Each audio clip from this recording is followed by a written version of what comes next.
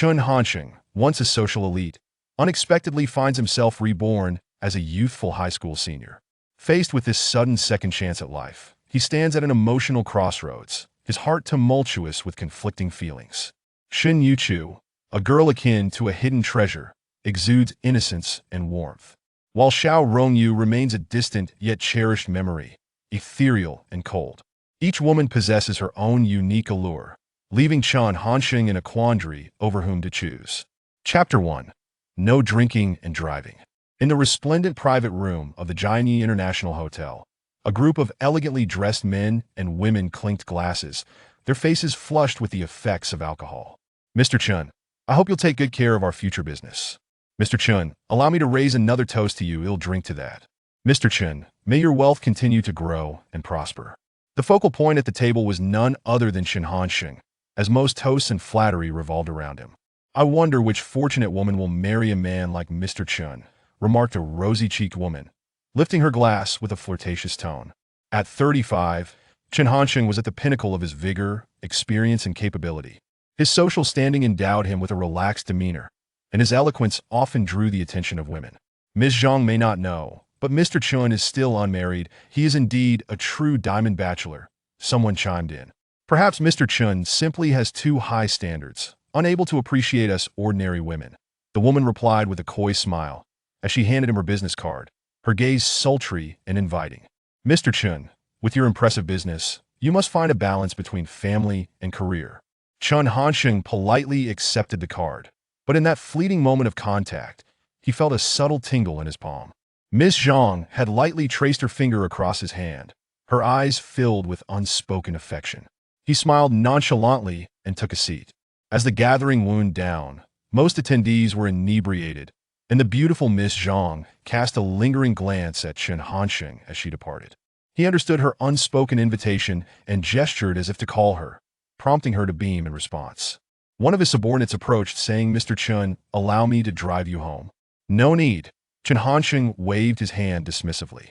I recently purchased a new apartment across the street. It's only 100 meters away. After his subordinate left, Chen Hansheng slowly made his way back to his Land Rover, leaning back against the leather seat, exhaustion etched across his face. Each post-gathering left him not only with a stomach full of liquor, but also with an inexplicable sense of melancholy and a gnawing emptiness. In the world of business, one is often at the mercy of circumstances. He exhaled heavily, dispelling a cloud of frustration. If one were to measure happiness in terms of wealth, he was indeed more fortunate than most and had little cause to complain. As he activated the car's sound system and fastened his seatbelt, he unexpectedly felt a hard object in his pocket. It was the business card of the alluring Miss Zhang. Zhang Mingrong, a rather pleasant name. He mused, chuckling softly, before flicking the delicate card into the night, where it arched gracefully before being ruthlessly crushed by the Land Rover's tires.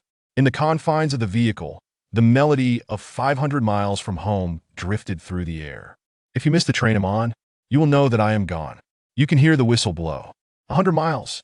The lyrics resonated deeply with Chen Hansheng. Though they diverged from his current life, their essence echoed the struggles of life's journey. Throughout history and across the globe, those who leave home in search of a livelihood experience both wealth and poverty, yet the sorrow of separation remains an indelible mark on the heart. It's been ages since I visited my parents. Perhaps I should see them tonight, he thought. Under the influence of the spirits, Chen Hansheng subconsciously turned the steering wheel. Suddenly, a blinding light engulfed him from the side, followed by a deafening crash, and then everything faded to black. Hansheng, wake up! The bus is about to stop. Amidst the haze, Chen Hansheng was roused by a voice, squinting against the glaring sunlight, his head pounding from the hangover. Damn it, I must never drink this much again, he grumbled. Yesterday had been the final class gathering before graduation. Everyone had indulged heavily, and given his romantic disappointments, a little drunkenness was to be expected. The speaker was a teenager of about 17 or 18, slightly plump with a dark complexion. He grinned widely. I told you not to confess to Xiao Rongyu. You insisted on trying after the exams, and how did that turn out? There are so many who like her. You're just a lost cause. The chubby boy relished in his friend's misfortune, but when he noticed Chen Hansheng's unwavering gaze, he grew slightly displeased. Are you upset just because I spoke ill of Xiao Rongyu? We grew up together. You've only known her for 3 years. I suggest we treat last night as a memory and let it fade away. Seeing his friend's relentless chatter, Chen Hansheng couldn't help but interrupt. Who are you? Me? The boy's expression shifted from surprise to indignation. As the bus came to a halt, he pulled the dazed Chen Hansheng off the vehicle, exclaiming, "A breakup isn't amnesia. I'm your good friend, Wang Zibo. You haven't forgotten your own name, have you? Wang Zibo?"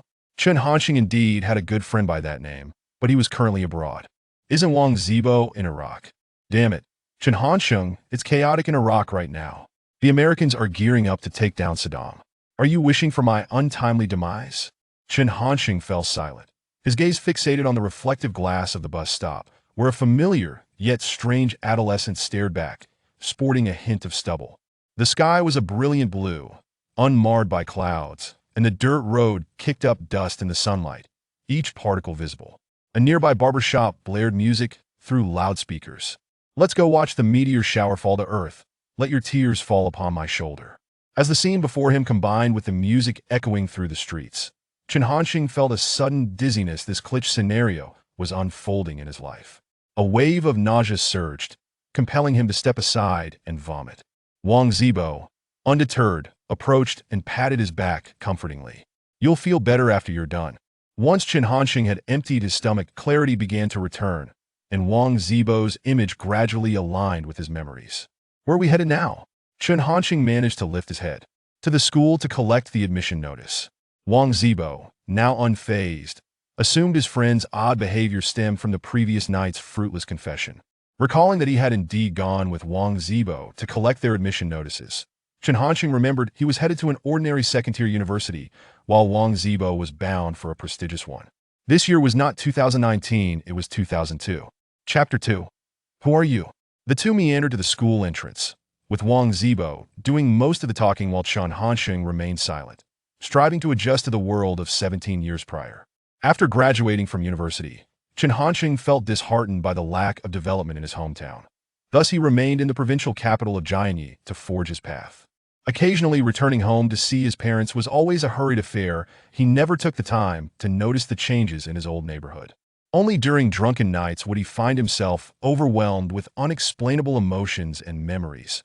But by morning, the grind of reality swiftly replaced those feelings. What's the point of my rebirth? Chen Hansheng felt a profound sense of frustration. The man he had been in 2019 was wealthy and influential.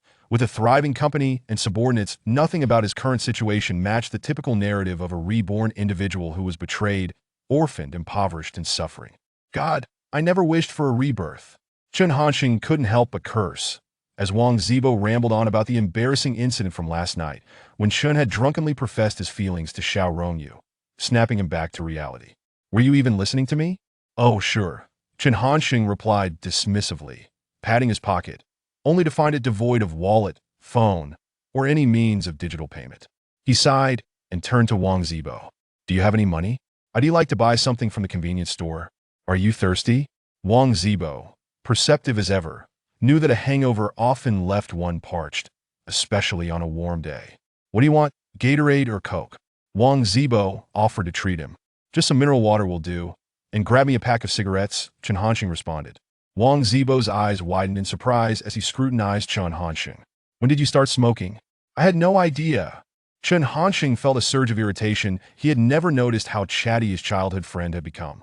Waving his hand dismissively, he said, I'm just trying to ease my mood.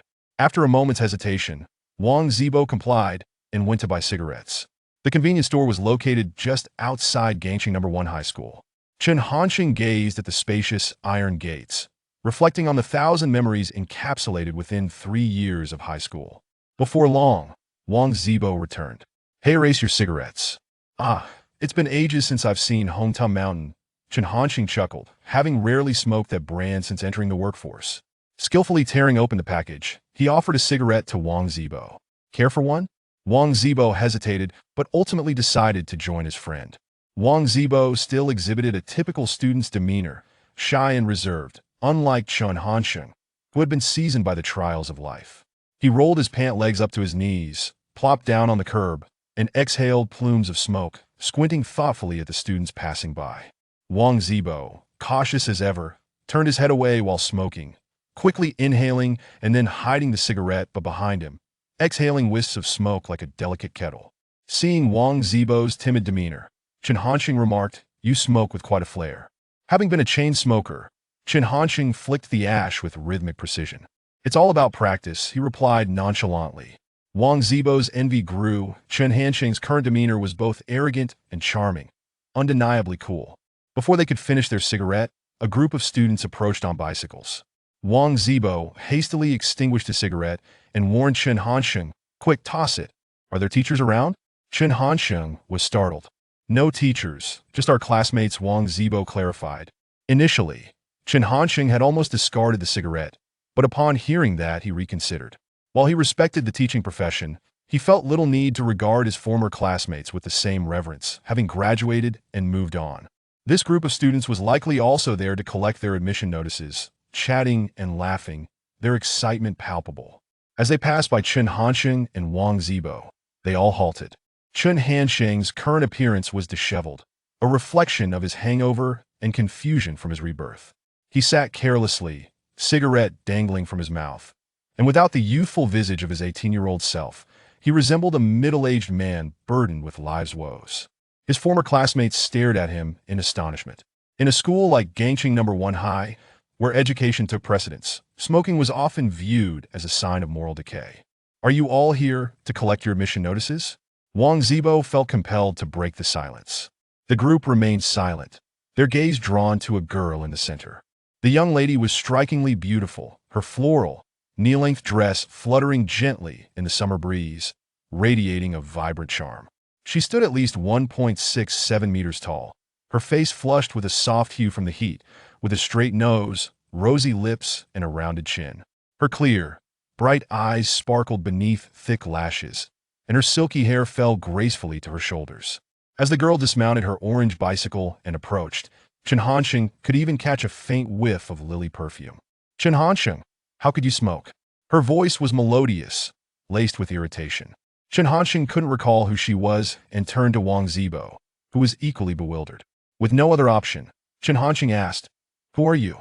The group of Suntobe University students gasped in astonishment, particularly the girls, who shook their heads in disbelief. The dramas they had seen on television rang true, how quickly a man could feign ignorance after being rejected the night before. "Hansheng, you shouldn't be like this," emerged another boy from the crowd, tall and warm in demeanor. "Smoking isn't your style.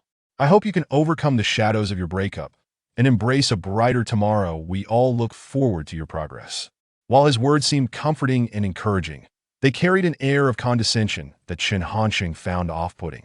After years of being in a leadership position, he was not one to appreciate being patronized, especially by someone he barely knew. Despite sitting on the ground, when he raised his head and squared his shoulders, his gaze remained calm as he silently scrutinized the boy, who soon grew uncomfortable under his stare. Finally, with a hint of disdain, Chen Hansheng retorted, "And who the hell are you?" A successful man carries a certain gravitas and authority, qualities that no inexperienced youth could rival. The boy faltered in the face of Chen Hansheng's presence, quickly backing down. "You're quite disappointing," the boy muttered, before turning to the beautiful girl. "Rongyu, let's go, don't waste your time with someone like him." The girl, however, did not heed him. She stepped closer to Chen Hansheng and said, "If you choose to pretend not to recognize me, that's your choice. But I made myself clear last night, I don't want to date anyone before graduating from university. If you smoke again, I'll tell your mother." Chen Hansheng paused, realizing he had just returned to 18 years ago, reluctant to greet his parents in such a manner. Today was supposed to be a day for collecting admission notices, and many students had already paused to watch. After a moment of contemplation, Chen Hansheng reluctantly discarded the cigarette. The girl smiled faintly, a hint of satisfaction in her demeanor. She reached into her bicycle's basket and retrieved a bottle of mineral water. "Wash your face, we're going to get our admission notices soon." "Thank you, but I have my own," Chen Hansheng declined. "Cut the act pretending to be cool after a failed confession is such an old trick," the boy sneered. Yet the girl remained resolute despite Chen Hansheng's rejection. She placed the water at his feet and, with a huff, rode her charming orange bicycle into the school. It was only after they had completely departed that Chen Hansheng suddenly realized she must be Xiao Rongyu. "Don't pretend in front of me," he muttered under his breath. Wang Zibo expressed his discontent, stating, I understand that you feel hurt after being rejected in your confession, but we are good brothers. You can share anything with me. Wang Zibo also believed that Chen Hansheng's earlier actions were deliberate, aimed at salvaging his pride. Chen Hansheng, at a loss for how to explain, could only pat Wang Zibo on the shoulder and remarked, "Having gained admission to university signifies that one has entered adulthood. Enduring hardship alone is a commendable trait of maturity." Chapter 3. It turns out they are still neighbors. As Chen Hansheng stepped once more into the familiar yet alien campus, his memories began to awaken slowly under the stimulation of those iconic buildings. Along the way, he encountered numerous classmates. Sometimes, he felt inclined to greet them, yet he often found himself at a loss for names.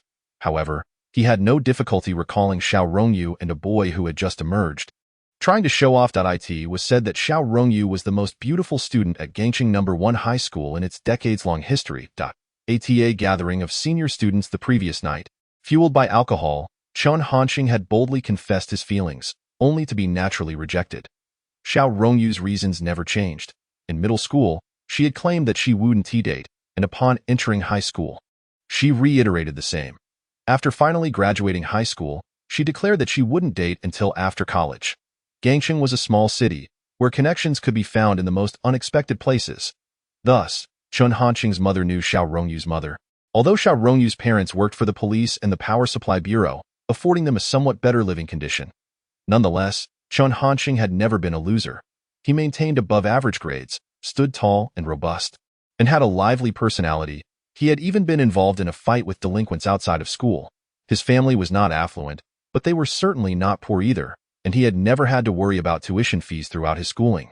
Logically, such a person seemed devoid of any value for rebirth.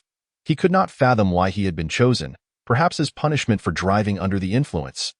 Yet, there is a saying, the span from 8 to 18 years encompasses a decade, while from 18 to 28 spans an entire lifetime. Indeed, even with a conventional trajectory, Chen Hansheng could eventually become a millionaire, but with a little extra effort, it was possible to add a few zeros to his personal assets and possibly alter the course of history. As for the boy who had just tried to show off at Xiao Rongyu's expense, his name was Gao Jianye, the son of a real estate businessman in Gangcheng, though his business dealings were often a gamble. Winning today and losing tomorrow. Ata class reunion more than a decade later, Gao Jianye had, while toasting Chen Hansheng, lowered his cup by 3 inches. "Old Sue, where's my admission notice?" Chen Hansheng called out to a teacher with a receding hairline in the teacher's office. Old Sue, whose full name was Sue One, was Chen Hansheng's high school homeroom teacher. They shared a good relationship, often joking like brothers, and Chen Hansheng had even found time to visit him when he returned to his hometown after starting work, but his life became busier. He had forgotten.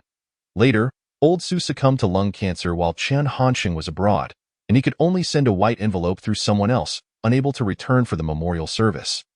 Thus, for the true Chen Hansheng, this encounter with Old Sue felt exhilarating, akin to a meeting after death. When Old Sue turned to see Chen Hansheng, he smiled warmly and pulled out his admission notice from a stack, expressing a hint of regret. "I had thought you would get into a prestigious university." Students like Chen Hansheng, who rarely caused trouble, maintained above-average grades, and occasionally contributed to the class, were not uniquely favored by teachers. Yet they were equally hard to dislike. Chen Hansheng shrugged off the admission notice, saying, "So it's a second-tier university. I'm just at that level."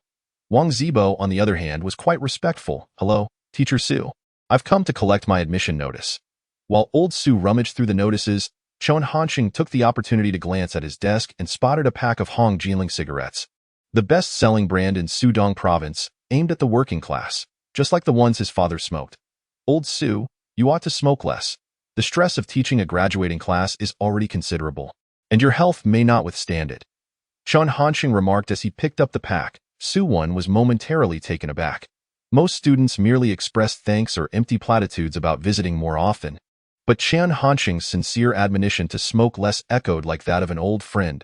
Sue One felt a warmth in his heart.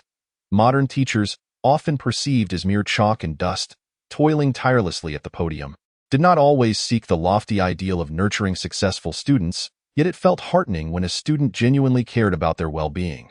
Sue One realized he had been somewhat neglectful of Chen Hansheng. The striking young man and readily agreed, "I'll certainly cut back. Words alone won't suffice." Chen Hansheng casually tucked the pack of Hong Jianling into his pocket. "I'll take this as a precaution. Consider it confiscated." Old Sue was left bemused, not having anticipated that this mischievous student would first seize a pack of cigarettes instead of a gift basket. However, he relished this dynamic. Wang Zibo's overly respectful demeanor felt stifling. The office was not solely occupied by Old Sue. Other teachers were present, and the group of students who had ridden in on bicycles was also there. When Gao Jiayang saw Chen Hansheng pocket the cigarettes, he scoffed, "How can someone like him get into university?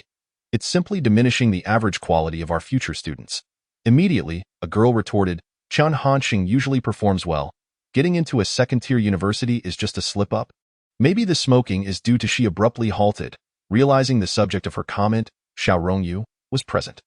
Not wanting to miss an opportunity, Gao Jiayang piped up, "He was never a good person. He even fought with delinquents outside of school." Gao Jiayang had intended to continue disparaging Chen Hansheng when the latter approached the group, "You're all here." Gao Jiayang turned away, unwilling to engage with Chen Hansheng, who instead greeted the others. Noticing the envelope in Xiao Rongyu's hand, he cheerfully inquired, "Which university are you attending, beautiful Xiao?" "Donghai University," Xiao Rongyu replied, then asked, "And you?" "What a coincidence. I'm in the Finance Institute right across from you. We'll be neighbors, so we should keep in touch." Chen Hansheng was surprised to learn that Xiao Rongyu was literally across from him, reflecting on how regrettable it was that once he entered university, he had indulged himself, forgetting about the stunning Xiao Rongyu amidst the plethora of beauties in the Finance Institute. At this moment, Gao Jiayang interjected disdainfully, "Donghai University is a 985 and 211 institution, while the Finance Institute is merely a second-tier university. It's a stretch to call this a neighborhood." Gao Jiayang was also studying at Jianye, attending the prestigious Aerospace Academy, albeit at a different campus several hours away from Xiao Rongyu, his jealousy and discontent evident. Chen Hansheng chuckled inwardly, considering that if Gao Jiayang continued to be so overbearing, he might as well seduce Xiao Rongyu and capture some scandalous photos to provoke him further. Just then, noticing the Siemens watch on Xiao Rongyu's wrist, Chen Hansheng asked, "What time is it?" Xiao Rongyu instinctively lifted her wrist. "It's 5:25. That's a lovely watch. Did you purchase it during the summer?" Chen Hansheng seized her delicate wrist to feign checking the time while discreetly exploring. Gao Jiayang, witnessing this, was furious.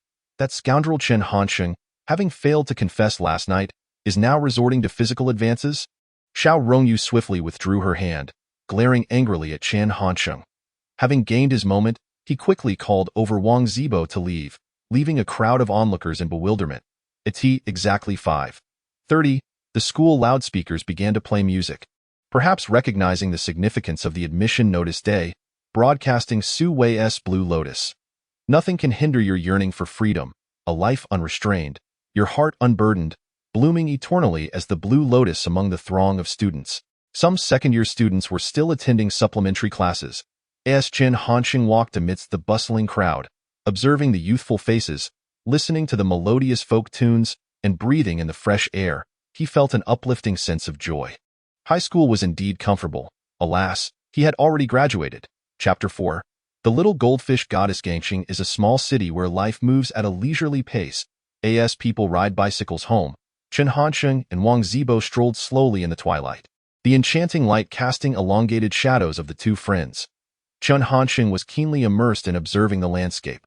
Some buildings had vanished over the years, making the experience both surreal and nostalgic. While he was engrossed in his reflections, a sudden ring of bicycle bells interrupted his thoughts. Turning around, he couldn't help but grumble, "On my first day of rebirth, why am I already entangled with them?" As it turned out, with both Chen Hansheng and Wang Zibo walking at a leisurely pace, they were quickly caught up by Xiao Rongyu and the group of cyclists. Wang Zibo politely waved, while Chen Hansheng, finding it bothersome, turned his head away, only for Xiao Rongyu to call out to him, "Chen Hansheng, Wang Zibo, your names are the only ones without messages in my class album." Xiao Rongyu halted her bike and pulled out a beautifully crafted hardcover notebook. "Feel free to write something. Consider it a keepsake." As she leaned on one leg, she inadvertently revealed a glimpse of her smooth, shapely calf, so fair and tender that the other boys felt embarrassed to look, instinctively turning their heads away. Chen Hansheng initially bore little interest, but as he witnessed the scene, the spirit of a middle-aged man within him stirred, guiding his gaze from her ivory-like calf, along her slender waist, to her smooth shoulders, finally resting on her lovely face. When Xiao Rongyu smiled, her dimples appeared, adding to her charm. Chen Hansheng, focus on the class album. Where are your eyes wandering? Though Gao Jiayang had momentarily averted his gaze, he couldn't resist stealing glances at the captivating sight. He turned back just in time to catch Chen Hansheng openly staring at Xiao Rongyu from head to toe. Enraged, Gao Jiayang cursed under his breath. Though even Wang Zibo was puzzled. Chen Hansheng was indeed carefree, but he had always respected Xiao Rongyu, rarely being so rude. Xiao Rongyu was not a gentle girl willing to be trifled with. Upon noticing Chen Hansheng lingering on her chest, she immediately scowled, raising her small fist in warning. If you keep looking, I'll have your eyes dug out, and I'll tell Aunt Liang. As she stood on the brink of entering university, her body had begun to mature. Chen Hansheng grinned as he took the class album. The messages within were delightfully nostalgic, yet cliché. Note read, "No matter how long the future is, please cherish every moment we spent together. And no matter how many lifetimes we may have, I will always be your friend." Another was more poetic. "Friendship does not fade with distance. Destiny does not end with graduation. Blessings are not forgotten across the world." A simpler note wished, "May Xiao Rongyu always be happy and joyful in university." And there were even silly couplets. "Green mountains and rivers, youthful hearts, we shared years together. No other gifts to give, just a line of blessing for remembrance." Chen Hansheng even stumbled upon Gao Jiayang's pretentious poetic entry. "May we be a pair of white birds on the waves, weary of the brilliance of shooting stars before they fall. The blue star in the morning light awakens within us a thread of undying sorrow." Written by Gao Jiayang. That scoundrel Gao Jiayang had audaciously plagiarized Yeats' The Wild Swans at Cool and had the gall to claim it as his own. Xiao Rongyu clearly recognized this as a love poem. Her cheeks flushed slightly, and she feigned seriousness as she admonished Chen Hansheng, "Stop flipping through. Find a blank spot and write quickly." Chen Hansheng promptly passed the album to Wang Zibo. "Here, you go first." Wang Zibo, grappling with thoughts to impress the lovely Xiao, took the pen in a flurry, muttering in frustration, "I'm not ready yet, I in a rush." Wang Zibo could only write a standard message, "Wishing Xiao Rongyu grows more beautiful and remains happy forever." Next, it was Chen Hansheng's turn. Initially, he had wanted to write, "May you journey through life and return forever young," but that felt too pretentious and lacked humor. After some contemplation, he finally penned, "You thrive in the pond. The loaches may be ugly but speak festive words. The toads are careless yet amusing. The snails are gentle introverts, and the little goldfish is your collective goddess." Gao Jiayang, who had been standing at a distance, felt a sudden urge to approach upon seeing Chen Hansheng writing about an amphibious world, scoffing, childish writing. Immediately, a girl shook her head, "Not necessarily. At first glance, it may seem dull, but read it a couple of times, and it holds depth. Isn't Rongyu your goddess?" Although Gao Jiayang's character was lowly, he had indeed emerged from a prestigious institution and possessed a reasonable command of language. After contemplating, he realized she was right. Still, he refused to admit it, impatiently urging, "It's getting dark. Let us hurry home." Xiao Rongyu could naturally sense the innocence and playfulness in that statement, along with a hint of personification, but she wasn't overly surprised. Chen Hansheng was known for his cleverness and humor. Their homeroom teacher, Old Su, had once remarked that if Chen Hansheng could focus on his studies, he would undoubtedly be a top student. Well written. "I want to tell Aunt Liang about the smoking this time, but you must not do it again." Xiao Rongyu spoke in a crisp tone, her upbringing in a favorable environment lending her a slight air of pride. Once the group of soon-to-be university students departed, the usually timid Wang Zibo grinned at Chen Hansheng. "I wasn't prepared at all, and you forced me to write first." Chen Hansheng merely countered, "What's the point of composing something splendid if you're not even going to pursue Xiao Rongyu?" "Impossible!" Wang Zibo exclaimed in surprise. "I only speak ill of her behind her back. I wouldn't dare raise my head in front of her." This lad had a glimmer of self-awareness and was willing to admit it. Chen Hansheng chuckled and threw an arm around his shoulders, just as they had done 17 years prior. "Then let us not waste time. Let South go to Shuangqiao Square another day, and I'll treat you to that new McDonald's." "Why not tonight?" Wang Zibo asked, intrigued, as McDonald's was still a novelty in Gangcheng. "Tonight one tea work," Chen Hansheng dismissed. "I'm having dinner with my parents." Wang Zibo paused. "Aren't you always complaining about them nagging? You wouldn't understand." Chen Hansheng offered no further explanation and waved goodbye. "I'm heading home." Watching his friend's silhouette under the dim streetlights, Wang Zibo felt an inexplicable sense of a myriad of untold stories. Chapter 5. My child has grown. The street remained the same, the building unchanged, and even the broken streetlight had not been repaired. Standing at his doorstep, Chen Hansheng initially intended to knock softly, but when he raised his hand, it produced a loud thud, and he couldn't help but call out, "Mom, I'm back." Creak. The wooden door swung open, revealing a middle-aged woman in her 40s, who, while opening the door, scolded him without hesitation. "What is all this noise? The entire building can hear you. You're grown now, and you still don't take your keys when you go out." Ah, the familiar recipe, the familiar aroma. Chen Hansheng mused to himself. The environment possesses a memory function. For instance, on stormy nights, palace guards often claim to see palace maids walking along the vermilion walls, supposedly because the magnetic field during thunderstorms preserved past images on the walls. Initially feeling a bit anxious, Chen Hansheng was instantly transported back to his memories from 17 years ago, the moment his mother, Liang Meiwan, spoke, their dynamic seemingly unchanged. Under the scrutinizing gaze of his mother, Chen Hansheng entered the house without much concern. Instead, he found the living room stiflingly hot. As he rummaged through the couch for the remote control, he muttered, "It's so hot. Why don't they turn on the air conditioning? Where's my dad?" Liang Meiwan emerged from the refrigerator, cradling a chilled watermelon, and remarked, "You come home and immediately think about the air conditioning. Your father isn't back from work yet." Spotting the watermelon, Chen Hansheng chuckled. "Ah, there's nothing like a mother's love. All that's left is your mouth," Liang Meiwan retorted. Observing her lively son, she felt a sense of satisfaction, yet her tone remained stern. "Where's your admission notice?" Chen Hansheng carelessly tossed the envelope containing the notice onto the dining table. "It's right here." "Goodness." Liang Meiwan hurriedly picked it up, ensuring no watermelon juice had stained it, before giving Chen Hansheng a light tap with the spatula. "You little rascal, do you still want to go to college?" Carefully extracting the admission letter, she beamed at the bold red cover proclaiming the acceptance of Chen Hansheng into the public administration program, instructing him to report to the school on September 1, 2002. Her joy was palpable. Although the expansion of university admissions began in 1999, its influence had yet to become widespread, and the value of a university degree still held significant weight, particularly since none of Liang Meijuan's relatives had been accepted into university. Her son, despite his disobedience, had brought her pride in his academic achievements. Though it was merely a second-tier university, further studies could still be pursued.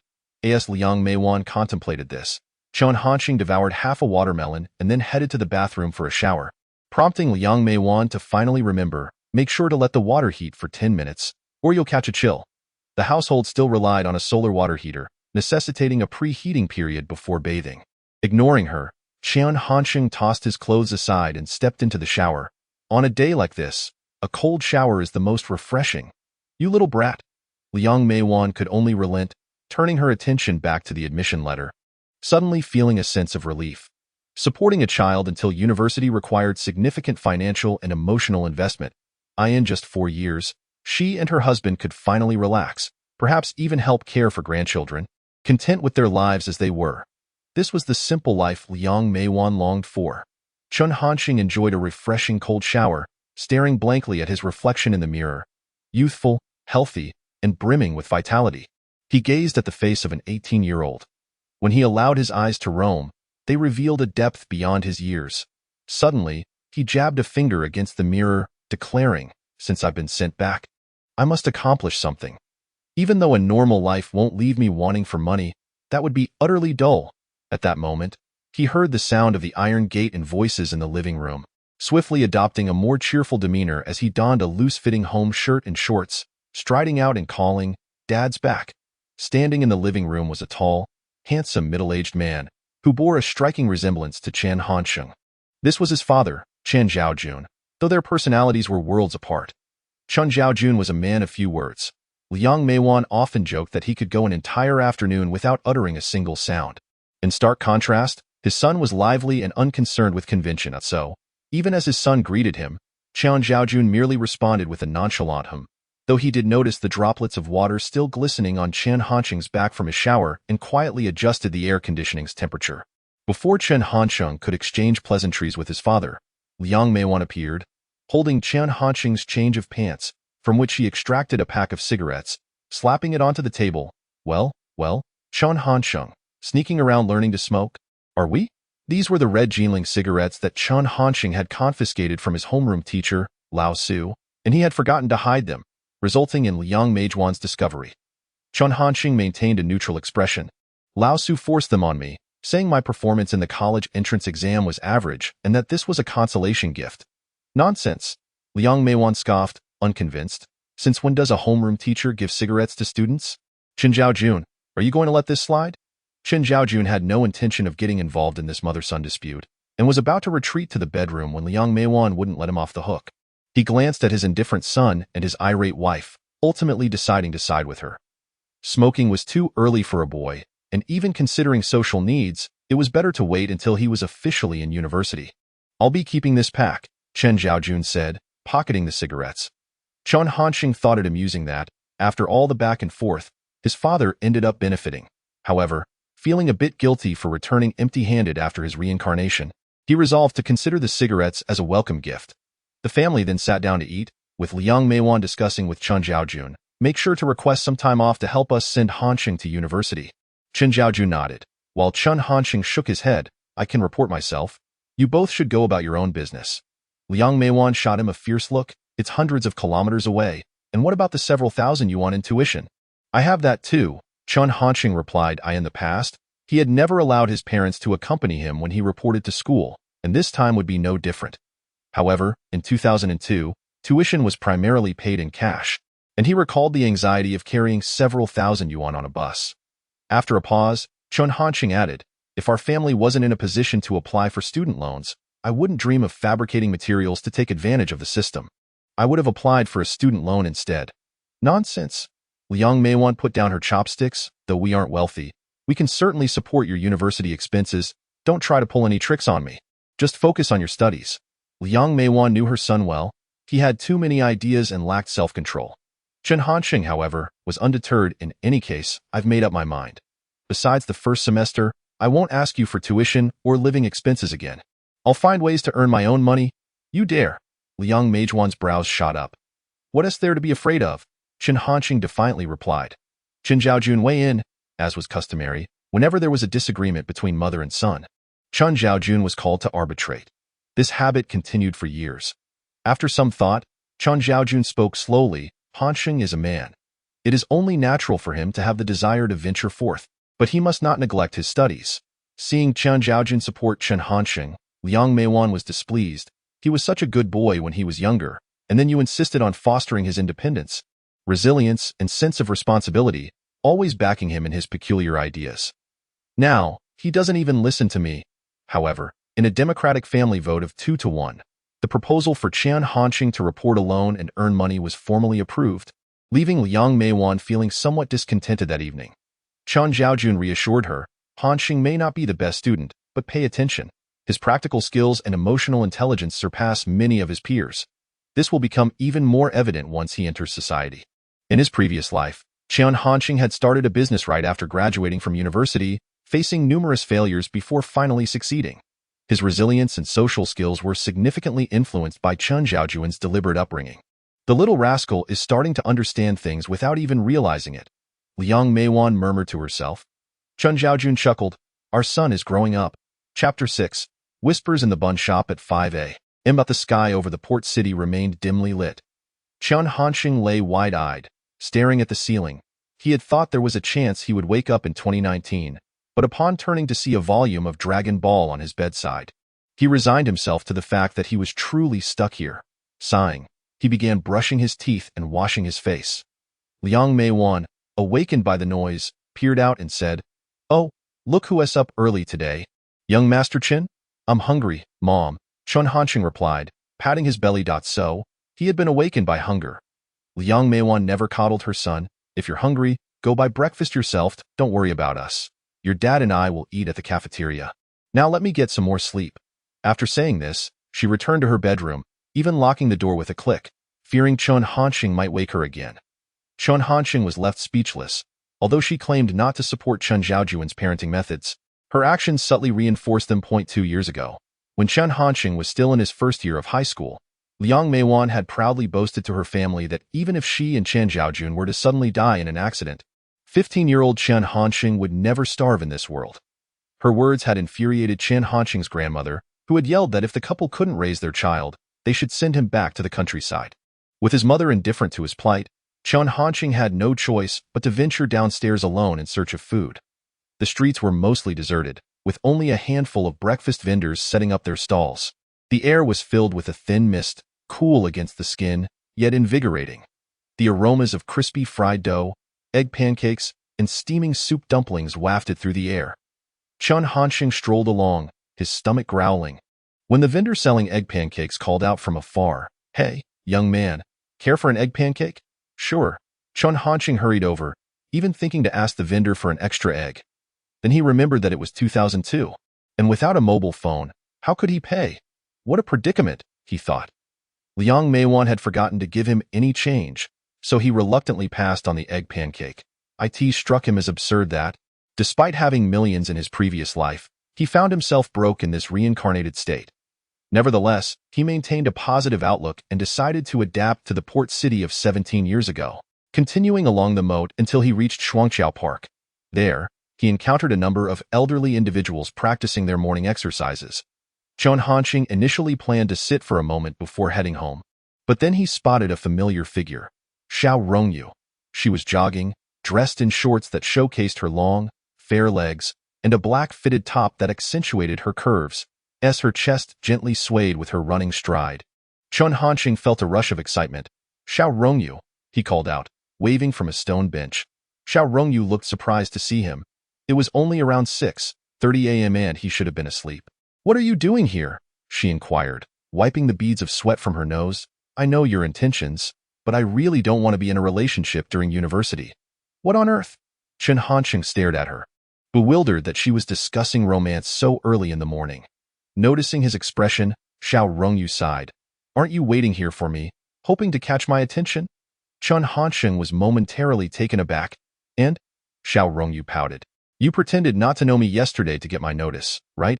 Hansheng, you don't have to do this. I'm focused on my studies right now." Chen Hansheng remained silent, swallowing hard. Her directness left him momentarily speechless. "Isn't that exactly what I just said?" Xiao Rongyu's captivating eyes sparkled with confidence. Chen Hansheng found himself nodding in acknowledgement. "You're incredibly perceptive. How about this? Let me treat you to breakfast. We can chat while we eat," he suggested, despite having no money to his name, as expected. Xiao Rongyu shook her head. "I should be treating you. You've looked after me quite a bit during our studies." "All right, it's a pleasant agreement then." Chen Hansheng agreed with enthusiasm, and he went on to suggest, "There's a bun shop near the police station that has delicious food. Paired with some soy milk and fried soybeans, it's sure to be delightful." Chen Hansheng's excitement was palpable. Xiao Rongyu seemed caught off guard by his enthusiasm, her expression bewildered as she nodded in agreement. The bun shop was indeed popular, and in his previous life, Chen Hansheng had often dined there. Being situated near the police station, a few uniformed officers recognized Xiao Rongyu, greeting her as they passed. "Hey, little fish, out for breakfast." They exchanged glances with Chen Hansheng, who was focused on his meal. Xiao Rongyu had a small appetite and spent most of her time observing Chen Hansheng, contemplating whether to speak but unsure how to begin. "You're still so young," he thought. Pretending not to notice, Chen Hansheng devoured 3 baskets of meat buns before looking down at his belly and teasing her. "You can't keep eating like this. What will you do if you gain weight in middle age?" Chen Hansheng spoke from genuine concern, but Xiao Rongyu found it amusing and asked, "Are you full now?" "Yes, thank you for the treat. I'm heading home now," Chen Hansheng replied, casually holding a toothpick in his mouth as he strolled out of the bun shop. The owner waited expectantly for payment, but Chen Hansheng had nothing to offer.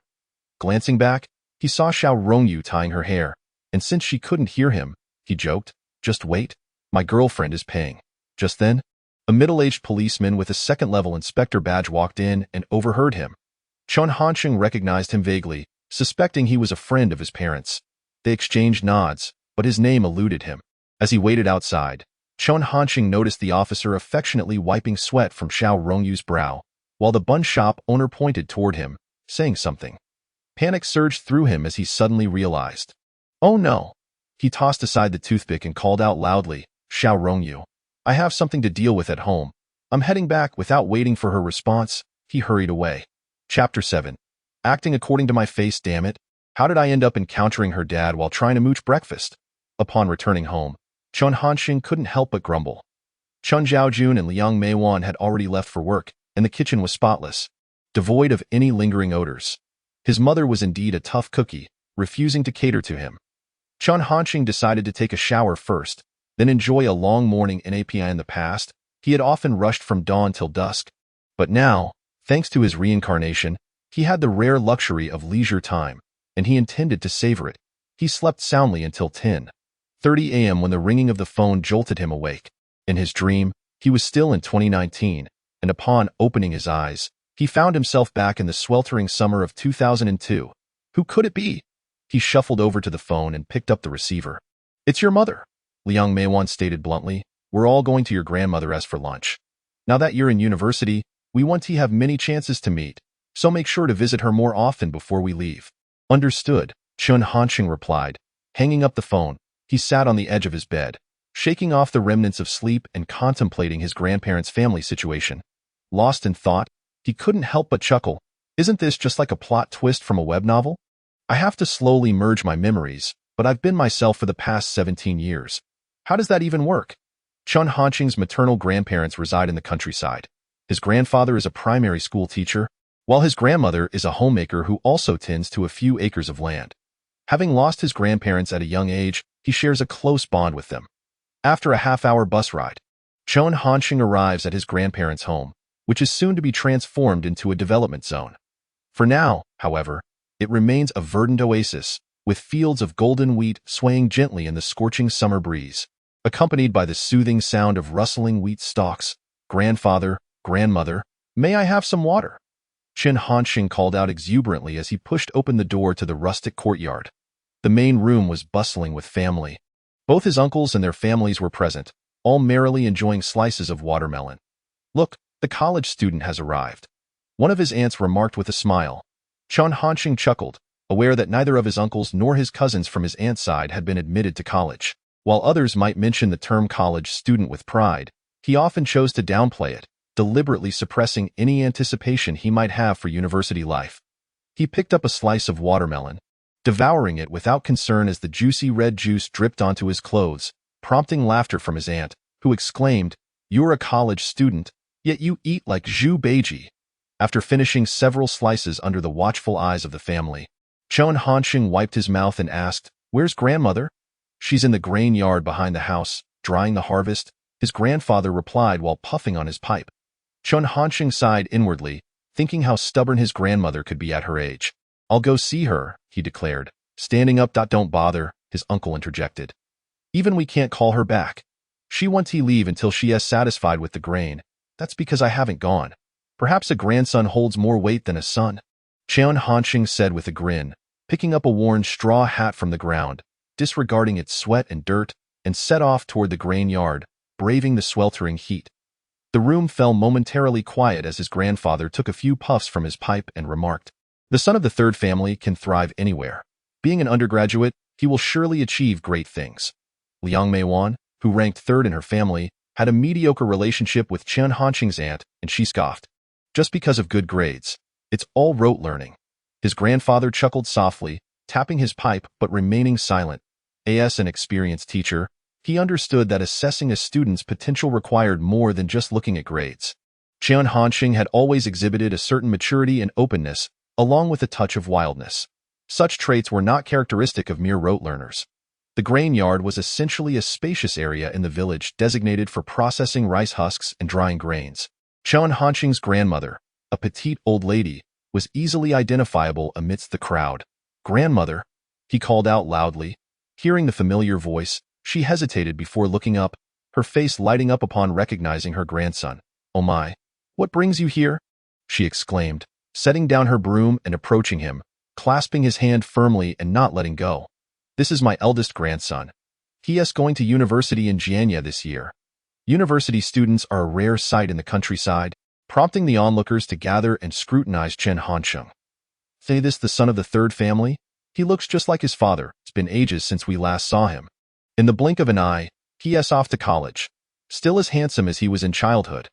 Compliments in the countryside are delivered straightforwardly, and Chen Hansheng graciously accepted them, cheerfully engaging with familiar faces. "Auntie, you praise my looks, yet I haven't seen you introduce me to Xiao Yu." Coincidentally, Xiao Yu was also present in the grain yard. She retorted playfully, "My daughter is already 3. You should have sent your aunt to propose earlier." In rural areas, familial ties are important, and since Liang Meiwan is the 3rd child, younger relatives refer to her as Aunt 3. Chen Hansheng responded with a smile, "That's not too late. I'll just wait for Xiao Yu's daughter." Ugh, how ridiculous. Xiao Yu, plump and charming, playfully punched Chen Hansheng, eliciting laughter from the surrounding villagers, who enjoyed this light-hearted banter during their leisure time. At that moment, Chen Hansheng turned to his grandmother and said, "Let us head back. It's too hot out here." The old lady shook her head. "Not yet. The grains aren't dry." With no way to persuade her otherwise, Chen Hansheng took the tools from her hands. "You just watch. I'll take over." "You don't know how to do this. Go home and watch television," his grandmother insisted, concerned for her grandson. All right. Why is she so stubborn?" Chen Hansheng mumbled, putting on gloves and starting to turn the grains over. He was no slacker. His father, Chen Zhaojun, often encouraged him to help out on the farm. Seeing Chen Hansheng working diligently, his grandmother tried to dissuade him a few more times to no avail, so she retreated to the shade under a tree. After half an hour of hard work, Chen Hansheng finally finished, drenched in sweat, and even his straw hat was steaming from the heat. Upon returning, he found that his parents, Chen Zhaojun and Liang Meiwan, had already arrived. Seeing their son in such a disheveled state, Liang Meiwan compassionately filled a basin with clean water. "Come wash your face. Don't cry later if you get too tanned." Old Chen, unaffected, smiled as he fanned himself. A bit of a tan makes one look healthy. With many people gathered for dinner, the atmosphere was lively, filled with discussions about family matters. After the meal, Chen Hansheng's grandmother discreetly called him into the kitchen and pulled out a cloth from her pocket, revealing 10 100 yuan bills. "What are you doing, grandmother?" Chen Hansheng asked. "Sure." The old lady glanced toward the main room. "Don't let your uncles hear. Take this money to Jianye for snacks. I don't even want my parents' money." "Why would I take yours?" Chen Hansheng protested, shaking his arms to leave. His grandmother wouldn't let him go, so he reluctantly pulled out one bill and stuffed it into his pocket, saying, 100 is enough. Just a token out, of course. He didn't take it for nothing. He had spent several days before school helping out in the countryside. September 1st marked the official enrollment date, at the bus station in Gangcheng. Wang Zibo finally spotted his friend and immediately complained, "I've been trying to reach you for days. Where have you been wandering off to without me?" However, upon seeing Chen Hansheng's appearance, Wang Zibo couldn't help but laugh. "You've gotten even darker than me. Stop joking. Pay attention to my expression," Chen Hansheng retorted, striding onto the bus to Jianye. Chapter 8. An unexpected encounter. The distance between Gangcheng and Jianye is approximately 350 kilometers, and in 2002, the bus takes about 5 hours. Chen Hansheng was eager to catch some sleep, but Wang Zibo, excited about starting university, was incessantly chattering. "Xiao Chun, I've heard that college girls are much prettier than high school girls. Once you enter university, you'll be exposed to a broader world, and your demeanor will naturally improve. Xiao Chen, is university coursework much easier? The pressure must be less than in high school, right? University encourages proactive learning. Whereas high school is focused on preparing for the entrance exams, the learning models are different. Xiao Chun, how long until we reach Jianye?" Chen Hansheng, exasperated, opened his eyes. "We haven't even hit the highway yet. Can't you just be quiet and take a nap?" "I wish I could, but I can't fall asleep," Wang Zibo replied with a pout. "If I had known, I would have let my mom come along. You were the one who advised me against it." Chen Hansheng turned away, wishing to ignore Wang Zibo, but he soon perked up again. "Xiao Chen, look outside." "What is it?" "I see Xiao Rongyu." Chen Hansheng was taken aback. "Where is she?" "That blasted woman." You perk up at the mention of her. Wang Zibo grumbled. A broken-down Santana was parked by the toll station, and the tall girl was none other than Xiao Rongyu. Accompanied by the middle-aged policeman he had encountered that morning at the bun shop. It seemed her car had broken down. "Yeah," Chen Hansheng nodded, acknowledging that Xiao Rongyu would likely have to wait until September 2nd to report to school. She looked somewhat helpless under the sun, and Chen Hansheng shrugged, indicating he could do nothing. Deep down, he didn't wish to greet her. After all, that day's teasing had nearly led to trouble, and their parents were likely acquainted, making the situation rather awkward. However, fate had other plans. The bus driver turned out to be quite the sycophant, stopping beside them with a broad smile and asking, "Officer Xiao, what is going on?" Xiao Rongyu's father glanced over, wiping his sweat. "Damn it. Her car broke down while we were on our way to drop her off at university. Chen Hansheng silently cursed the driver and wished to hide. But Wang Zibo, sitting by the window, called out, "Good morning, Uncle Xiao." Damn it, another sycophant, Chen Hansheng thought, unable to contain his smile as he joined in, "Good morning, Uncle Xiao, Xiao Rongyu." Uncle Xiao didn't recognize Wang Zibo but remembered Chen Hansheng, responding, "You're Xiao Qian, right? I bumped into your dad at the county government a few days ago." Xiao Rongyu shot a glare at Chen Hansheng, who was internally hoping the bus would speed away. Yet the driver invited, "Officer Xiao, why not let your daughter ride with me? We're all heading to Jianye." Uncle Xiao frowned, knowing that he wanted to escort his daughter to school, especially since it was her first time traveling far, and she had quite a bit of luggage. Just then, a shiny Crown Victoria slowly pulled up, and a portly man with slicked back hair shouted, "Xiao, what is going on? Is your car broken?" Another familiar face stepped out of the passenger seat. It was Gao Jiayang. This time of year was when prospective university students were reporting, so it was not unusual to run into each other on the road. Gao Jiayang pretended to inspect the broken-down Santana, then turned to Chen Hansheng and Wang Zibo, speaking reproachfully, "You two, really, we're all classmates heading to Jianye. You could have come along in our car. The bus is cramped and the air is bad. Remember to give us a heads up next time you're coming back." Gao Jiayang was putting on a show, and then he revealed his true motive. "Uncle Xiao, Rongyu and I are high school classmates. I got accepted into Jianye Aerospace University this year. Why not let her ride with me? I'll ensure she arrives safely." Xiao Rongyu's father knew Gao Jiayang's father, as Gangcheng was a small place, and they were all well acquainted. However, the more this was the case, the more hesitant Uncle Xiao became. As a police officer, he was wary of the reputation of real estate businessmen, so he was reluctant to get involved.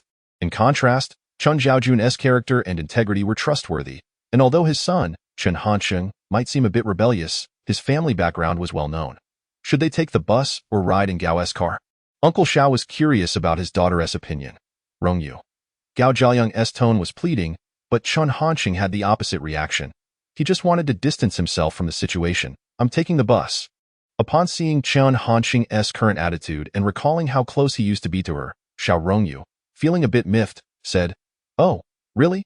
Sighing internally, Chen Hansheng turned to Wang Zibo. "There aren't any spare seats left on the bus. You should sit at the front."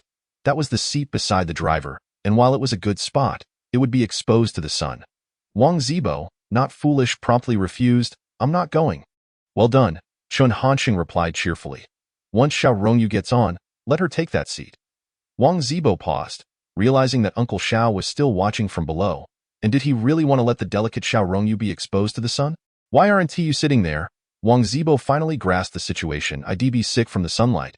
Chen Hansheng laughed. At that moment, Xiao Rongyu had already boarded the bus, and Chen Hansheng had no intention of moving.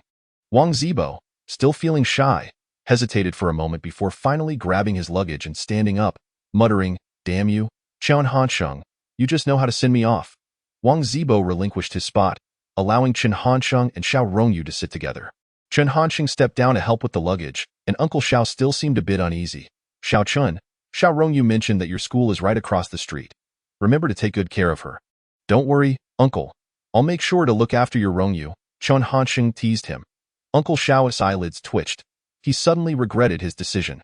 Finally, the bus resumed its journey, but now, instead of being seated next to the burly Wang Zibo, Chen Hansheng found himself beside the enchanting Xiao Rongyu. He couldn't bear to let his friend suffer in the sun, and as the ticket collector moved down the aisle, he pointed to Wang Zibo and said, "Excuse me, could you provide him with a sunshade?" The ticket collector, a middle-aged woman, looked up dully and replied with a blank expression, "Understood." "Thank you, ma'am," Chen Hansheng gratefully responded. As he inhaled the fragrant scent of the girl beside him, he turned to find Xiao Rongyu gazing at him, her long eyelashes fluttering like delicate fans, her beautiful eyes sparkling with life. "Why were you so reckless that morning?" Xiao Rongyu questioned without preamble. "What recklessness? I don't recall," Chen Hansheng yawned. "I've been working in the countryside for days and woke up early today. I'm going to sleep." Xiao Rongyu initially believed Chen Hansheng was merely evading her inquiry, but after a while, she truly heard the sound of his snoring. She was taken aback, perhaps not expecting a boy beside her to fall asleep so easily. "What a jerk," she thought, feeling an urge to pinch his sleeping face. Chapter 9. "You promised my dad you would take care of me." Xiao Rongyu sensed a subtle shift in Chen Hansheng's demeanor toward her.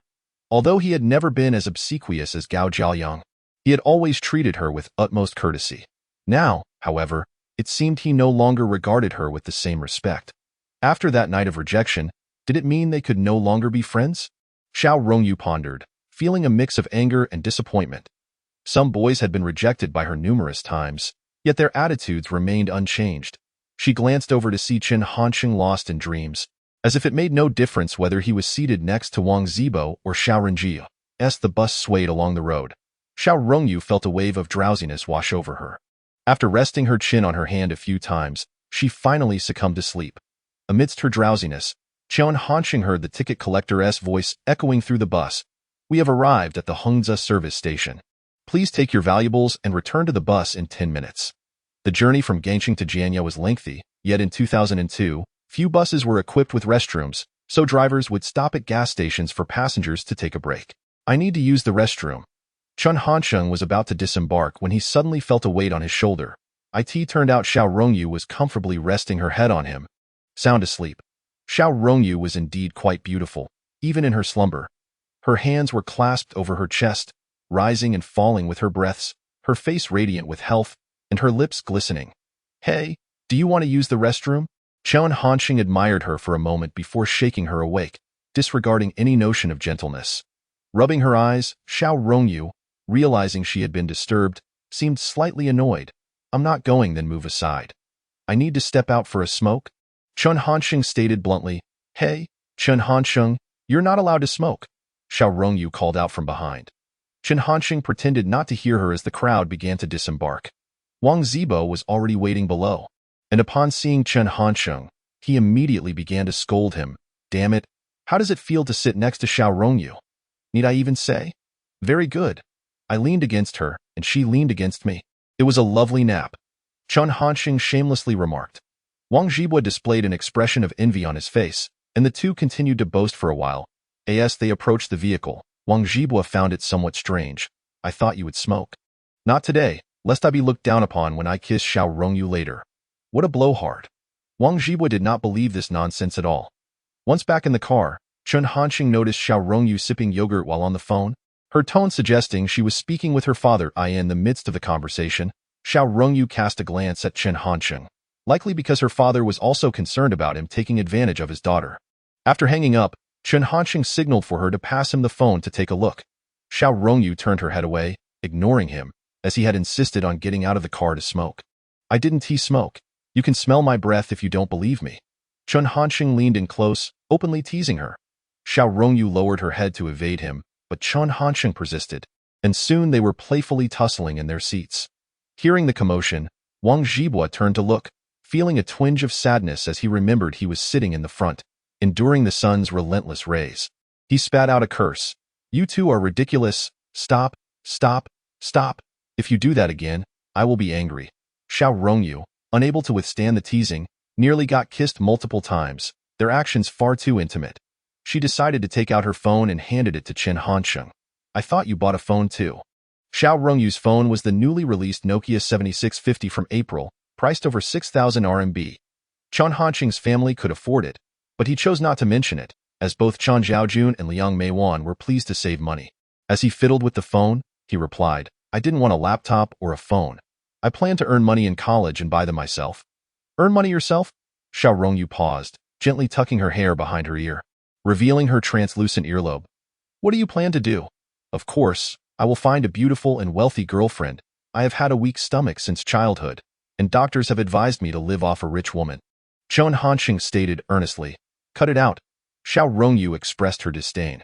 With something intriguing in hand, Chen Hansheng busied himself with the Nokia 7650 during the ride, unashamedly using the excuse of alleviating his burden to mooch snacks from Xiao Rongyu.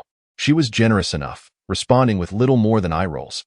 The Nokia 7650 was not only the brand's first color screen phone, but also the first flip phone and the first to utilize the Symbian system. It had no rivals in the mobile market of 2002, marking it as Nokia's first-generation flagship product.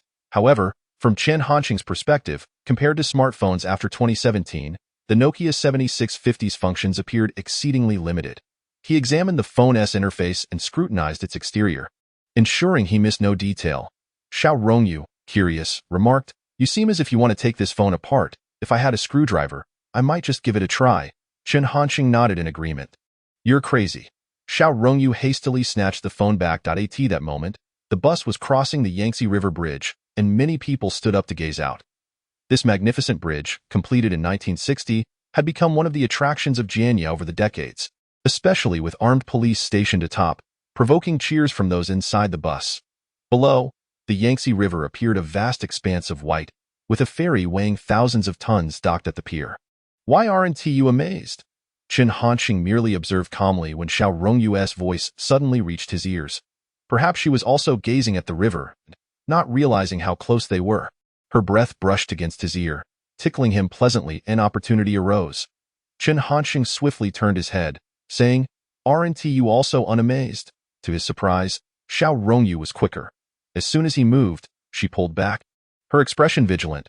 Chen Hansheng felt a hint of regret for not managing a kiss, while Xiao Rongyu scrutinized him and said, "I have been to Jianye for tourism before.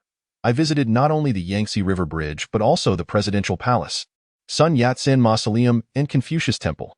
Xiao Rongyu was unable to judge whether Chen Hansheng was being deliberate, ultimately letting it go. After crossing the Yangtze River Bridge, they arrived at the Jianye bus station, and as they alighted, Xiao Rongyu realized Chen Hansheng had the least luggage. He only carried a backpack, and due to the intense sunlight, he produced a pair of sunglasses from somewhere and donned them flamboyantly, making him appear as if he were on holiday in Jianye. "Why didn't you bring bedding?" Xiao Rongyu asked, glancing at her numerous bags. "They provide those at school. It's all stated in the enrollment notice." Chen Hansheng replied, "What about clothes? Jianye will enter autumn after October. I can have my mom send them later." Xiao Rongyu nodded in realization. It seemed there were indeed alternative options. However, Chen Hansheng had more tricks up his sleeve. Xiao Rongyu had assumed they would go to school together, especially since it was just across the street. But to her surprise, Chen Hansheng shook his head. "Later, you can take a taxi. The starting fare will get you to the train station. And from there, take bus 137. Your school is the 5th stop from the end." Xiao Rongyu was momentarily stunned. "What about you?" "Wang Zhibua and I are heading to the nearby Changshu Lake Park." Chen Hansheng appeared serious, as he only had a backpack and could leave at any moment. Xiao Rongyu grew anxious. As a girl, she had a lot of luggage to carry in the sweltering heat, especially with such a complicated route. "Wasn't he that torturous?"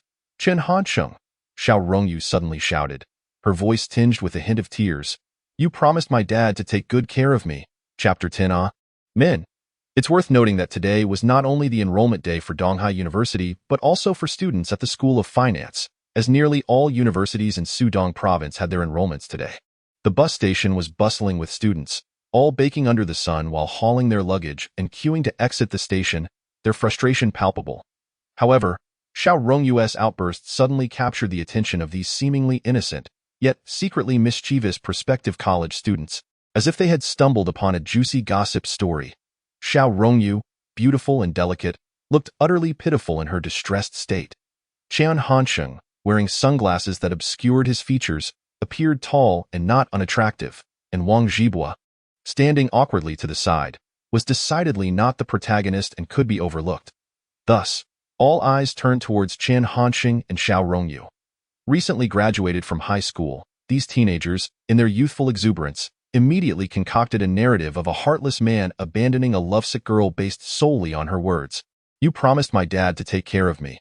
Chen Hansheng, hearing this, grew anxious. He had only meant to tease her, yet now it seemed serious. He quickly whispered, "Stop crying. There are so many people in truth." Xiao Rongyu had shed only a few tears. Her emotions were a mix of urgency and anger. Yet she did not want to forgive Chen Hansheng easily, even if it was just a joke. She wiped her eyes with the back of her hand and turned away in silence. Jianye was known as one of the 4 great furnaces in the country, and September 1st marked the tail end of the sweltering heat. Xiao Rongyu was being petulant, unwilling to leave, but Chen Hansheng did not wish to linger under the sun. He rubbed his scorching scalp and sighed. "Let us hurry up. If that shout leads others to misunderstand that something is going on between us, it might affect my chances of finding a girlfriend in the future." "What?" Xiao Rongyu suddenly lifted her head, incredulous as she gazed at Chen Hansheng. This was the classmate who had pursued her throughout high school? Could he really be concerned about finding a girlfriend while she was in tears?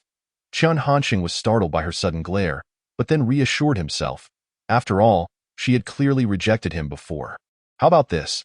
I'll take you to the train station and make sure you board the bus. That should suffice, right? Chen Hansheng suggested, seemingly intent on continuing to tease Xiao Rongyu. You're leaving me behind.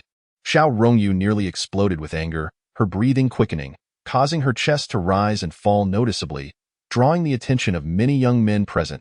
If you're not protesting, then I'll take your luggage to the train station, Chen Hansheng remarked, reaching for her bag.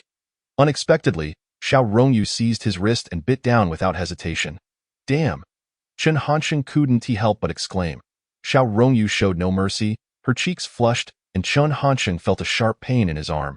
Yet he couldn't retaliate or push her away for fear of hurting her. Meanwhile, the onlookers cheered loudly, Good! Bite that unfaithful scoundrel! The crowd believed Xiao Rongyu was a stunning beauty, her tears making her even more endearing, while the boy in sunglasses was cast as the unfaithful villain. Bah, Chen Shimmy. What kind of good student wears sunglasses? He looks like a thug. It's a shame for such a beautiful girl. Throughout history, beautiful women have often faced misfortune. Parents accompanying their children for enrollment seize the moment to lecture. See? Early romance leads to this outcome. You better focus on your studies in college and not date. At that moment, Chen Hansheng dared not remove his sunglasses. He even resolved never to wear that outfit again, fearing the reputation of a scoundrel would follow him throughout his college years, jeopardizing his chances of fun. Yet Xiao Rongyu's strength was limited, and Chen Hansheng's skin was tough. Despite the bite leaving deep impressions, it didn't break skin. Wang Zhibo remained in a daze throughout the ordeal, struggling to comprehend why the goddess of Gangcheng No. 1 High School would resort to biting in public. Yet from another perspective, perhaps Chen Hansheng was simply too irksome. When angered, people often seek an outlet, and as Xiao Rongyu bit down, she felt an overwhelming fury. But once calmness returned, she couldn't believe her own actions, especially with so many onlookers. Glancing at the bite marks on Chen Hansheng's arm, she felt a pang of guilt. After all, he had every right to pursue a girlfriend. Why had she let her anger escalate? Xiao Chen. Xiao Rongyu looked up, her eyes glistening, uncertain whether to apologize or say something else. Unexpectedly, Chen Hansheng stared at her for a moment before smiling. Are you feeling better now? Xiao Rongyu initially shook her head but then nodded. Wang Zhibo quickly interjected to ease the tension. It's fine. It's fine. Let us step outside and talk.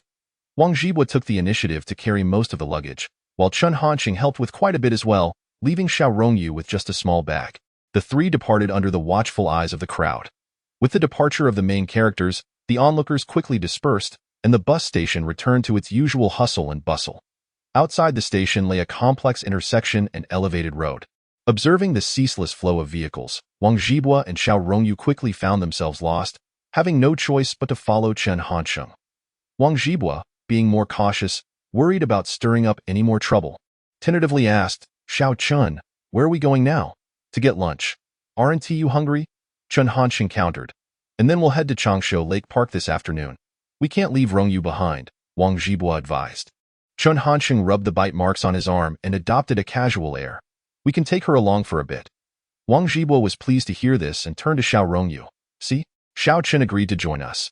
Xiao Rongyu first smiled brightly but then felt a twinge of sadness, raising her gaze to Chen Hansheng's back.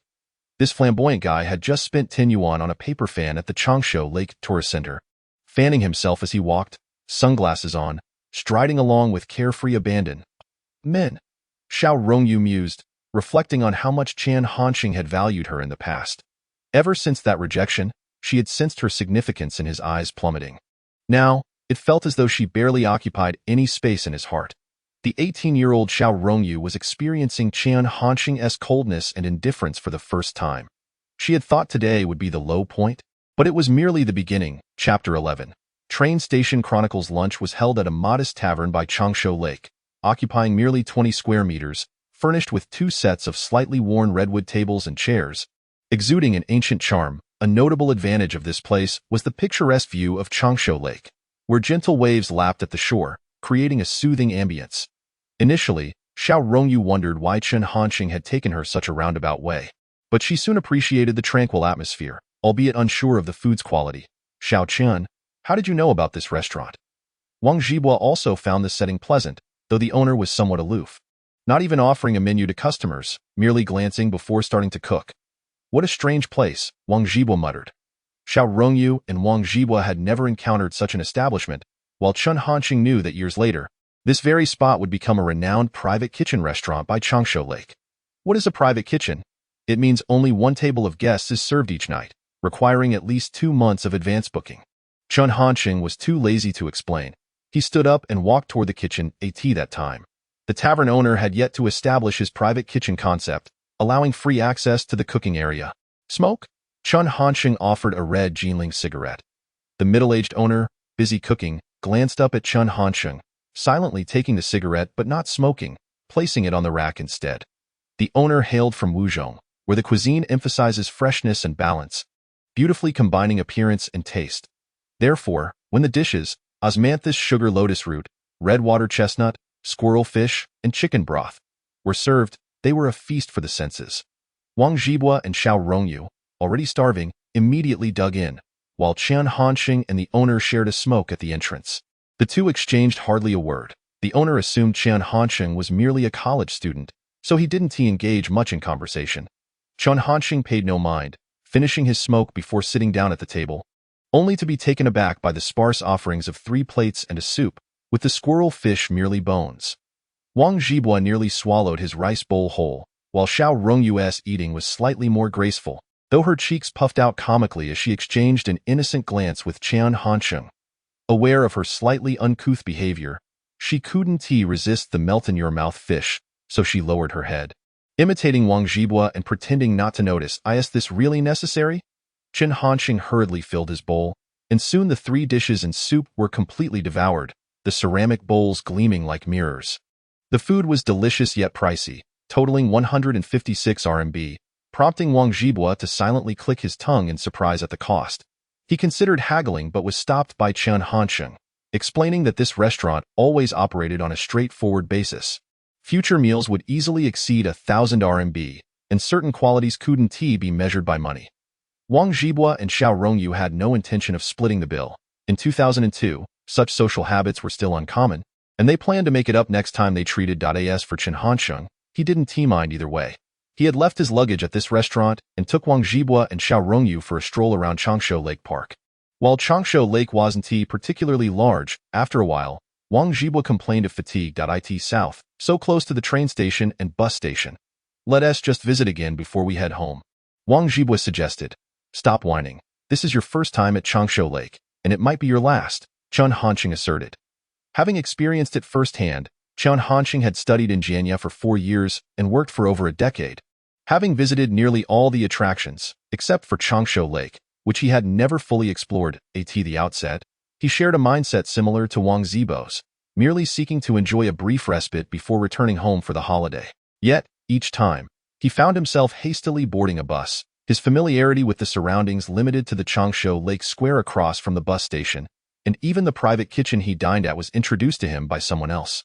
However, Xiao Rongyu found the place quite appealing. Changsha Lake, a modest inland lake, was encircled by towering edifices, complemented by 2 bustling transportation hubs. Amidst such an urban landscape lay a serene bay of crystal-clear water, with willows swaying gently along the banks and vibrant lotus flowers blooming intermittently. This verdant and rosy scenery resonated with the cultural essence of the ancient 6th dynasty's capital. Yet, such idyllic musings were swiftly shattered by the harshness of reality. Around 3 in the afternoon, as Chen Hansheng and his companions prepared to report to their school, they encountered a group of women while passing by the Jianye train station. "Hey handsome, need a place to stay? Beautiful lady, care for a rest? We have some fun activities here. Would you like to take a look?"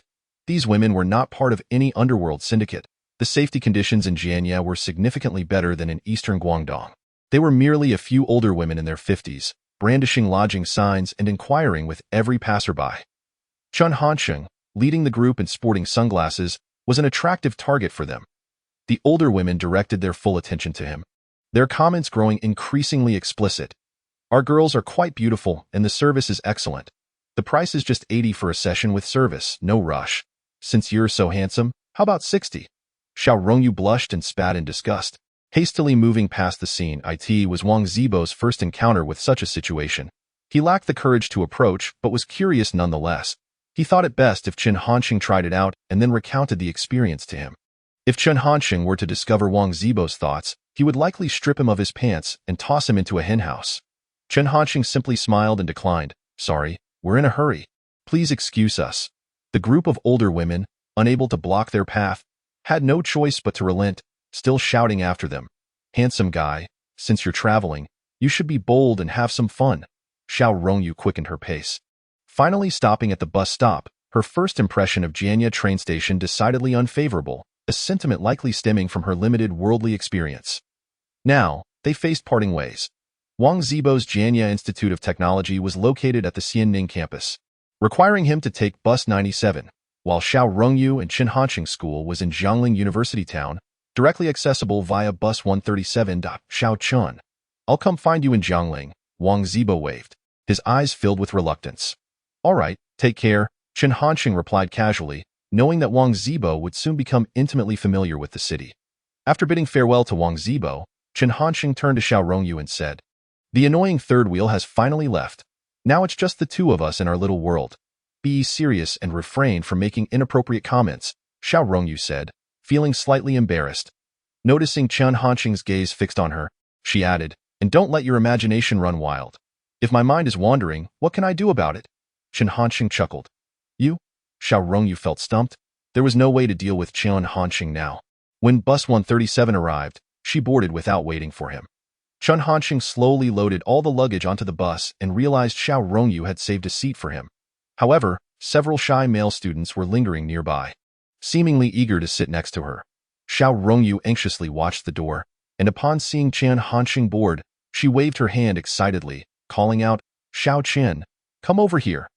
Chen Hansheng thought to himself that these timid boys had no backbone.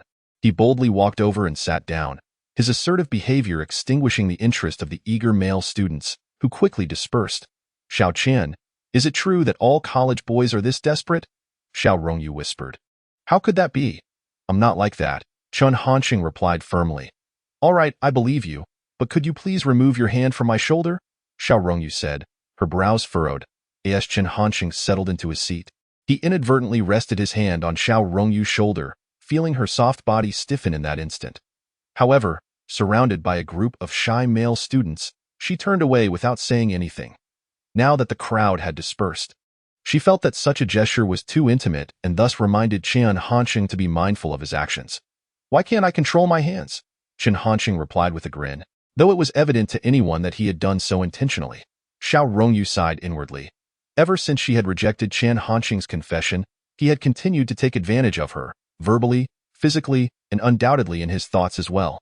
Logically, she should have been angry, but she found it too melodramatic. They were classmates and friends, and now they were both from the same hometown in a distant place. After all, he had liked her for 3 years, so perhaps it was best to let it go. Xiao Rongyu glanced at Chen Hansheng, whose facial features were well defined, and his eyes sparkled with a playful defiance. He had always been polite to her in high school. Chen Hansheng, oblivious to Xiao Rongyu's turmoil, gazed out at the familiar yet strange city, his mind flooded with memories.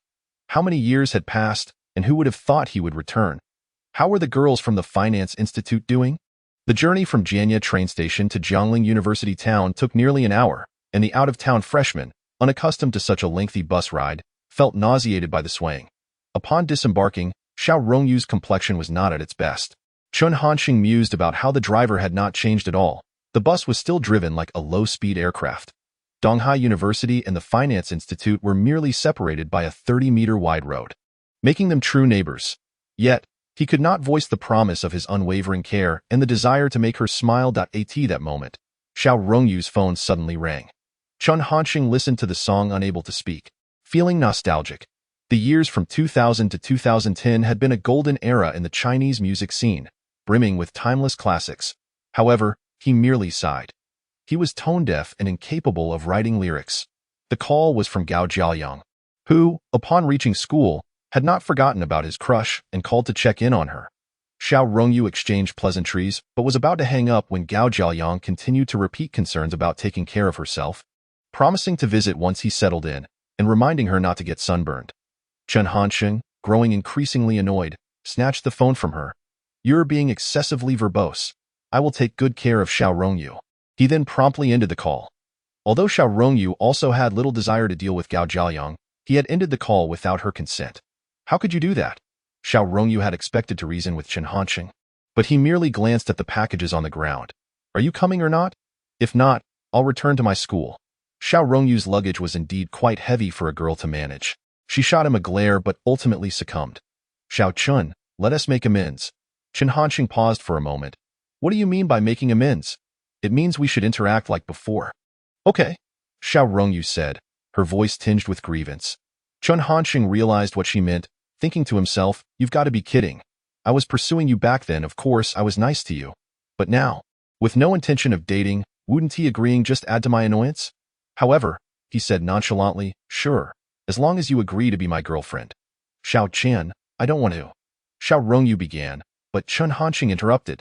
Okay, let us not say anything from now on. I'll help you carry your luggage to the dormitory, and then I'll head back. Chen Hansheng hoisted the bags onto his back and entered Donghai University. His demeanor now was starkly different from that at the bus station, leaving Xiao Rongyu feeling on the verge of tears. Chen Hansheng was well acquainted with Donghai University, efficiently guiding Xiao Rongyu through the enrollment process. She followed silently behind him until he paused beneath the female dormitory building. I'll help you carry your luggage upstairs. This will fulfill my promise to Uncle Xiao. Otherwise, your dad and mine might complain. Xiao Rongyu wanted to protest, but seeing the unyielding and unreasonable Chen Hansheng, she pouted and walked upstairs. Humph, still throwing a tantrum. Chen Hansheng scoffed. Due to the enrollment period, male visitors were permitted in the female dormitories. After registering, Chen Hansheng noticed Xiao Rongyu slowly making her way ahead. Xiao Rongyu, he called out. What is it? She snapped, turning her face angrily. She had prepared herself to demand an apology from Chen Hansheng. Regardless of what he said, you're heading toward the restroom. The dormitory is this way. How can you be so clueless? Chen Hansheng remarked disdainfully. Oh, right. Okay. Xiao Rongyu, feeling embarrassed, returned, and asking for an apology seemed too awkward. Pushing open the door to room 303, she found several girls had already moved in. They were friendly and helped each other with their luggage while introducing themselves. Are you Xiao Rongyu's boyfriend?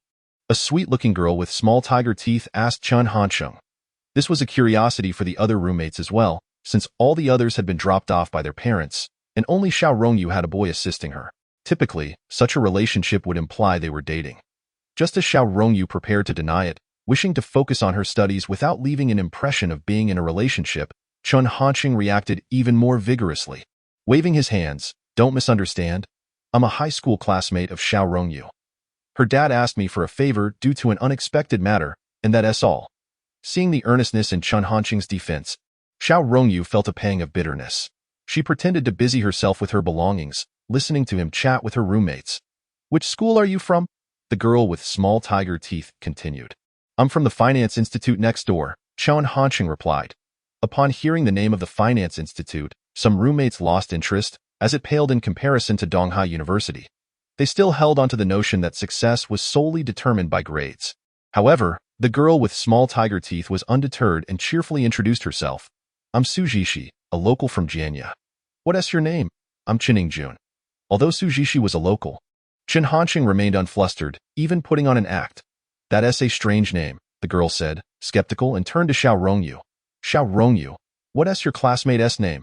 His name is Chen Hansheng, Xiao Rongyu replied, rolling her eyes. What a mischievous liar, Sujishi exclaimed, her plump cheeks beaming, her large eyes sparkling as she spoke, revealing 2 rows of adorable small teeth. I'm serious, Chen Hansheng insisted earnestly. The pronunciation of Hansheng is quite similar to the English word handsome, which means good-looking, so calling me Jun isn't incorrect. Ha ha ha, not only did Sujishi laugh, but so did the other roommates. Meanwhile, Xiao Rongyu felt her heart sink. Chen Hansheng used to only make her smile. Jun, you're quite the charmer. Honestly confess, have you had many girlfriends? Sujishi inquired playfully. Chen Hansheng shook his head. At my age, it's rare for a woman to stir my heart. He glanced around the female dormitory and continued. You girls are the 104th, 105th, 106th, 107th, and 108th. You really know how to flatter. Sujishi's eyes twinkled with mirth, and the other girls laughed along, as anyone being complimented naturally felt pleased. Xiao Rongyu counted silently, realizing he had intentionally omitted her from the count. Watching Chen Hansheng engage merrily with her roommates, she suddenly felt as if her boyfriend were cheating on her. and she could no longer contain her emotions. Taking a deep breath, she approached him and said, as calmly as she could muster, "Hansheng, thank you for helping me with my luggage. You should head back to register." Chen Hansheng nodded, having intended to leave. But just then, Su Jishi handed him a piece of paper.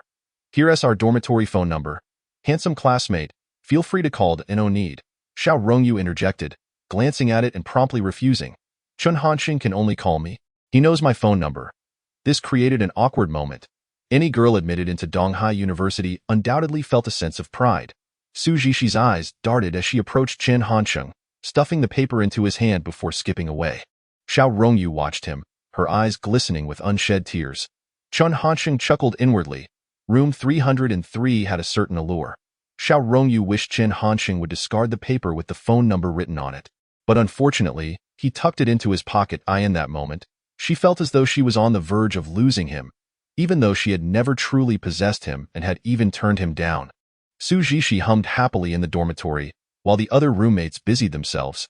Chen Hansheng had already left, leaving Xiao Rongyu surrounded by her unpacked belongings and a surge of loneliness. She picked up her phone, contemplating calling her father, but ultimately held back. Just moments ago, reality had delivered a harsh lesson to Xiao Rongyu, who had grown up sheltered. At Gangsheng No. 1 High School, she was everyone's goddess. Yet in the dormitory at Donghai University, she was just another face in the crowd. That moment, Chen Hansheng's voice echoed once more from the doorway. "Xiao Rongyu, could you come down and help me vouch for something? Otherwise, the dormitory supervisor won't let me leave." Xiao Rongyu sniffled and stood up, determined not to let the unfaithful Chen Hansheng see her true feelings. "Let us go," she said coldly. Chen Hansheng led her to a corner on the second floor and looked thoughtfully at her. "What do you want?"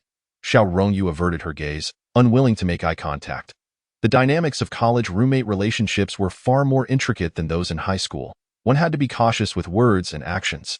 Having just arrived at the dormitory, Xiao Rongyu had already encountered a minor conflict with her roommate, which added unnecessary difficulty to her college experience, primarily due to Chen Hansheng's unruly behavior. In any case, "If you have any issues, just come to me," Chen Hansheng said slowly. Hearing the concern in Chen Hansheng's voice stirred something within Xiao Rongyu, but she recalled how he had been joking and laughing with other girls, leaving her feeling sidelined. Her heart ached with disappointment.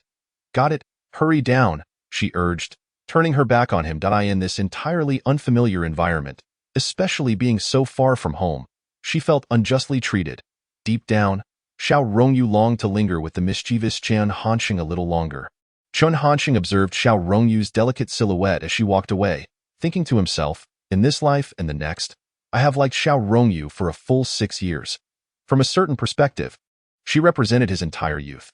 Even though he had altered his mindset after being reborn, he couldn't genuinely disregard Xiao Rongyu, which was why he had returned to remind her. After all, they were fellow townsfolk, and they ought to support one another.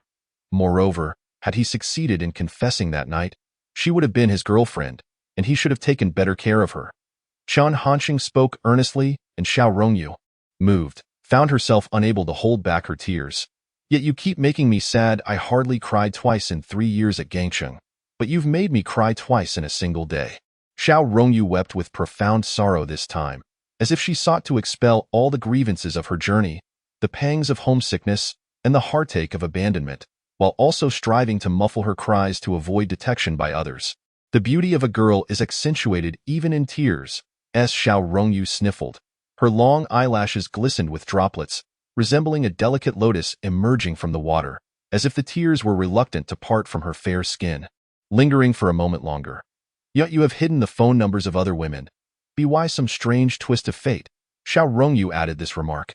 She was muddled, for Chen Hansheng had no real connection to her. Hiding anyone's number was inconsequential. Yet, Chen Hansheng flipped his pocket inside out to demonstrate. "There's nothing here. I just discarded it." Xiao Rongyu glanced over and, indeed, the pocket was empty, which brought her a slight sense of relief.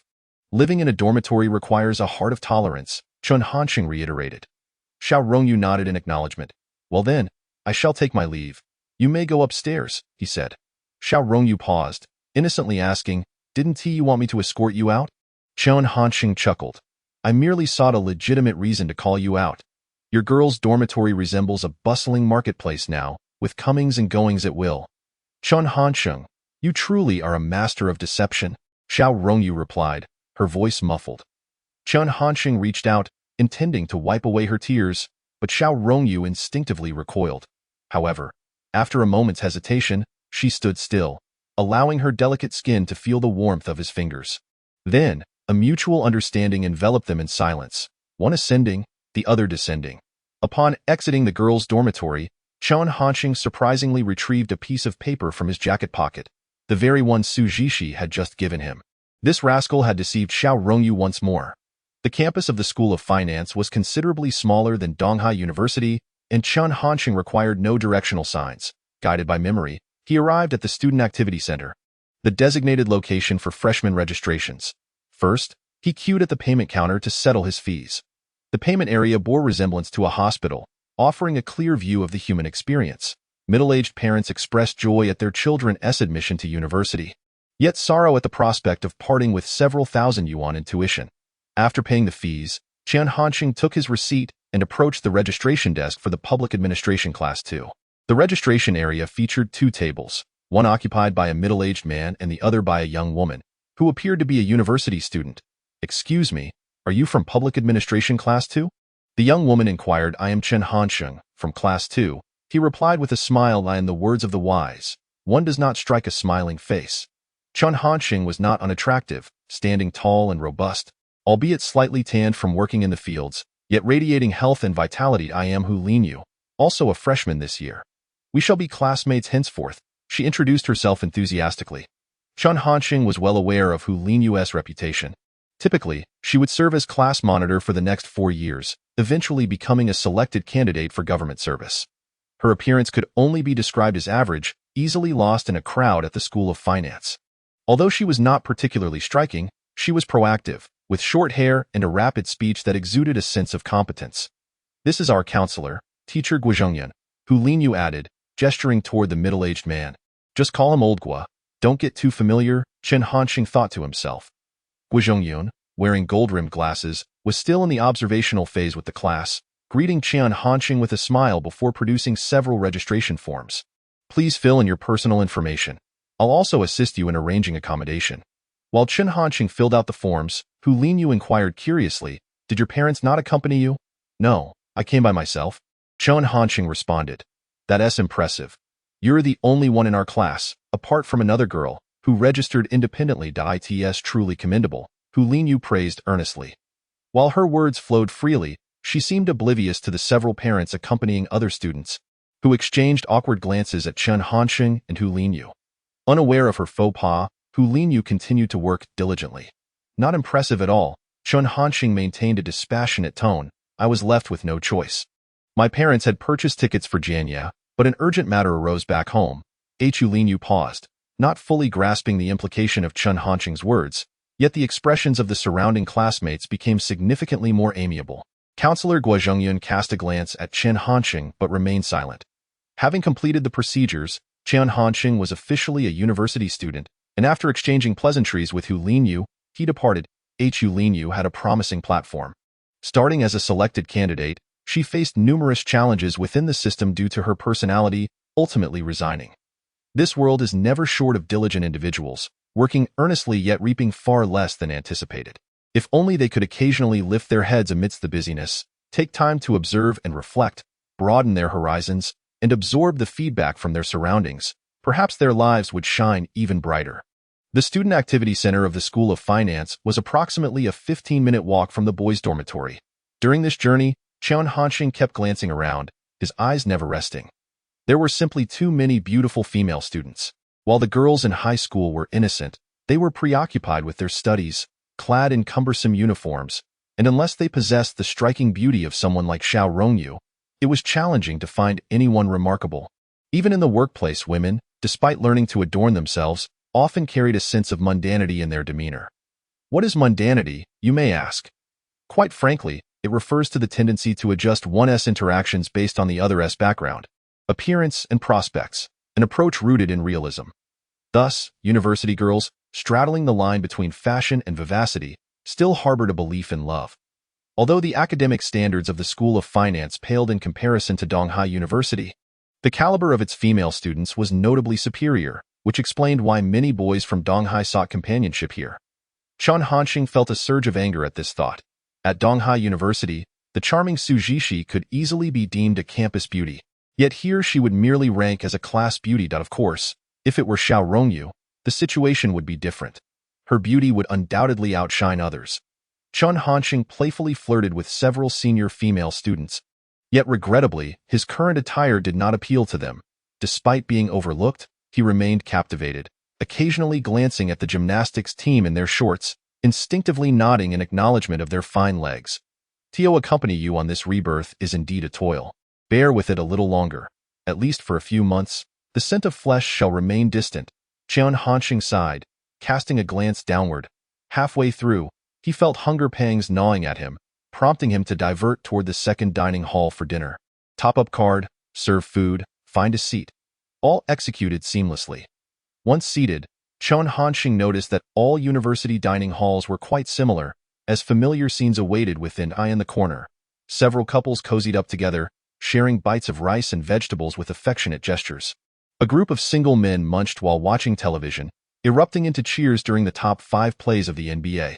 Amidst them were a few studious souls attempting to read, likely due to a lack of space in the library. Persisting in this environment was indeed commendable. Chen Hansheng casually chose a spot to sit. A mouthful of rice revealed it was slightly undercooked. A sip of free soup tasted overly salty. The chicken leg was soft and unappetizing. Ah, as per usual, it's dreadful, Chen Hansheng remarked, mixing the soup into his rice, devouring it all without hesitation. He was not one to be finicky. After finishing his meal, the clock approached 6, the sky gradually darkening, and the campus lights flickered on. The voice of the broadcasting station's senior female announcer was as charming as ever, justifying the tissues wasted on her during the late hours. Chen Hansheng still did not head to the dormitory. Instead, he turned toward the water room, not for water, but to observe the large bulletin board. University students are inevitably careless, often leaving behind something when fetching water, which is why the board displayed notices like on XX date. Found a meal card belonging to XX student from XX department. As time went on, various messages accumulated. Law department S. Jiang Pei. I saw you checking into a hotel with someone yesterday. Guaranteed passing for the CET 4 and CET 6 English exams. Trustworthy professional institution. Accounting department S. Luoqing. I'll screw your mother for sneaking around in my underwear. One-stop shop for internet cafes. 100 MB fiber optic, speedy experience. These postings changed almost daily, with an unspoken agreement to keep them up for only a day, such as the boredom of university students. Chen Hansheng was not there for the gossip. Rather, he focused on the job postings, which were his primary interest. Mobile phone card seeking campus agents, he shook his head, passing it by. University student tutoring, requiring English proficiency at a Band 8 level. He passed again. Iwu small commodities city distributing flyers, 30 yuan a day with meals, he still shook his head. After rejecting several offers, he finally spotted a thin flyer near the bulletin board. Shentong Express recruiting campus agents. Interested parties please call 159 XXXXXXX. Chen Hansheng stared at it for a while before tearing it off and folding it neatly into his pocket. After collecting his quilt and mattress from the dormitory management office, Chen Hansheng carried them up to room 602. The boys' dormitories at the School of Finance were all 6-person accommodations. Upon opening the door, he found that the other 5 roommates were already present, each engaged in their own tasks, but all turned to look at Chen Hansheng. It seems I am the last to arrive, he said with a smile as he stepped inside. The reactions of the 5 roommates varied. Some stood up to assist with his luggage, some shyly greeted him, and others merely glanced his way, indifferent. University dormitories differ greatly from those in high school. High school roommates typically hailed from the same area, sharing a common dialect and similar tastes in food. Their parents might even know each other, making conflicts easy to resolve. However, university roommates come from diverse backgrounds, each representing an independent individual, often with different customs and upbringings. In simpler terms, university marks the beginning of personal accountability for one's actions, with parental safety nets no longer in place.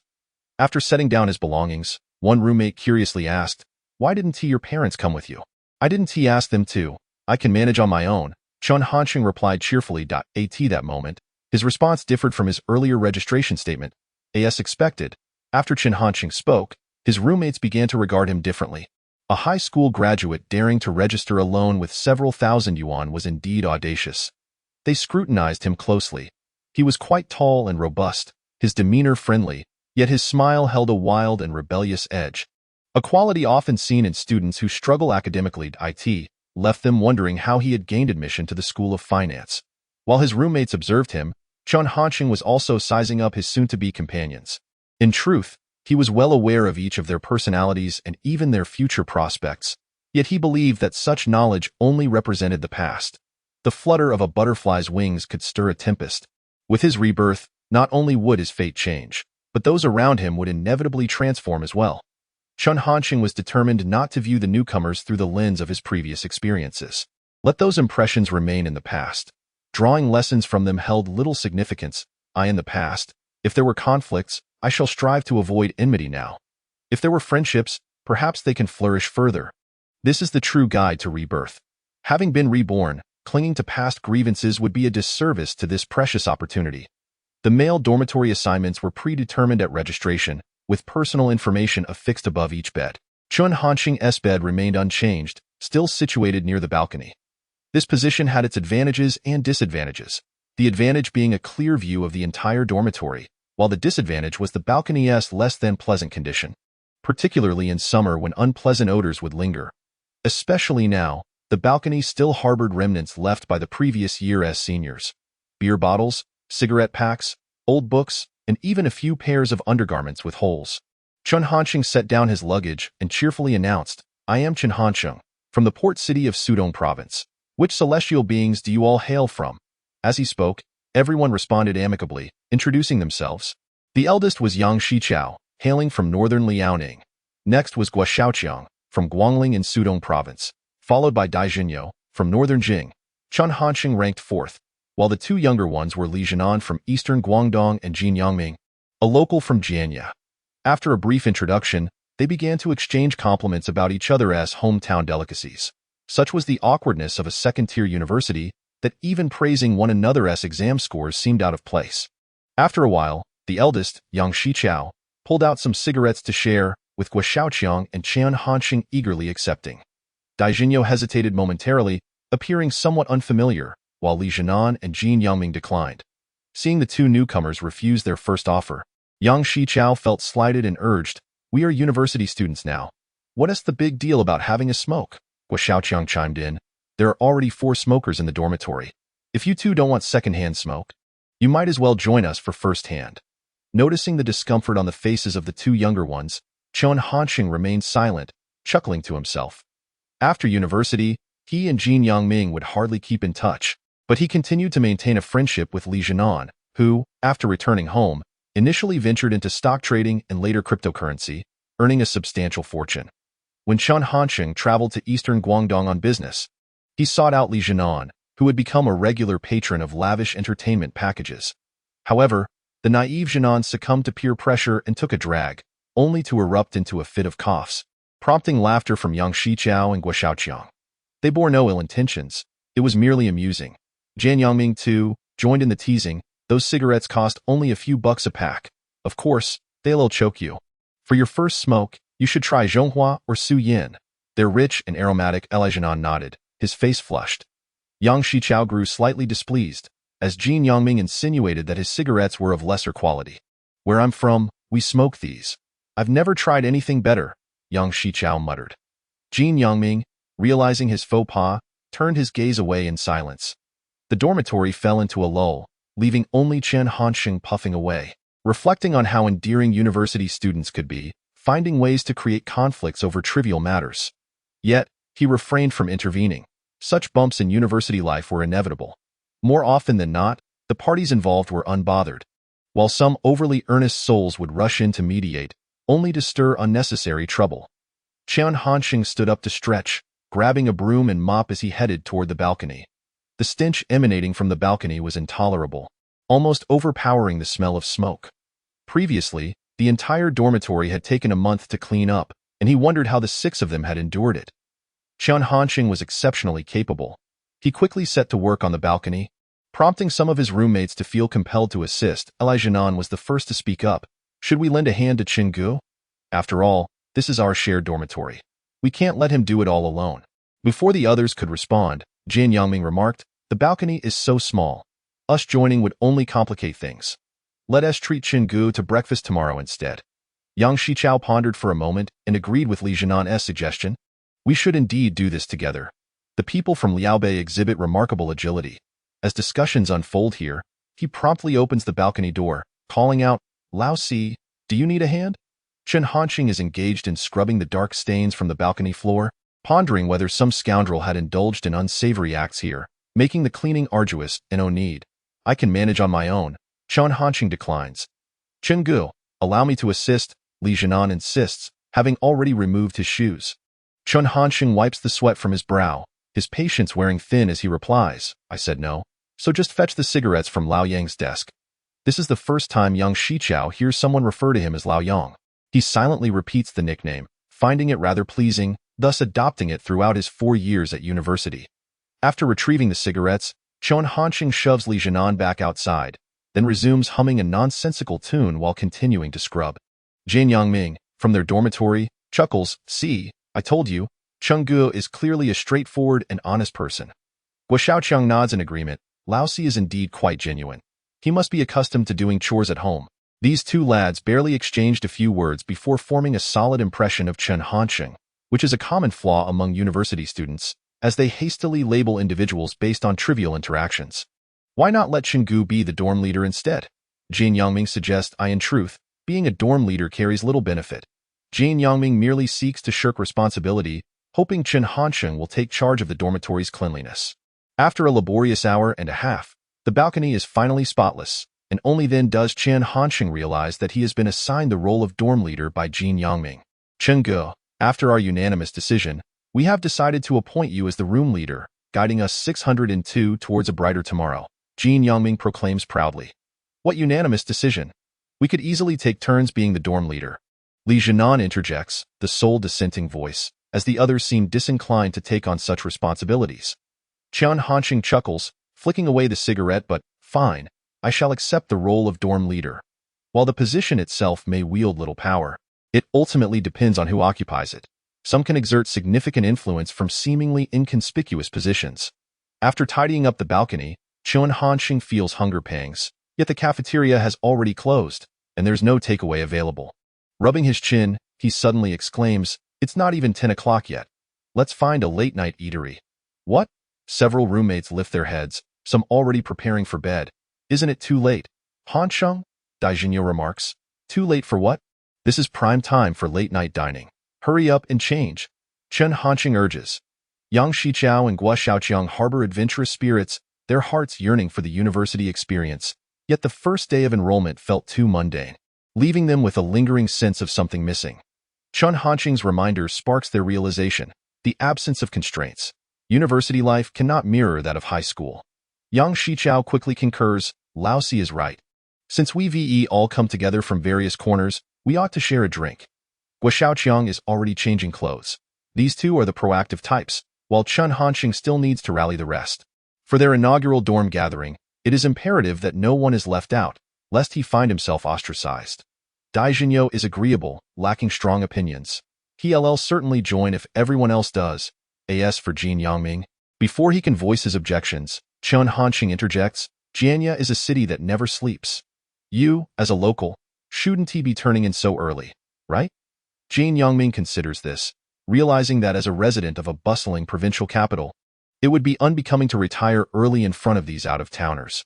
Who says I'm going to bed? I'm contemplating whether to call my cousin to drive us to the 1912 bar for a bit of fun. Jianye boasts without a hint of hesitation. All right, let us keep our gathering focused. Have your cousin take a breather, Chen Hansheng replies before turning to Li Ziheng. Li Jianan has already donned his sleepwear. Chingu, I really want to go. Firstly, I can't drink, and secondly, I'm accustomed to sleeping at this hour. What are you doing? Unbeknownst to him, Chen Hansheng abruptly scoops him up, declaring, are you going or not? If not, I'll sleep in the nude beside you tonight. Faced with such a threat, Li Jianan would rather perish from intoxication than allow Chen Hansheng to have his way.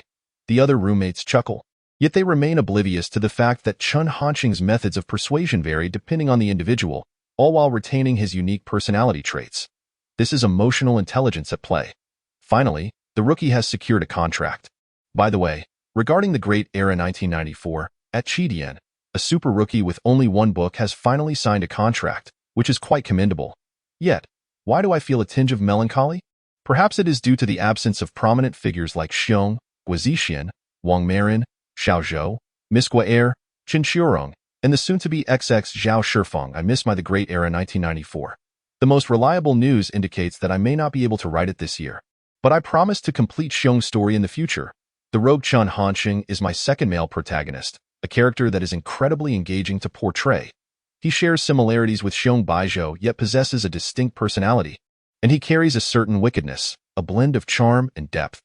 This book will also feature several uniquely characterized female leads, albeit fewer than in the Great Era, allowing me to delve deeper into their development. I hope that after 500,000 words, the reputation of the rogue Chen will resonate throughout urban literature, akin to that of Xiong Baizhou. Lastly, I wish to express my heartfelt gratitude to the readers who have consistently supported me, especially during the low points. Your unwavering presence is etched in my memory. Your support has transformed Chen Hansheng from mere thoughts into a vivid character. I want to be the class monitor, contract signing, and additional updates. Chen Hansheng has managed to rally his roommates. But while changing clothes, he feels sticky from the cleaning that I'm off for a shower. Give me 2 minutes, Chen Hansheng frowns. This elicits a chorus of impatient complaints from Yang Shiqiao and Guo Xiaoqiang. Hurry up, you're always the slow one, I'm the dorm leader. What's wrong with making you wait? Chen Hansheng retorts, grabbing a change of clothes and dashing into the bathroom. Once the sound of the shower echoes, Yang Shiqiao mutters, I'm still the dorm head here. Perhaps sensing the impending revelry, the boys of 602 are animated, regardless of their initial inclinations. Their adrenaline surges, awakening a sense of excitement. Thus, the dormitory buzzes with energy. Even Yang Shiqiao and Jin Yangming, who had previously clashed, find themselves reconciled. Chen Hansheng washes meticulously, knowing that Jiangling University town is rife with beautiful women, and after a few drinks, one might just stumble into an enchanting encounter. Though the odds are slim, preparation is key. One must be ready, as opportunities should not be squandered. As Chen Hansheng playfully shakes himself, he suddenly notices the unusual quietness outside. He contemplates this oddity, dons a pair of shorts, and steps out, only to be startled by the sight of Counselor Guo Zhongyun standing in the middle of the dormitory. His roommates appear as wilted eggplants, heads bowed, too timid to speak. What are you all dressed up for? Guo Zhongyun inquires, glancing past the damp-haired Chen Hansheng toward the others. Jin Yangming discreetly glances at Chen Hansheng, knowing this was his idea, but refrains from revealing it, leaving the others silent. Guo Zhongyun raises an eyebrow in curiosity, but before he can ask again, Chen Hansheng, now clad in a t-shirt, steps forward, saying, Teacher Guo, we just finished cleaning the balcony and felt a bit hungry, so I suggested we head out for some late-night snacks. Hearing Chen Hansheng take responsibility, his roommates breathe a collective sigh of relief, appreciative of his willingness to share the credit for the cleaning efforts.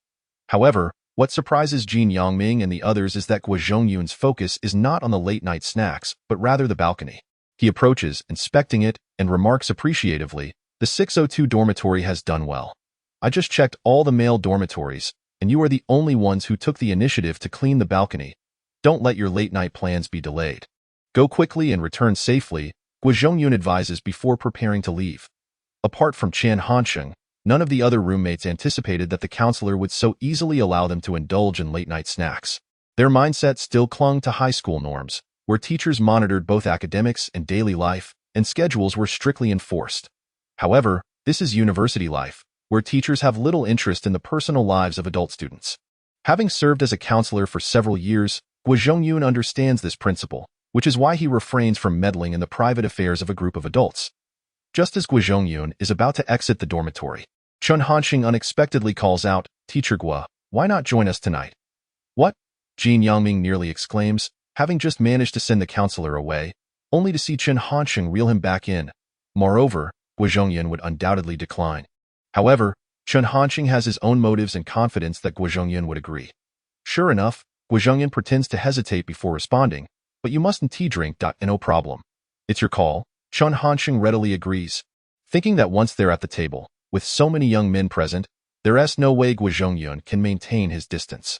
Besides, he specifically came to inspect, which is merely a guise to connect with the male students for future management purposes. As Chen Hansheng converses with the counselor, the other roommates exchange glances. If Chen Hansheng's bold invitation surprises them, Guozhongyun's acceptance begins to illuminate the university lifestyle. Relatively relaxed, yet not entirely free. Requiring a degree of effort, all actions must remain within legal boundaries. After a few of them step outside, Guozhongyun glances at the nearby 605 dormitory, hesitating momentarily. The 605 dormitory is also home to the male students of Public Management Class 2. Chen Hansheng senses this and asks, "Shall we invite all the boys from our class? It could serve as an early class meeting, is that appropriate?" Guozhongyun hesitates, although Chen Hansheng's suggestion aligns with his own desires. "What's inappropriate? I'll go gather them," Chen Hansheng asserts, grabbing a pack of cigarettes and striding over without hesitation. Guozhongyun had expected to step in, but within 2 minutes, the ruckus from 605 indicates that Chen Hansheng has successfully rounded up 6 boys. Some still pulling on their clothes, clearly dragged from their beds. Next, Chen Hansheng employs some means to summon the remaining 3 dormitories' classmates. "Teacher Gua, all 27 boys from Public Management Class 2 are present," Chen Hansheng announces loudly. Guozhongyun casts a glance at Chen Hansheng, thinking about his impressive organizational skills. Considering they were all strangers, it's remarkable that Chen Hansheng managed to gather them all.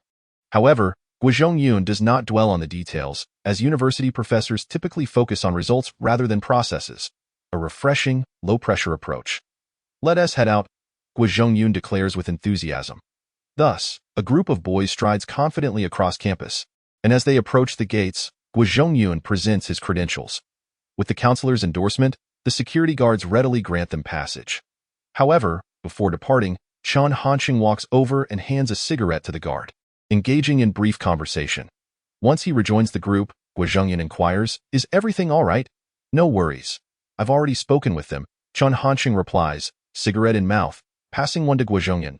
He grins, saying, "I can't say when we'll return tonight, but I've reminded them to keep the door unlocked during shift changes, so we're not left outside feeding mosquitoes." "This kid is truly impressive," Guozhongyun muses, observing Chen Hansheng intently, the thick lenses of his glasses reflecting the dim yellow light of the street lamps. He considers Chen Hansheng's organizational ability and thoroughness, recalling how articulate he was during the enrollment process, his overall competence surpassing Hu Linyu. Initially, Guozhongyun had intended to appoint the proactive Hu Linyu as class monitor, but now he believes Chen Hansheng might be a better fit. The position of class monitor holds significant importance in university, as it can alleviate many responsibilities for the counselor while also offering personal benefits. The key now is whether Chen Hansheng is inclined to accept the role, as being class monitor can be quite demanding, and it remains uncertain if he can command respect. "Let us observe for a few more days," Guozhongyun thinks to himself. Thus, Chen Hansheng becomes one of the favored candidates for class monitor, a role much more significant than that of dorm leader. Chen Hansheng aims to establish his business during his university years, and securing the position of class monitor is essential.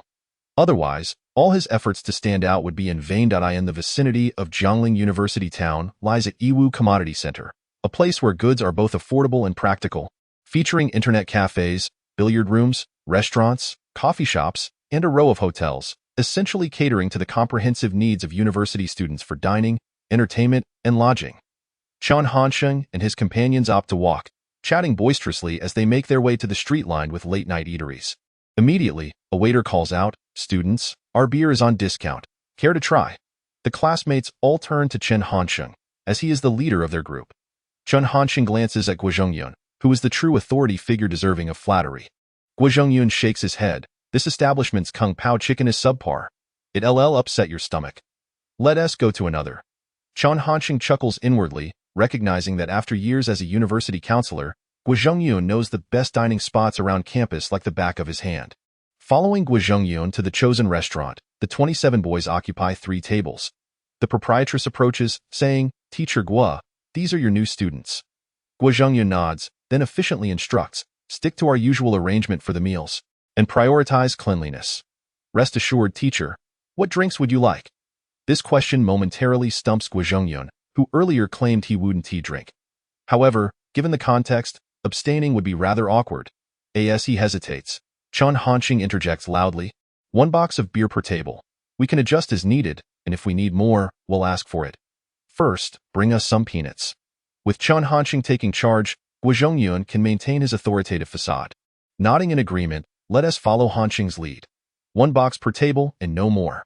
Some attendees are not particularly interested in drinking. They merely wish to connect with their counselor and classmates. However, hearing the counselor endorse Chen Hansheng's suggestion, they feel obliged to comply. Initially, the atmosphere at the tables is somewhat subdued, but once the beer and hot dishes arrive, the mood shifts dramatically. In university, male students have few things to compete over. Family background is one, physical appearance is another, the speed of changing girlfriends also counts, and the final measure is one's drinking capacity. At this moment, no one can discern each other's financial background, and none are particularly striking. So the ability to drink becomes a crucial metric for assessing a man's status within the dormitory. Many are gearing up to showcase their prowess. Guozhongyun, who possesses a good tolerance for alcohol, firmly believes that a person's character is reflected in their behavior while drinking. As he enjoys the food, he awaits toasting from the students, all while discreetly observing his class. Some students genuinely cannot handle their liquor, like Li Jianye, who, appearing like the quintessential good boy, becomes teary-eyed after just 2 beers, yearning for home. Others can manage a drink but prefer to play coy, like Jianye, who clearly has a half-gene capacity but pretends to be a lightweight, only sipping half of what's offered while secretly pouring out some. Meanwhile, those with robust drinking abilities, such as Yang Shichao, Guo and Chen Hansheng, can easily handle over a gene and a half. However, among these capable drinkers, their behaviors diverge. Yang Shichao and Guo, emboldened by their high tolerance, specifically seek out those who cannot drink to clink glasses, reveling in the sight of others succumbing to intoxication and cheering loudly whenever someone vomits. They have become accustomed to refusing drinks, perhaps viewing my participation as a slight against them, creating an atmosphere where others feel compelled to abstain as well. Even Jianye and Li Jianye, from the same dormitory, were not spared. One vomited while the other succumbed to slumber. Chen Hansheng also raised a toast, but when clinking glasses with those of lesser tolerance, he merely tapped and moved on, never pressing the issue. Should he encounter someone genuinely reluctant to drink, he graciously permitted them to opt for tea instead. His sights were set on classmates like Yang Shichao, who possessed both a hearty capacity for alcohol and an exuberant spirit. Old Yang, what the hell is going on? You promised that as long as the Qingdao beer stands tall, I wouldn't falter, and now look where we are. As Chen Hansheng lifted his 6th glass, Yang Shichao could no longer endure the onslaught, his tongue tangling in protest. You bastard Chen Hansheng, I see your game. You're here to drown me tonight with that. He thudded his head down and fell into a deep slumber. Another one down, Chen Hansheng turned his attention to Guo Xiao, come here. Let us discuss life's aspirations. Guo Xiao felt a wave of anxiety. Chen Hansheng was on a roll, having outlasted several capable drinkers, and he was still standing upright, speaking clearly. He had yet to reach his limit. Guo Xiao quickly conceded, Old 4, I think it's about time to call it a night. We can discuss our dreams any time, but if we drink too much, no one will be able to look after the others. Chen Hansheng glanced at the clock on the wall. It was nearing 1 o'clock. He thought to himself that if he knocked Guo Xiao down now, he would be left without manpower to assist the others. He decided to keep a mental note for the next round, deliberately leaving a few remarks as leverage to keep Guo Xiao in check. Chen Hansheng was being observed by Guozhongyun from the sidelines. Guozhongyun appreciated Chen Hansheng's drinking style. It not only maintained the lively atmosphere at the table, but also refrained from bullying those with lesser capacities. Most importantly, Chen Hansheng was quite rational about his drinking, knowing when to bow out. Originally, Guozhongyun intended to settle the bill, but unexpectedly, Chen Hansheng preemptively paid. Some classmates who hadn't drunk too much hesitated, debating whether to contribute or not. However, since Chen Hansheng did not mention it, they feigned ignorance. Afterward, Chen Hansheng hailed 2 taxis, asking Guo Xiao to escort the inebriated classmates while he accompanied Guozhongyun back to campus. The moonlight was gentle, casting a silvery sheen on the quiet road. The two chatted amicably, with Guozhongyun mentioning his young daughter and Chen Hansheng briefly outlining his family background, recognizing that their current rapport did not warrant delving too deeply. However, as they bid farewell at the school gate, Guozhongyun pulled out 400 yuan, stating, It's unreasonable for you to cover this meal. As your counselor, I still have my pride at first. Chen Hansheng declined, but ultimately, Guozhongyun forcefully pressed the money into his hands before returning to the teacher's dormitory. Old Guo was indeed an interesting character. The other boys assumed that Chen Hansheng had paid for the meal, leaving the social debt unspoken. If the opportunity arose, perhaps it would be wise to involve old Guo in some ventures. Chen Hansheng had initially planned to take a stroll around the campus, but he caught sight of several couples nestled in the shadowy thickets. Late at night, aside from the cicada's incessant chirping, there was a faint sound of suppressed moans. There was an evident effort to stifle them. Yet it was all the more enticing. Damn it, can't they just go to a hotel?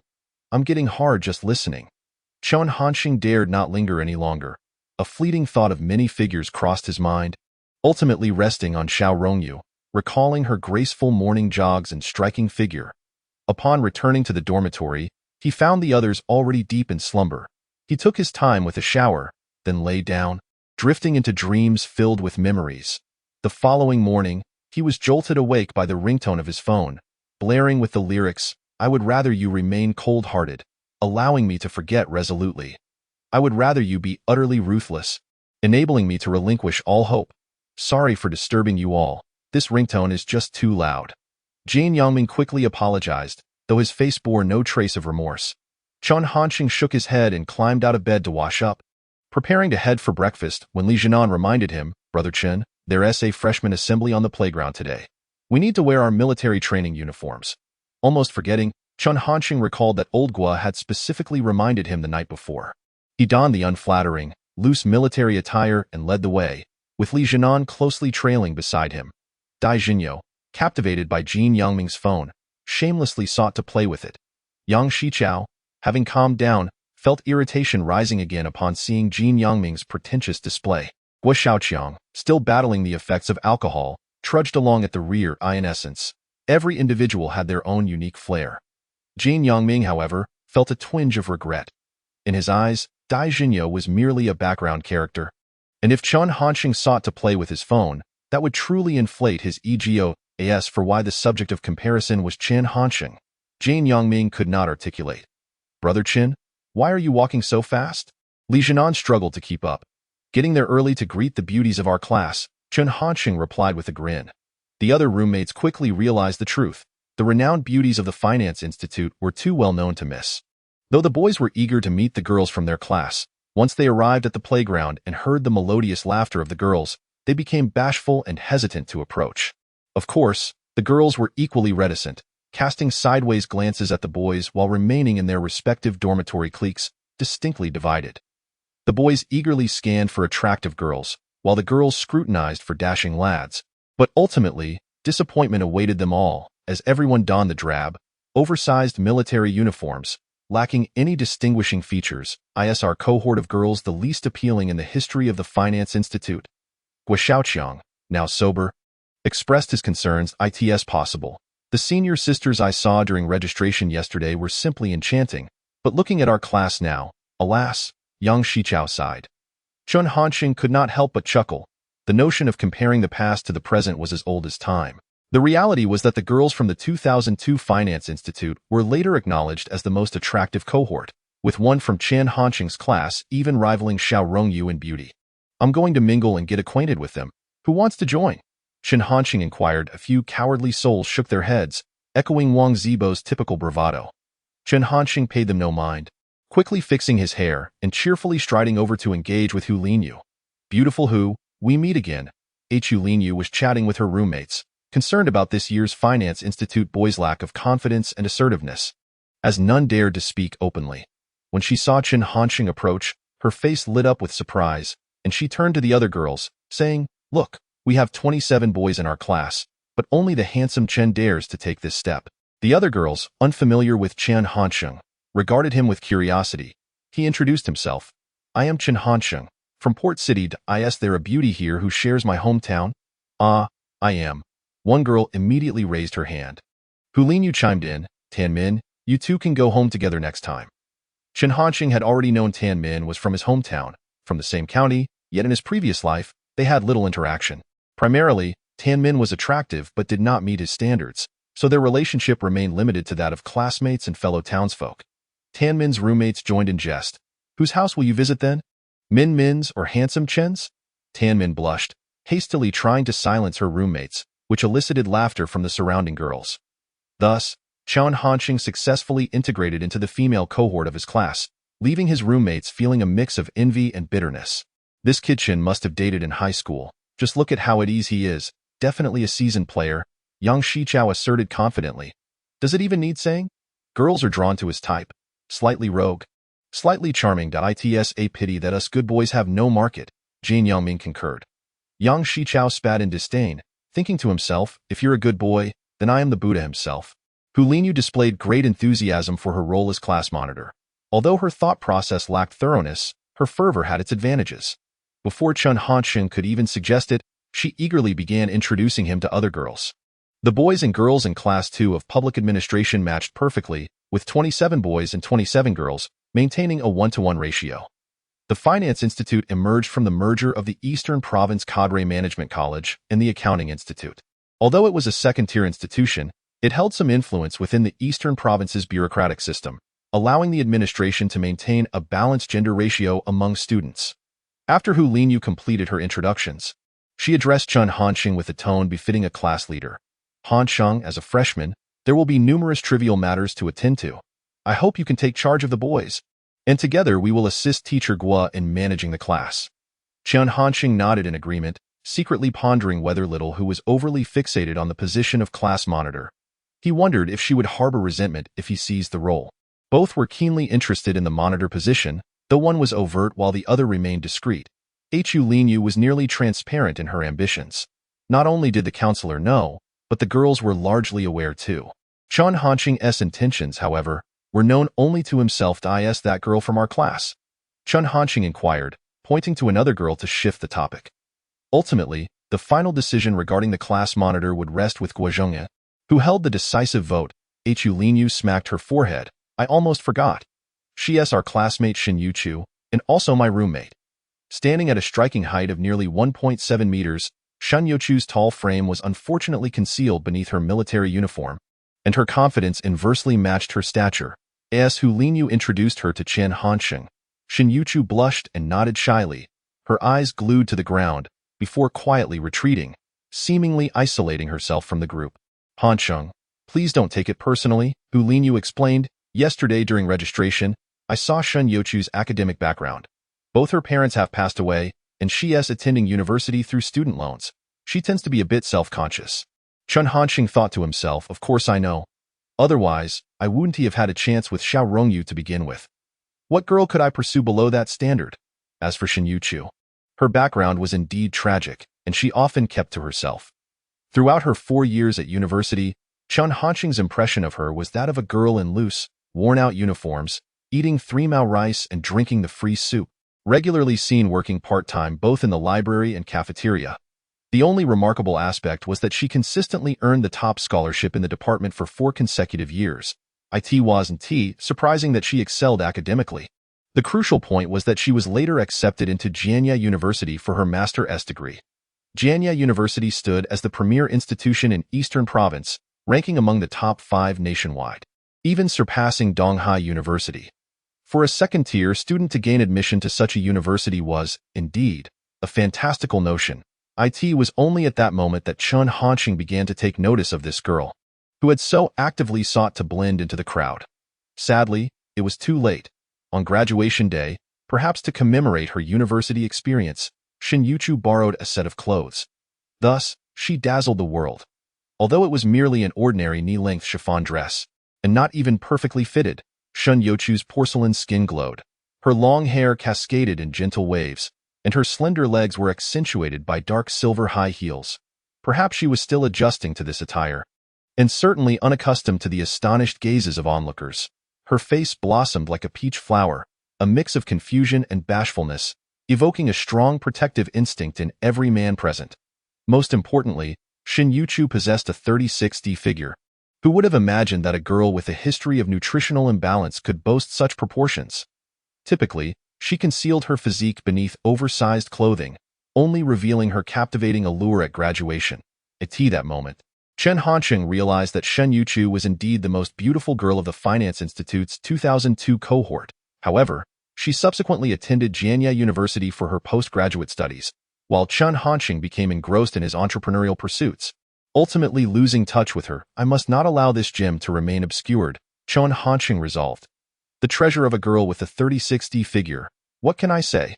A 3-year investment, a non-negotiable return. The freshman assembly unfolded as predictably dull, with various university leaders taking the stage to speak, while the newcomers sweated under the sun. Damn, it's so hot, Chen Hansheng muttered. Old four, why are you complaining? You were just chatting with the girls.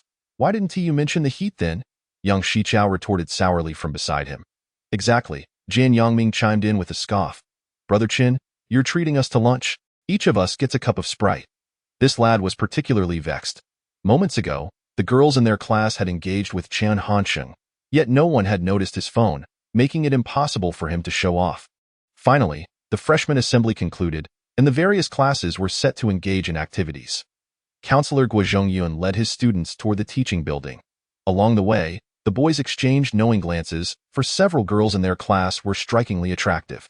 The girls, well aware of the boys' gazes, feigned ignorance, yet their smiles and proud expressions betrayed their inner thoughts. In this university, the shy ones weren't just the boys. Shen Youchu stood out as the sole exception, head bowed, trailing behind the other girls, seemingly yearning to fit in but remaining self-isolated. Once seated in the classroom by dormitory units, class leader Chen Hansheng scanned the room and asked, "Where's old 6? He went to the restroom," Jianye replied, then added with a complaint, "Why bring your phone to the bathroom when I was just getting into the game?" However, everyone underestimated Jian Yangming's ability to show off. Just as Counselor Guozhongyun was about to commence the first class meeting, Jian Yangming appeared at the door, phone in hand, loudly proclaiming, "Hello, hello, I can't hear what you're saying. Could you speak up? Never mind, we can chat after class." This act immediately captured everyone's attention. After hanging up, Jian Yangming innocently apologized to Guozhongyun. "Sorry, teacher, I just stepped out to take a call."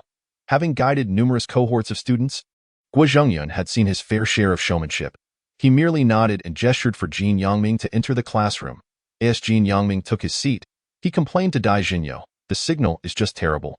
I spent over 7,000 yuan on this phone, and it can't even make a call." Jianye, ever the sycophant, promptly joined in on the criticism of the telecommunications service. Observing Jian Yangming's enthusiastic performance, Chen Hansheng felt a flicker of admiration. With Jian Yangming's interruption, the atmosphere in the class lightened, and Counselor Guozhongyun cleared his throat, beginning to address some important matters. Freshmen would face numerous trivialities, such as military training, textbook distribution, and electronic data entry. Guozhongyun spoke without repetition, seamlessly transitioning from one topic to the next. Repetition was a tactic employed by high school teachers to ensure comprehension. University professors were primarily responsible for their own duties, rarely concerning themselves with student feedback. After outlining the essentials, the next agenda item was student self-introductions, which sparked considerable interest. "Hello, everyone. My name is Zhang Xiaoxian, from Pingcheng in Eastern Province." Beginning from the leftmost seat, each student took turns introducing themselves, following a similar format. "Hello, I am Triple X, from Triple X." Some girls, confident in their appearances, removed their military caps during their introductions, revealing beautiful faces. Each time this occurred, the boys exchanged excited nudges and smiles. Chen Hansheng was largely uninterested in the others, reclining lazily in his chair, only straightening up when Shen Youchu took the stage, leaning forward with keen attention.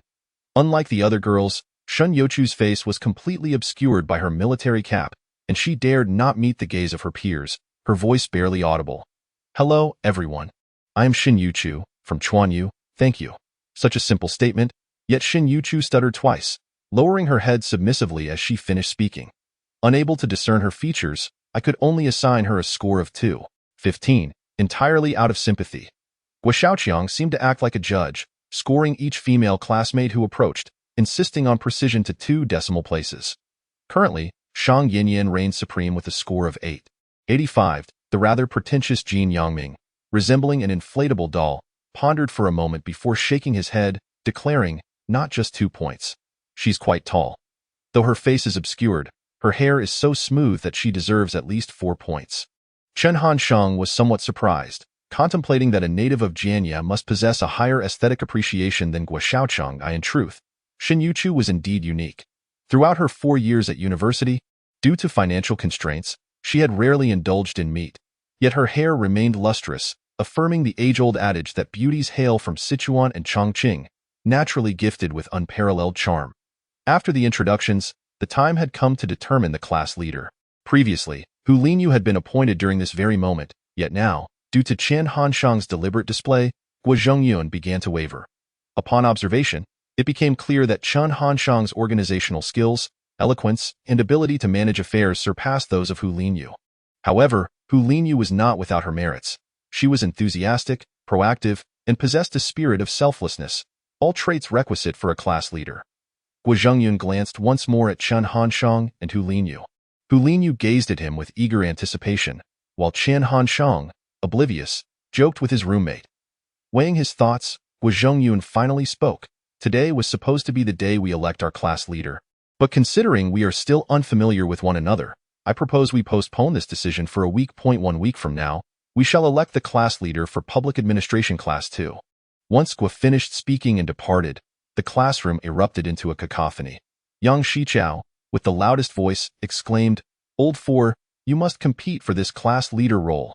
You'll need to look out for us in the future." Even Jin Yangming expressed his agreement, stating, "If you become the class leader, you'll have to help us with attendance, skipping classes, and credits." Yang Shichao and Jin Yangming were perplexed as to why Chen Hansheng should be nominated. But they personally did not wish to take on the responsibility. It seemed that apart from Chen Hansheng, no one else was more suitable. Their reasoning was straightforward. Chen Hansheng was the dorm leader, and if he were to become the class leader, he would inevitably be involved in all the good things happening in class. As everyone was still navigating their new environment, the effects of Chen Hansheng's previous organization of drinks and gatherings became evident. Other boys shared similar sentiments. Since he had supporters and was not disliked, they figured it was best for him to take on the role. After all, they all resided in the boys' dormitory, making communication convenient. This seemed like a reluctant choice akin to selecting a general from the least capable, yet consensus had been reached. Hu Linyu, upon hearing these comments, was taken aback to discover that her competitor was none other than Chen Hansheng, a boy she had held in fairly high regard. How deceptive appearances can be. With a deep sigh, Hu Linyu reflected on her clear life goal. Starting from the position of class leader, she aimed to become a selected student for the university, ultimately securing a position within the system. Thus, the class leader role was of utmost importance to her. After pondering for a considerable time in her seat, Hu Linyu finally stood up, preparing to return. Since a challenger had emerged, she must prepare to face the contest. Turning around, she noticed that only Shen Youchu remained, her roommate often the last to leave. "You know, Youchu, remember that boys who can talk are all deceivers," she advised. "You must keep that in mind." Shen Youchu lifted her head, momentarily stunned, and silently acknowledged. Unfortunately, no one could see the enchanting face hidden beneath her military training cap, which could rival the beauty of Xiao Rongyu. In the afternoon, formal military training commenced. This phase was often fraught with potential mishaps, heat strokes, anemia, and the need for special care for girls during their menstrual cycles. Unexpectedly, Class 2 of Public Administration found itself embroiled in a dispute over hair. A boy named Zhu Chenglong had long hair that nearly obscured his ears. Such trivial matters would typically be overlooked by experienced instructors. Yet this year's coaching was led by a young man. The instructor reprimanded Zhu Chenglong, who, feeling defiant, retorted, "The counselor hasn't said anything. Who are you to discipline me?" The young instructor, perceiving Zhu Chenglong's response as a challenge to his authority, angrily fetched a pair of scissors, declaring he would personally cut Zhu Chenglong's hair. At that moment, Chen Hansheng was not present. He had gone with Yang Shichao to a convenience store for cigarettes. Upon returning, he found the argument already in progress. The classmates, unfamiliar with such situations, either watched in bewilderment or rallied behind Zhu Chenglong, who was facing the instructor. As tensions rose, Hu Linyu prepared to report the matter to their homeroom teacher and the instructor's superior, only to collide with the returning Chen Hansheng. "What's the rush?" Chen Hansheng inquired. Hu Linyu briefly recounted the situation, but just as she was about to leave, Chen Hansheng interjected, blocking her path. Yang Shichao, not comprehending the gravity of the moment, assumed Chen Hansheng was flirting and also stepped in front of Hu Linyu. "Chen Hansheng, this isn't the time for jokes. Move aside," Hu Linyu urged anxiously. "You don't understand," Chen Hansheng countered. Reporting to Old Guo and the superior could lead to both Zhu Chenglong and the instructor facing disciplinary action. This matter should be resolved internally. With that, Chen Hansheng pushed through the crowd, exclaiming, "What is going on here?" The instructor glanced over, noting the tall student clad in military training attire with a cigarette dangling from his lips. Resembling a rogue. "Who are you?" The instructor furrowed his brow. Chen Hansheng tossed aside the cigarette, recognizing that the instructor was evidently opposed to smoking, since he was there to resolve the issue. He needed to diffuse any hostility between the parties involved. "Hello, instructor. I am Chen Hansheng, a student from Public Administration Class 2. After establishing his identity, Chen Hansheng continued, "May I suggest we set the scissors down before we speak? It would prevent any inadvertent injuries to ourselves or others." Although the instructor had no intention of harming anyone, emotions can run high in moments of anger. Chen Hansheng's own arm bore the marks of a bite, a result of an encounter with Xiao Rongyu. The instructor, whose pride was at stake, shot Chen Hansheng a frosty glare. "Military training does not permit long hair. I intend to give you all haircuts." Zhu Qinglong, whose most valuable asset was arguably his hair, retorted angrily, "I refuse to cut it." "What can you do about it?" "Enough of this nonsense. Can you just shut up for a moment?" Chen Hansheng snapped back at Zhu Qinglong. Zhu Qinglong, respecting Chen Hansheng's previous kindness in treating them to a meal, fell silent, partly due to gratitude and partly because Chen Hansheng's demeanor hinted at a street-smart toughness that commanded respect. Seeing Zhu Qinglong quiet down, Chen Hansheng turned his attention back to the instructor but spoke with a noticeably different tone. "Instructor, you are here to help us improve our physical and mental strength.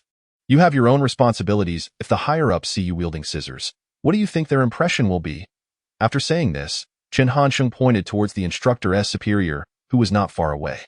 The instructor paused, realizing he had indeed been somewhat hasty. If the situation were observed by a superior, he would undoubtedly face reprimand. Yet, he still did not hand the scissors over to Chen Hansheng, instead slipping them into his pocket. Chen Hansheng nodded, satisfied that they were no longer brandishing the scissors, sensing that calm was slowly returning to the situation. Now it was time to justify the rationale for keeping long hair. Of course, Chen Hansheng supported the idea of long hair. After all, he himself did not have a buzz cut, and Shen Youchu had a cascade of dark hair tucked beneath her cap. He imagined a scenario where they might one day share a room, with Shen Youchu bashfully saying, "You're on my hair," and how lovely that would sound. While Chen Hansheng entertained such frivolous thoughts, he maintained a serious demeanor as he addressed the instructor. "You claim long hair is prohibited, but is there any law or regulation stating that college students must have buzz cuts during military training? If there is a written rule, I, Chen Hansheng, assure you I will be the first to comply." With that, Chen Hansheng removed his cap, revealing his neatly combed hair. The instructor hesitated. Indeed, there was no explicit rule. He had merely intended to assert his authority by reprimanding the students. Noticing the instructor's silence, Chen Hansheng softened his approach, suggesting, "Instructor, how about this? We'll keep our hair tucked away during training to ensure uniformity and aesthetics. What do you think?" At this point, the instructor's demeanor began to relax, and Chen Hansheng took the opportunity to approach Zhu Qinglong, whispering, "Qinglong, go apologize to the instructor to smooth things over." "Why should I? It wasn't my fault," Zhu Qinglong protested, displeased. In addressing Zhu Qinglong, Chen Hansheng adopted a more casual tone. "You've got plenty of issues. What if the instructor decides to make things difficult for our class during training? Besides, you don't need to be overly sincere, just enough to save face." Hearing this, Zhu Qinglong hesitated but ultimately walked over and half-heartedly said, "Instructor, I'm sorry." Chen Hansheng shifted his gaze back to the instructor, having done his part to preserve dignity on both sides. The seriousness of the situation should have been understood by any reasonable person. Indeed, after a brief silence, the instructor bellowed, "Public Administration Class 2. Fall in and begin military training." This pronouncement signified the resolution of the matter, with tensions dissipating and everyone's hair preserved. However, just as Chen Hansheng was about to join the ranks, the instructor suddenly called out to him. "You smoked during military training, violating school regulations. You are to run 10 laps around the field." Chen Hansheng turned, astonished, thinking how unreasonable this instructor was. Why am I being punished when Zhu Qinglong should be? Yet, he realized that resisting would only further exacerbate the instructor's ire, potentially leading to even more trouble. Running those 10 laps might appease the instructor's anger while maintaining the stability of the class during training, an acceptable bargain. After weighing his options, Chen Hansheng decided to comply, though he certainly did not relish the thought of running. "Instructor, I report that Yang Shiqiao was also smoking earlier. Can I transfer 5 laps to him?" Yang Shichao, who had been joking around in line, froze at this declaration. In a way, the instructor flatly rejected. Yang Shichao, step forward. You'll run 10 laps too. On the sweltering, windless field, two boys in military training uniforms were drenched in sweat as they ran. Damn you, Chen Hansheng. Why did you drag me into this? One person is too boring. I'll treat you to a soda at dinner. I don't want soda.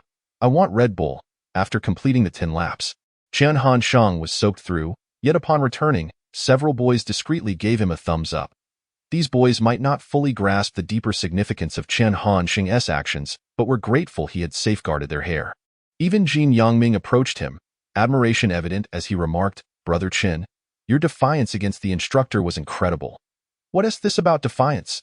Chen Hansheng, not wanting to deepen the rift between the class and the instructor, casually retorted, Zhu Qinglong, that idiot, couldn't he even tie his hair back, and I ended up running 10 laps for nothing. Chen Hansheng intentionally made this comment for Zhu Qinglong's ears. Zhu Qinglong turned and grinned. Class leader, I'll treat you to dinner tonight. Yang Shichao quickly chimed in, don't forget about Uncle Yang. And just like that, the incident faded away. Under Chen Hansheng's careful mediation, no negative repercussions lingered. Hu Linyu, who witnessed the entire affair, felt immense pressure. It seemed the boys had united under Chen Hansheng's leadership, leaving her with no choice but to rally the girls. After dinner, with no military training to attend to, Hu Linyu purchased soda, desserts, and fruits, distributing them among the female dormitories. In the process of fostering connections, she reiterated her desire to run for class leader. This method felt somewhat humble and, for these freshmen, rather abrupt and pragmatic. After Hu Linyu departed, some girls, munching on the free snacks, remarked, Hu Linyu is so eager to be in power that she resorts to these tactics to win hearts. No wonder they say university is like a small society. Indeed, I think Chen Hansheng is quite impressive, exhibiting a true masculine spirit. He was incredibly cool when he stood up to the instructor. He wasn't unattractive, but having a male class leader posed numerous inconveniences. Some matters within the class couldn't be directly communicated, especially since they couldn't just stroll over to the boys' dormitory. Given these fruits, I might just cast my vote for Hu Linyu when the time comes. While Hu Linyu was making her moves, Chen Hansheng was not idle either. He had procured a small item as well, 2 decks of playing cards for 3 yuan each. After military training, around 8 or 9 o'clock, Chen Hansheng, shirtless and cigarette in mouth, with poker in his pocket and flip-flops on his feet, pushed open the doors of the other boys' dormitory, quickly igniting a raucous uproar. Wake up, you sluggards. It's time for cards. Stop watching those videos. Let us play. At first, not many responded, but as more players gathered, in an age where computers and smartphones were not prevalent, the single male students quickly became enamored with this collective activity. By the second and third nights of military training, the boys eagerly anticipated the chance to gather for a game. During this process, aside from the 2 decks of cards, a bottle of water, and a pack of cigarettes, Chen Hansheng indulged in plenty of local delicacies without once mentioning his candidacy for class leader. Surprisingly, the other boys began to view him as the de facto leader, jokingly requesting that he tilt the class's favorable circumstances in their direction. This was a parallel effort between Chen Hansheng and Hu Linyu in their respective circles for the position of class leader, with similar outcomes. The girls had their own considerations, but in terms of camaraderie and dignity, Chen Hansheng managed to uphold his image while also safeguarding the integrity of the class leader role. Yet, the unspoken contest did not conclude there. Occasionally, the counselor Guozhongyun would come to observe during military training, as mandated by the school.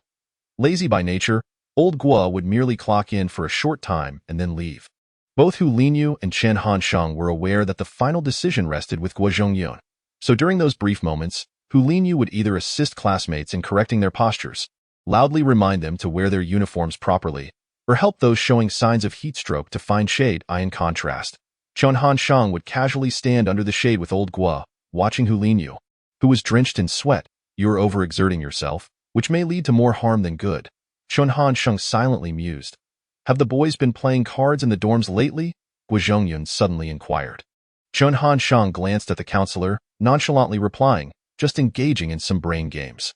Old Guo nearly burst into laughter, marveling at Chen Hansheng's audacity in openly referring to card games as intellectual exercises.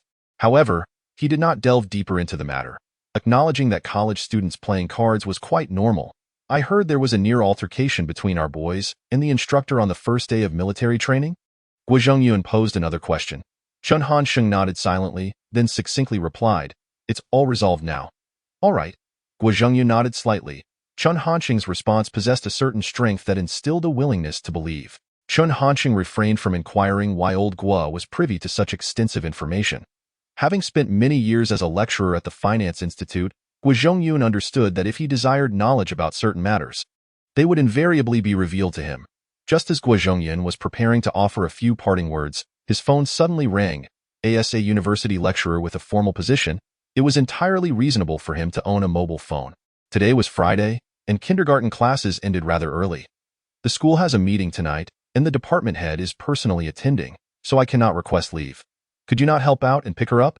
You're busy at the hospital all day. I've already mentioned hiring a nanny, yet you're worried about child abuse.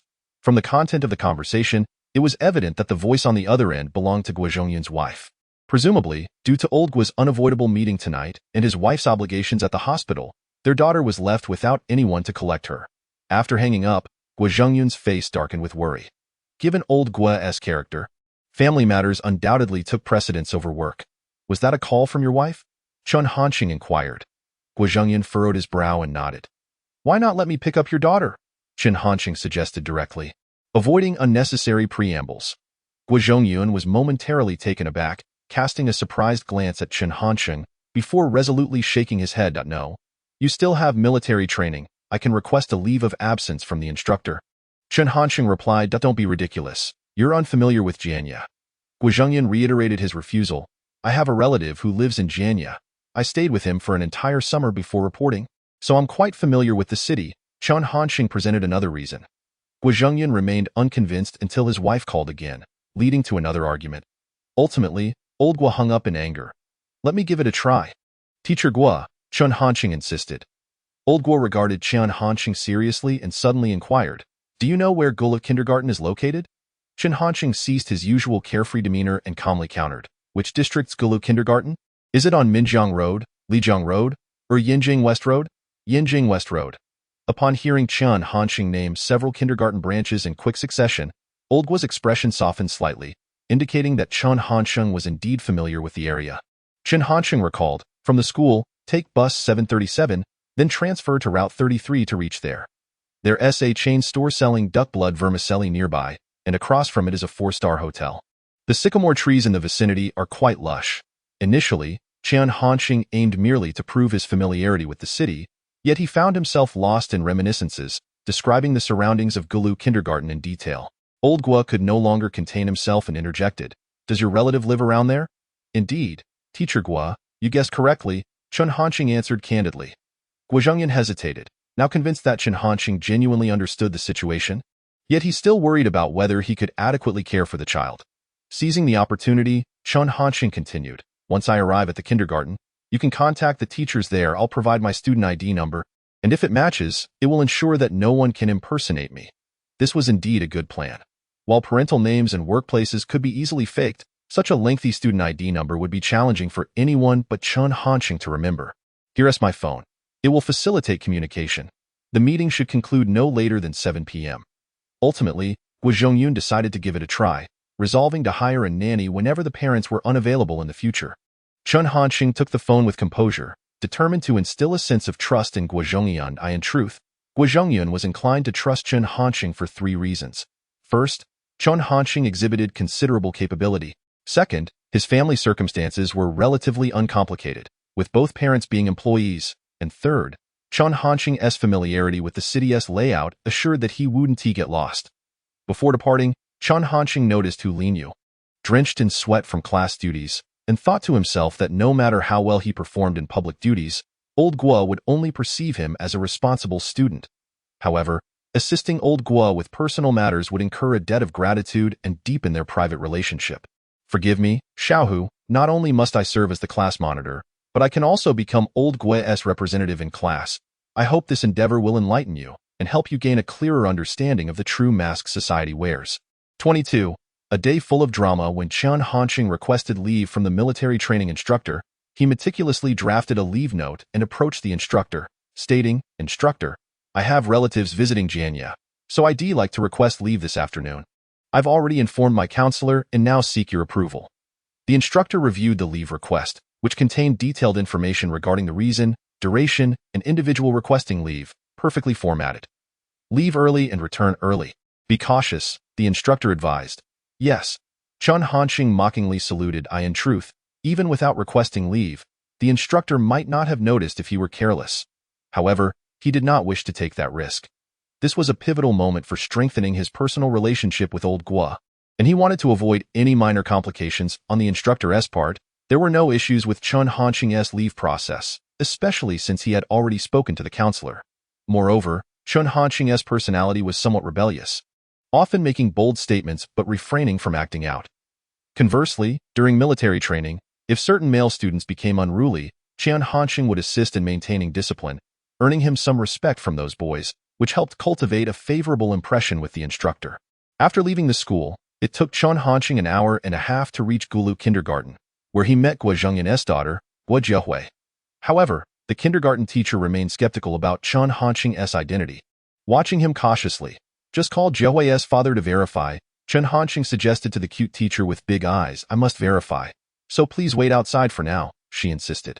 She first dialed Gua Zhengyan's mobile phone, only to discover it was in Chen Hansheng's possession, and switched to the landline instead. The teacher clearly explained the situation over the phone while scrutinizing Chen Hansheng, likely describing his appearance. Jiaye's father wants you to provide your student ID number.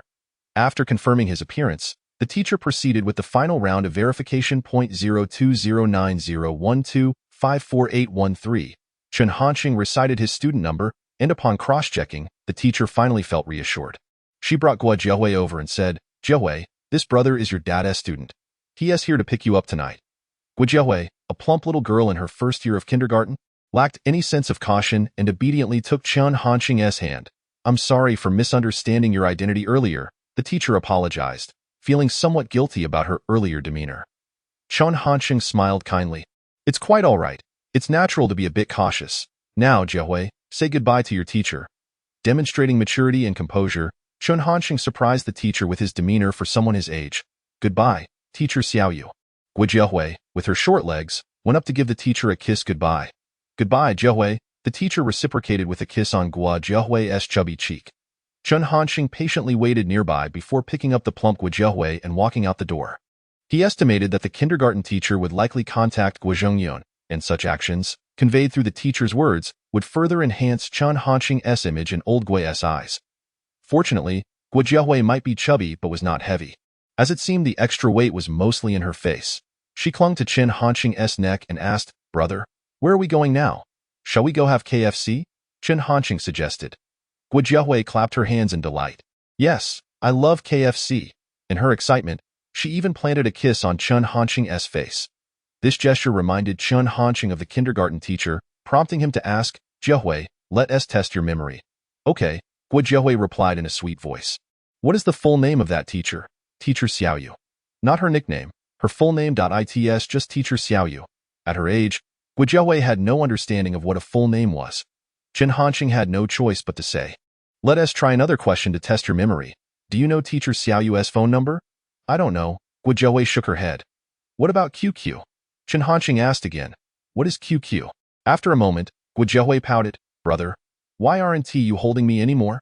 I'm tired. I don't want to hold you. In a nearby KFC, Chen Hansheng bought Gua Jianye hamburgers, fries, and chicken wings, while he opted for a cup of coffee, casually reading the newspaper he had just purchased. After finishing her meal, Gua Jianye went to play on the slide, where other children were also enjoying themselves, their laughter ringing out amidst the warm evening air. Around 7 p.m., Chen Hansheng's phone rang. Hansheng, I've finished the meeting. Where are you now? Teacher Gua, I'm at the KFC in Gulu Square with Jianye. I know the location. I'll be there in about an hour. Thank you for your trouble. After hanging up, Chen Hansheng smiled broadly, pleased to have evolved in old Gua's eyes from Chen Hansheng to simply Hansheng. Around 7:30 p.m., Chen Hansheng called Gua Jianye over, wiping the sweat from her forehead, and asked, Are you tired, Jianye? I'm not tired, Gua Jianye insisted, trying to wriggle free to continue playing. No, I believe you should be tired, Chen Hansheng insisted, refusing to let her go. Just as films build to a climax, today also deserved a perfect conclusion. Neglecting the newspaper, He cradled Guo Jiahui in his arms and began recounting a children's story from memory. Guo Jiahui had played for too long and was, in fact, starting to feel fatigue. Although she didn't want to sleep, her eyelids grew heavy, and she eventually dozed off before Guo Zhongyun and his wife arrived. Thus, old Guo and his wife were greeted by a heartwarming scene. Through the transparent glass window of KFC, Chen Hansheng held Guo Jiahui gently, his gaze serene and kind, his arms swaying gently to ensure Guo Jiahui was as comfortable as possible. The couple exchanged glances, and his wife remarked, "I didn't expect Jiahui to bond so well with your student. His name is Chen Hansheng. His abilities and character are quite commendable. I suppose I owe him a favor tonight." Guo Zhongyun replied, that moment. Chen Hansheng noticed Guo Zhongyun approaching and softly said, "Jiahui is very well behaved. Taking care of her is not tiring at all." Guo Zhongyun's wife, ever gracious, observed her daughter's rosy and healthy complexion, soundly asleep, and from the car, she retrieved a bag of fruit, saying, "Thank you, Xiao Chun, for coming all this way to help us with our child. Teacher, you're too kind and I wanted to take a stroll anyway. Military training has been exhausting." Chen Hansheng smiled, deflecting the praise. "Since you've called me teacher, then take the fruit home. Also, do come over for dinner this weekend. Old Guo, you must remember this," she added. Guo Zhongyun nodded in agreement. "Take the fruit. I'll escort you to the bus stop. In the future, be sure to set a good example in class." Chen Hansheng felt a stirring in his heart and silently accepted. After another hour of travel, Chen Hansheng finally returned to Jiangling University City. Initially planning to take the fruit back to his dorm, he changed his mind at the entrance and approached a public phone booth to dial a number. Xiao, I'm at the gate of your school. I know military training has been tough these past few days, so I brought you some fruit. Come down and get it quickly. Point 23. I need to consider this carefully." Xiao Rongyu had probably just taken a shower. Clad in a delicate knee-length nightgown, her damp hair cascading over her shoulders, she appeared slightly dazed as she emerged from the school gate, only noticing Chen Hansheng after a while. "You called me out this late. I was about asleep," Xiao Rongyu pouted in complaint. However, upon noticing the fruit in Chen Hansheng's hand, her expression brightened. "The fruit from the school convenience store isn't very fresh. Where did you get these grapes and cherries?" "I bought them at the nearby Yiwu Commodity Center," Chen Hansheng replied, tossing away a cigarette. "But, Xiao Rongyu said, touched. These fruits are quite expensive. You don't need to buy them for me in the future." Chen Hansheng thought to himself that in the future, he wouldn't have the opportunity. Had it not been for the recent start of the semester, he wouldn't have had a chance to approach Shen Youchu, and thus wouldn't he have bought the fruit for her. "As long as you like them, that's all that matters," Chen Hansheng replied, feigning sincerity. Xiao Rongyu regarded Chen Hansheng with a complex expression. In terms of looks, she surpassed the earlier teacher Xiao Yu, and having just showered, she exuded a faint, pleasant fragrance that was quite comforting. At that moment, Chen Hansheng's stomach growled audibly. He had consumed nothing but coffee that evening and had yet to eat. "Did you skip dinner?" Xiao Rongyu noticed. "I had planned to eat, but buying the fruit left me with no money." "Do you have any cash?" Chen Hansheng lied effortlessly. Xiao Rongyu replied, "I have only 10 yuan. I was planning to buy some hairpins." She opened her palm to reveal a 10 yuan bill. 10 yuan will only buy 2 grain pancakes, Chen Hansheng lamented. On the road between Dongda and the Finance Institute, street vendors set up stalls in droves after 6 p.m., primarily offering food to satisfy the late-night cravings of bored university students. Chen Hansheng used his 10 yuan to purchase 2 grain pancakes with added eggs and ham, then forcefully requested a cup of juice from the vendor, casually finding a spot to sit and eat. Xiao Rongyu stood nearby, peeling grapes, occasionally advising Chen Hansheng to eat more slowly. "Xiao Rongyu," a voice of surprise suddenly called out from nearby as a boy quickly approached. "Senior Zhang, hello," Xiao Rongyu greeted politely. Chen Hansheng lifted his gaze, noting from the boy's attire that he was at least a junior, as no freshmen or sophomores would tuck a white shirt into dress pants. Chen Hansheng then resumed his focus on devouring his food. "I just returned from an internship at the institute, and didn't expect to run into you here," the boy remarked, eyeing Chen Hansheng curiously. Likely assessing the nature of the relationship between Xiao Rongyu and Chen Hansheng, heard from the teachers that Senior Zhang has joined the Jianye Geological Research Institute at the Chinese Academy of Sciences. "Congratulations," Xiao Rongyu said with a smile, her tone maintaining a certain distance. The senior could sense this distance in their interaction and, noticing that Xiao Rongyu had not introduced Chen Hansheng, directly asked, "Is this your junior?" Having just finished his pancake, Chen Hansheng was about to light a cigarette when he heard the question and waved his hand, saying, "I'm from the opposite school, a high school classmate of Xiao Rongyu's. "Would you like a cigarette?" "Thank you, but I don't smoke," the senior replied. Upon learning that Chen Hansheng was a student from the Finance Institute, Senior Xing visibly relaxed, assuming that Xiao Rongyu would likely not be interested in a boy who smoked and came from a second-tier school. "I'll head back now. Tomorrow the professor will take us to apply for an important project, and I need to help draft the documents." Senior Xing's seemingly casual remark carried an undertone of boasting as he turned to leave without a glance at Chen Hansheng. "Our senior from our department is in his final year, and even before officially graduating, he has already been recognized by the Chinese Academy of Sciences. He came to our class looking for a lab assistant once." Xiao Rongyu paused momentarily, prompting Chen Hansheng to look up and ask, "And then, he chose me, Dao." Chen Hansheng responded blandly. "However, I didn't accept." Xiao Rongyu suddenly smiled, a hint of pride in her tone. Yet upon seeing Chen Hansheng's lack of reaction, her mood soured slightly. "You only know how to smoke. You didn't have this habit before. It seems as though you possess a profound understanding of my character." Chen Hansheng chuckled softly, rising to his feet as he stated, Let us go. Let us go. I shall escort you back to school. You're even more verbose than my mother." The academic atmosphere at Donghai University is markedly superior to that of the Financial Institute. The study rooms are brightly lit, and beneath the campus streetlights, students can be heard vociferously reciting English. The artificial lake mirrors the clouds and moon above, forming a vivid and colorful ink-wash painting. A gentle breeze stirs, the water remains undisturbed, and my heart finds an unusual tranquility. It appears that the disdain shown by my classmate for me is not unfounded. The disparity between a 985 university and a second-tier institution lies not only in the quality of education but also in the diligence of the students. Individuals like Shen Youchu are indeed a rarity. Meanwhile, the couples at the Financial Institute might be hiding in some corner, exploring the anatomy of the opposite sex. "What are you mumbling about?"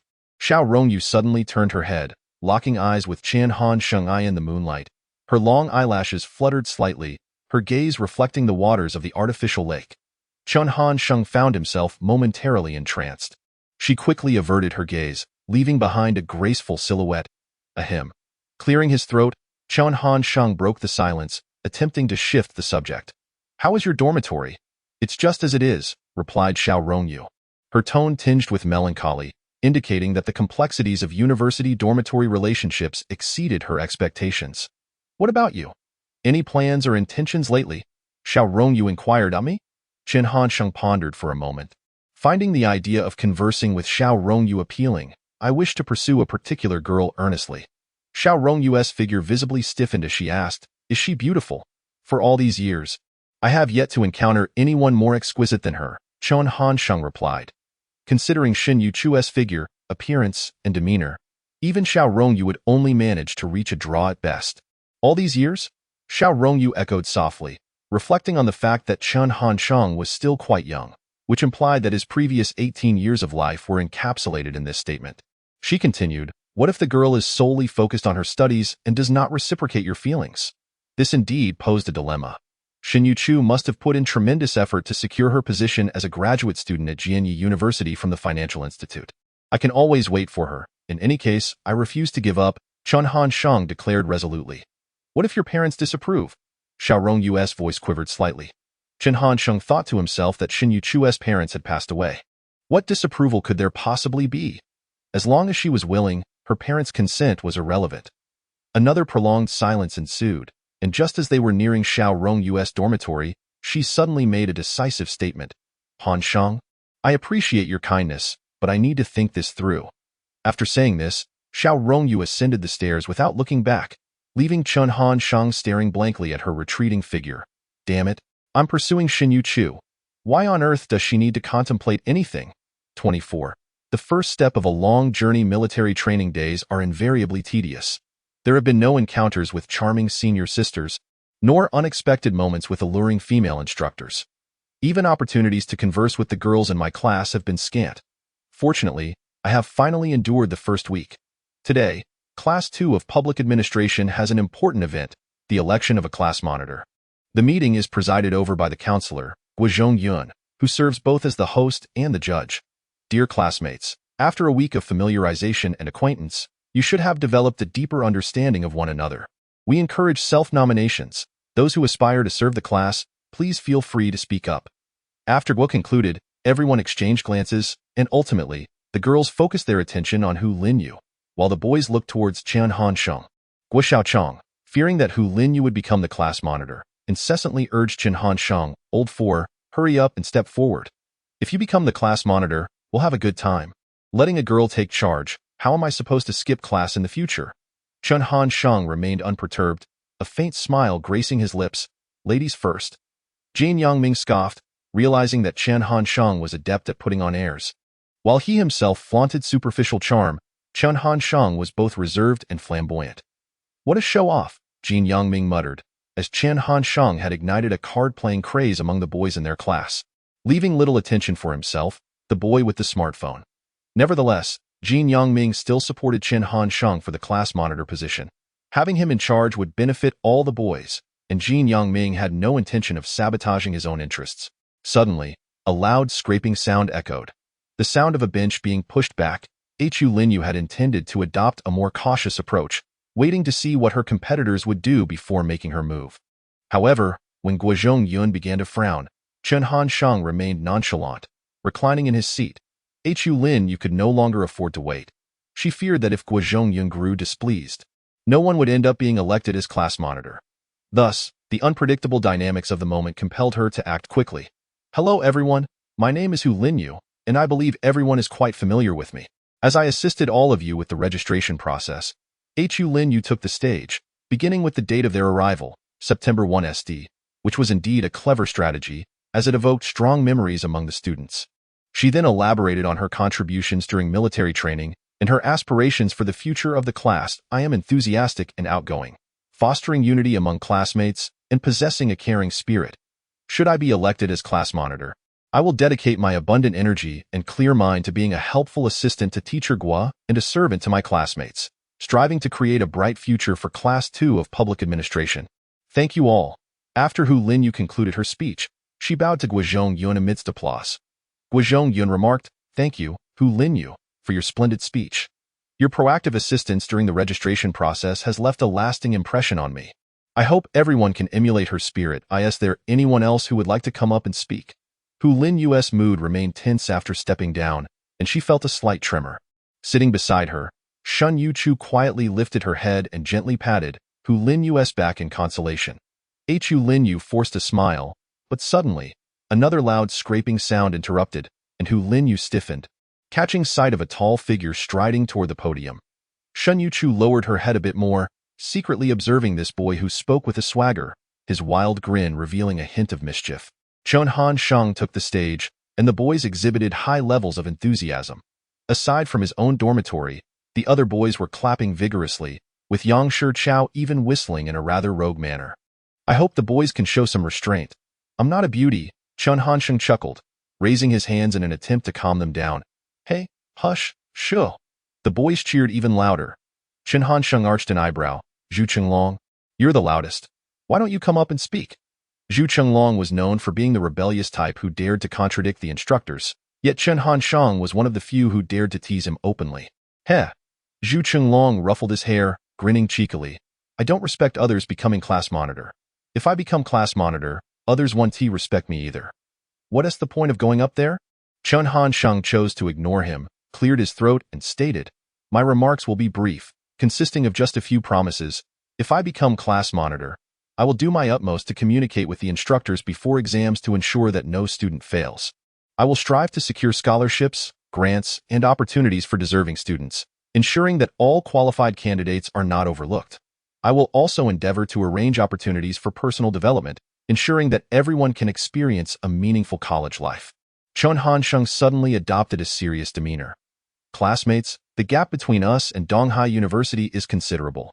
Since our starting point is lower, we must compensate in other areas. If we lag behind, we must strive to catch up. If we are lost, we must study. If we are ignorant, we must socialize. If we wish to improve, we must practice self-discipline. The classroom gradually fell silent. Some students were unable to adapt to the earnestness of Chen Hansheng, while others found his words resonated deeply within them, far more grounded than Hu Linyu's lofty rhetoric. This was precisely why Chen Hansheng had chosen to speak later. Hu Linyu had spun a tale of fanciful dreams, while he had pragmatically addressed the current realities, be it exams, scholarships, or personal development. After Chen Hansheng concluded and returned to his seat, Yun calmly remarked, Chen Hansheng possesses many commendable qualities. His organizational, coordination, and leadership skills are particularly outstanding. Are there any other classmates who wish to come forward for the election? After asking 3 times without a response, Yun decisively closed the door on the matter. Now, let us proceed to a show of hands in favor of Chen Hansheng and Hu Linyu. As expected, Hu Linyu garnered the votes of all the female students, while Chen Hansheng received the support of all the boys and some of the girls. Thus, the class monitor for Class 2 of Public Administration was finally determined. Chen Hansheng emerged as the unexpected victor, akin to a dark horse straying from the historical trajectory. Yun breathed a sigh of relief. With Chen Hansheng so well-liked, he need not exert his authority as a counselor to enforce the decision, thereby avoiding any potential backlash. The boys were naturally elated. Although Chen Hansheng appeared somewhat rogue, he was quite loyal and could garner respect from his peers. The girls, though somewhat disappointed, raised no objections. After the meeting adjourned, Hu Linyu walked despondently through the campus. Having lost the election, she suddenly felt that her university life was devoid of meaning. Hu Linyu. Suddenly, someone called her name from behind. She turned around to find it was Chen Hansheng, still wearing that carefree smile.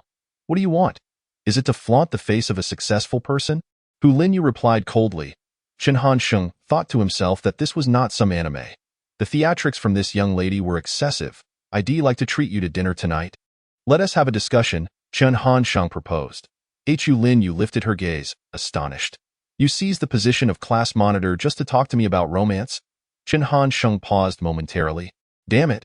It seems that self-satisfied women are not limited to just Xiao Rongyu. 25. The class monitor's surname is Tang. Sweet to the point of sorrow, what is it that you wish to discuss?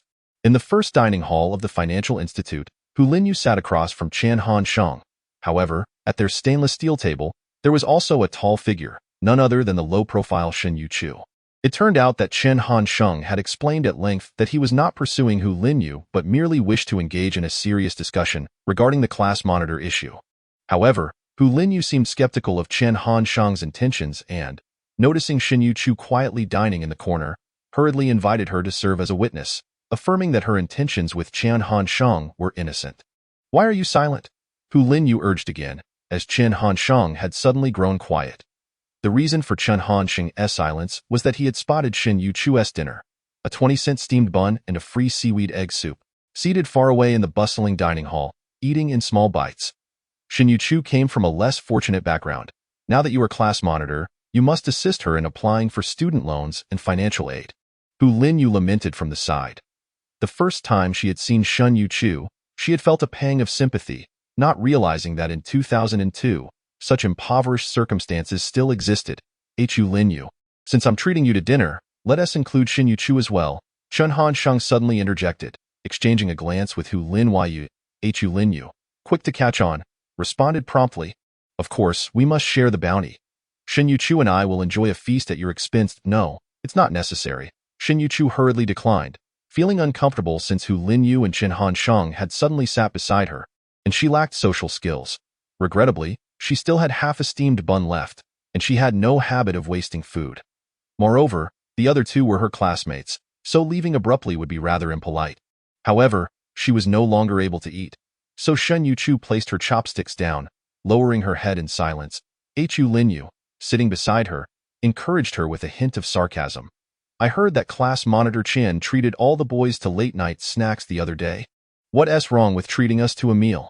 Sit down and don't leave. Hu Linyu commanded, taking Chen Hansheng's meal card in a fit of frustration, likely predicting that this dinner would not be inexpensive. Chen Hansheng paid little mind. He was too busy focusing on the treasure of a girl sitting before him. Upon closer observation, one could indeed discern that Shen Youchu was a rare beauty. For instance, her smooth forehead, the occasional glimpse of her enchanting eyes, and the slightly parted rosy lips when she was flustered. Of course, there was also her figure beneath the military training uniform. Damn, at 1.7 meters tall, even if she were a mere slender bamboo pole, she would still be striking, not to mention her 36D figure. Chen Hansheng muttered in frustration, reflecting on how foolish he had been not to notice such a treasure of a girl who had been by his side for 4 years. highlighting the superficiality often found among college students who preferred to pursue flashy and insubstantial individuals. Shen Youchu likely had never dined with boys before, particularly with Chen Hansheng's gaze penetrating her, making her feel as though she were unclothed. Just as she was about to bury her head beneath the table, Hu Linyu returned with several dishes, including fish, shrimp, meat, and eggs. It appeared she had scoured the dining hall for the most expensive meat available. A total of 117 yuan, Hu Linyu declared proudly. Shen Youchu was taken aback. That amount was roughly her food budget for over a month. As long as you're happy, Chen Hansheng said, unfazed. Now, please tell me, what is it that you wish to discuss? Only then did Hu Linyu feel her anger dissipate slightly, prompting her to seriously inquire about Chen Hansheng's motivations. Hu Linyu, what is your reason for wanting to be class monitor? Chen Hansheng asked. Hu Linyu intended to deflect with some altruistic reasons for serving the class, but Chen Hansheng seemed to anticipate this and interrupted her. If you truly do not wish to converse, then simply enjoy this meal in silence, as if I had never approached you. Hu Linyu abruptly fell silent. After a long pause, she finally said, in the future, I want to be a civil servant. Having class monitor experience would be beneficial. Chen Hansheng chuckled inwardly. Hu Linyu was still not being entirely truthful. In reality, her ambition was to become a selected civil servant, a position that was quite limited, and she likely feared competition. However, this degree of honesty was sufficient, at least indicating that Hu Linyu was interested in continuing the conversation. Chen Hansheng nodded. No wonder you were so intent on becoming class monitor.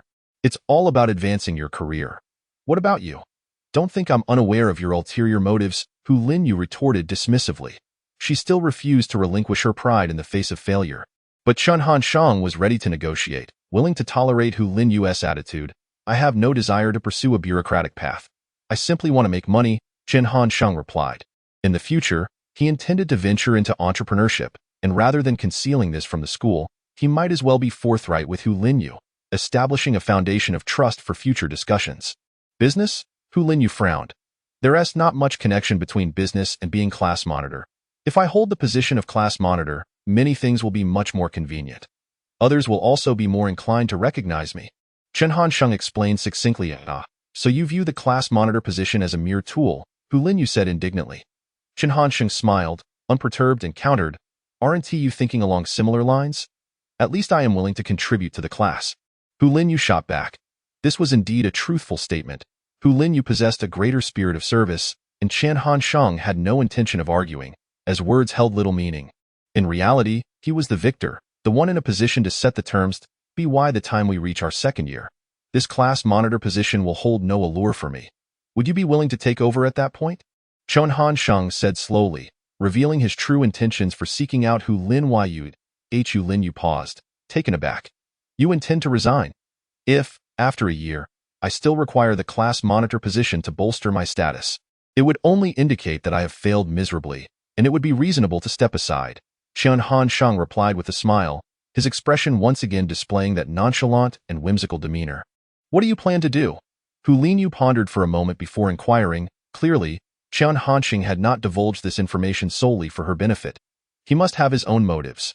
Meanwhile, Shen Youchu, who was seated nearby, felt increasingly restless upon overhearing these confidential discussions. Both Chen Hansheng and Hu Linyu were prominent figures in Class 2 of public administration, and Shen Youchu sensed that she ought to remain uninvolved.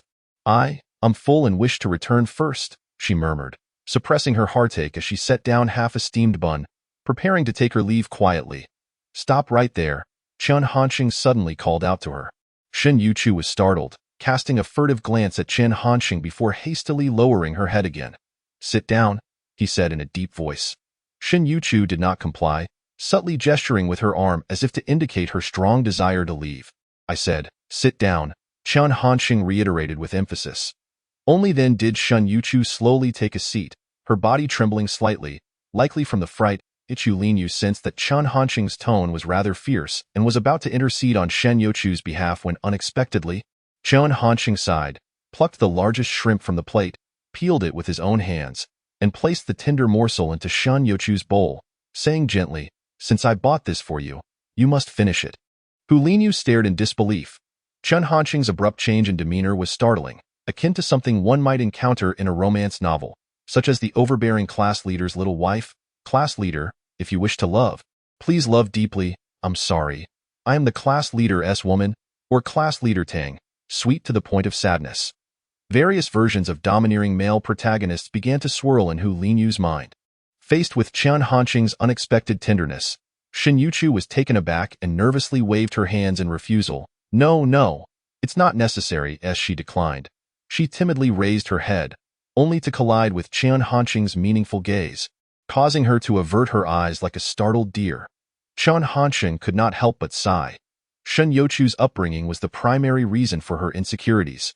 Even if she realized she might be more beautiful than other girls, such physical attributes could very well become a psychological burden.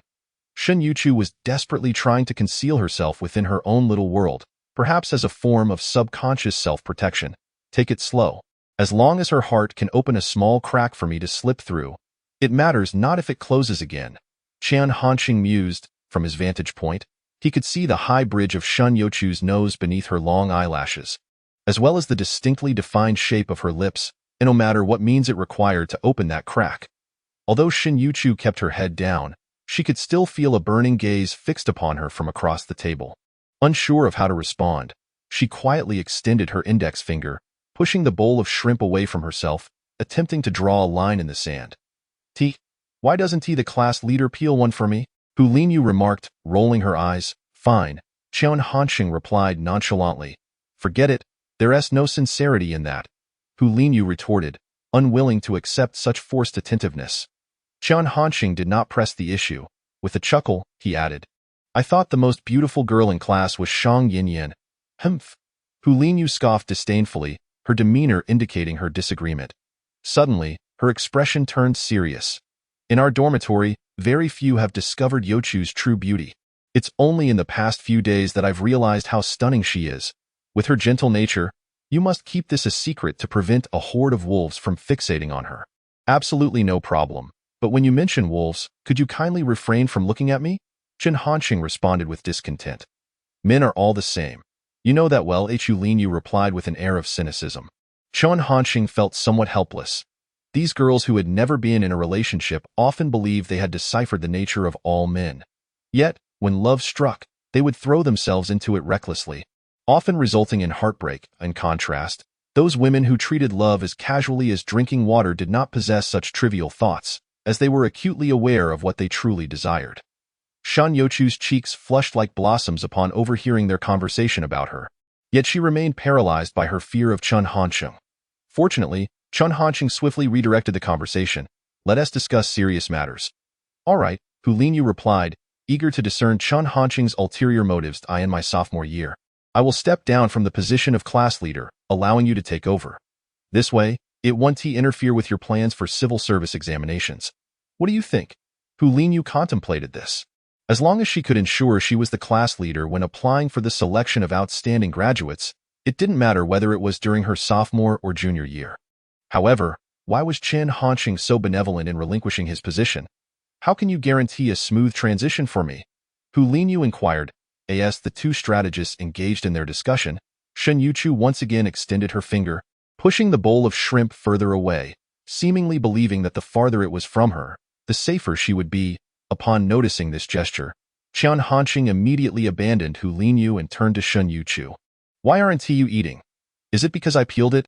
No, I'm fine with just the bun, Shen Youchu replied, seemingly having picked up that half-cold bun again at some point, having already taken a few bites. Observing Shen Youchu's resistant and uncooperative attitude, Chen Hansheng felt a flare of irritation arise within him. Is the bun really that delicious? Let me have a taste. With that, Chen Hansheng abruptly snatched the half-eaten bun from Shen Youchu's hand and, to her astonishment, stuffed it into his mouth, swallowing it in a few quick bites.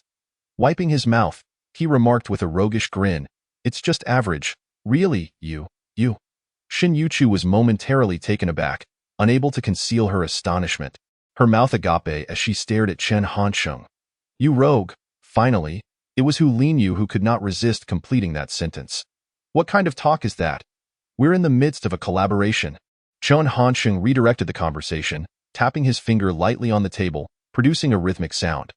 How to transition the class leader role to you is a matter I have a plan for. During your freshman year, you can serve as the class committee secretary, taking on the daily affairs of the class, gradually establishing your image among your peers and old goo. After I step down in my sophomore year, you will be able to take over seamlessly, that he added. Moreover, serving as the committee secretary could also facilitate your early initiation into the party, which would greatly benefit your civil service examination prospects. Although Hu Linyu could be somewhat short-sighted, she was no fool and immediately retorted, I see. You want me to shoulder the responsibilities of the class leader while you pursue other endeavors, all the while reaping the rewards of my hard work. What kind of deal is that? Hu Linyu was quite incensed, feeling that Chen Hansheng was merely occupying a position without fulfilling any duties. Chen Hansheng chuckled, the achievements belong to everyone. What is mine now will ultimately be yours. This statement resembled a tongue twister, yet upon careful consideration, it bore a philosophical undertone. He continued, I want to be entirely absent from responsibilities. You will handle the minor matters while I will only step in for the major ones. What constitutes a major matter, and what is a minor one? Hu Linyu sought clarity on this concept. Anything you cannot resolve is a major matter, Chen Hansheng confidently stated. Hu Linyu felt a twinge of displeasure. Chen Hansheng's implication was that his abilities surpassed hers, which, while likely true, still irked her. Shen Youchu felt her head buzzing. First, she had never anticipated that Chen Hansheng would eat the bun that had been in her mouth, which was tantamount to a kiss. Second, he was treating the position of class leader as a bargaining chip. She glanced at Hu Linyu, finding her roommate still seriously considering Chen Hansheng's proposal, and Shen Youchu deemed Chen Hansheng to be exceedingly perilous, leading Hu Linyu down a dubious path. Seizing upon Hu Linyu's moment of contemplation, the dangerous figure of Chen Hansheng spoke again, though this time more gently. Shrimp is high in protein and not as greasy as meat. It's perfectly fine for you to indulge a bit. Observing that Shen Youchu still hadn't eaten, he simply picked up a shrimp and offered it to her mouth, saying, Here, let me feed you. Shen Youchu's face flushed crimson as she tightly closed her mouth, turning her head to evade him. Chen Hansheng grinned mischievously, If you refuse to eat, I'll just keep holding it up. The dining hall was bustling with activity, and it was likely they would encounter classmates from their class again. With Chen Hansheng's determination and audacity, he truly could hold it indefinitely. Tears welled in Shen Youchu's eyes, but fearing the gaze of others, she reluctantly opened her mouth, taking a bite of the shrimp he offered, as if swallowing poison. What if I don't agree? At this moment, an unwilling Hu Linyu sought to resist. In that case, I'll simply work a little harder, managing class affairs while pursuing business opportunities, and I can also seek out other collaborators, but you will be left with no options. It's quite rare for class leaders to be replaced in college. Chen Hansheng replied nonchalantly, then added fuel to the fire. I could help you secure the committee secretary position first. Whether you choose to accept it or not is entirely up to you. In truth, arranging for Hu Linyu to become the committee secretary was no great challenge. Every class must have both a class leader and a committee secretary. Although Hu Linyu had lost to Chen Hansheng in the competition for the class leader role, it proved that she possessed a certain degree of support among her peers. Therefore, when Chen Hansheng proposed Hu Linyu for the committee secretary role to Gu Zhongyun, old Gu would undoubtedly agree without requiring a formal election meeting. As the two power players negotiated, Shen Youchu dared not allow Chen Hansheng to feed her any longer. She took it upon herself to obediently consume several large shrimp, then anxiously set down her chopsticks. I'm full. Chen Hansheng acknowledged her with a grunt. He sought to gradually guide Shen Youchu toward consuming more protein to enhance her physical health, but for now, he could only begin with fish and shrimp, as other meats might be too greasy for her delicate stomach. Originally, Hu Linyu had intended to confront Chen Hansheng, but she found herself unexpectedly devoid of appetite after being swayed by his reasoning, ultimately yielding to the temptation of becoming an outstanding graduate. While agreeing, she also issued a serious warning, Chen Hansheng, do not deceive me. How could I? I have always been sincere with you, Chen Hansheng replied with a cheerful demeanor. Dealing with such a shameless rogue, Hu Linyu could not help but retreat, hastily dragging Shen Youchu away, leaving behind a table laden with sumptuous dishes. Chen Hansheng would not confine himself to the role of class leader. That was merely a stepping stone, ultimately meant to be entrusted to the most suitable individual. But of course, Hu Linyu did not come away entirely empty-handed. Through her interactions with Chen Hansheng, if she could glean even a fraction of his so-called rogue spirit, she would likely avoid many pitfalls within the system in the future. That evening, Chen Hansheng was in good spirits, purchasing 2 bottles of beer from the cafeteria, leisurely finishing off the meat on the table before stepping out of the dining hall at 8 p.m. The summer nights at the Finance Institute were still quite lively, with many senior female students clad in shorts, showcasing their long legs as they strolled through the campus. Passing by the artificial lake, he noticed a few shadowy couples amidst the trees and suddenly felt a mischievous impulse. Discarding his toothpick, he shouted, "The inspection team is coming! Run!" Swish, swish, swish from the hills, by the lake, and within the bushes, numerous couples sprang up, some hastily pulling up their trousers. Observing their flustered states, Chen Hansheng burst into laughter, disregarding the curses thrown at him from behind, striding confidently under the gentle moonlight. Upon returning to the dormitory, Chen Hansheng noticed a cluster of boys gathered together, some of whom were embroiled in heated arguments. Among them, Gu Xiaoqiang and Zhu Chenglong were particularly animated. As soon as Gu Xiaoqiang saw Chen Hansheng enter, he eagerly pulled him over, saying, "Old four, settle this for us." Zhu Chenglong insists that Bai Yongshan scored higher than Shang Yinyan, but based on a comprehensive assessment of body, temperament, and style, Shang Yinyan still won by a margin of 0.73 points. Zhu Chenglong was equally obstinate, spitting as he retorted, "Shang Yinyan lacks purity. Bai Yongshan has an adorable demeanor, which surely adds to her points. Enough with that. My scoring system is grounded in scientific principles and cannot be altered arbitrarily. Your so-called scientific basis is merely a fabrication." The two argued vehemently, their faces flushed with passion, each rallying their supporters. Chen Hansheng chuckled as he pushed them apart and headed towards the bathroom with a basin of water. University students always had lively minds. By the time Chen Hansheng returned from his shower, they had abandoned the debate over which girl scored highest and were now seriously engaged in a game of tractor. The next morning brought the tedious military training again, a monotonous routine that finally concluded after a week. The freshman military training culminated with a 20-kilometer hike, marking the official commencement of their true university lives. Chen Hansheng kept his word, indeed promoting Hu Linyu to the position of committee secretary. While Hu Linyu felt she should express her gratitude, she ultimately concluded that she had been at a disadvantage, and thus quietly took on the daily responsibilities of class management. Military training schedules across various universities in Dong Province were almost identical. After the Finance Institute wrapped up, other institutions like Dongda, the University of Science and Technology, and the Aerospace Institute also finished their training. With a 2-day break in between, everyone generally sought out their former high school classmates to share experiences, vent about eccentric roommates, and exchange new life experiences. The students from Port City were no different. Wang Zibo and Gao Jiaoyang, along with several classmates from Xianing University Town, arranged to meet at the Yiwu Commodity Center, with Chen Hansheng and Xiao Rongyu serving as hosts. The process remained the same, chatting, dining, and touring the school. Wang Zibo was exceedingly delighted to see his good friends, disregarding Chen Hansheng's disdainful expression, and insisted on a loving hug.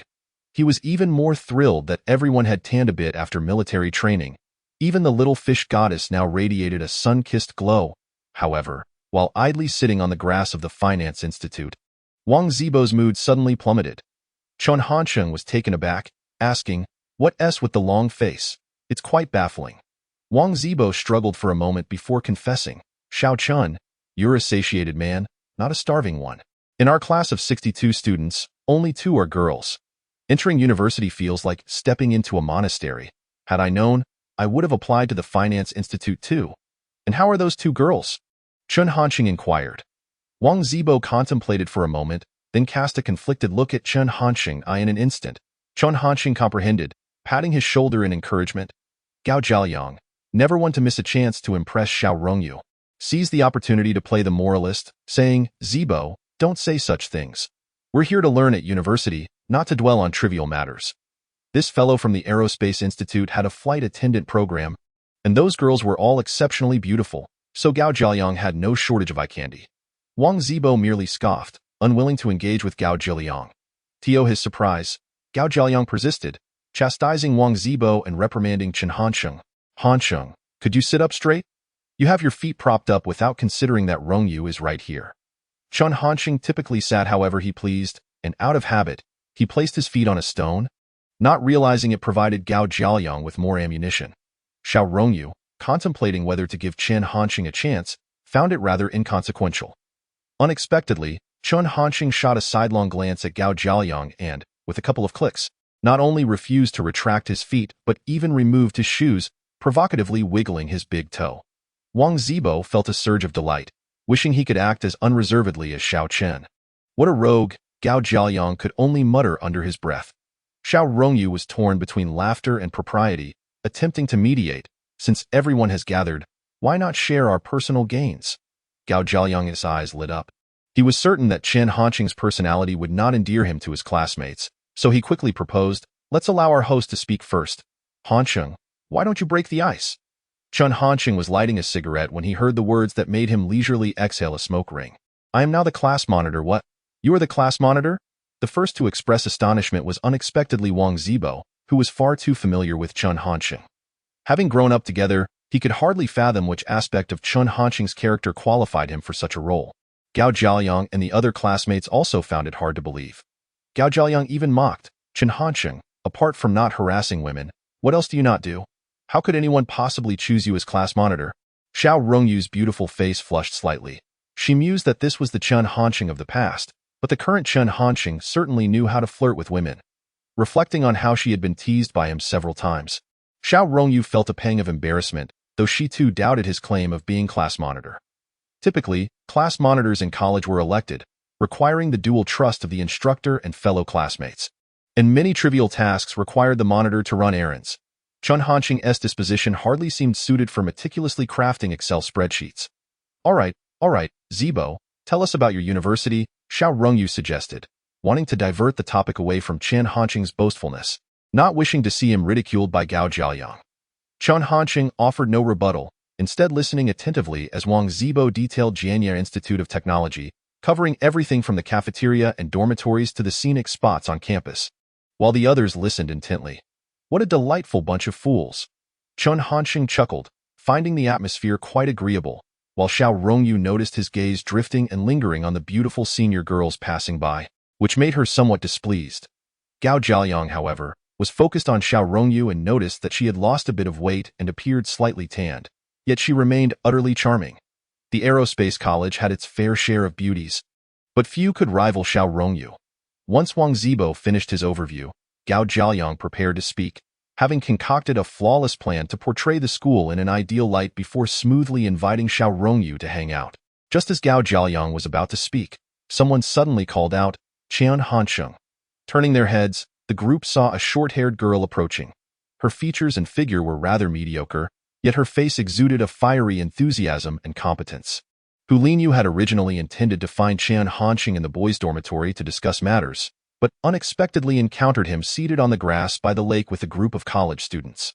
This scene was familiar to her, as she had just met with her high school classmates. Chen Hansheng, with the semester officially commencing, our class needs to organize various activities. Should we gather everyone to discuss how much class fees to collect? Hu Linyu inquired. The college students from Port City were momentarily taken aback, particularly Gao Jiayang, who felt something was amiss. Chen Hansheng shook his head, saying, a collective discussion isn't suitable. There will always be someone who thinks the fees are too high, which could undermine class unity in the execution of tasks. Let us establish a standard and you can collect 50 yuan from each person. Isn't 50 yuan a bit much? Hu Linyu hesitated. Not at all. That's the amount, Chen Hansheng replied, pulling a 100 yuan note from his pocket and handing it to Hu Linyu. I don't have change to give you right now. Hu Linyu frowned.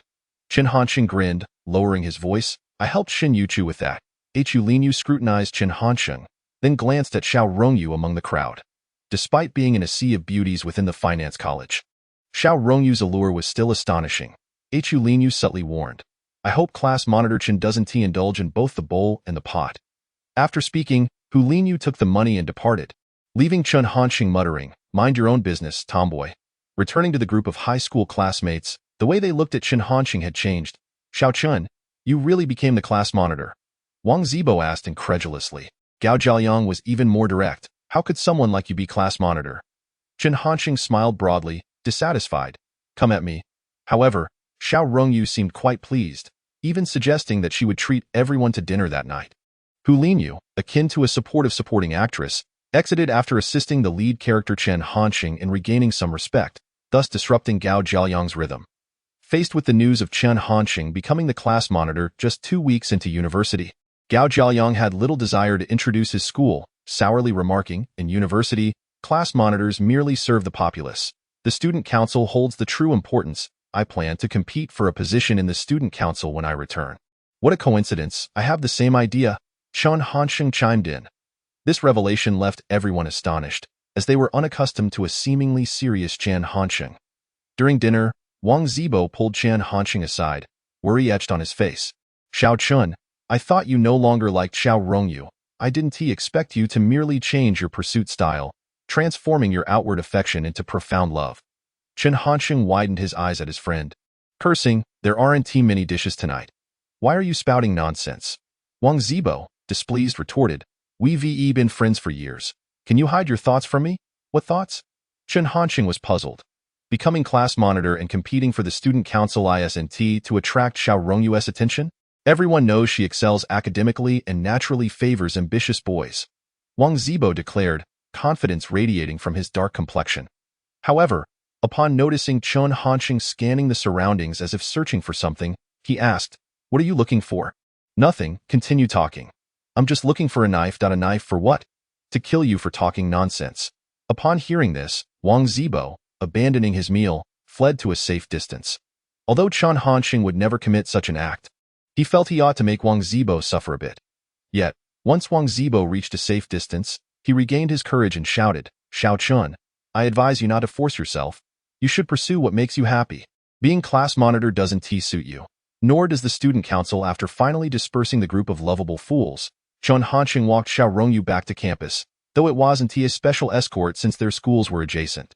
Throughout the journey, Chen Hansheng was sullen, for being wronged was never pleasant, while Xiao Rongyu, however, was in high spirits, her heart-shaped face beaming with joy, the corners of her mouth slightly upturned, her dimples appearing intermittently, causing many boys to turn their heads in admiration. What a bewildering woman, Chen Hansheng muttered, shaking his head. It's the school gate. Chen Hansheng had no intention of walking Xiao Rongyu back to the dormitory. He waved goodbye. Xiao Chun, Xiao Rongyu suddenly called out. What is it? Chen Hansheng replied impatiently, I'm very glad that you are striving for improvement for my sake. Thank you, but you must persevere, Xiao Rongyu said, feeling shy as she lightly stepped away towards campus. Damn, Chen Hansheng felt a sudden heaviness in his chest, and it took him several cigarettes at the entrance to recover. I am clearly a scoundrel. Why do they always paint me as so infatuated? The following day marked the official start of classes. Public administration was known as a jack-of-all-trades major, encompassing a wide array of subjects such as principles of management, Western economics, organizational behavior, and applied statistics, among others. In the initial classes, everyone except Chen Hansheng listened attentively. Even young Xichao had bought a new notebook, perched his glasses on his nose, and diligently noted down bullet points. However, after 2 or 3 days, as the rhythm of university life settled in, many students relaxed their focus, while Chen Hansheng continued to doze off. Chenggu, why aren't you paying attention? Li Zhennan, seated beside him, observed Chen either sleeping or doodling and tried to remind him to study. I'm getting older. I can't remember anything I learned, Chen Hansheng replied lazily, recalling how young Xichao had a similar experience. Initially, his new notebook was filled with notes on the first and second pages, but by the third page, his handwriting had become sloppy, and by the 5th page, it was entirely blank. You can't teach an old dog new tricks. Old C, at least pay attention. Otherwise, you'll definitely come to me for tutoring before the final exam, young Xichao declared, adopting the air of a dorm leader while showing off his orderly class notes. Chen Hansheng rolled his eyes, thinking that by finals, Shen Youchu would already be his girlfriend, so he wouldn't need any tutoring from a mediocre student. Yet, he couldn't bear to see young Xichao's pretentiousness and nudged his shoulder, saying, let us go. Let us play CS. Desert dust, I'm not going. Don't interrupt my studies, young Xichao firmly refused. How about a chicken leg rice? My treat. Chen Hansheng continued. It's not about the chicken leg rice. I want to study, young Xichao remained steadfast. Plus a bottle of soda. Don't be like this, old C. Our parents sent us here to study. I'll cover the internet fee. Let us go. If we wait too long, we might miss out. Xiaoqiang, stop pretending. The teacher is already on the 5th page, and you are still stuck on the 3rd, Chen Hansheng urged. Thus, the 3 internet-addicted youths embarked on their first class-cutting adventure in university, planning to sneak away during the break from Mao's theory. Good boy Li Zhennan obviously wouldn't join, while Jin Yangming, at heart a slacker, wanted to play CS but found no one to accompany him. The only one nearby was Dai Jinyo. and that was due to his phone. Although Jianye didn't admit it, he yearned to mix with Chen Hansheng, feeling they were part of a high-end circle. Yet he couldn't let go of the superiority complex of being a local from Jianye, thus becoming entangled in his thoughts. As Chen Hansheng and his friends were about to slip away, Jianye suddenly shouted, "Report, teacher!" Maoist theory was taught by an elderly man who nearly jumped at the outburst. Adjusting his reading glasses, he asked, "What is it, student?" Chen Hansheng and his friends were startled and quickly returned to their seats. Since Maoist theory was a big lecture, over 100 students from 3 classes attended together, all eyes now fixated on Jianye. Jianye shot a warning glance at the internet-addicted boys before declaring loudly, "Teacher, you forgot to assign homework." Before Chen Hansheng and the others could respond, the other students voiced their disapproval, thinking, "Is this guy an idiot? Who reminds a teacher to assign homework?" Fortunately, the Maoist theory teacher understood that such metaphysical political ideologies held little significance and waved his hand, saying, "Thank you for the reminder. We primarily focus on self-study after class." "Old Six, are you stupid? That was intentional, wasn't it?" Xiao, now back in his seat, asked in a low voice. Jianye snorted dismissively, fiddling with his phone in silence. Chen Hansheng thought Jianye was being rather hypocritical and shook his head, saying, "Old Six, join us. It's more lively with more people." Jianye pretended to hesitate before begrudgingly agreeing. "But you guys can't steal my sniper." All right, it's all yours." Thus, the trio became a quartet, feeling both excited and somewhat anxious about their first class-cutting escapade, unlike the habitual skipping that had become second nature by their sophomore year. However, when they reached the school gate, a security guard stopped them, insisting they sign a form before allowing them to leave. Chen Hansheng speculated this was an order from some department head, using this method to intimidate new students against skipping classes. "Sign it. It doesn't matter anyway." Chen Hansheng signed nonchalantly and left. Jianye was the second, but upon seeing the form stating Department of Humanities and Social Sciences, Public Administration Class 2, he glanced at Chen Hansheng's back, muttering a curse under his breath before hastily writing down Department of Humanities and Social Sciences, Public Administration Class 2, Jianye. Yang Shichao and Gui Xiaoqiang followed suit, and they all successfully exited the campus. However, just before heading to the internet CAF, Chen Hansheng asked them to go ahead while he attended to something, leaving them curious about his mysterious behavior. The other 3 quickly immersed themselves in the gunfire of Fire the Hole. Chen Hansheng exited the CAF and pulled out the part-time job recruitment flyer for Shenong Express he had torn down from the water boiler room. The address was near Tianyuan East Road, not far from Yiwu Commodity Center. Chen Hansheng walked for about 10 minutes and arrived at it was a row of 2-story shops, but in 2002, the scene was quite desolate. Without a subway and limited foot traffic from the nearby residential complex, the purchasing power of college students was also minimal, so these street shops typically struggled, far less busy than the Yiwu Commodity Center. Currently, only the Shenong Express Jiangling branch was operational, with several couriers outside handling and sorting packages. There were no uniforms, rough sorting, and unsafe storage methods. The entire Shenong operation was like a makeshift crew. Chen Hansheng pondered for a moment before approaching a courier, offering a cigarette. "Brother, is your manager around?" Seeing it was a Hong Jinling cigarette, a step up from his usual Hongta Mountain, the courier tucked it behind his ear and pointed the way, saying, "Manager Zhong is on the 2nd floor." "Thank you," Chen Hansheng replied and headed straight up the stairs. Along the way, he noticed packages carelessly strewn about and delivery slips haphazardly stuffed, illustrating the current chaotic state of the express delivery industry. Pushing open the office door on the 2nd floor, he found a scene similar to the 1st floor, except for 2 dusty desks and a water dispenser. A man in his 40s sat in a chair, a cigarette clamped in one hand while he filled out a delivery slip with the other. He glanced at Chen Hansheng and asked, "Who are you looking for?" "I saw this part-time job ad at school," Chen Hansheng replied, producing the recruitment flyer. "Oh." The man looked it over disinterestedly and asked, "Which school are you from?" "Finance college." "That's too late. Your school already has an agent, so you can only be his subordinate." The middle-aged man resumed filling out the paperwork, but he felt something was off with the lighting. When he looked up and saw Chen Hansheng still standing at the door, he said, "Aren't you leaving?" "Your school already has a general agent." The middle-aged man flicked off some ash and impatiently urged him to leave. Chen Hansheng remained rooted to the spot, gazing at the man. "I just want to ask one more question. How can I replace that general agent?" Upon hearing Chen Hansheng's straightforward desire to become the general agent for Shenong Express at the finance college, the middle-aged man in the office paused, put down his pen, and scrutinized Chen Hansheng before saying, "You want to poach someone's turf?" That was a rather blunt remark. Chen Hansheng, grinning, ignored it, picked up a stack of newspapers, dusted off the chair, and sat down without a care. After all, it was all about making money. Who cared about poaching or not? The middle-aged man nodded in agreement. "You're an interesting student. You look like a freshman." Chen Hansheng didn't hide it and admitted freely. "Looking at your attire, your family background seems decent. Why do you need to do a part-time job?"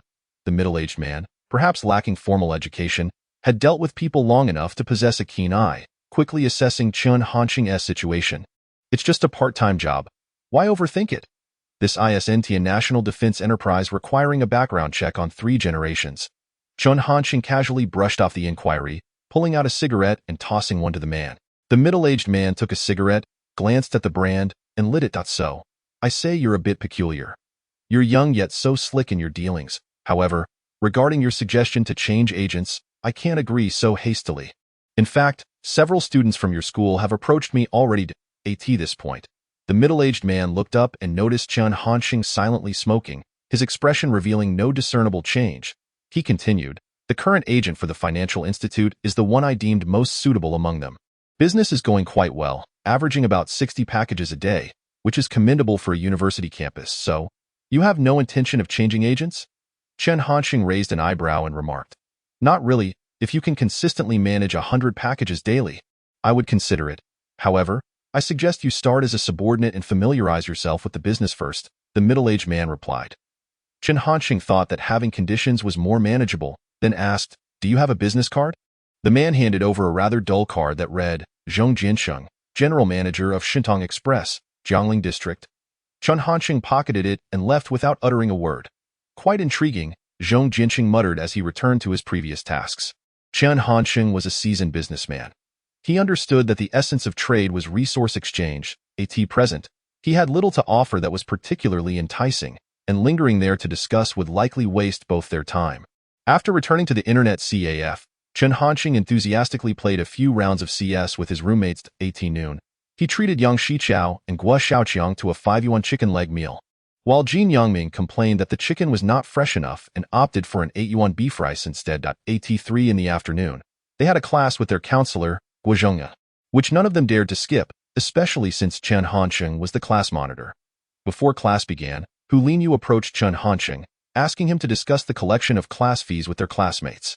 Chen Hansheng chuckled inwardly. Hu Linyu felt that the 50-yuan fee was excessive and worried about complaints, so she pushed him to mention it, as it was ultimately his proposal.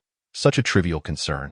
Chen Hansheng shook his head and stepped up to the podium, speaking loudly. "Fellow classmates, we all had to pay class fees in high school. It is no different in college.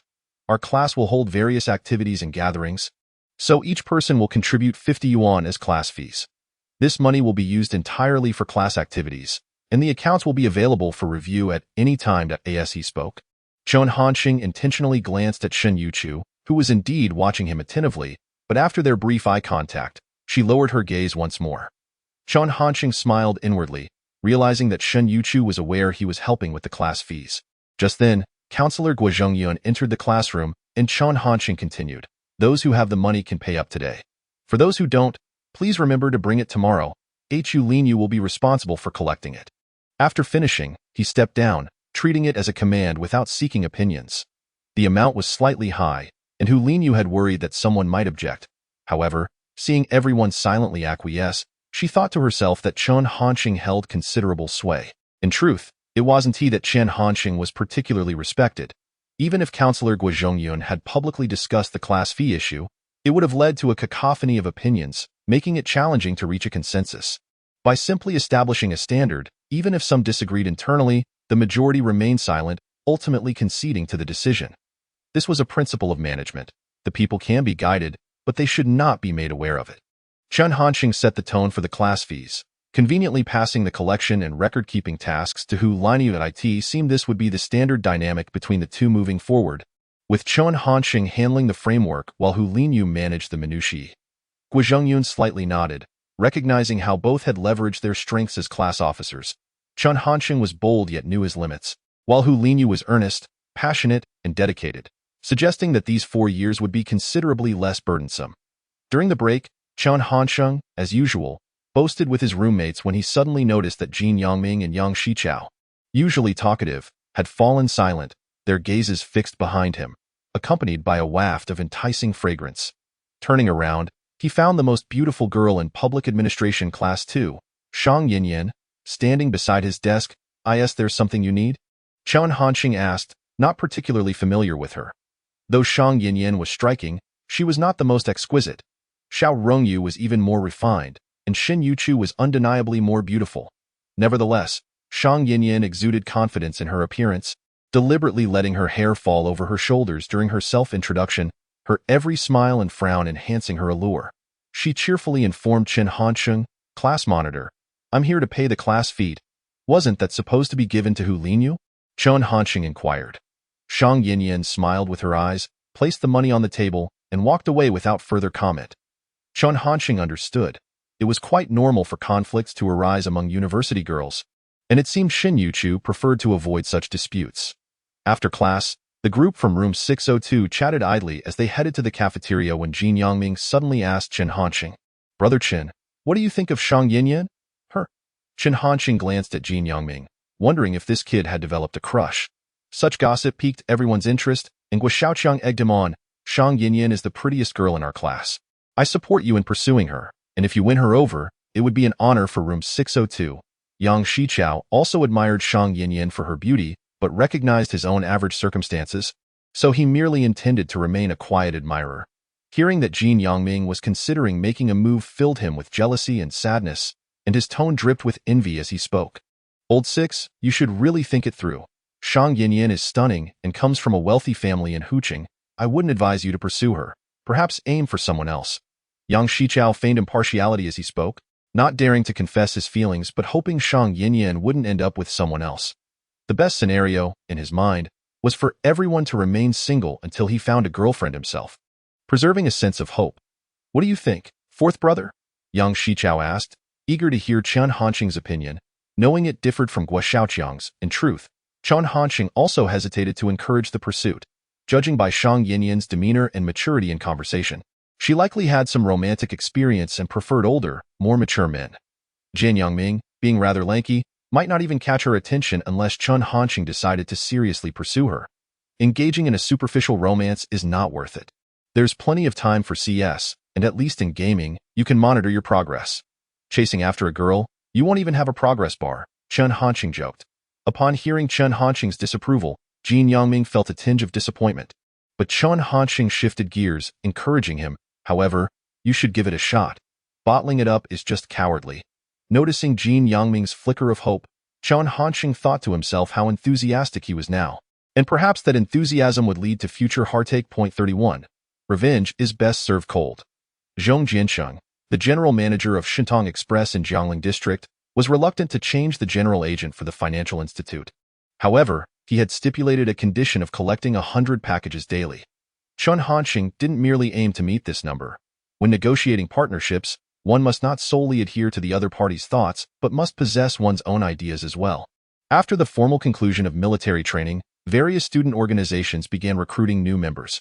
However, with numerous class-related matters at hand, Chen Hansheng discussed with Hu Linyu, "I intend to run for a position in the student council.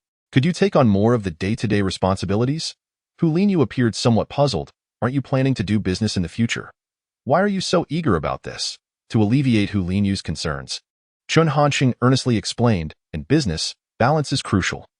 Currently, I lack both funds and resources. To elevate my standing in the eyes of others, I must first engage in these activities to enhance my profile, ultimately achieving a qualitative shift through quantitative accumulation, thereby allowing for negotiations. But I want to join the student council too." Hu Linyu protested. "Don't be silly. Focus on managing the class affairs. Once I become the student council president, I'll make sure to recruit you to add some shine to your sum," Chen Hansheng replied, patting his backside as he left. Hu Linyu grumbled in frustration but had no recourse. The student council had branches both in the college and the department, with the college level posing a greater challenge. Chen Hansheng resolved to first pursue a role in the department's student council, particularly in the external affairs department, which suited his strengths and would be beneficial for his future entrepreneurial endeavors. The Humanities and Social Sciences department was a significant one within the financial institute. So when Chen Hansheng arrived at the teaching building at noon, he found many first-year students queuing outside the recruitment classroom. To his surprise, some classmates were there too, all female, including his fellow townswoman, Tan Min. Upon seeing Chen Hansheng, they approached him in astonishment. "Class monitor Chen, are you also planning to join the student council?" "Indeed, for the future and prospects of our public administration class too. We need someone to go undercover in the student council," Chen Hansheng replied with a grin. The girls laughed and exchanged glances, deciding to leave. "Class monitor Chen, we're going to check out other departments. We can't compete against our own." Chen Hansheng understood they were trying to lessen the competition but chose not to call them out, cheerfully waving goodbye. "All right, don't buy breakfast tomorrow. I'll treat you." Before leaving, Tan Min encouraged him, "Go for it, fellow townsman. Aim for that vice president position." Just then, a senior, either a third or fourth-year student, passed by. Overhearing the mention of the vice president position, he turned to Chen Hansheng, sneering as he entered the interview classroom. As today was merely the preliminary round, aimed at screening interested first-year students. Each candidate had a brief speaking time, and soon it was Chen Hansheng's turn. Walking in, he found a girl and two boys seated, with the girl in the middle, suggesting she was the head of the department, while the two boys flanked her, presumably the vice presidents. Each had a nameplate before them. The head was named Qi Wei, while the vice presidents were Zhou Xiao and Yao Qinghua. Zhou Xiao was the one who had glanced at Chen Hansheng earlier. Chen Hansheng greeted the three seniors with a nod, and they acknowledged him back, signaling he could begin his introduction. However, just then, Zhou Xiao abruptly interrupted, "You don't need to introduce yourself. We're currently looking for a female candidate, and you don't meet the criteria." "What?" Chen Hansheng was taken aback, wondering what kind of absurd reasoning this was. Even if he were to be eliminated, it wouldn't matter, but why was he being denied the opportunity to speak?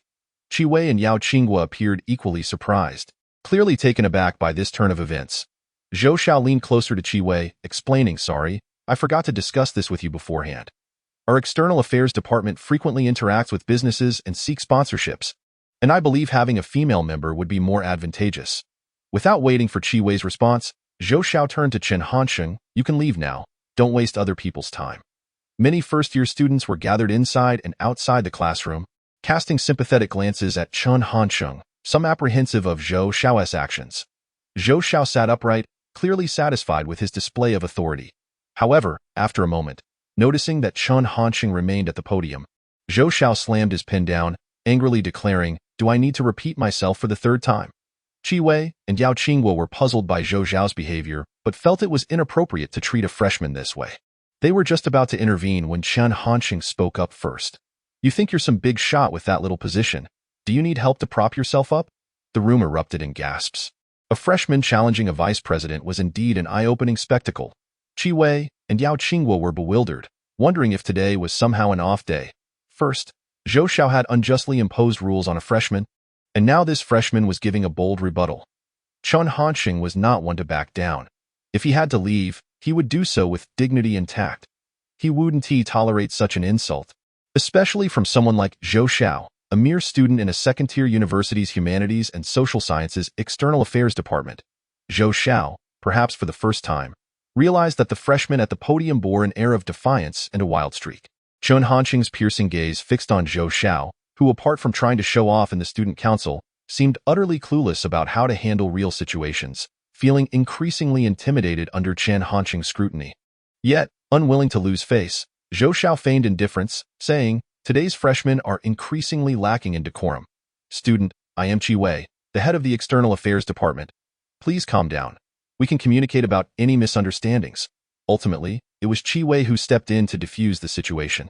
However, once Chen Hansheng's unruly temperament flared up, he was generally unafraid of anyone except for a select few, and he looked at Qi Wei, saying, "I'm perfectly calm. I just have a few words for Zhou Vice President." After saying that, he approached Zhou Xiao, who, fearing confrontation, attempted to block Chen Hansheng. Chen Hansheng brushed him aside with a mere flick of his arm, nearly toppling him. "What do you want?" Zhou Xiao began to feel nervous. Chen Hansheng towered over him, strong and imposing, radiating a fierce energy. If the issue at hand were merely a matter of qualifications, it would be one thing, but what about gender? Was there really gender discrimination in the student council selection process? Chen Hansheng had no intention of resorting to violence. Once fists were thrown, the moral high ground would vanish. Zhou Xiao quickly retreated several steps, and when Qi once again positioned herself between them, he mustered the courage to say, "The External Affairs Department requires communication and coordination. Having a female member is, of course, preferable." "Nonsense. Completing tasks is what matters. Gender has nothing to do with it," Chen Hansheng retorted dismissively. "And if you truly need a female candidate, why don't you step aside?" 32. Betting on the vice presidency. The recruitment scene for the External Affairs Department was chaotic, quickly drawing the attention of seniors from other departments. Zhou Xiao was not particularly well-liked, and most merely observed, showing no inclination to intervene. The situation was easily clarified. Many first-year boys were present, and Zhou Xiao's reasoning for rejecting Chen Hansheng had similarly dashed their hopes of joining the External Affairs Department. Thus, in their eyes, Chen Hansheng became a victim of power, while Zhou Xiao was seen as a bully taking advantage of a freshman, albeit a rather unfortunate one who had nearly been reprimanded by Chen Hansheng. Eventually, even Zhou Xiaoli, the vice president of the Humanities and Social Sciences Student Council, arrived. After understanding the situation, he frowned and entered the classroom, saying firmly, "Enough. What should have been a simple recruitment event has turned into this. Freshmen, if you continue like this, I will call security." Upon seeing a senior, Zhou Xiao immediately regained his confidence, rushing to Zhou Xiaoli's side to passionately recount Chen Hansheng's supposed misdeeds. Chen Hansheng, unfamiliar with this individual, inquired, "Who are you?" "I am Zhou Xiaoli, the vice president of the student council." With matters escalating to this level, Chen Hansheng no longer cared about Zhou Xiaoli or anyone else. They were all cut from the same cloth as Zhou Xiao. He simply nodded and said, "Then you can go." "What do you mean go?" Zhou Xiaoli was taken aback. "Didn't you say you were going to security? So go then." Chen Hansheng responded nonchalantly. Zhou Xiaoli was momentarily speechless. Security was an official administrative body of the school, and he was merely trying to intimidate while putting on a show. Little did he know, Chen Hansheng was unfazed and showed no respect for the student council vice president. "Which class are you from, and who is your counselor?" Zhou Xiaoli found himself at a loss. He finally decided to unleash his ultimate move. Typically, when faced with such situations, a freshman would undoubtedly back down. However, Chen Hansheng stood tall, his chest puffed out, and declared with a resounding voice, "I am Chen Hansheng, the class monitor of Public Administration Class 2, and my instructor is Guozhongyun. Would you like me to provide you with his phone number?" This left Zhou Xiaoli speechless, pondering what kind of freshman this was, devoid of any sense of decorum or fear. And to make matters worse, he was the class monitor. As for involving the instructor, that was out of the question. Guozhongyun would hardly concern himself with trivial matters concerning the student council and would likely hang up after hearing half the story at a tea that moment. Tan Min and several other girls were drawn back by the crowd. Witnessing the scene, without hesitation, they rallied in support. "Are you relying on your numbers? Xiaomin, quickly call the boys' dormitory and tell them our class monitor is being bullied." Initially, Zhou Xiaoli dismissed it, accustomed to wielding his authority like a feather, believing it was merely an act of intimidation. However, as more boys began to gather outside the classroom door, he started to panic.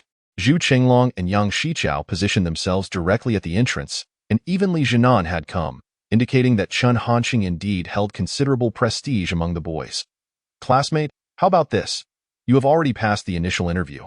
Now, please return and wait for our notice regarding the second interview." Qi Wei wished to de-escalate the situation and avoid provoking a collective incident, hoping to quell matters in this manner. Chen Hansheng glanced at Qi Wei. She was a girl of graceful demeanor, speaking with a composed yet decisive manner. Since someone had offered a way out, he decided not to linger on the matter, treating it as a mere addition to his university memories. However, some individuals were foolish, unable to grasp the reality of the situation. Zhou Xiao, seeing Chen Hansheng back down, found his fragile pride unable to bear the indignity. Coupled with the presence of the vice-chairman Zhou Xiaoli, he felt compelled to utter some harsh words. This year's freshmen clearly do not understand the rules, and they have lofty aspirations but lack the skills. "You expect me to step aside from the External Relations Department? If I leave, will you take on the vice minister's role?" Chen Hansheng had initially intended to let it go, but upon hearing Zhou Xiao's words, thought to himself that this scoundrel clearly had enough of a beating. Turning around to retort, "What if I do? Who decreed that freshmen cannot serve as vice ministers?" Chen Hansheng questioned menacingly.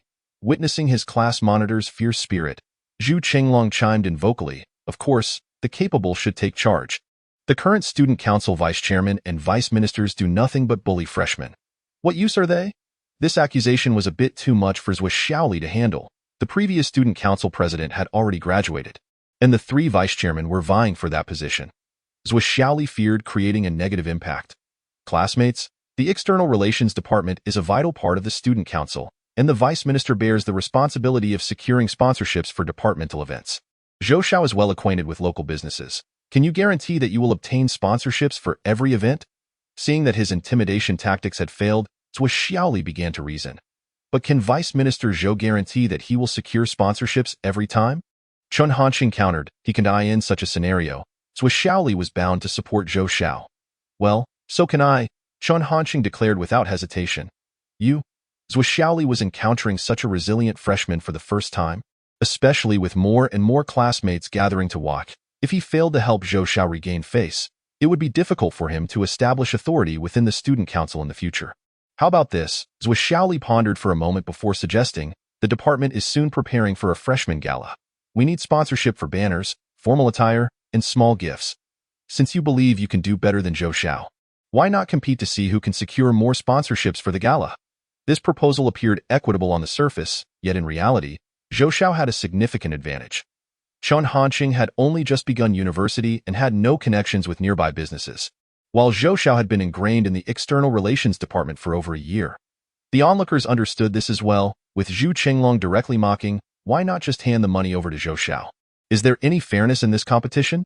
Zhuo Xiaoli pretended not to hear, thinking that this was Chen Hansheng's own boastful challenge, merely indicating that the youth's temper was too fiery, speaking too boldly without considering the consequences. Chen Hansheng waved his hand for Zhu Qinglong and the others to quiet down and turned back to ask earnestly, what if I win this competition? Upon hearing this, the student council members present, from Zhuo Xiaoli to Qi Wei, from Yao Qinghua to Zhou Xiao himself, along with other senior members from different departments, perceived this freshman's train of thought as quite peculiar, as if he held Zhou Xiao in utter disdain. Zhou Xiao also felt deeply insulted and retorted, if you win against me, I will hand over this vice minister position to you. This was clearly a statement made in anger, yet Chen Hansheng replied with unyielding resolve. With so many witnesses, I hope you won't treat your words as mere hot AI or as the schemes faltered. An additional chapter from the esteemed Zhang Weiyu. Today may mark a momentous occasion for the Student Council of the Humanities and Social Sciences Department at the College of Finance, perhaps a newsworthy event not seen in many years. A brief overview follows. Involved parties, Freshman, Class Monitor of Public Administration Class 2, Chen Hansheng, and Vice Minister of External Relations, Zhou Xiao. Event. A public competition to secure sponsorships for the Freshman Gala. Location. Yiwu Commodity Center. Jiangling University Town. Judges. Zhuo Xiaoli, Qi Wei, and other student council officials from the Humanities and Social Sciences Department, alongside a multitude of observing freshmen. This competition was somewhat fortuitous, arising from a confluence of factors including the taunts of the freshmen, Zhou Xiao's wounded pride, Chen Hansheng's insistence, and a volley of verbal exchanges. Though unexpected, it was not entirely out of the realm of possibility. The Student Council, while essentially a grassroots organization, had unfortunately adopted many bureaucratic vices. The small council was rife with intrigue, with various factions vying for dominance. Zhou Xiao was clearly aligned with Zhuo Xiaoli, yet the other departmental officials were not necessarily so. They maintained a detached, spectator-esque attitude. However, the observing freshmen were remarkably united. Wherever there was oppression, there was bound to be resistance. The businesses approached for sponsorship by the Humanities Department were located in the Yiwu Commodity Center, and it seemed unnecessary to inquire with each one. Such inquiries would only waste time and effort. Instead, a random allocation of businesses could be made to see who could secure more sponsorships. At the plaza of the Yiwu Commodity Center, Vice Chairman Zhuo Xiaoli announced the rules. Zhou Xiao readily agreed, for although the allocation was said to be random, he was well aware of which businesses were easy to negotiate with and which would offer no opportunity. Zhuo Xiaoli would surely arrange it all accordingly to as expected. Zhou Xiao was assigned to a newly opened hair salon, the remnants of firecrackers still littering the entrance, while Chen Hansheng was designated to a stationery store. The owner, a middle-aged man in his 40s. Seeing this outcome, Zhou Xiao thought to himself that this was no contest.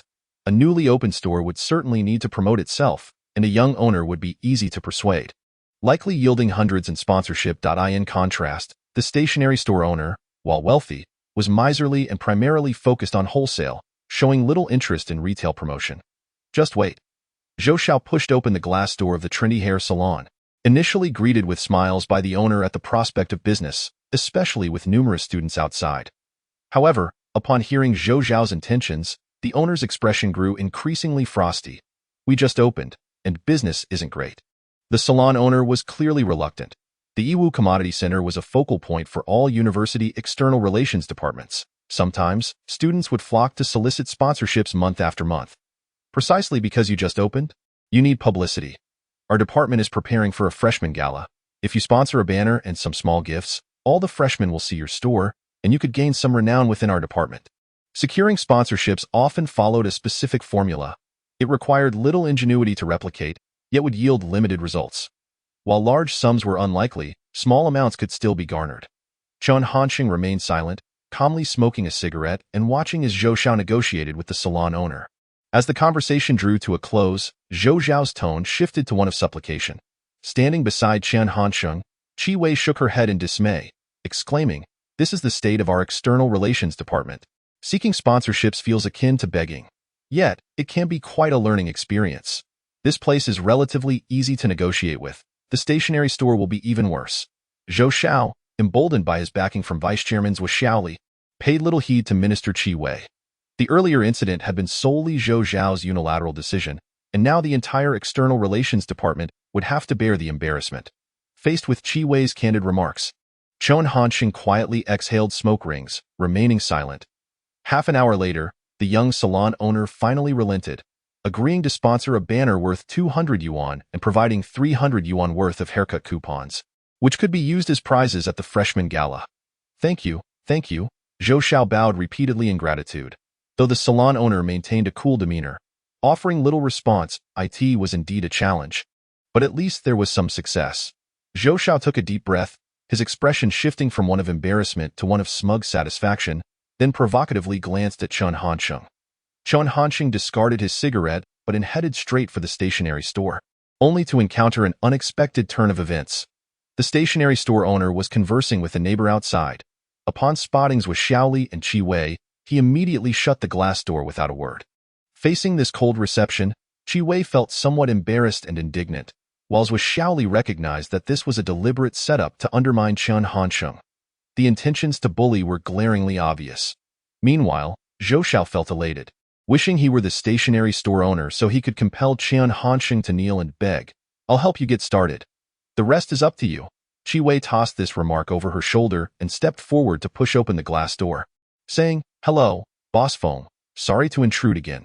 If you truly feel like you're intruding, then don't come." The stationery store owner, Feng Jihua, a man in his 40s with a receding hairline and glasses, had a rather unapproachable demeanor. Upon hearing Feng Jihua's derisive words, Qi Wei felt a wave of embarrassment and indignation wash over her. "Our department is planning a freshman gala and would like to ask for your sponsorship." With a loud bang, Feng Jihua slammed a thick ledger onto the counter, causing Qi Wei's voice to abruptly cease. "It's not that I don't want to support you, but I have numerous debts that I haven't collected. I simply can't afford to sponsor you." As Feng Jihua flipped through the ledger, he pulled out a promissory note and stated, "You students always come here asking for sponsorship, and I always pull out the same old story." Among the onlookers, a member of the student council muttered in disdain, "Here we go again. Every time we ask for sponsorship, he pulls out that promissory note to mock us." From a businessman's perspective, Chen Hansheng understood. After all, no one's money comes without effort. If there was no benefit to him, why would he sponsor? However, from the standpoint of today's competition, Chen Hansheng thought to himself that Xiaoli truly knew how to set a trap. Individuals like Feng Jihua were unlikely to part with their money. "I'll reiterate. You university students are capable individuals. If anyone can help me retrieve my debts, I will consider it sponsorship." After saying this, Feng Jihua fixed his gaze on the group of university students who lacked much social experience. When the usual tactics for securing sponsorships fell flat, they found themselves at a loss. Among them, Zhou Xiao was particularly pleased. Urgings with Xiaoli to announce the results of the competition quickly. He could hardly contain his excitement to deliver a 360-degree counterattack against Chen Hansheng. Seeing Zhou Xiao's eager expression, Chen Hansheng suddenly stepped forward and inquired, "Boss Feng, do you have any businesses nearby that owe you money?" Feng Jihua, enjoying the student's predicament, was taken aback.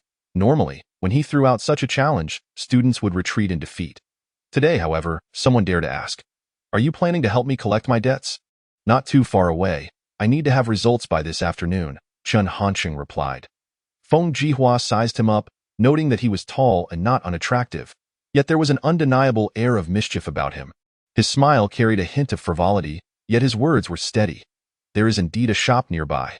The stationery store owner, Feng Jihua, flipped through his ledger and said, "It's the fruit store across the street." "What is the amount owed?" Chen Hansheng asked. "Herein lies the issue. The promissory note was originally in duplicate, but I lost my copy." Once he discovered this, he flatly denied it. "If I had the note, I would have retrieved the debt long ago." Chen Hansheng contemplated this. It was an unsecured debt without documentation. He then asked, "How much does he owe you?" 500 yuan. Chen Hansheng nodded, pondering for a moment before suddenly calling out, "Lao Yang, Xiaoqiang, Zhu Qinglong, do you dare to help me collect the debt?" "Why would we not dare? Don't underestimate us. Class monitor, I will follow your lead." Without hesitation, Chen Hansheng took the three with him and headed straight for the fruit store across the street, prompting all the observing students to follow in a rush, leaving Zhou Xiao standing there, bewildered, asking Zhou Xiaoli, "Wasn't I supposed to win?" Zhou Xiaoli also believed victory was assured. Now, with this unexpected twist, he grew impatient and retorted, "If you ask me, who am I supposed to ask?" Zhou Deshun struck the fruit knife with a sharp sound and then shouted angrily, "Damn you, Feng Jihua! You deliberately misrepresented the debt of 500 yuan is 500, and even sent a group of university students to harass me in my business. Just you wait." After venting his fury, Zhou Deshun strode into the small warehouse at the back. A cacophony of rummaging ensued, and soon he emerged with a crumpled IOU, thrusting it into Chen Hansheng's face. "Take a good look. Did I only borrow 2,500 yuan? Your unscrupulous uncle is deceiving you." Chen Hansheng took the note, and indeed, it clearly stated that Zhou Deshun had borrowed 2,500 yuan from Feng Jihua due to personal financial strain, with an agreement to repay within a month. Zhou Deshun waited for Chen Hansheng to finish reading before he spoke again. "Did you see clearly?" "I saw clearly." Chen Hansheng nodded. "Then return the IOU to me." Zhou Deshun extended his hand. Chen Hansheng chuckled and neatly folded the IOU before placing it in his own pocket. "I must have misheard earlier. My uncle actually said it was 2,500 yuan. Now that we have both witnesses and evidence, it's time to repay, Boss Zhou." Zhou Deshun was momentarily stunned, finally realizing that this person was deceiving him regarding the IOU. "You dare to cheat me? I wish Feng Jihua and his entire family would die. Suit yourself. Anyway, I'm not very familiar with Boss Feng." Inside the stationery store, Feng Jihua beamed with delight at the sight of the 2,500 yuan notes. "I never expected this. I had given up hope on this money, yet here you are, managing to retrieve it." While speaking, Feng Jihua reached out to gather the money. Slap! Chen Hansheng pressed down on it with his lighter. "Classmate, what do you mean by that?" Feng Jihua asked, lifting his head. "In no particular meaning. Just reminding Boss Feng that this is my money," Chen Hansheng replied with a smile. "This is going too far. You can take 500 yuan as a bonus, but taking it all is unreasonable," Feng Jihua said with a serious expression. The two individuals, who had been cooperating moments ago, suddenly fell into discord over money. However, it was clear that Chen Hansheng was not inclined to reason. Zhu Qinglong snickered from the side. "Has Boss Feng forgotten what you just said? You said whoever retrieves the debt gets to keep the money." This. Feng Jihua paused, realizing that he had underestimated this group of cunning youngsters. He adjusted his glasses and chuckled awkwardly. "I was just speaking casually." "You may say so, but I took it seriously." Chen Hansheng, cigarette in mouth, tucked the 2,500 yuan into his pocket, leaving Feng Jihua swallowing hard, utterly powerless. When the money was in Feng Jihua's hands, Chen Hansheng had no means to retrieve it. However, once it was released and taken by Chen Hansheng, there was no way for Feng Jihua to reclaim it. "Minister Zhou, hold on. You just received a sponsorship of 500 yuan, didn't you?" At that moment, Zhou Xiaoli and Zhou Xiao were quietly planning to leave when they realized that Chen Hansheng was not only cunning but also fierce. He had not only tricked Zhou Deshun into handing over the IOU, but had also extorted money right in front of Feng Jihua. Now Zhou Xiao just wanted to be a little transparent, but Chen Hansheng had no intention of letting him off the hook. "How about this? I'll put forward 501 yuan as sponsorship for the freshman evening party, just to put a little pressure on Minister Zhou." Chen Hansheng extracted a 500 yuan note and then borrowed a coin from Li Jinnan, presenting them to Qi Wei. Qi Wei was momentarily taken aback, unsure whether to accept or refuse. What's wrong? Is it beneath your standards? Chen Hansheng asked with a smile that Qi Wei gritted her teeth, ignoring the dark glare from vice chairman's with Xiaoli, and directly accepted the 501 yuan. Good, Guo Xiaoqiang shouted loudly, and the surrounding freshmen began cheering.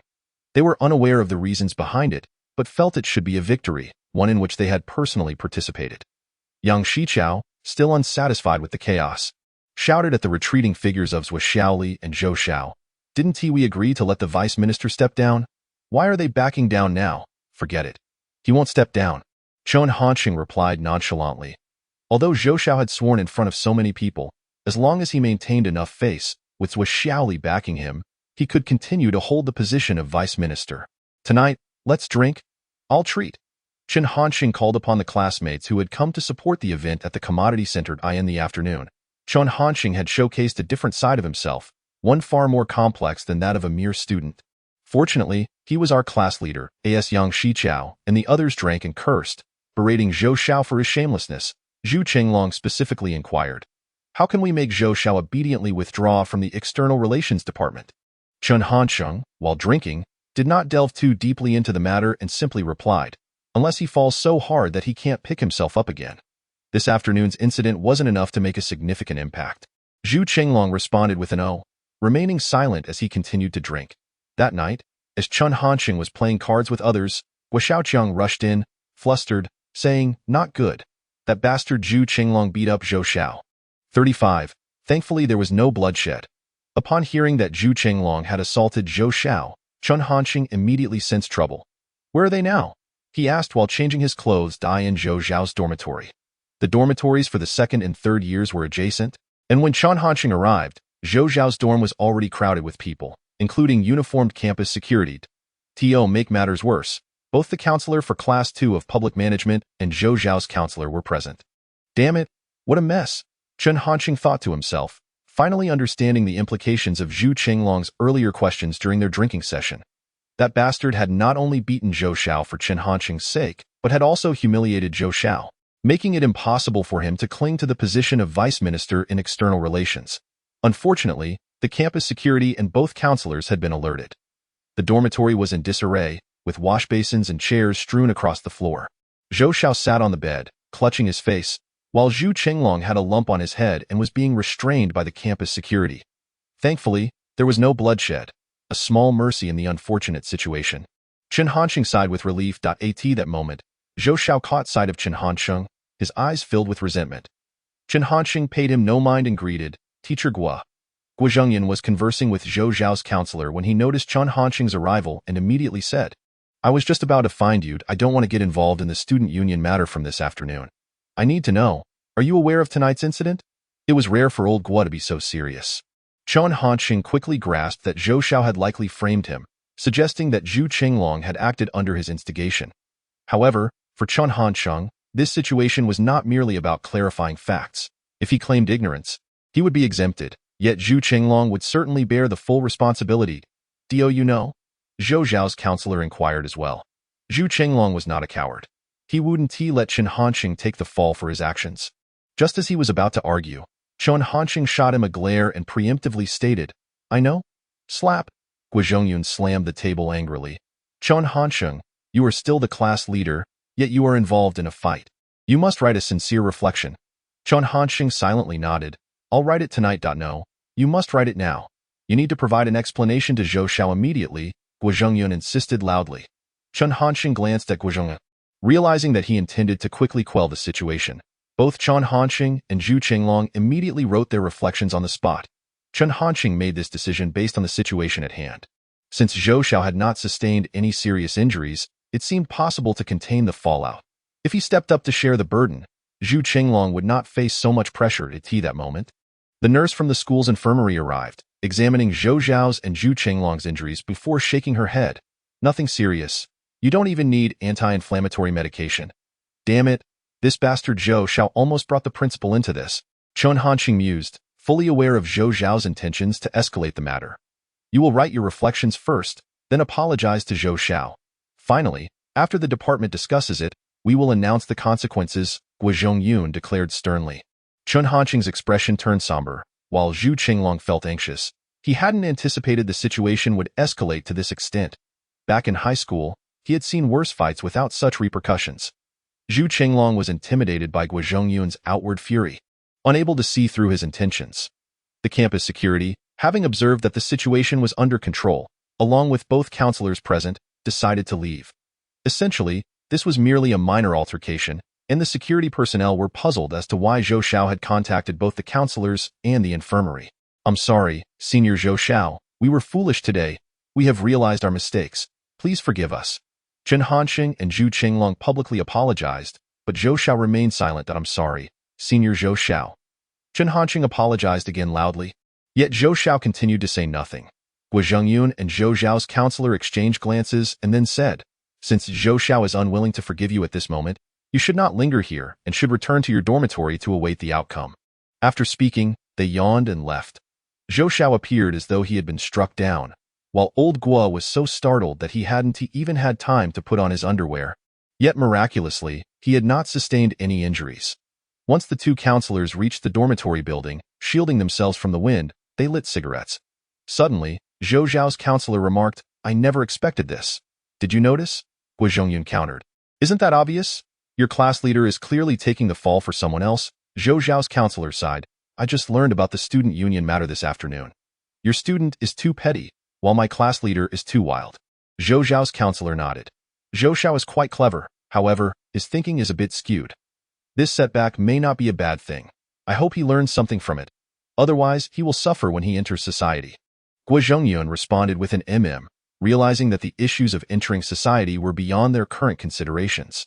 Upon parting, old Guo suddenly asked, what about the reflections from my students? What? Are you worried I might submit them secretly? Guo Zhongyun chuckled, snatching them away. The director is already quite busy. Let us not trouble him over such trivial matters. Chen Hansheng and Zhou Xiao remained unaware that their counselors had reached a peaceful agreement. Zhou Xiao merely felt regretful, realizing that had he known, he would not have resisted. If he had truly been injured, it would have ensured that Chen Hansheng would bear a punishment. Now, having sustained a few insignificant blows, these two scoundrels might end up with nothing more than a verbal reprimand. You should head back, Chen Hansheng suddenly told Zhu Qinglong. Zhu Qinglong hesitated, wanting to say something but ultimately holding back. Once he left, Chen Hansheng began to help tidy up Zhou Xiao's dormitory. Zhou Xiao scoffed coldly, no need for your feigned kindness. Chen Hansheng ignored him, continuing to clean until it was nearly done. As he was about to leave, he remarked to Zhou Xiao, if you weren't a university student, I wouldn't even spare you a glance if you died before me. Zhou Xiao felt a chill run down his spine. Chen Hansheng's implication was crystal clear. Had they already entered society, Chen Hansheng would not harbor any sense of guilt. Upon returning to the dormitory, the boys from the class gathered in the corridor.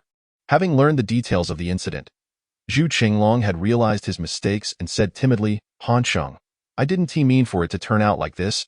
Bang! Chen Hansheng suddenly kicked out, landing a solid blow on Zhu Qinglong, before wordlessly returning to his room. The boys helped Zhu Qinglong up. He had a decent pain tolerance, grimacing as he rubbed the spot he had been kicked, debating whether to go back in and apologize. The surrounding boys were uncertain about how to handle the situation, until finally, the show-off Jin Yongming stepped forward. Adjusting his glasses with his middle finger, he analyzed, I think this is a good thing. Since Chen Gu kicked you, it means he has forgiven you. Zhu Qinglong found this reasoning plausible and limped back into the dormitory, only to find Chen Hansheng smoking. Class leader, I'm really sorry. I acted recklessly after drinking and made you take the blame. Chen Hansheng turned around, regarding Zhu Qinglong's remorseful expression, shaking his head as he tossed him a cigarette. It couldn't be said that it had no effect. Zhou Xiao truly could not continue in his role as vice minister. 36th, the new vice minister as Chen Hansheng had anticipated. Zhou Xiao resigned 2 days later. Furthermore, the proverbial walls had crumbled, revealing numerous dark secrets surrounding Zhou Xiao during his tenure in the External Relations Department. Allegations of using his position to dine with female students, suspicions of embezzling sponsorship funds, and his disregard for Minister Qi Wei due to having powerful backers all surfaced. The dirt seemed to have a mind of its own, converging upon Zhou Xiao, a consequence of both his own unscrupulous actions and the efforts of others to fan the flames. Ultimately, evens with Xiaoli could not dissuade Zhou Xiao, who was determined to leave the student union. His emotional refuge. Xiaoli, since Zhou Xiao is leaving the External Relations Department, we need to appoint a new vice minister to assist Qi Wei, who Xiaoping, another vice chairman, suddenly suggested after a meeting one day. Zhou Xiaoli, overwhelmed by Zhou Zhao's situation, responded cautiously, "There is still Yao Qinghua in the External Relations Department, and Qi Wei is quite capable. I think we can afford to wait on this." However, the only female vice chair, Mu Wanling, shared a similar viewpoint. With the preparations for the freshman evening party underway, the External Relations Department needed to secure sufficient sponsorship promptly. Thus, they should expedite the process of promoting capable newcomers. Zhou Xiaoli had recently become particularly sensitive to the terms newcomer and freshman, and upon observing the subtle exchange between Hu Xiaoping and Mu Wanling, he suddenly realized something. "Who are you planning to promote as vice minister?" Zhou Xiaoli inquired. Hu Xiaoping and Mu Wanling exchanged glances, and Hu Xiaoping cleared his throat before responding. "Regarding this candidate, we are considering it from the angles of fairness, justice, and public opinion among the freshmen." "Stop with the nonsense. I want to know who it is," Zhou Xiaoli interrupted loudly. "From the Department of Humanities and Social Sciences, Class 2 of Public Management, Chen Hansheng," Mu Wanling stated calmly. Zhou Xiaoli was not particularly surprised by this answer. He merely scoffed twice. "Since both of you have made your decision, why bother asking me in a 2-to-1 situation?" Hu Xiaoping and Mu Wanling fell silent. There was only one position for the chairman, and promoting Chen Hansheng could diminish the power of other competitors while planting a pawn of their own. Why not seize the opportunity? According to convention, newly appointed vice ministers were required to undergo interviews. "Would you like to participate?" Hu Xiaoping asked. "Of course," Zhou Xiaoli replied bitterly. This marked Chen Hansheng's second interview for the student union. However, the first had been for an ordinary member of the External Relations Department, while this time he was vying for the role of vice minister. The interval between the two was less than a week, showcasing the strange twists of fate in life. The Department of Humanities and Social Sciences had a spare activity room in the university's activity center, and this was where the interview would take place. Upon entering, Chen Hansheng found 2 men and 1 woman already present, one of whom was Zhou Xiaoli, who was glaring at him with a sullen expression. The 2 vice chairmen introduced themselves and then discussed the internal management of the student union. Chen Hansheng listened absently, but just as the procedural formalities were nearing completion, Zhou Xiaoli suddenly stated, "Chen Hansheng, do you really think you can be a student union officer? I advise you to think carefully." Originally, after Zhou Zhao's resignation, Chen Hansheng had resolved to put an end to it, but he never anticipated Zhou Xiaoli would spring up again. Chen Hansheng is completely unfazed. A person with his temperament is bound to have enemies, yet undoubtedly, the number of friends he possesses will exceed that of his adversaries. There is no need for further contemplation. Grateful for the organization's trust, I shall not disappoint the nurturing of our leaders. Chen Hansheng raised an eyebrow and readily accepted without formality. Observing the immediate tension between Zhou Xiaoli and Chen Hansheng, Hu Xiaoping felt he had executed a clever maneuver, effectively placing a hurdle in the path of his competitor. Only Mu Wanling subtly furrowed her brow in concern. With the backing of 2 vice chairpersons, Chen Hansheng's appointment as the deputy minister of the External Relations Department seemed nearly assured. Before leaving, Zhou Xiaoli angrily hurled a remark. "Hu Xiaoping, Mu Wanling, I witnessed the events at the Yiwu Commodity Center with my own eyes. This person is a rogue at heart, and you will surely regret this decision in the future." After Zhou Xiaoli departed, both Hu Xiaoping and Mu Wanling felt a touch of awkwardness. They had intended to offer congratulations and encouragement, only for Chen Hansheng to rise from his seat, patting his backside. "Do you 2 leaders have any further matters?" "No, nothing more," Mu Wanling replied, momentarily taken aback. "All right, then until we meet again." Chen Hansheng waved and left the building. Hu Xiaoping and Mu Wanling exchanged glances, and after a pause, Hu Xiaoping remarked, "I thought he would express gratitude towards you." Mu Wanling mused to herself that this was merely a mutually beneficial relationship. Chen Hansheng had managed to extract 2,500 yuan from a miser like Feng Jihua, so it was unlikely he could be easily deceived. Perhaps he had already seen through their intentions. She wondered what Xiao Wei was thinking, urging her to support Chen Hansheng for the deputy minister position, and whether she could even manage him. No one anticipated that Chen Hansheng would rise to the role of deputy minister of external relations, especially with Qi Wei advocating behind the scenes. Nevertheless, throughout the first month of the new semester, while other students were still striving to adapt to university life, Chen Hansheng had already assumed the roles of class leader and deputy minister of the External Relations Department of the Humanities and Social Sciences faculty. On the morning of October 1 St, Chen Hansheng, Xiao Rongyu, Wang Zibo, and Gao Jialiang stood at the east gate with their luggage. No need for your dad to pick us up. We took the bus and got home last night. Chen Hansheng said, wiping the sweat from his brow. It's already October. Yet the autumn heat of Jianye still lingers. If you're unwilling to hitch a ride, you could still take the bus, Xiao Rongyu pouted. Initially, Chen Hansheng had no intention of returning home for the National Day holiday, but the incessant nagging from Liang Meiwan over the phone compelled him to visit his mother, though the timing remained undecided. Coincidentally, Xiao Rongyu's father was coming from Port City to pick up his daughter and offered to take Chen Hansheng and the others along. All right, that vehicle with the Port City license plate should be Uncle Zhao's.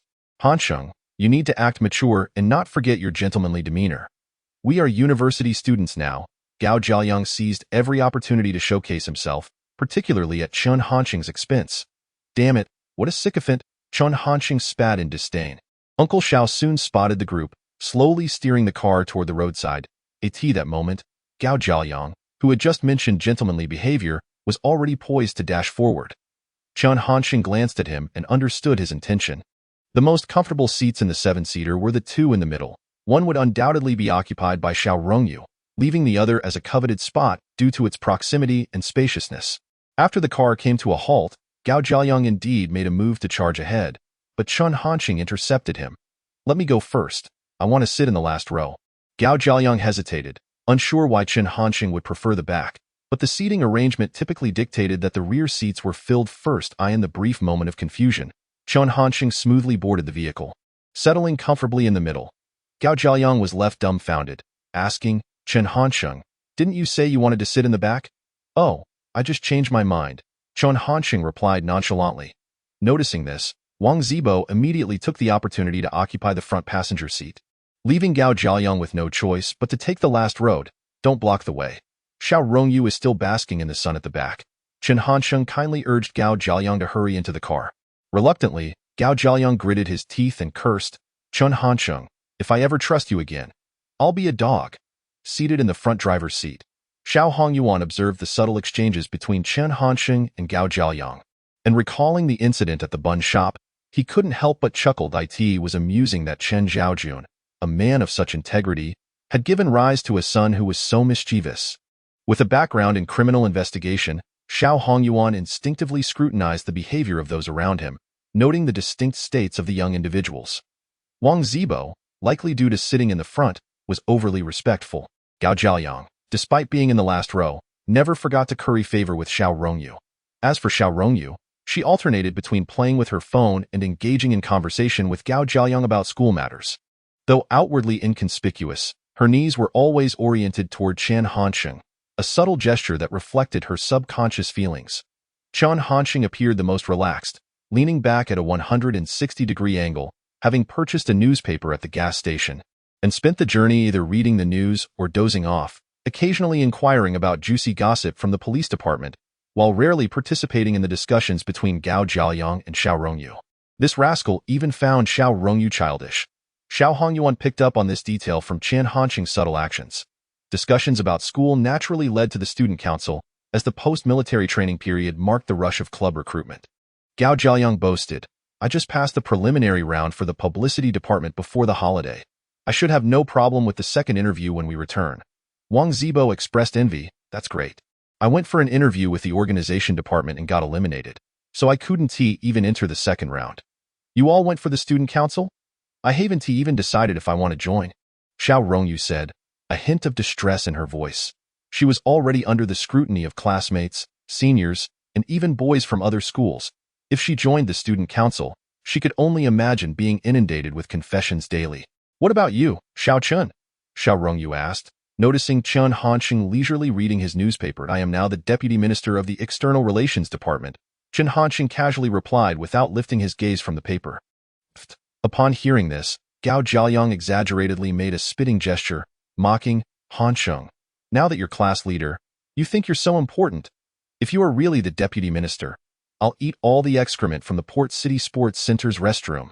Xiao Rongyu and Wang Zibo also found it hard to believe that a freshman could be a deputy minister, but Xiao Hongyuan, glancing through the rearview mirror, noticed that Chen Hansheng's body language remained steady. Unlike someone who was lying, and he inquired, is it rare for a freshman to become a deputy minister? Basically impossible, Gao Jiayang replied loudly. Who would let a freshman be a deputy minister? Does he think he is a superhero saving the world? Isn't that right, Chen Hansheng? I don't wish to converse with someone who only seeks food and drink, Chen Hansheng retorted, reclining his head back and soon fell asleep, snoring lightly. Humph! Gao Jiayang scoffed dismissively. Xiao Hongyuan understood the improbability of such a scenario, but there remained a sliver of possibility. Traveling from Jianye to Port City by car takes about 4 hours, but as they neared home, Xiao Hongyuan suddenly received a phone call. After hanging up, he announced, "There's a last-minute task at the bureau. I'll drop you off at the intersection ahead. But I still have quite a bit of luggage." Xiao Rongyu pointed to the trunk, where she had packed 5 or 6 boxes upon departure and returned with 2 or 3. Chen Hansheng, as a gentleman, immediately volunteered. "No problem, Uncle Xiao. I can help Rongyu with her things." "I can help too," Wang Zibo chimed in, feeling compelled to assist, especially to get closer to Xiao Rongyu. Only Chen Hansheng pretended not to hear, thinking that it wasn't his responsibility to provide labor. "Then let Chen Hansheng help me with my things," Xiao Rongyu insisted, leaving him no choice. Chen Hansheng thought to himself that if he had known, he would have returned yesterday instead of letting that scoundrel Wang Zibo convince him to save on the bus fare. It was around 4 in the afternoon, and the weather in Port City was particularly pleasant at this time.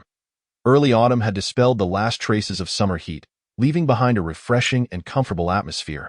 The sunlight was warm and tranquil, with a few elderly men dressed lightly playing chess by the roadside, bicycles passing slowly, occasionally stirring up swirling leaves. Xiao Rongyu walked ahead, her ponytail swaying with her movements. Standing nearly 1.7 meters tall, her figure graceful and delicate. With such a silhouette, it was impossible for her to be unattractive. As Chen Hansheng secretly admired her, Xiao Rongyu unexpectedly turned around, her delicate, flower-like face facing him. "What's wrong?" he exclaimed in surprise. "Why didn't you want to help me carry my luggage earlier? You would have been the first to jump in before," Xiao Rongyu said, her expressive eyes betraying her displeasure.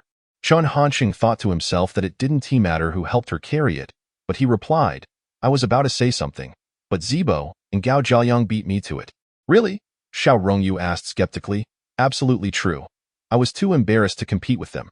Chen Hansheng spoke with feigned sincerity. "Next time you encounter such a situation, you must not be so modest," Xiao Rongyu instructed, her delicate brows furrowing as she imparted wisdom to Chen Hansheng. Chen Hansheng simply wished to escort Xiao Rongyu home and then return to his own abode to rest, so he endeavored to fulfill any peculiar requests she had. For instance, when they spotted a vendor selling candied hawthorn, Xiao Rongyu urged him to buy some. Chen Hansheng shook his head.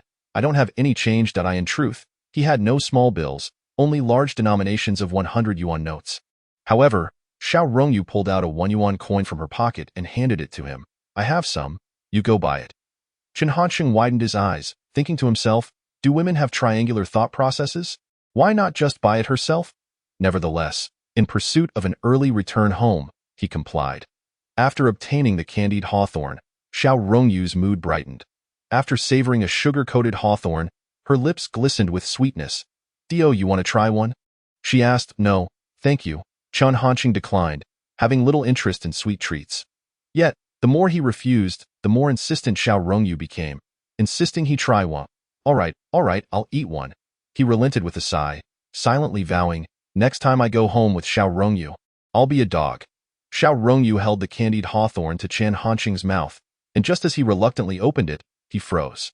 It turned out that his father, Chen Zhaojun, and a group of people were approaching from the opposite direction. Chen Zhaojun was equally surprised, having not expected to encounter his son here, and even more so, seeing a girl feeding him candied hawthorn. Yet, neither father nor son initiated a greeting, each capturing the moment in their minds. After safely escorting Xiao Rongyu home, Chen Hansheng declined her mother's invitation to dinner and returned to his own residence.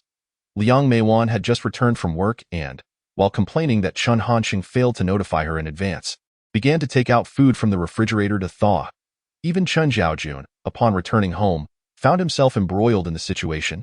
"Your son has become quite capable. He doesn't even call before coming home for the holidays.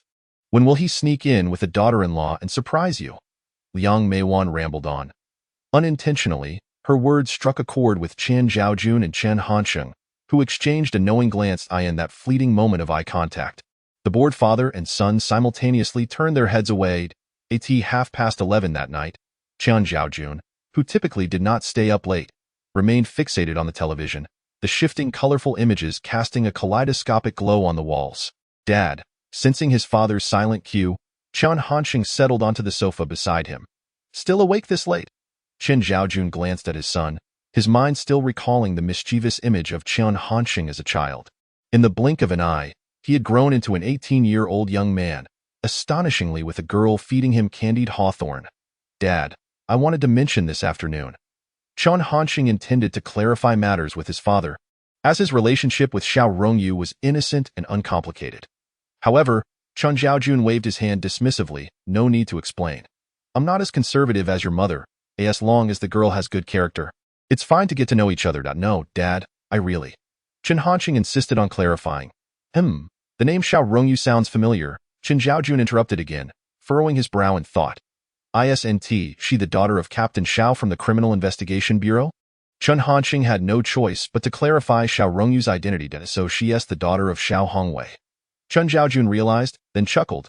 Your uncle Xiao was quite the handsome guy in the Port City police force in his youth. No wonder the girl is so beautiful. Not bad, Dad. I and Xiao Rongyu are merely normal classmates. It's not what you think. Chen Hansheng finally found an opportunity to clarify this fact. To his surprise, Chen Zhaojun merely chuckled. Why are today's youngsters even more timid than we were? It's the modern age. Using the excuse of being classmates, do you think I don't watch TV dramas? Observing his father lost in his own imaginings, Chen Hansheng suddenly felt no desire to explain. Eventually, the truth would come to light. Dad, weren't you a bit worried before you knew the girl's identity? Chen Hansheng shifted the topic. How could that be? Chen Zhaojun vehemently denied. I was just watching television. There was no sign of worry. Chen Hansheng nodded, staying a while longer to watch television before preparing to head to his room. He patted his father's back, saying, You're holding the air conditioner remote. Can you change the channel on the TV? Chen Zhaojun looked down and realized he was indeed holding the air conditioner remote, which explained why the television hadn't changed at all. I'm off to sleep. Old man, stop fretting. If you're so bored, just argue with your mother. Chen Hansheng waved his hand as he departed. While Chen Zhaojun claimed not to worry, he had been speculating about the girl's identity all along, feeling relieved once he confirmed she was the daughter of Xiao Hongwei. Shaking his head, Chen Zhaojun muttered to himself, Little rascal. The 7-day National Day holiday felt rather long. After visiting his grandparents, Chen Hansheng found himself at a loss for activities. He had received a call from Xiao Rongyu inviting him to hang out at a beverage shop with a few high school classmates, but he made excuses to decline. Firstly, he had little in common with them, and secondly, he didn't want to be misunderstood as having any romantic involvement with Xiao Rongyu. Zibo, want to go play billiards tonight? Chen Hansheng called Wang Zibo. Wang Zibo readily agreed. As a reclusive homebody with no social circle, without Chen Hansheng to take him out, he would only be stuck at home watching My Fair Princess with his mother. Chen Hansheng was well acquainted with the internet cafes, dance halls, and KTVs in Port City. He took Wang Zibo to an entertainment venue with a billiards room on the second floor and a dance hall on the ground floor. While sipping beer and playing billiards, they felt the vibrations of the booming music below. Wang Zibo, with his dark complexion, was brimming with excitement. Xiao Chun, I didn't expect Port City to have such fun places, he shouted, attempting to drown out the deafening music. Chen Hansheng chewed on gum, smiling without replying, focusing instead on aiming at the billiard balls on the table. Today, Wang Zibo was clearly not at his usual standard, frequently glancing at the girls ascending from the first floor. They adorned themselves in fishnet stockings that exposed their navels, their faces painted with heavy makeup, and as they passed by, the mingled scent of perfume and alcohol wafted through the air. Chen Hansheng did not rush him, patiently awaiting the moment when Wang Zibo would redirect his gaze. A tinge of embarrassment colored Wang Zibo's cheeks. It's already October, isn't it a bit chilly? What do you know? This is called beauty that freezes, Chen Hansheng replied with a smile. A few girls caught sight of Chen Hansheng and were momentarily dazzled. The mischievous grin on his youthful face hinted at an intriguing personality. However, Chen Hansheng was not particularly interested and, at times, grew weary enough to pat the slender waists of the girls beside him, teasing, the little brother across from us is still a virgin. Why not go tease him? Initially, Wang Zibo watched Chen Hansheng flirt with these alluring ladies with envy, yet when it came his turn, he found himself blushing and at a loss for words. At 10 o'clock in the evening, Chen Hansheng and Wang Zibo departed from the entertainment venue, though Wang Zibo was reluctant to leave. As Chen Hansheng lit a cigarette, he cautioned, the girls who frequent nightclubs, regardless of their beauty, a casual interaction is harmless. But don't take it too seriously. And then, Wang Zibo, intrigued, noticed Chen Hansheng suddenly fall silent. Following his gaze, he spotted Xiao Rongyu and two female classmates quietly observing them from the roadside. They had likely just exited an ice drink shop, Xiao Rongyu still holding a cup of cold beverage. Wang Zibo immediately turned to feign ignorance, while Chen Hansheng found it impossible to maintain such a fade, inwardly cursing the awkwardness of their encounter. Good evening. Has the gathering ended so soon? Xiao Rongyu. Isn't your home in the opposite direction? Chen Hansheng endeavored to keep his tone and pace normal, continuously reminding himself that he had no ties with Xiao Rongyu, thus justifying his presence at the bar. Yet, an inexplicable sense of guilt lingered. Didn't you say you were going to your grandmother's house tonight? Xiao Rongyu spoke, her voice colder than the autumn breeze. Chen Hansheng was at a loss for a response. He had no desire to attend the evening gathering, thus using that excuse to deflect Xiao Rongyu. Now, his deception was laid bare at that moment. A sorrowful expression washed over Xiao Rongyu's fair visage.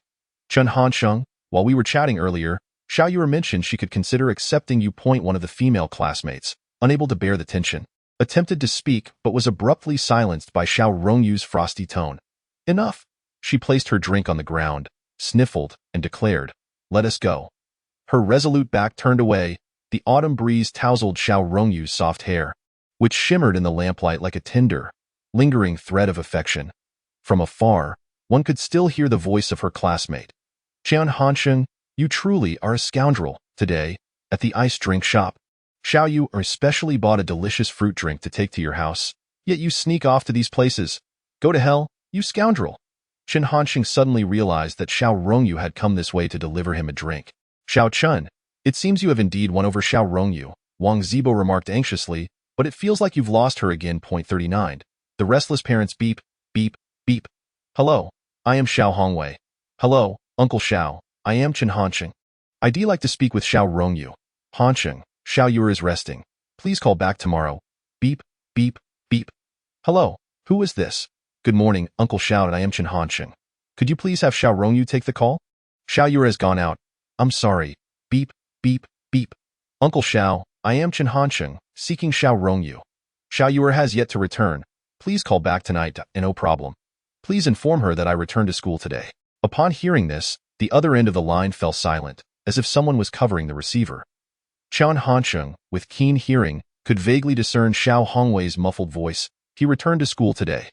Chen Hansheng could not hear who replied. And after a considerable pause, Xiao Hongwei finally picked up the phone and said, Hansheng, I will convey the message. Please take care and inform your parents upon your arrival at school. After hanging up, Xiao Hongwei gazed at Xiao Rongyu with concern, gently inquiring, what caused the argument? Please share it with your father.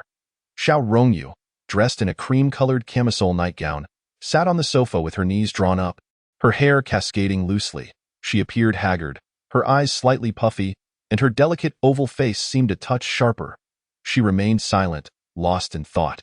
After returning home last night, Xiao Rongyu had locked her bedroom door. Not long after, Chen Hansheng's phone call had come. Setting aside professional sensitivity, Xiao Hongwei, aware of his identity as a father, understood that this matter was inevitably related to Chen Hansheng. Your mother will be back soon. She will undoubtedly question you about your current state, Xiao Hongwei sighed. This statement finally stirred Xiao Rongyu, who seemed reluctant for her mother to notice anything amiss, and she finally stood up to freshen up. Xiao Yu, Xiao Hongwei suddenly called, are you and Chen Hansheng dating? Xiao Rongyu whirled around, responding emphatically, no, there has never been, is not now, and will never be. Xiao Hongwei sighed. Being a parent and a criminal investigation expert, he could discern whether his daughter was lying. At 18 noon, Xiao Rongyu's mother, Youchu, returned home from work, noticing her husband washing vegetables in the kitchen. She removed her coat and joined him. Where's Xiao Yu? Youchu inquired. She just got up and is washing up, Xiao Hongwei replied. Attempting to cover for his daughter, Youchu found it odd. She rarely wakes up this late. It's a holiday. It's perfectly normal to sleep a bit longer. Xiao Hongwei feigned impatience, prompting Youchu to drop the subject. After a while, Xiao Hongwei casually remarked, I recall you were quite close with Chen Zhaojuan's wife. Liang Meiwan? Youchu replied, we were quite familiar. But we've lost touch recently. We should arrange a meal together. Friends ought to maintain connections, Xiao Hongwei suggested while peeling vegetables. Is Chen Xiaojun being promoted? Youchu immediately considered this possibility, knowing the intricacies of their field. Xiao Hongwei chuckled, at our age, why would we still think about promotions? It's just a casual meetup. Not wishing to pry, Youchu sensed her husband's evasiveness. His work often involved confidentiality, and family members were not privy to many details. All right, I'll go help Xiao Yuer with her hair. I'll arrange the meal when I have the chance. Once Youchu left the kitchen, Xiao Hongwei wiped his hands and sighed. We've nearly reached our peak. It's time to start making plans for our children. A similar scene unfolded in Chen Hansheng's home, yet the atmosphere was starkly different. Why is my life so miserable? I've married into the Chen family and have yet to experience a single good day. Finally, I've waited for my son to grow up, and he turns out to be an ungrateful wretch. Before the holiday had even concluded, Chen Hansheng insisted on returning to school, which Liang Meiwan could not dissuade, instead nagging from the sidelines, I'm now the class monitor. My time is not my own, but belongs to all the students in class public management too. Mother, I am also bound by circumstances. As Chen Hansheng packed his belongings, he rambled on. Pa, I can't fathom how the homeroom teacher appointed you as class monitor, Liang Meiwan retorted, well aware of her son's tendency to spin tales when he wished to avoid the truth. Chen Hansheng had always handled his own packing, a habit formed over the years. But when Liang Meiwan spotted 2 special fongis from Port City in his bag, she inquired, are these for your dorm mates? No, they're for the homeroom teacher, Chen Hansheng replied. This time, he had specifically brought these local delicacies for Guozhongyun, both as gratitude for his assistance in quelling a recent altercation and to maintain their personal rapport. Chen Hansheng could not afford to give Guozhongyun a monetary gift. Setting aside whether he would even accept it, once money was involved, the relatively pure student-teacher relationship would inevitably become complicated. Before his departure, Liang Meiwan handed Chen Hansheng another 1,000 yuan, which he flatly refused, saying, I don't need money right now. How much of the 2,000 yuan for living expenses you took at the beginning of the term remains? Liang Meiwan pressed, her worry palpable. I've used about half, Chen Hansheng replied honestly. Liang Meiwan was taken aback, and it's only been a month. How did you spend it all? Previously, when Chen Hansheng studied at home, the family's monthly expenses barely reached 1,000 yuan. Now that he was at university, Liang Meiwan and Chen Xiaojun's monthly expenditures only required a few hundred. Eating, drinking, buying miscellaneous items. Men have to socialize. You know, Chen Hansheng shrugged nonchalantly. You don't even have a girlfriend yet you're learning to socialize? Liang Meiwan nearly burst into laughter from frustration, though she found it peculiar. So you really don't want this 1,000 yuan? I've earned 2,500 elsewhere. I simply don't lack money, Chen Hansheng replied, not wishing to elaborate further, and opening the door said, Old Chen, mother, I'm leaving. Take care of yourselves at home. Feel free to argue. Just don't fight. Watching Chen Hansheng's departing figure, Liang Meiwan suddenly felt a pang of loneliness. Old Chen, are we getting old? Why do you say that? I feel like Hansheng no longer needs us. Doesn't he want the money? Doesn't he share his matters? He has his own world now. Chen Xiaojun chuckled softly, gently wrapping his arm around his wife's shoulder. Is that a good thing? We'll have less to worry about. That won't he do? Liang Meiwan suddenly narrowed her brows. I still need to find a suitable daughter-in-law for this little rascal. Do you have any colleagues or friends with a decent daughter? Let us arrange their marriage right after she graduates from university. Perhaps there might be, Chen Xiaojun mused, unaware that Chen Hansheng and Xiao Rongyu had already parted ways, his mind conjuring the image of that charming silhouette. 40. The deflated, tattered wallet this time. Upon returning to Jianye, Chen Hansheng did not call Wang Zibo, instead embarking on a 5-hour long-distance bus ride alone, arriving at school just after 6 in the evening. The sky was overcast, with a light drizzle falling. Though it was not heavy, the dampness clung to him uncomfortably. Chen Hansheng cursed under his breath.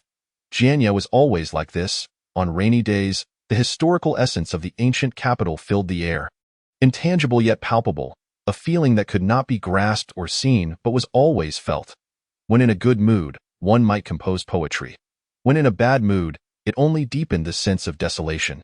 Chen Hansheng hurried towards the dormitory under the light rain, but as he passed the library, he suddenly spotted a familiar figure and called out, Stop! Shen Youchu had just finished her part-time job at the library.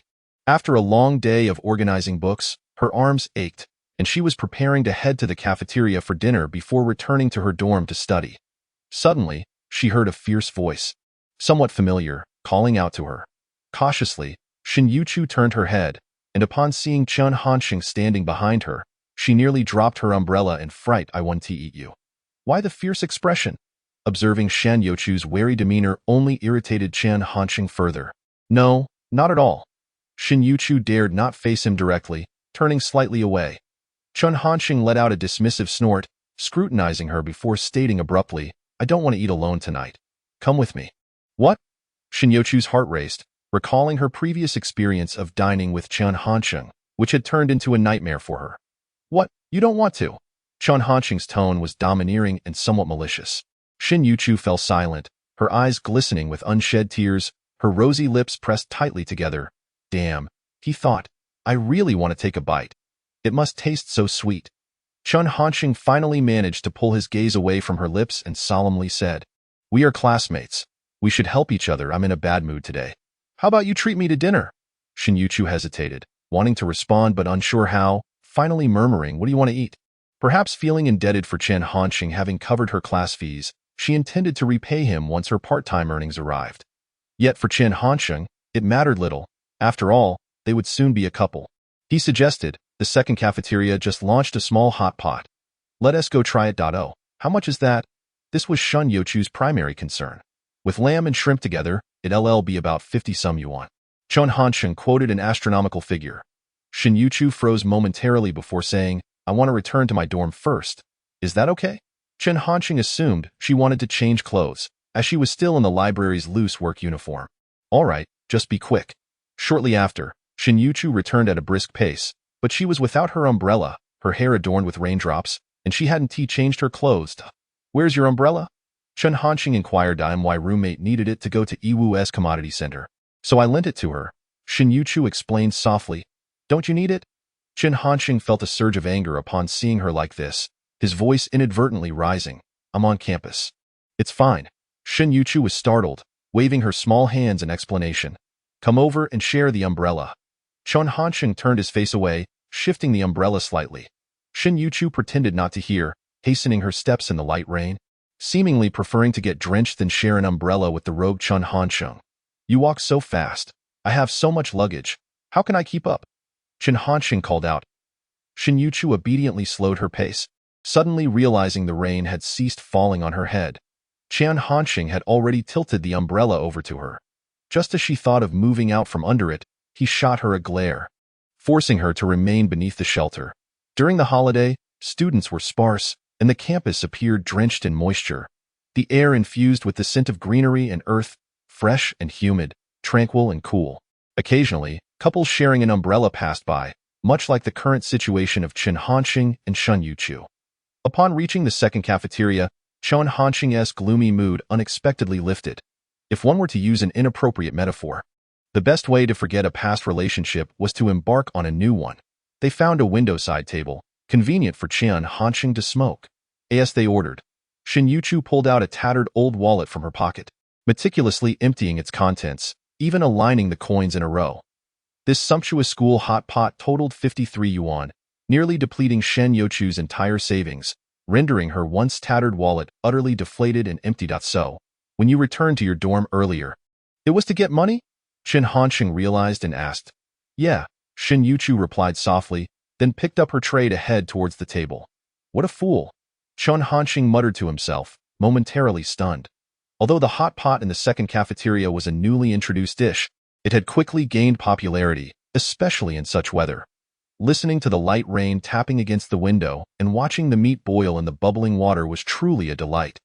Having not eaten much on the bus, Chen Hansheng was ravenous, grabbing a bowl of rice to dig in, but after a while, he set down his chopsticks. "Aren't you hungry?" he inquired. Shen Youchu hadn't touched any meat, cradling a bowl of rice worth 3 jiao, occasionally dipping a few vegetables. In contrast, Chen Hansheng's side was littered with shrimp shells and bones, while her bowl remained pristine. Shen Youchu shook her head, remaining silent. Such a rarity indeed.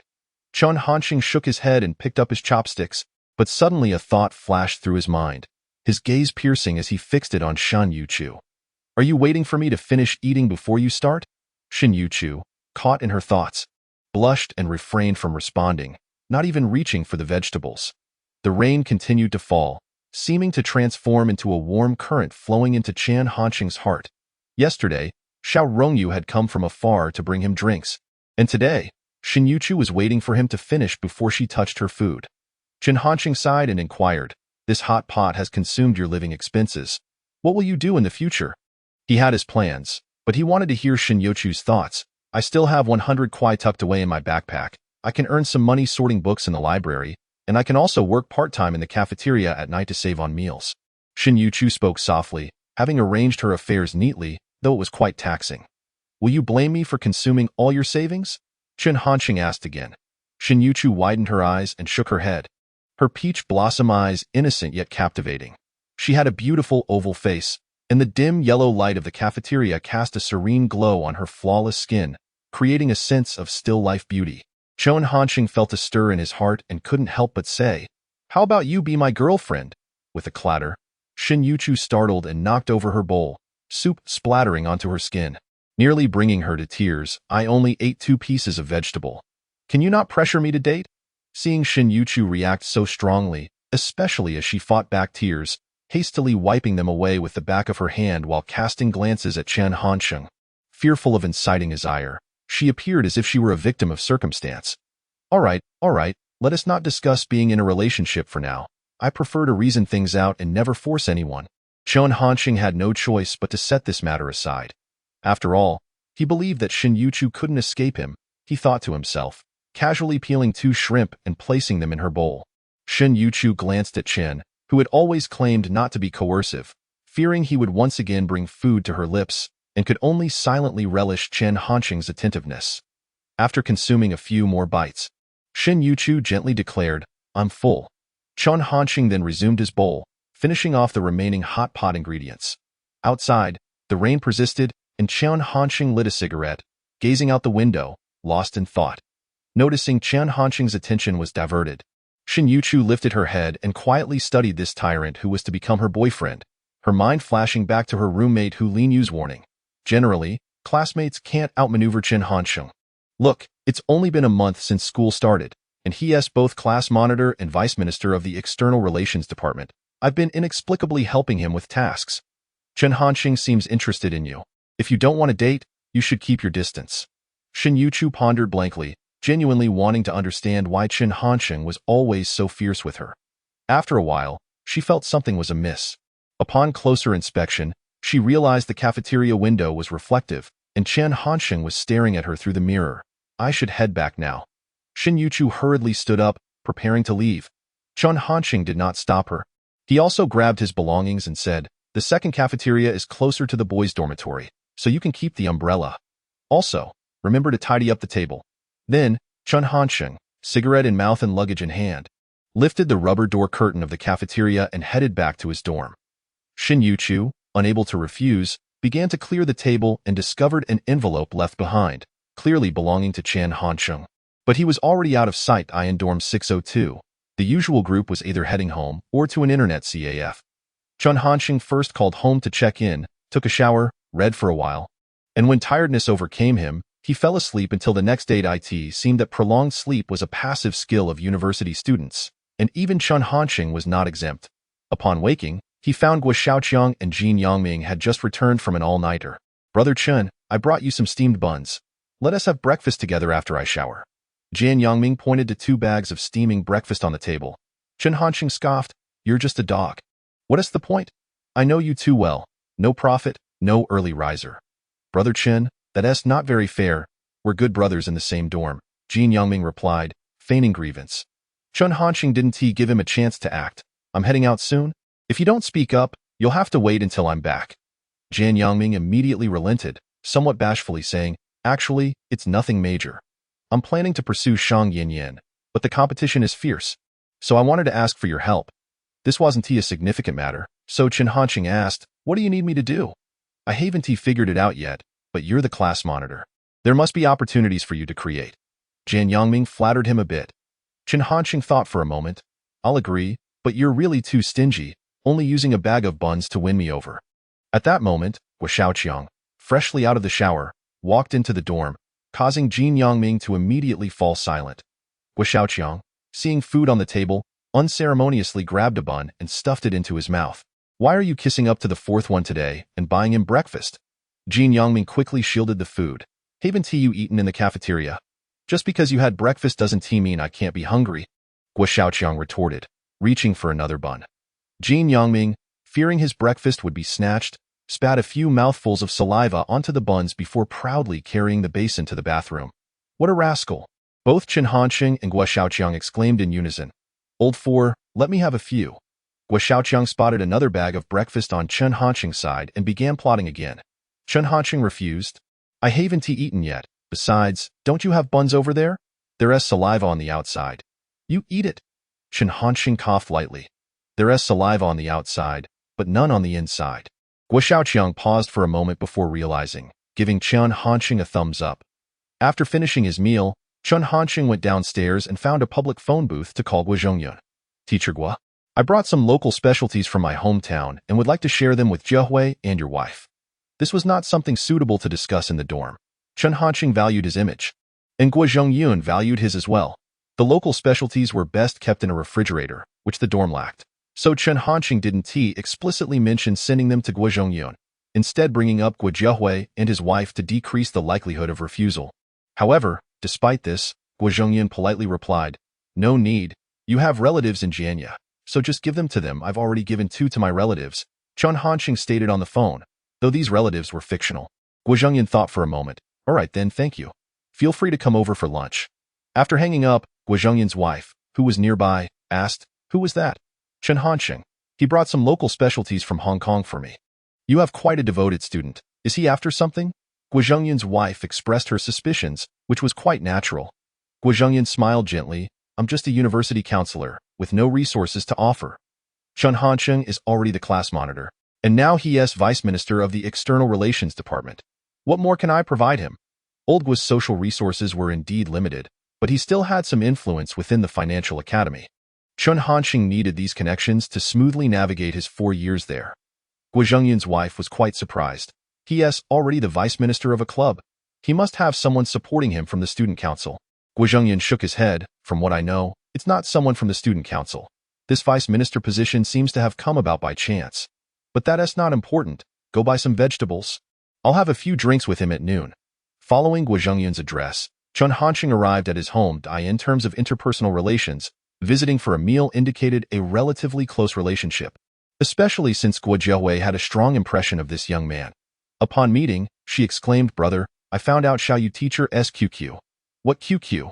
Guo Zhongyun and his wife looked puzzled. Chen Hansheng felt a bit awkward upon hearing this, thinking to himself how the chubby girl couldn't articulate properly yet still remembered this matter.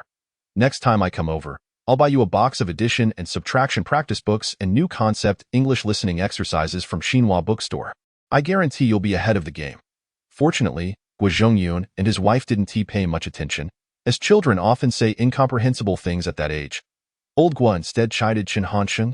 One will suffice. You can't eat 2. Good things come in pairs. Chen Hansheng smiled sheepishly. Guo Zhongyun and Chen Hansheng sat on the sofa, chatting idly.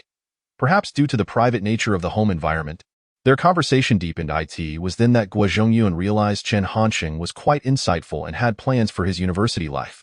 You want to start a business or even venture into entrepreneurship? It was the first time Guo Zhongyun had heard a freshman express such thoughts. Generally, graduates preferred state-owned enterprises, government departments, or foreign companies. While some did go solo, they typically did so after accumulating experience. I plan to start a small business at school. I'll need your guidance and assistance, Teacher Guo, Chen Hansheng modestly stated. Guo Zhongyun thought he was merely being polite, nodding without further comment, unaware that Chen Hansheng was laying the groundwork. Lunch is ready, Guo Zhongyun's wife called from the kitchen. Chen Hansheng took the initiative to help serve the dishes, showing no hesitation. Old Guo took out a bottle of Wuliangye from the cupboard and asked with a smile, Hansheng, how many drinks shall we have at noon? I'll follow Teacher Guo's lead. Guo Zhongyun's wife worried that Chen Hansheng might not handle baijiu well, but Guo Zhongyun waved his hand dismissively. This kid can hold his liquor better than me. A bottle of white wine is no problem. Guo Zhongyun's wife was a good cook, and Chen Hansheng was not shy about enjoying the meal. After filling their bellies, the two went out to the balcony for a few cigarettes before preparing to leave around 3 in the afternoon. While changing shoes at the entrance, Guo Zhongyun suddenly called out to him, Do you know a girl named Shen Youchu in our class? I do. Chen Hansheng nodded, thinking to himself that not only did he know her, but they would also soon share a bed. Her family situation isn't great. Before the break, Lin helped her apply for a poverty scholarship, but it seems she got stuck at the student council. If you can, keep an eye out for any suitable part-time jobs for her. After Guozhongyan finished speaking, he noticed Chen Hansheng was slightly dazed and asked, "Is there a problem?" "Not at all. Teacher Gua, I'll take my leave now." Chen Hansheng hadn't expected old Gua to provide him with such an advantage, allowing him to directly intervene in Shen Youchu's daily life. Even if Lin secretly reported him, he wouldn't be afraid. Returning to campus, the rain had just cleared, and the evening glow painted the horizon like a bright red ribbon hanging in the sky. Chen Hansheng suddenly felt the urge to call out both Xiao Rongyu and Shen Youchu, pointing to the sky and proclaiming, "No scenery is more beautiful than you two." However, as dusk settled, draping the world in sorrowful shadows, Chen Hansheng returned to reality. Xiao Rongyu ignored him, and Shen Youchu remained guarded, leaving him to face the group of single men in dorm 602.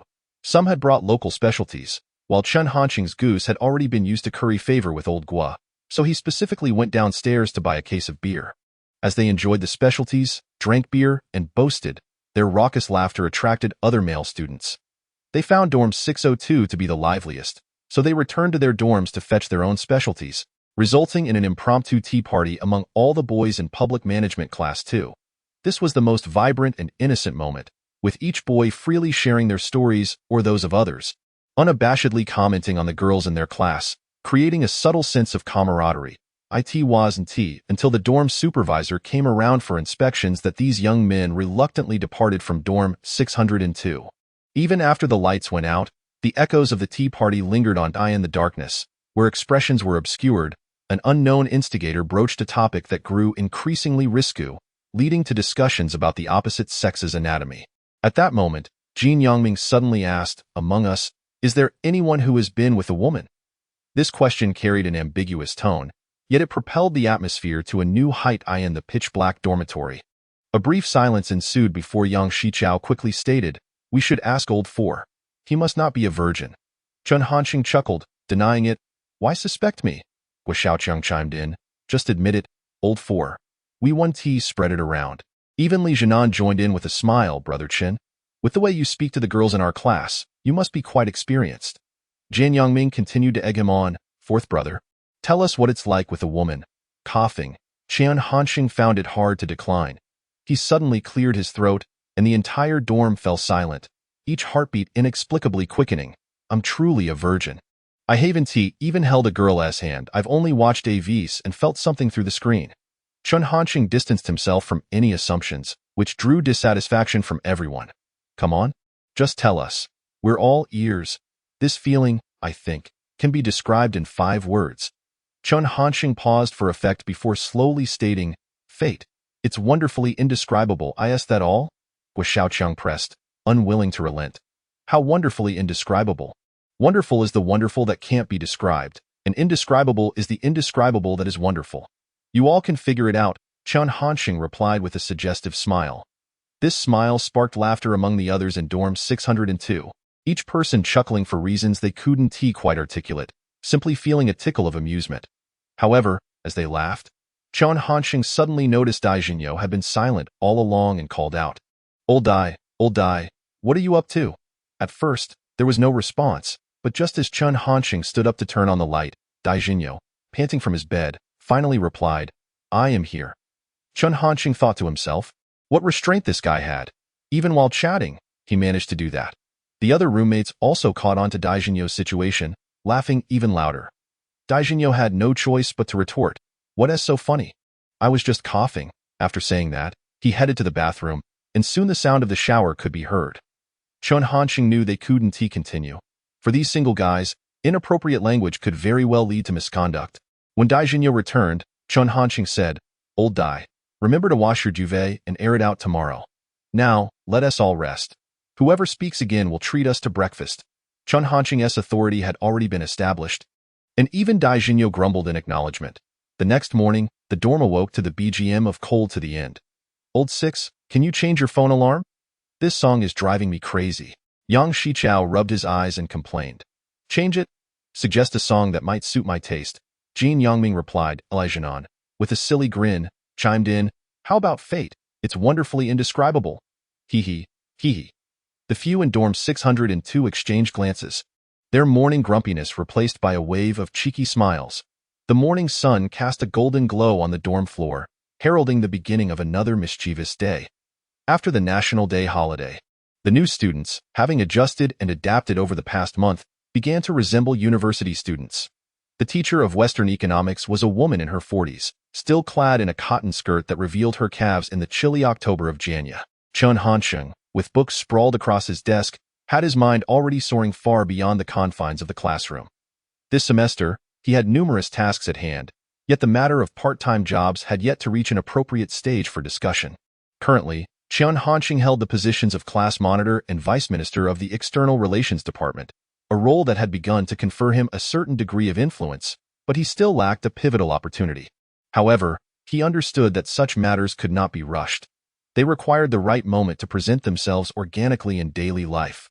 With determination, he believed that the right opportunity would eventually emerge. The bell finally rang, signaling the end of class. Not only Chen Hansheng but many others in the classroom could not resist the urge to rest their heads on their desks, as their biological clocks had been thrown into disarray after a prolonged holiday at home. "Chen Hansheng, come out with me for a moment," someone called out as they approached.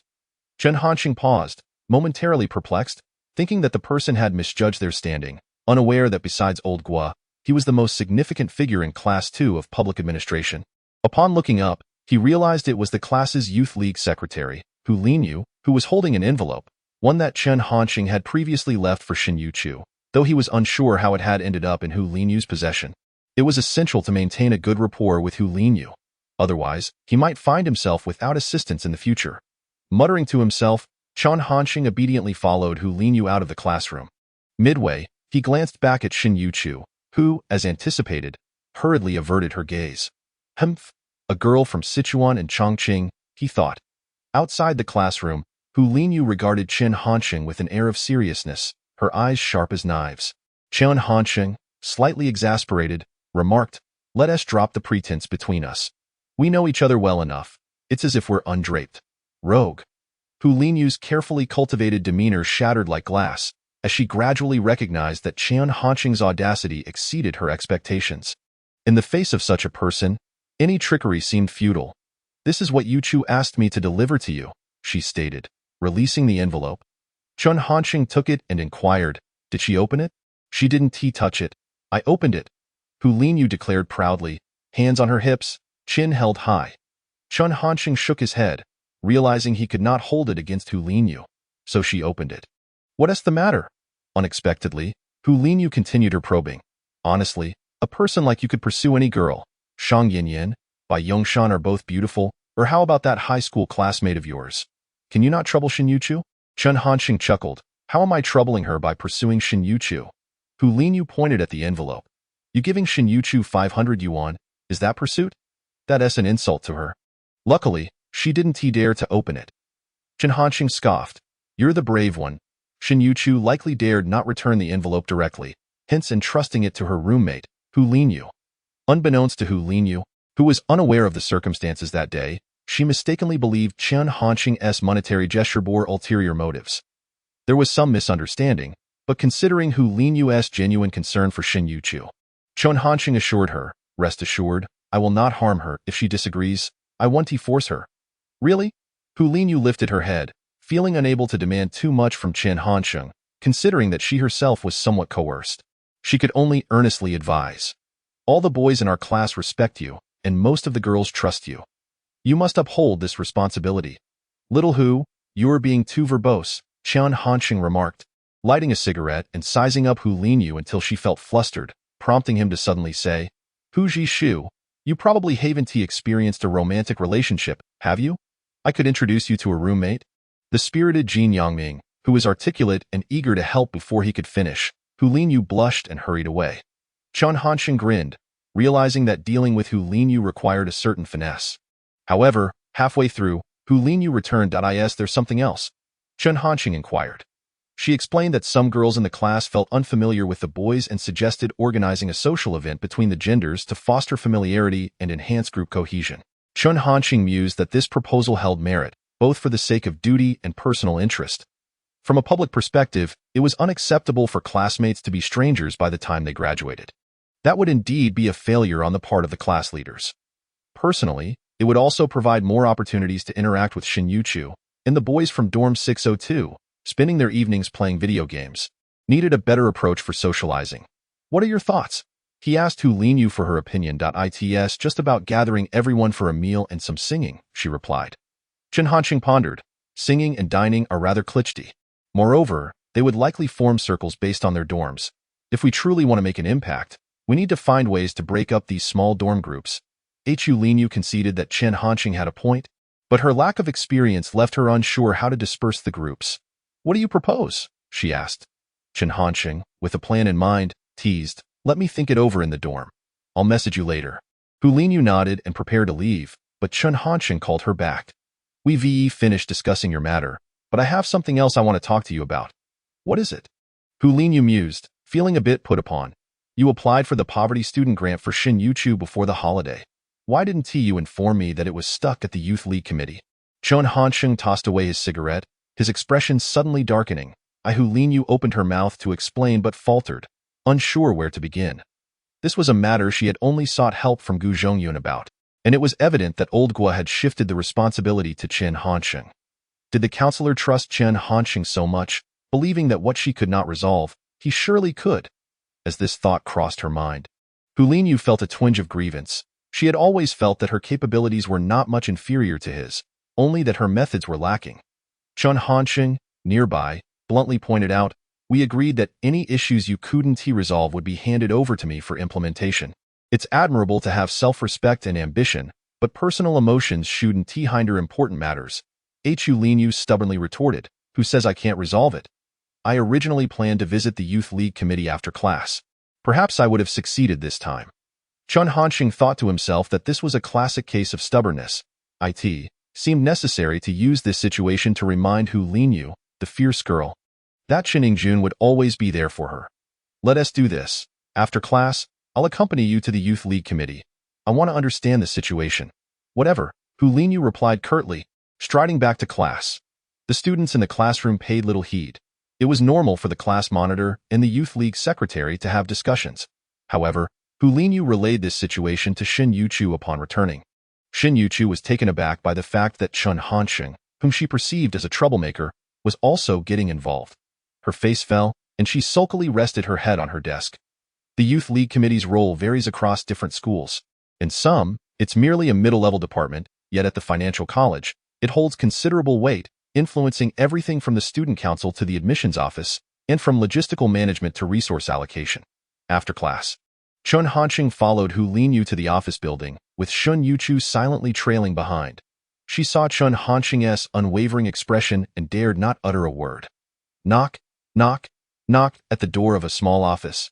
Hu Linyu greeted, Teacher Yu, I'm sorry to disturb you again. Chen Hansheng glanced at the position information on the wall. Yu Yueping, Vice Secretary of the Youth League Committee of the School of Finance. Approximately in his 40s, Yu wore glasses with dark gold frames and, perhaps due to long hours spent at the office, his physique was slightly portly. He was currently drafting a document and, upon seeing Hu Linyu, appeared somewhat impatient. Why are you here again? I've already mentioned that applying for the poverty student grant requires a process, and besides, that student Shen Youchu's documentation is insufficient. We need to verify it with the local government departments. How long will that take, Teacher Yu? Hu Linyu pressed while Yu Yueping buried his head again. The time frame is uncertain. It can be short or long. But once we verified everything, the poverty student grant will definitely be issued. Hu Linyu, still without a definite answer, felt her anxiety rising. I submitted the materials before the holiday. You said the review had begun. Why is it still undecided? Yu Yueping replied in a slow, measured tone. The school has its rules, and the finance department has its regulations. You must understand. With that, Yu Yueping ignored Hu Linyu, dismissing Chen Hansheng and Shen Youchu as well, returning to his task, leaving only the sound of the air conditioning humming in the room. This was a familiar scenario for Hu Linyu, having encountered such dismissive treatment several times before. It felt like hitting a wall of cotton, caught in a situation where retreat was impossible. She turned to see Chen Hansheng observing coolly while Shen Youchu stood cautiously at the door. Her beautiful, almond-shaped eyes reflecting both hope and disappointment. Yu let out a heavy sigh. In previous encounters with such indifference, she would have left flustered. However, with Chen Hansheng present, she could not afford to appear weak. Teacher Yu, it's well known that Shen Youchu comes from a poor family. She survives on just 30 cents of rice and free seaweed egg soup each day. Shen Youchu works part-time at the library, often busy until 10 in the evening. She is now preparing to work in the cafeteria just to save on dinner money. Teacher Yu, these situations are evident. Yu explained earnestly and passionately, yet Yu Yueping remained unresponsive, seemingly deaf to her pleas. Faced with such stubborn resistance and accumulating frustration, Yu could no longer contain herself and slammed her hand on the table. Everyone jumped in surprise, and Yu Yueping even dropped his pen. Is this how you conduct yourself as a teacher and a party member? Yu demanded, her short hair standing on end with her fervor. Chen Hansheng recognized the escalation and quickly approached to pull Yu back. Unexpectedly, Yu Yueping also grew angry, pulling a stamp from his drawer and slamming it on the table. If you insist on saying that, then take the stamp. You can handle the approval yourself. Yu, in her impulsiveness, moved to stride forward, but Chen Hansheng swiftly blocked her. Yu, don't do something foolish. Chen Hansheng, don't stop me. Don't you like Shen Youchu? You should stand with us. Yu's voice trembled, tinged with tears. Chen Hansheng considered that matters like these couldn't be simply divided into us and them. To genuinely succeed in the application, one must align oneself with the institution. Money was trivial. The key was that the grant was a precious opportunity. Once Shen Youchu confirmed her status as a poverty student, she would gain an invisible advantage in other applications. Eventually, Chen Hansheng managed to persuade Yu out, taking the stamp and tidying up Yu Yueping's desk as they left. Outside the office building, Yu finally let her tears flow. Youchu meets all the criteria, yet he refuses to approve it. Why? Shen Youchu reached out with her sleeve, which appeared to be an old high school uniform, loose and faded in places, gently wiping Yu's tears away. Let us not apply anymore. We shouldn't come back. What will you do then? Yu asked, wiping her own tears, her emotions shifting quickly. It's fine. I'll manage, Shen Youchu replied softly, her tone imbued with an underlying strength. Chen Hansheng, initially surprised, soon realized that Shen Youchu still could not bring herself to look at him. He suddenly understood that her strength was not rooted in her personality but rather hidden within her heart. Shen Youchu remained innocent, kind, timid, and insecure, still feeling like a punching bag in front of Chen Hansheng. Yet, due to her harsh upbringing, she was innately prepared to face life's difficulties with quiet resilience. Chen Hansheng sighed, then suddenly turned to Yu. Please give me Shen Youchu's application materials. Can you handle it? Yu asked, her eyes brimming with tears. Chen Hansheng shook his head. I'm not certain, but if you let me intervene earlier, it should be simpler. Your early involvement wouldn't matter. The key is that teacher doesn't understand the system. Yu remained irate. It's not that he doesn't understand the rules. It's that you don't grasp the nuances of human relationships. Shu. Chen Hansheng casually flipped through the application materials. You all head back. I'll take over this matter. What is your plan? Yu asked, dissatisfied. I have my methods. 1. To clean up your mess. 2. To create connections for myself, Chen Hansheng replied. Yu felt a pang of guilt, realizing that her earlier impulsiveness had complicated matters. Yet, what did he mean by creating connections? Listening to Chen Hansheng, it seemed there was an optimistic side to it. Seeing Yu's puzzled expression, Chen Hansheng, rarely serious, explained, sometimes, problems that seem insurmountable may hide opportunities for breakthrough. For example, although you've offended the committee's teachers, if I can resolve this dispute, it would actually increase opportunities for communication with them. Where there's loss, there's gain. Does that make sense? Yu understood and nodded. Precisely. Who knows, perhaps after we complete this matter, I might even find love, Chen Hansheng said with a grin, glancing at Shen Youchu, who immediately blushed and looked down at her feet. Yu rolled her eyes and pulled Shen Youchu to leave, adding, Class monitor, you're actually quite handsome when you're serious. Little Hu, I advise you not to harbor unrealistic hopes. It's impossible for us. You should consider Jin Yangming instead. However, this method is rather novel, unlike other students who either cry, cause a ruckus, or create noise, showing no semblance of being university students. After Chen Hansheng tidied up the newspaper board, he noticed that the floor was still dirty. Without a moment's hesitation, he took a mop and began to clean. All right, we have an Andy to do the cleaning, Yu Yueping interjected, unable to contain himself. It's fine, Secretary Yu. I'm not tired, Chen Hansheng replied, turning to reveal a simple, honest smile. Why Yu Yueping rolled his eyes, thinking to himself that he hadn't inquired about Chen Hansheng's fatigue, but if he wanted to do it, so be it. Nevertheless, he still intended to follow proper procedures. After Chen Hansheng finished mopping, it was lunchtime, and Yu Yueping stood up and said, "Classmate, I'm off to eat Dado." All right. Chen Hansheng quickly exited the office. After Yu Yueping closed the door, he said nothing further and walked toward the cafeteria on his OW&I in the afternoon. Just as Yu Yueping arrived at the office, barely settling into his seat, Chen Hansheng appeared punctually. "Secretary Yu," Chen Hansheng greeted cheerfully, carrying a bag. "Why are you here again? Don't you have class?" Yu Yueping asked.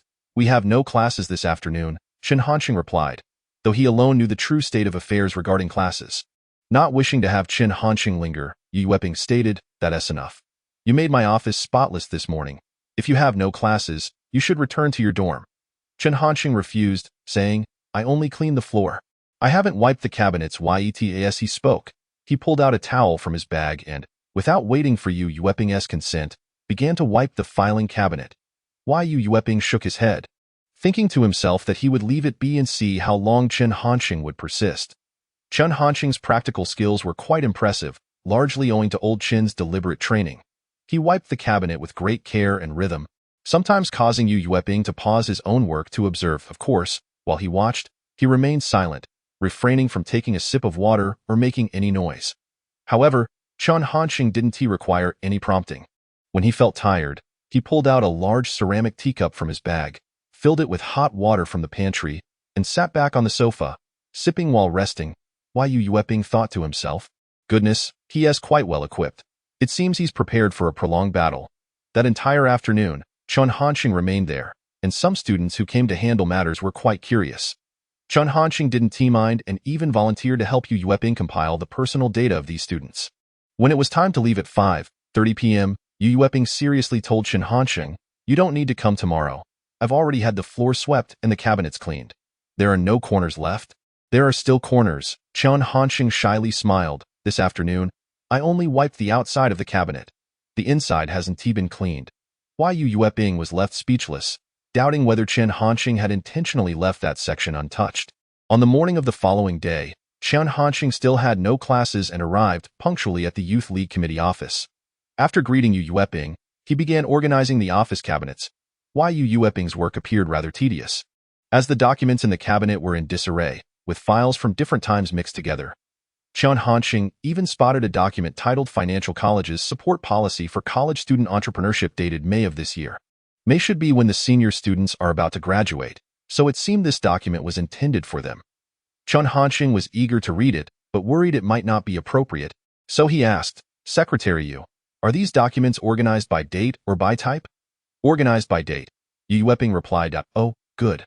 With this affirmation, Chen Hansheng felt justified in reading the documents, explaining that he was searching for the date of issuance, while also taking the opportunity to read through the public documents from the financial college over the past 2 years. In truth, these documents were supposed to be posted on the school bulletin board, but who among college students would take the time to look at such things? As a result, many opportunities were missed. Some documents were evidently highly beneficial to the students of the school, yet no one applied for them. The atmosphere in the Youth League Committee office felt a bit peculiar, as Yu Yueping was busy writing materials while Chen Hansheng organized documents, both remaining silent. Some teachers passing by jokingly remarked, "Old Yu, is this your little secretary?" Yu Yueping could only laugh along. Yet when he went to lunch the next morning, he seriously asked Chen Hansheng, "What is your name?" "Secretary Yu, I'm Chen Hansheng, from Class 2 of Public Administration in the Humanities and Social Sciences Department," he replied. Yu Yueping acknowledged with a hum but did not mention that Chen Hansheng needn't come back in the afternoon. Likely realizing that it would be futile to advise him otherwise, in the afternoon, Chen Hansheng appeared on time in the office once more, where the only sounds were the scratching of pens and the rustling of papers. During a break, Yu Yueping asked, "Xiao Chen, do you smoke?" "I smoke occasionally," Chen Hansheng replied. Yu Yueping tossed a cigarette his way, reminding him, "Be careful not to burn the documents." After Chen Hansheng lit it for Yu Yueping, the two began to share a smoke in the room. As they smoked, Yu Yueping suddenly asked, "Is it true that Shen Youchu's family situation is very poor?" "Indeed. Her parents passed away early, and she was raised by her elderly grandmother. who lacks the ability to earn money and is in poor health.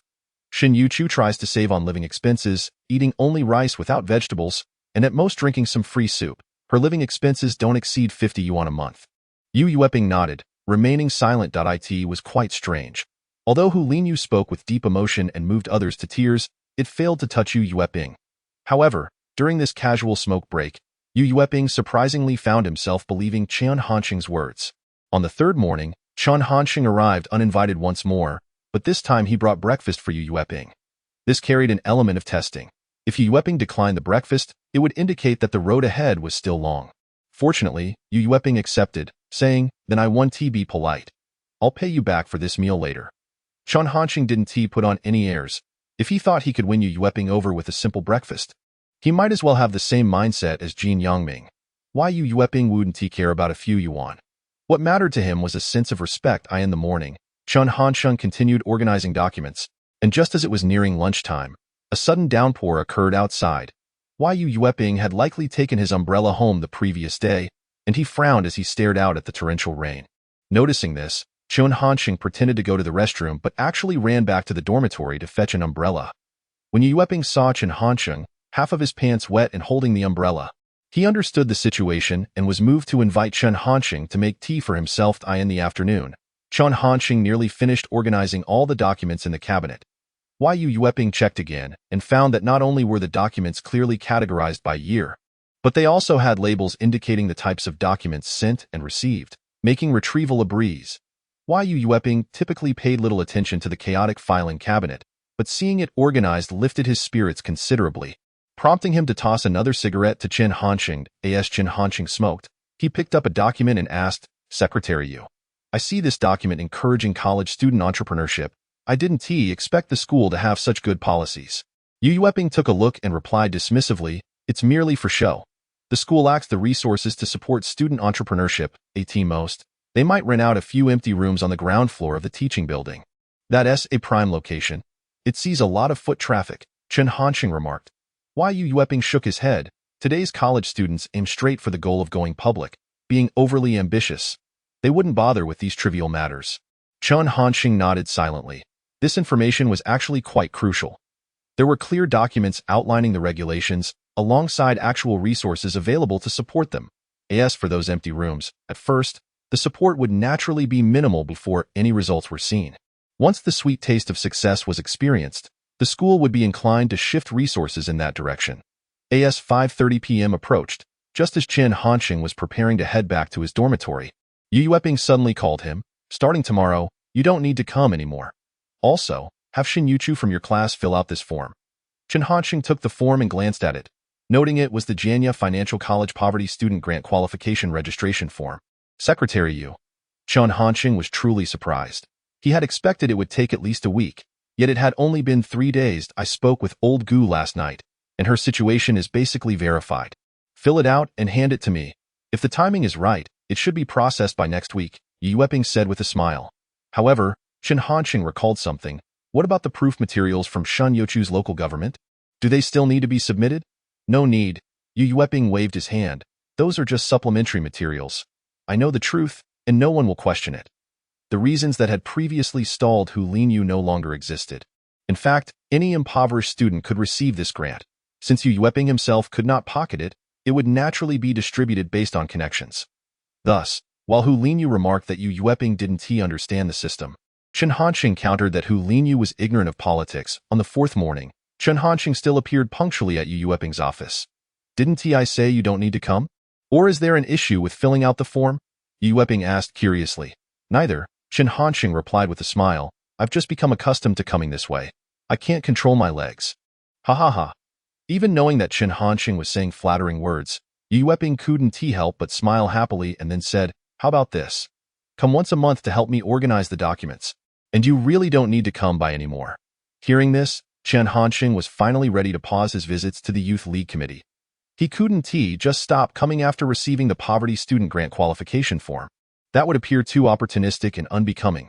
If he wouldn't have any further dealings in the future, that would suffice. But it was clear he would still need to rely on the Youth League Committee for many matters. This relationship needed to be maintained. In the afternoon, Chen Hansheng finally attended class again.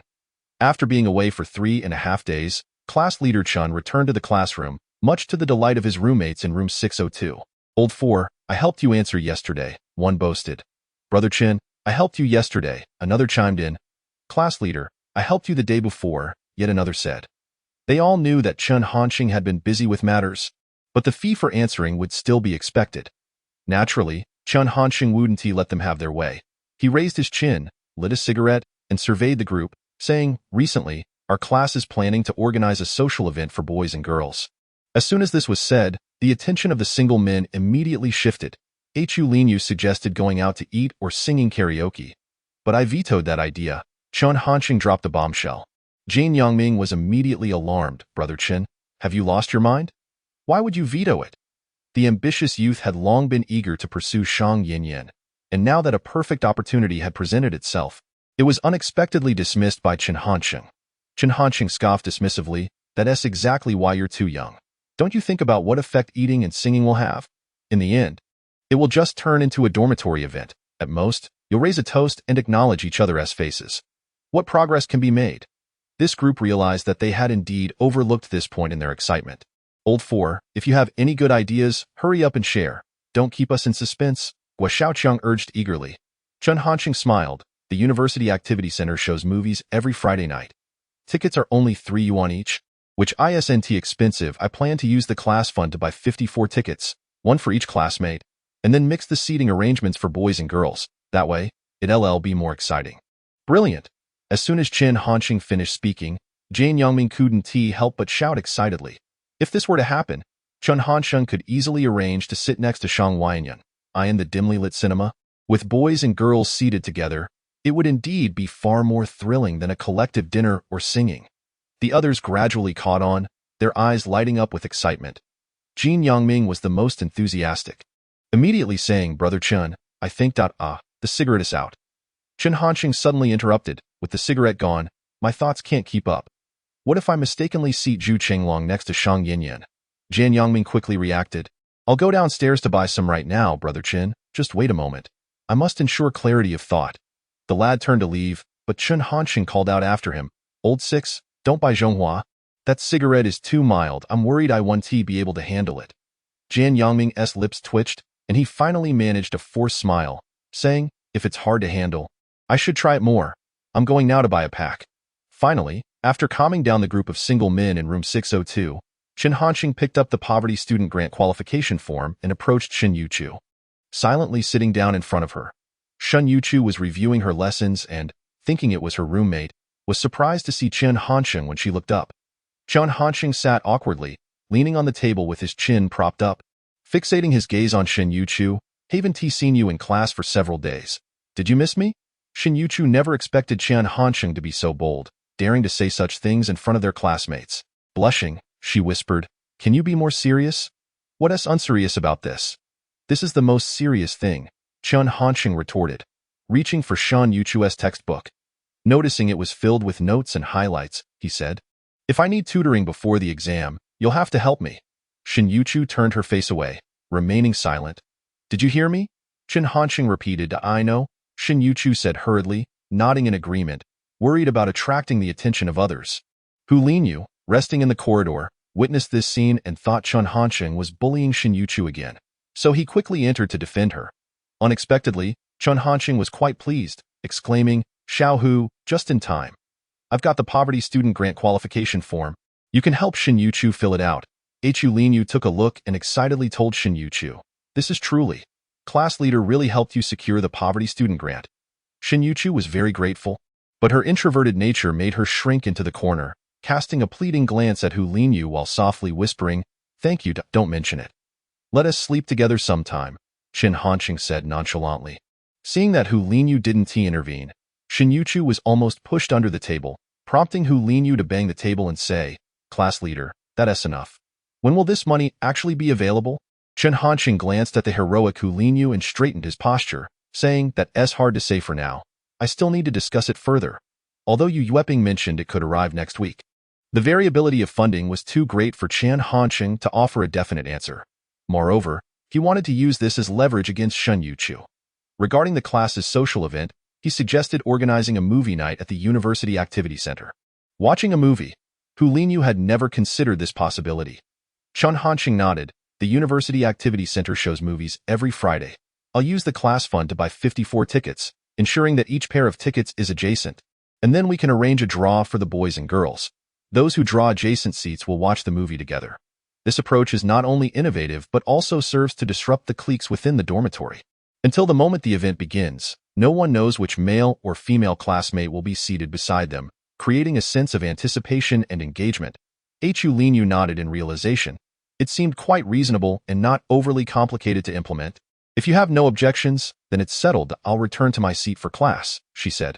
However, just before leaving, Chen Hansheng suddenly addressed Shen Youchu, saying, "This is a collective activity for the class.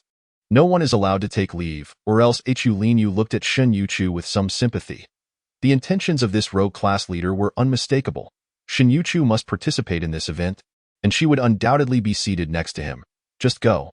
It's only a movie after all. For the sake of the scholarship, Youchu, just endure it for now. After some consideration, Hu Linyu persuaded Shen Youchu to acquiesce. Although Chen Hansheng hasn't explicitly stated it, I know he spent 3 days cleaning the cabinets in the Youth League office to secure this scholarship application form for you. You know how arrogant he can be. That he would lower himself to do such a thing indicates he still has some conscience towards you. Also, if he dares to touch you during the movie, just shout harassment. Faced with Hu Linyu's incessant chatter, Shen Youchu blushed and reluctantly agreed. She had never been to a cinema before, and now her first experience would be alongside a boy who often bullied her. Shen Youchu glanced up at Chen Hansheng, who was enjoying the cigarette-lighting service from Jianye, and sighed quietly, lowering her gaze. After class, Chen Hansheng took charge of the ticket purchasing arrangements. Leveraging his position in the student council effectively, the organization responsible for screening the film readily agreed to his additional requests upon learning that the buyer was the deputy head of the Humanities Department's External Relations Office, and that he was purchasing 54 tickets at once.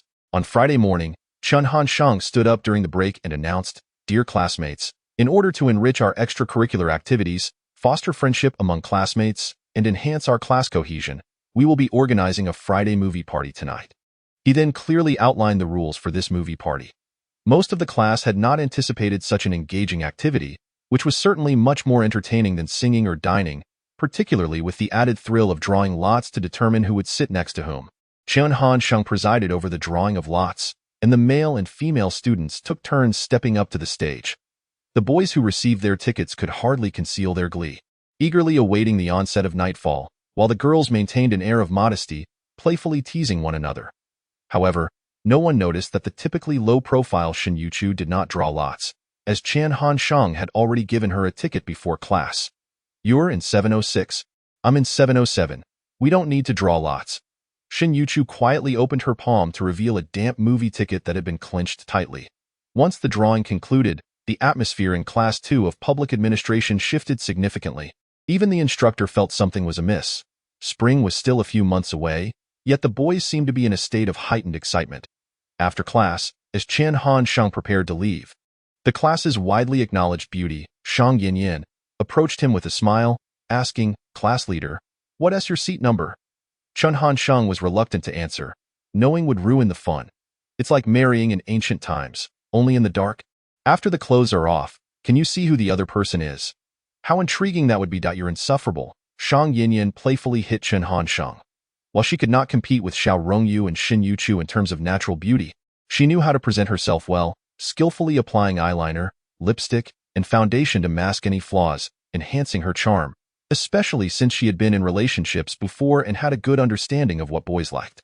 Chen Hansheng accepted Shang Yanyan's playful punches with a smile. Though he held little interest in her, he enjoyed the banter, and inadvertently, Shang Yanyan managed to snatch a movie ticket from him. After glancing at Chen Hansheng's seat number, Shang Yanyan felt a twinge of disappointment, but said nothing as she smiled and walked away.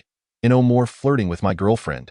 Jianye, who had been watching from the side, approached with a menacing warning. This guy was also a beneficiary of favoritism. Chen Hansheng had paired him with Shang Yanyan, who was already contemplating where their future children would attend school. However, upon observing the subtle expressions on Shang Yanyan's face, Chen Hansheng silently shook his head. This guy might not have it as easy as he thought. Influenced by the ticket-snatching incident, Chen Hansheng reiterated before class that no one was to inquire about other seat numbers, wanting to maintain the air of anticipation and tension until the film commenced. In truth, Chen Hansheng was the calmest of all. He already knew who his partner would be, having arranged it himself. After dinner, the long-awaited night finally arrived, with the moon revealing its enchanting figure amidst the clouds. The streetlights along the main road of the school lit up one by one, attracting a few moths fluttering about. The evening breeze carried a slight chill, which was rather refreshing. College students looked forward to Fridays. Although their academic load was light, tonight, the single ones could indulge in late-night barbecues, while couples could stay out late without returning to their dorms. The school broadcasting station fittingly played the song Die for Love by the band Shen Youchu.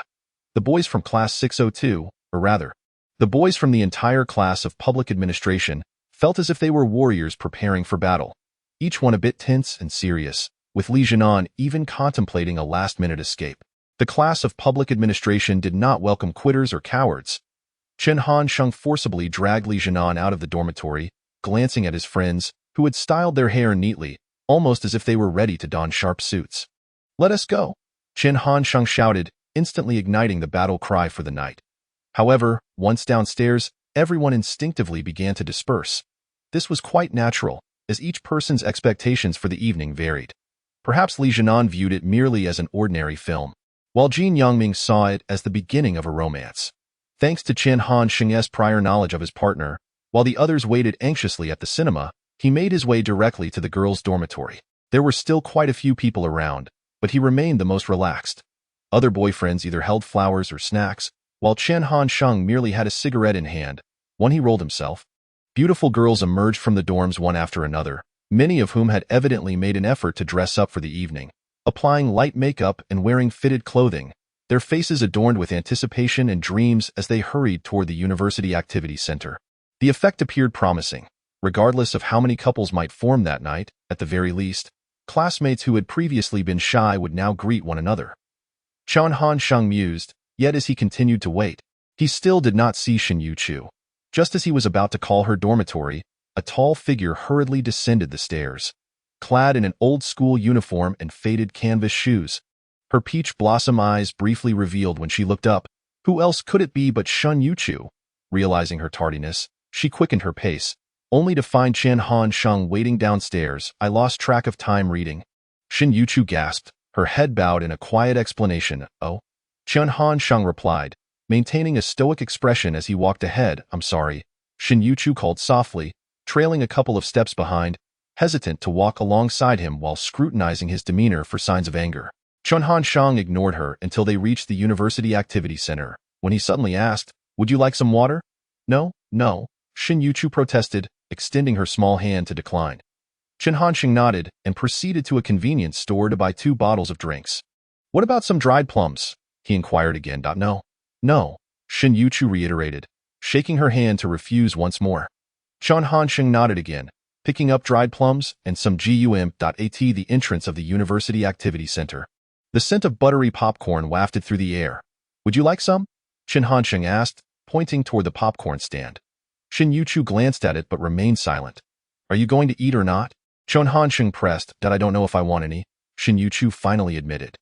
Chen Hansheng thought to himself, "What a silly girl. Just nod if you want it, or shake your head if you don't. I'm not one to force anyone." "Then let us skip it. You go in first," he said impatiently. Shen Youchu, not wanting to delay, quickly entered the University Activity Center. The stairs of the University Activity Center were tiered, and it was pitch dark during the film screening. If one wasn't careful, they could easily slip.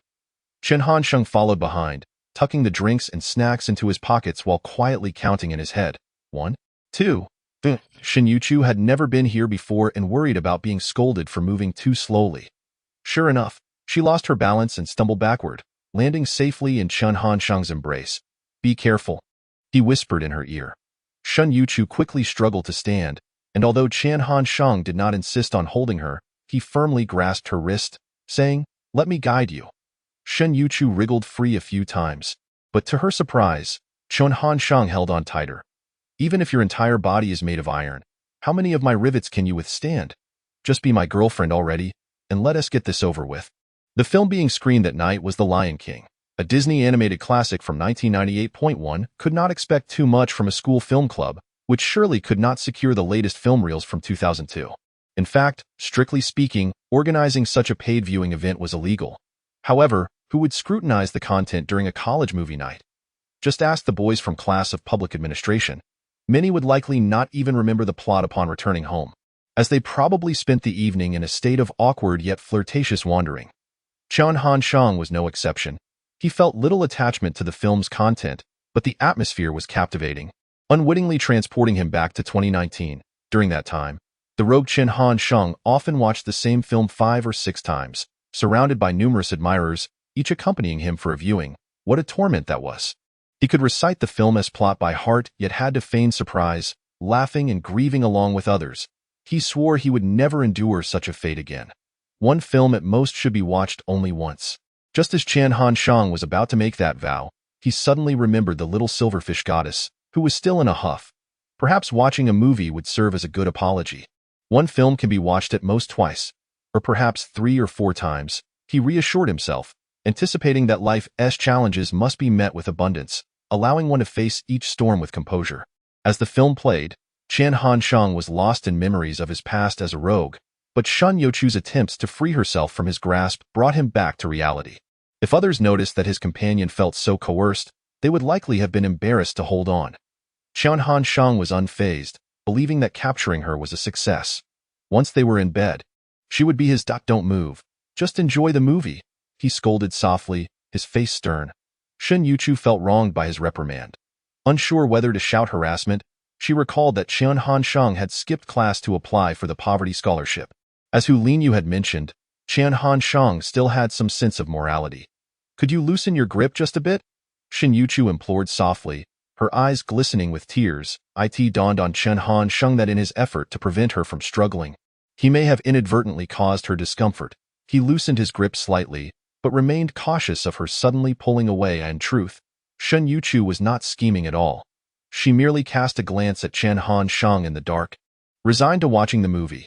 The ticket cost 3 yuan, equivalent to a day and a half's worth of her living expenses. Shen Youchu had never been to the cinema. The only television in her home was an old set discarded by villagers and gifted to her grandmother. Thus, she felt a sense of curiosity towards the big screen, and given that The Lion King was a family-friendly film, it captivated her without her realizing it. As Simba faced danger, she tensed up. When he overcame adversity, her eyes sparkled with joy. The dim lights in the cinema cast a faint glow on Shen Youchu's face, revealing her serene and lively profile, with long eyelashes, a straight nose, and full, rosy lips. Chen Hansheng found himself smiling. Had he not been holding her wrist, he would never have guessed that it was so round and cute. If Yu Yueping found out, Shen Youchu's application for the poverty scholarship would surely be in jeopardy. Chen Hansheng chuckled internally, unable to imagine that Shen Youchu, who had been so sheltered, possessed such a figure. Yet, from a physiological standpoint, women like Shen Youchu with natural allure likely had their charms rooted in innate qualities, which might explain her 36D figured eye. In summary, it could be said that she was naturally gifted, and although her environment was lacking, it didn't matter much. Especially as she aged, this inherent advantage would become increasingly apparent. At that moment, Shen Youchu seemed to notice Chen Hansheng's gaze upon her. Their eyes met, and she appeared somewhat lost, wary, aggrieved, and confused.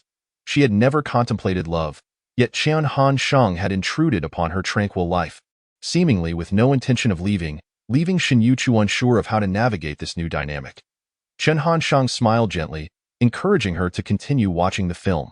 The 2-hour film soon concluded, and as the lights in the University Activity Center brightened, Shen Youchu prepared to follow the crowd out. Chen Hansheng patted her hand, saying, "Wait a moment. Let us take a stroll by the lake afterward." Shen Youchu, now hesitant to resist, followed him inside. The University Activity Center featured a small artificial lake, resembling a mirror laid upon the earth, reflecting the moonlight. Occasionally, a couple of red fish surfaced for air, creating ripples that slowly spread to the shore. As the night breeze picked up, Chen Hansheng and Shen Youchu strolled along the pebble path, with the lake water lapping at their feet. Couples passed by, each side politely stepping aside. "Did you enjoy the movie?" Chen Hansheng suddenly inquired. "Meichem," Shen Youchu replied softly. "Next time, I'll take you to another one." "All right," he continued. Shen Youchu remained silent. "What's wrong? Are you unwilling?" Chen Hansheng turned to face her. Shen Youchu hurriedly lowered her head, the moonlight casting a magnetic glow on her forehead. Chen Hansheng, unable to resist, leaned in and kissed her. "What are you doing?" Shen Youchu exclaimed, her eyes widening in shock. She struggled to keep pace with Chen Hansheng's boldness. "I'm sorry. I couldn't help myself, don't know." Just as Chen Hansheng sought an excuse for his actions, Shen Youchu's reaction was more intense than anticipated. She shoved him away and dashed towards the dormitory. Chen Hansheng lost his balance and stumbled, unexpectedly falling into the artificial lake with a splash, sending a large spray of water into the air, startling the couples nearby who stood up to watch. Fortunately, the artificial lake was shallow, only about a meter deep, so Chen Hansheng was not in danger, though he emerged completely drenched. Some onlookers remained on the bank, mocking, "Brother, if you often walk by the river, how can you avoid getting wet?" Chen Hansheng brushed the droplets of water from his face and retorted without hesitation, "Nonsense, I'm merely bathing in the river of love." Shen Youchu, taken aback by the unexpected turn of events that saw Chen Hansheng pushed into the water, hurried back to assess the situation. Upon hearing his robust voice engaged in a quarrel with others, she felt a slight relief. "Are you all right?" Shen Youchu half squatted at the water's edge, cautiously inquiring. "Do you think I'm fine?" Chen Hansheng rolled his eyes and extended his hand towards Shen Youchu. Caught off guard, she blinked her peach blossom eyes, staring blankly at him. "Pull me up, you fool!" Chen Hansheng exclaimed, incredulous. Oh, don't be angry with me." Shen Youchu stammered, her experience of the night being unusually eventful. Watching a movie, holding hands, being kissed, and now, pushing someone into the river. The fright from his outburst nearly brought tears to her eyes. After climbing ashore, Chen Hansheng found his drenched clothes clinging to him, water dripping from his hair, while Shen Youchu stood by, flustered. Given the circumstances, he could no longer afford to act mischievously and impatiently declared, "Let's go back. It was just a kiss. Why such a huge reaction?" Shaking his head, he trudged back to the dormitory, his shoes squelching like soaked sponges, leaving a trail of water behind, quite a sight. Shen Youchu watched him from behind, unable to suppress a laugh that lit up her face like stars breaking through the clouds. Unfortunately, Chen Hansheng failed to notice. Upon returning to the dorm, several roommates inquired about his predicament, and Chen Hansheng, of course, did not divulge the truth, simply stating he had accidentally fallen into the river. Guo Xiaoqiang smirked. "We thought you had quite the story." "What do you mean?" Chen Hansheng asked.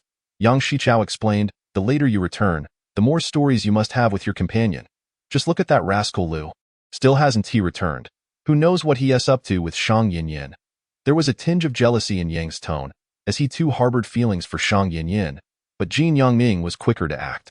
Chen Hansheng considered this logic and, after showering, called for some friends to play cards, yet strangely, Jin Yangming was nowhere to be seen. "That guy, he wouldn't have gone to a hotel, would he?" Guo Xiaoqiang muttered. Yang Shichao, upon hearing this, lost interest in the game, picturing Jin Yangming kissing Shang Yinyin, which pained him deeply. It should to be likely. Could he have thought wrong? Chen Hansheng mused, though he kept it to himself. Around midnight, the group in room 602 was engaged in a gossip session about the girls in their class when Jin Yangming finally stumbled back, reeking of alcohol. "Lu, hurry and share your story with us," Guo Xiaoqiang urged excitedly. "Story?" Jin Yangming scoffed. "I'd call it an accident."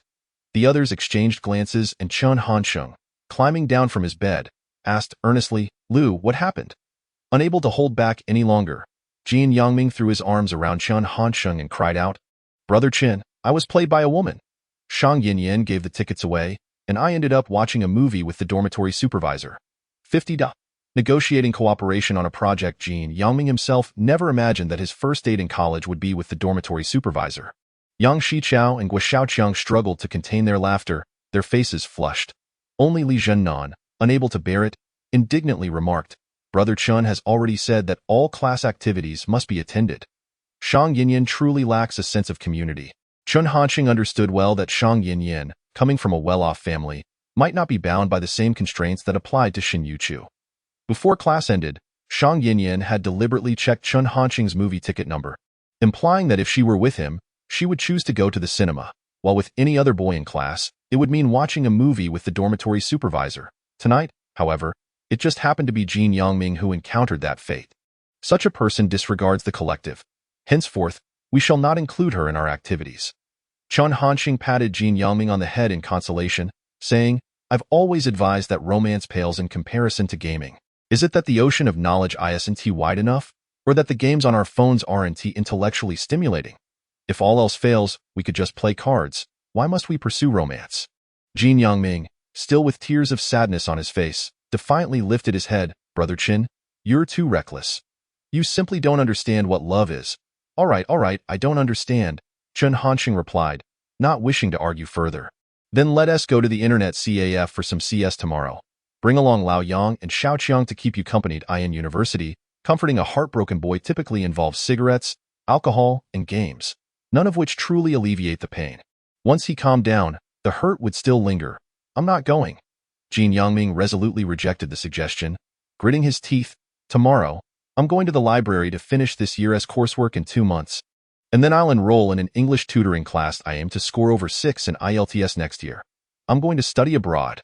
This fervent proclamation even astonished Yang Shiqiao and Guo Xiaoqiang, seasoned veterans of heartbreak, as they hadn't anticipated such potential from a heartbroken man.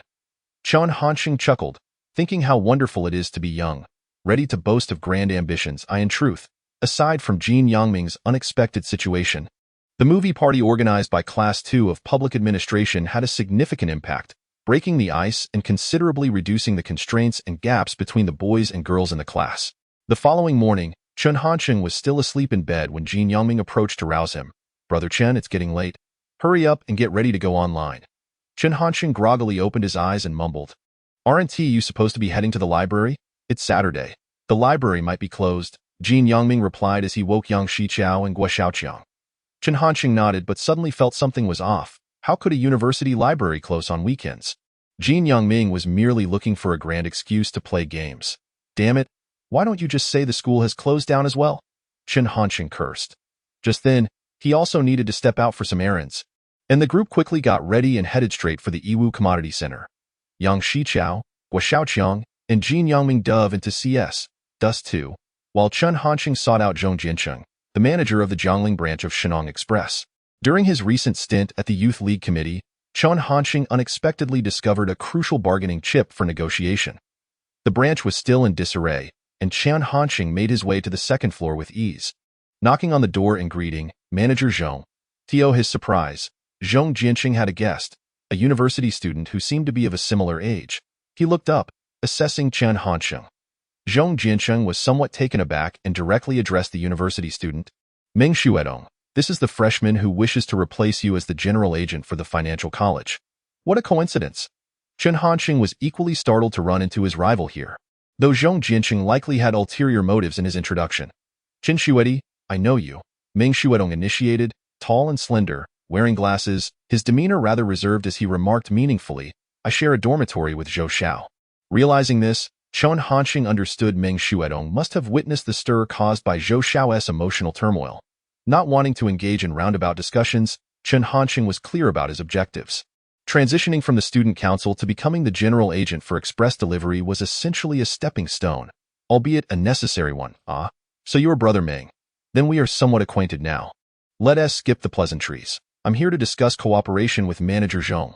Would you mind stepping aside?" Chen Hansheng stated bluntly. Meng Shuedong's expression darkened instantly. This junior's assertiveness was quite fierce, aligning with the rumors he had heard. Zhong Jiancheng, initially hoping to watch the unfolding drama, was taken aback by Chen Hansheng's boldness. In his time at Jiangling University Town, he had encountered many university students. Regardless of their abilities, they all tended to speak with decorum, unlike Chen Hansheng, who displayed such a lack of propriety. People often empathize with the weak, and seeing Meng Shuedong's crimson face, tongue-tied, Zhong Jiancheng interjected. "This week, Meng has successfully collected 70 packages daily, reaching a new high in performance. Chen Hansheng, if you can't match that, perhaps you shouldn't be discussing this." Chen Hansheng chuckled. "Our school has nearly 6,000 students in the Jiangling campus. Manager Zhong, are you truly satisfied with a collection of only 70 packages?" Zhong Jiancheng faltered. 70 packages were indeed insufficient relative to the overall base, yet he hadn't concerned himself too much with it, as Shentong's primary business did not focus on the university campus. This moment, Meng Shuedong finally responded, his tone dripping with sarcasm. "What brilliant strategy does Brother Chen have to achieve 100 packages?" Chen Hansheng paid little heed to Meng Shuedong's tone, as he had initiated the provocation. Maintaining his calm demeanor, he retorted, I am currently the class monitor and the vice minister of the external liaison department. What position do you hold, Brother Ming? Ming Xuedong scoffed. Those titles are meaningless. Chen Hansheng smiled. Who says they are meaningless? At least they enable me to promote better within the class and department, which is an advantage. I've applied for a student entrepreneurship support project at the Youth League Committee. Once launched, it could potentially monopolize the express delivery business for the entire financial college. Do you have such resources? Brother Ming? Ming Xuedong scoffed in disbelief, dismissively declaring it a boast. Chen Hansheng didn't bother to clarify. Instead, he turned to Zhong Jiancheng, stating, Since I'm here, it's clear I'm not bluffing. It's merely a matter of whether Manager Zhong is willing to spare 5 minutes to hear my proposal. Zhong Jiancheng, initially expecting to witness a spectacle, was intrigued by Chen Hansheng's mention of a student entrepreneurship support project, which sounded quite impressive. He thought there was no harm in listening. Ming, why don't you head back for now? We'll contact you later. Ming Xuedong, taken aback that Zhong Jiancheng would actually believe him, felt cornered as he had no connections at the Youth League Committee to refute the claim. Watching Ming Xuedong leave with a defeated posture, Chen Hansheng added, in fact, Ming Xuedong has decent capabilities, and the financial college's business can still be entrusted to him. Zhong Jiancheng, ready to light a cigarette, paused and asked, And what about you? Having presented such a project to Manager Zhong, I can't merely be responsible for one school. It must encompass a broader scope, covering Dongda, Financial College, Medical College, and Engineering College. 51. The script was switched from the moment Chen Hansheng recognized Ming Xuedong's identity. He hadn't spoken a single truthful word. He had not actually applied for the student entrepreneurship support project for the financial college. He merely learned about it while organizing documents at the Youth League Committee and had yet to initiate any steps. His intention today was to discuss matters with Zhong Jiancheng, but unexpectedly encountering Ming Xuedong prompted him to pivot his strategy, boldly spinning tales. He had indeed perused the original documents, which allowed him to speak with conviction, piquing Zhong Jiancheng's interest. Are you suggesting establishing a foothold within the financial college and, while capturing that market, extend influence to surrounding institutions? Zhong Jiancheng inquired. Chen Hansheng nodded. Since this project is supported by the school, they provide us with a few conveniently located, high-traffic, spacious storefronts free of charge. In his words, those abandoned classrooms beneath the teaching building transformed into treasures. And since Zhong Jiancheng was unaware, Chen Hansheng smoothly deceived him. Naturally, Zhong Jiancheng had his own considerations. After contemplating, he remarked, If that's the case, the project seems quite substantial. I should visit your school. Chen Hansheng readily agreed. Not only to inspect but also to discuss thoroughly with the leaders of the Youth League Committee on how to implement it effectively. Hearing this, Zhong Jiancheng was largely convinced. Chen Hansheng's invitation for a direct meeting with the Youth League leaders suggested the project was likely legitimate.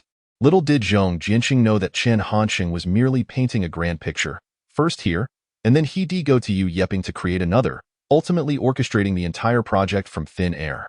When shall we visit your school? Zhong Jiancheng inquired, feeling optimistic about the prospects and wanting more information. That depends on when the leaders of the Youth League Committee are available, Chen Hansheng replied with a smile. You know how they are, always buried in meetings. In truth, the timeline hinged on Chen Hansheng's coordination, and even if it failed, it would only cost him some words and effort. As for face, does one really need that when doing business? Zhong Jiancheng nodded, glancing at the time. It's time for lunch. Xiao Chun, stay and have a meal with us. I can't. I need to head back to school. Chen Hansheng politely declined. That you look down upon our Shentong Express? Zhong Jiancheng insisted, pulling Chen Hansheng to a nearby tavern for a meal that, while inexpensive, carried a different intention. After finishing the meal, Chen Hansheng did not return to school or join his roommates for games. Instead, he went directly to the girls' dormitory at Dongda. Addressing the dorm supervisor, Excuse me, I'm looking for Xiao Rongyu in room 303. The dorm supervisor asked, What's your name? I'm Xiao Hongwei. Chen Hansheng replied. The supervisor took note and called room 303, Xiao Rongyu. Xiao Hongwei is downstairs looking for you. The Cold War between Chen Hansheng and Xiao Rongyu had persisted since their time in Port City. Although he had tried calling her several times, all went unanswered. The relationship expert Wang Zibo, still a virgin, analyzed that Xiao Yu was on the verge of accepting their relationship, but at a crucial moment. Chen Hansheng had gone off to indulge, leaving her deeply disappointed. Chen Hansheng couldn't argue that going to a bar wasn't indulging. It was akin to saying Kong Yiji's book, Theft didn't count either. When he finally met Xiao Rongyu, he intended to clarify matters, hoping they could at least remain friends. In truth, Chen Hansheng felt no guilt about going to the bar. After all, he was single. Being reckless truly a crime. Moments later, dressed in sleepwear, Xiao Rongyu hurried down, glancing around in search of him, puzzled as to why her father had come to Jianye without a word. In contrast to Shen Youchu's rounded, beautiful face, Xiao Rongyu possessed a delicate, oval visage. Though her sleepwear was long-sleeved and full-length, the skin of her neck, fair as snow, was exposed, and as the autumn breeze brushed against her, the soft cotton clung to her figure, accentuating her slender, graceful silhouette. The boys waiting below the dormitory for their girlfriends were immediately captivated by her stunning presence, unable to tear their gazes away. After all, she had been the goddess of high school. And even in college, she had not brought disgrace to Port City No. 1 High School. Chen Hansheng approached with a grin, no need to look around. I merely borrowed Uncle Xiao's name. Upon seeing Chen Hansheng, Xiao Rongyu instantly understood the situation, turning to head back to her dorm. Chen Hansheng jumped in front of her, blocking her path. We can't keep avoiding each other like this. If there are any misunderstandings, let us clear them up, shall we? Talk to the girls at the bar about that. I'm not interested, Xiao Rongyu replied, her eyes still smoldering with anger, cool and distant. Fine, then you can go back up. Tomorrow, I'll print a banner and hang it downstairs, Chen Hansheng boldly declared, pointing to the trees beneath the girls' dormitory. I'll write on it. Xiao Rongyu of 303, rest assured to study in college. I'll raise the child alone. Hearing such shameless accusations, Xiao Rongyu's face flushed with embarrassment. Chen Hansheng, are you out of your mind? I have always been a scoundrel. Chen Hansheng does not even bother to refute. Faced with such a rogue, Xiao Rongyu suddenly feels a sense of powerlessness. She had originally intended to never see him again, yet here she is, once more lured into his web of deception. Then speak, she says, turning her back on Chen Hansheng. For someone like him, if Xiao Rongyu insists on going upstairs, he would have no means to stop her. However, as long as she stays, it essentially signifies that the conflict has been resolved. I've been trying to reach you for days, but you haven't answered once. Chen Hansheng feigned sorrow. He indeed called every day, though each time he was met with silence. This persistence is not in vain. For as Xiao Rongyu listens, her tense shoulders begin to relax, and the atmosphere is no longer as frosty as before. There is indeed hope. Observing this shift, Chen Hansheng continues, that night, after Zibo quarreled with his mother, he sought me out, wanting a place to unwind. Using the same old tactic, sharing in the joys and sorrows. Are you implying that it was Wang Zibo who invited you to the bar that night? Xiao Rongyu turns her head, skepticism in her gaze. Chen Hansheng replies calmly, he mentioned it, but I chose the venue. I share part of the blame for taking him to such a place. Chen Hansheng divides the responsibility evenly, attributing 50 to himself and 50 to Wang Zibo. To his surprise, Xiao Rongyu accepts some of this, as it aligns with her understanding of both individuals. Wang Zibo, a reclusive boy, often clashes with his family, while Chen Hansheng, known for his unruly behavior in high school, naturally frequented such establishments. What exactly did you do there? Xiao Rongyu's greatest concern is that Chen Hansheng may have interacted with dubious women. We merely played billiards, he asserts. Really? Chen Hansheng takes Xiao Rongyu's phone and directly dials Wang Zibo's dormitory number. Hello, this is Chen Hansheng. Hey, Xiao Chen, it's been a while since you reached out to me. I was thinking of visiting you this week. Cut the small talk. I'm with Xiao Rongyu right now. Tell her what we did at the bar that night. We just played billiards. Have you and Xiao Yue reconciled? Should I come visit you both? No time. Chen Hansheng hangs up with a sincere expression, turning to Xiao Rongyu. See, we really only played billiards. The situation begins to clarify. After Wang Zibo quarreled with his family, he sought Chen Hansheng's company at the bar to relieve his stress, and coincidentally, Xiao Rongyu witnessed this, coinciding with her intent to accept Chen Hansheng, which is why she was so furious. Then why did you only reach out to me now? Upon hearing Xiao Rongyu's question, Chen Hansheng realizes he has navigated through the danger. He feigns helplessness, saying, I've been swamped with student council duties. As both class president and vice minister, I've been utterly exhausted. I had intended to share my burdens with you every night, but you never picked up in this manner. He subtly shifts the blame onto Xiao Rongyu, who unwittingly accepts it. Xiao Chen. Xiao Rongyu feels a tinge of embarrassment. Chen Hansheng first plays the victim, then deflects responsibility, ultimately placing the blame on her, and Xiao Rongyu begins to calm down. Naturally, she possesses a somewhat willful, endearing, and proud disposition. It's all in the past. We were so close to being a couple. It's truly a pity. Chen Hansheng graciously expresses his regret over the lost opportunity for love. Xiao Rongyu gazes at him for a moment and suddenly says, Chen Hansheng, would you accompany me to the library for self-study tomorrow? A large question mark appears in Chen Hansheng's mind. Normally, one would expect the two to embrace amiably and forget the past, as portrayed in dramas, yet it feels as if they have picked up the wrong script. Noticing Chen Hansheng's silence, Xiao Rongyu inquires, do you have plans on Sunday? Perhaps, I might be free. Then I shall return to my dormitory. Come early tomorrow, I will take you to the East University cafeteria for breakfast. Chen Hansheng woke up early on Sunday as he brushed his teeth and washed his face. Xiaoqiang, still bleary-eyed, emerged to relieve himself. Old 4, up so early to wander about. I'm heading to the East University library to study. Humph. Xiaoqiang suddenly scoffed. Chen Hansheng turned to see his friend wearing a displeased expression. Old 4, do you think I'm easily deceived? Xiaoqiang tapped his head, saying, my brain is filled with wisdom. You don't even know which way the library opens? Yet you plan to go to East University to study, afraid of getting lost? In Xiaoqiang's mind, Chen Hansheng was just like him, someone who slept through classes, yet knew when they were about to end. Chen Hansheng sighed, I can't fool you, can I? I'm off to chase girls.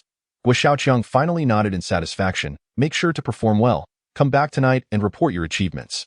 Jiangling University City is located in the outskirts of Jianye, with few vehicles and no large industrial complexes, resulting in particularly fresh air in the morning, coupled with a hint of autumn chill. Chen Hansheng exhaled, releasing a puff of white vapor, and with his hands in his pockets, he jogged towards East University. The two schools are separated by just a road, and it took him merely a few minutes to arrive at the East University girls' dormitory, where several boys were already waiting for their girlfriends. Some held breakfast, eagerly watching the entrance to the dormitory. The dynamics between boys and girls are easily discernible. Those standing empty-handed are likely established couples simply sharing breakfast. Those holding breakfast are still in pursuit. Of course, Chen Hansheng is somewhat of an exception, as he is here for breakfast without a confirmed relationship. Chen Hansheng and Xiao Rongyu had agreed to meet at 7:30 a.m. Around 7:20 a.m., Xiao Rongyu descended with a group of girls laughing. She wore a grayish-white Nike hoodie, stone-washed blue jeans that accentuated her slender legs, her hair in a ponytail, her skin fair, and her features delicate. When she smiled, dimples appeared, and by societal standards, Xiao Rongyu almost epitomized the ideal college girlfriend. It does feel a bit like being in a relationship. Just as Chen Hansheng was about to greet her, another boy carrying breakfast unexpectedly stepped forward. Xiao Rongyu, I've brought you breakfast again. The girls accompanying Xiao Rongyu were already accustomed to this boy's presence.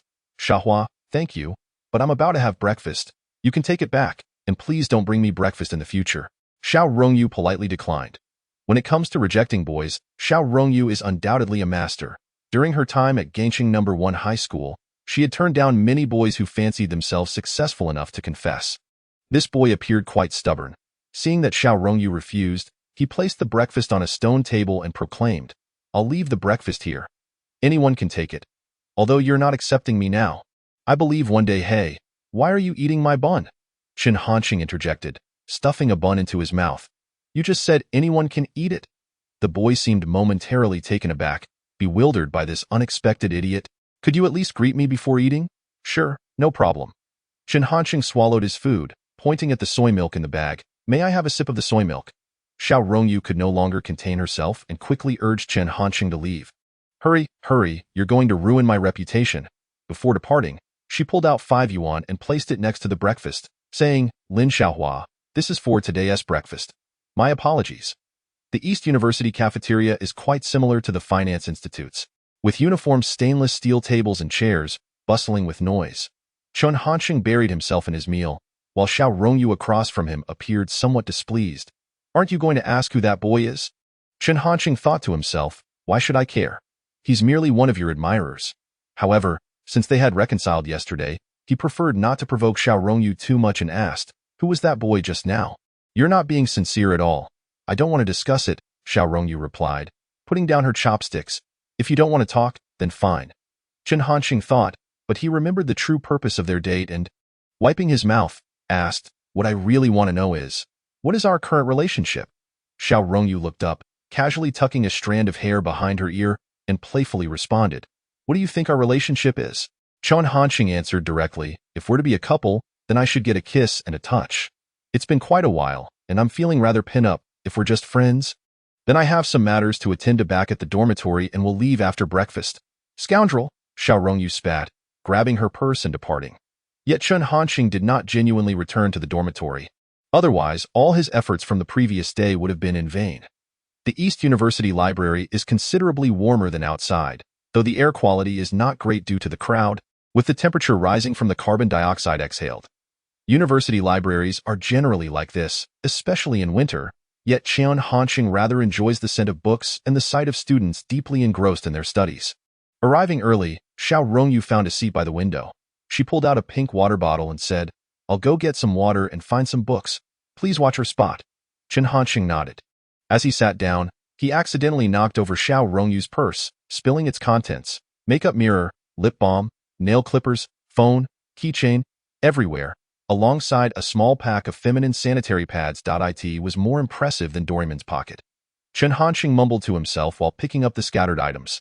When Xiao Rongyu returned with several books in hand, she said, "I brought you some management books. They should be relevant to your major." Chen Hansheng shook his head. "I won't read those. I'm going to look for legal books instead." "But you're not a law major. Why read those?" Xiao Rongyu asked. "I mentioned that university requires self-sufficiency. One can be an entrepreneur without understanding management, but one cannot afford to be ignorant of the law." Chen Hansheng found it somewhat troublesome, admitting, "Honestly, I lack the patience to read.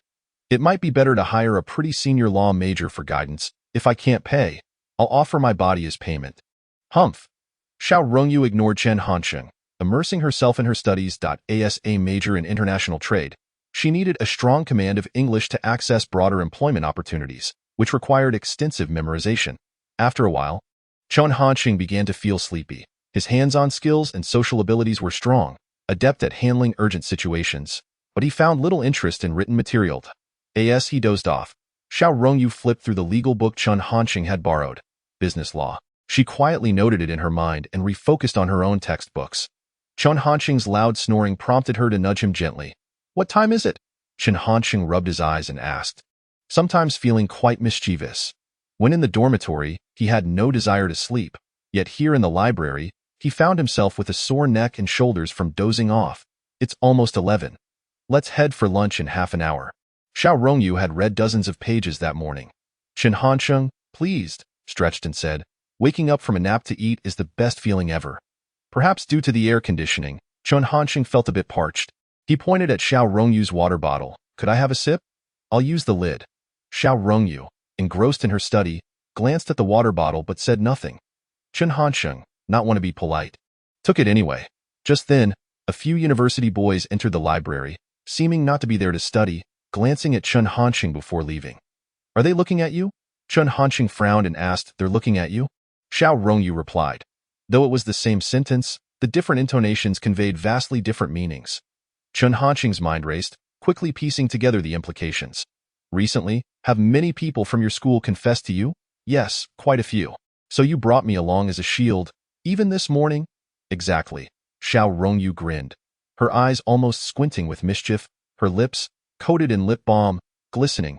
However, Chen Hansheng was not the type to be at a disadvantage. If she used him as a shield, he would certainly demand some interest in return. Bang! Chen Hansheng set down the water bottle, freeing his hands. Xiao Rongyu's breathing suddenly grew heavier. The scent of her lip balm was delightful. On Sunday, the boys' dormitory at the Finance Institute, room 602, was generally quite peaceful. Yang Shichao and Guo Xiaoqiang were two internet-addicted youths, along with Jin Yangming, who had just endured the pangs of heartbreak. The three practically lived in internet cafes. Jianye played the role of a background character, either reading thick online novels or napping on his bed. Only Li Zhennan remained in the dormitory, studying. During lunchtime, Li Zhennan had just returned with a packed meal when he heard the door creak open. Unexpectedly, Chen Hansheng, who had left that morning, had come back. "Hey, Cheng-gu, did you finish your business?" Normally talkative, Chen Hansheng was now looking down, offering a perfunctory response. "Yeah, finished." He then walked into the bathroom, and shortly thereafter, the sound of running water could be heard. Li Zhennan felt concerned. He admired this brother who held the positions of dorm leader, class president, and vice minister. Although Chen Hansheng hardly studied, he excelled in nearly every other area, even in matters concerning women. Chenggu, are you all right? Li Jianan pushed open the bathroom door, only to find Chen Hansheng rinsing his mouth, the sink stained with traces of blood. Did you bite your mouth? Yeah, accidentally bit myself, Chen Hansheng replied, his speech slightly slurred. Be careful, Li Jianan brushed it off, thinking that biting one's mouth was quite normal. Suddenly, the dorm phone rang. Just as Li Jianan reached for it, Chen Hansheng dashed out to grab the receiver. It's probably for me. Hello, I'm looking for Chen Hansheng. A melodious female voice came through the line. This is him. How's your mouth? I think I bit down a bit too hard. Li Jianan, sitting closest to the phone, could hear this and tried to eavesdrop, but suddenly received a bump on his head as Chen Hansheng signaled him to back off. Li Jianan touched his head, exiting his seat. He felt both disdain for Chen Hansheng getting bitten by a girl and envy for having a girl bite him, while also yearning to hear more about the situation. From her voice, she sounded quite pretty. He couldn't help but wonder how she compared to Shang Yinyan. The honest Li Jianan was caught up in wild speculation, as he hardly knew any other beauties, so he could only use Shang Yinyan as a reference point. Chen Hansheng realized he could no longer hide the truth, especially since Li Jianan was a potential friend, so he decided to be candid. Xiao Rongyu, you really have some nerve. After that bite, I'll be eating noodles for half a month. Chen Hansheng grumbled. The girl on the other end of the line laughed joyously. Who told you to kiss me without my permission? We're not even a couple. Chen Hansheng, becoming increasingly impatient with the phone call, with his little brother watching, felt utterly embarrassed. Is there anything else? If not, I'm hanging up. Humph. Next week, I want to explore Jianye City Center. Accompany me. The melodious voice on the line suggested. In no time. Chen Hansheng answered without hesitation. Then tonight I will discuss this matter with my father, and I will also inform Aunt Liang and Uncle Chan. In truth, time is akin to the water within a sponge. With a gentle squeeze, it will inevitably flow forth. When will the weekend arrive? After hanging up the phone, Chen Hansheng sat there, furrowing his brow, reflecting on the age-old adage. A single misstep can lead to eternal regret. It is indeed my own fault for being so reckless. Was Xiao Rongyu's lips meant to be so casually kissed? Our parents are well acquainted, after all. Chen Hansheng was consumed with worry. This circumstance was precisely the kind that often led to marriages shortly after graduation. The two families were familiar with one another, and the children were in a romantic relationship, both being university students. This was, in the quaint environment of Port City, the perfect model for matrimony. However, Chen Hansheng had no desire to marry. What about Shen Youchu? What would become of his other female companions? Fortunately, their relationship had not been firmly established yet. He could always find another opportunity to end it later. With this thought, Chen Hansheng felt a slight alleviation in his heart. As he turned, he inadvertently locked eyes with Li Jianan, who was displaying an intense curiosity for gossip. Did you hear that? Chen Hansheng inquired, gazing at Li Jianan. I caught a hint of it, Li Jianan replied, reluctant to admit he had heard much, downplaying the extent of his knowledge. Chen Hansheng sighed and silently lit a cigarette, muttering, women are like tigers, Anan. I suggest you consider renouncing worldly ties and becoming a monk. Brother Chen, I am still a virgin. Becoming a monk would be a waste, Li Jianan replied, somewhat embarrassed. Ignoring the wisdom of elders leads to immediate misfortune. Asin Susu warned Zhang Wuji in the Heaven Sword and Dragon Saber. The more beautiful the woman, the more likely she is to be a deceiver. This is advice I pass on to you.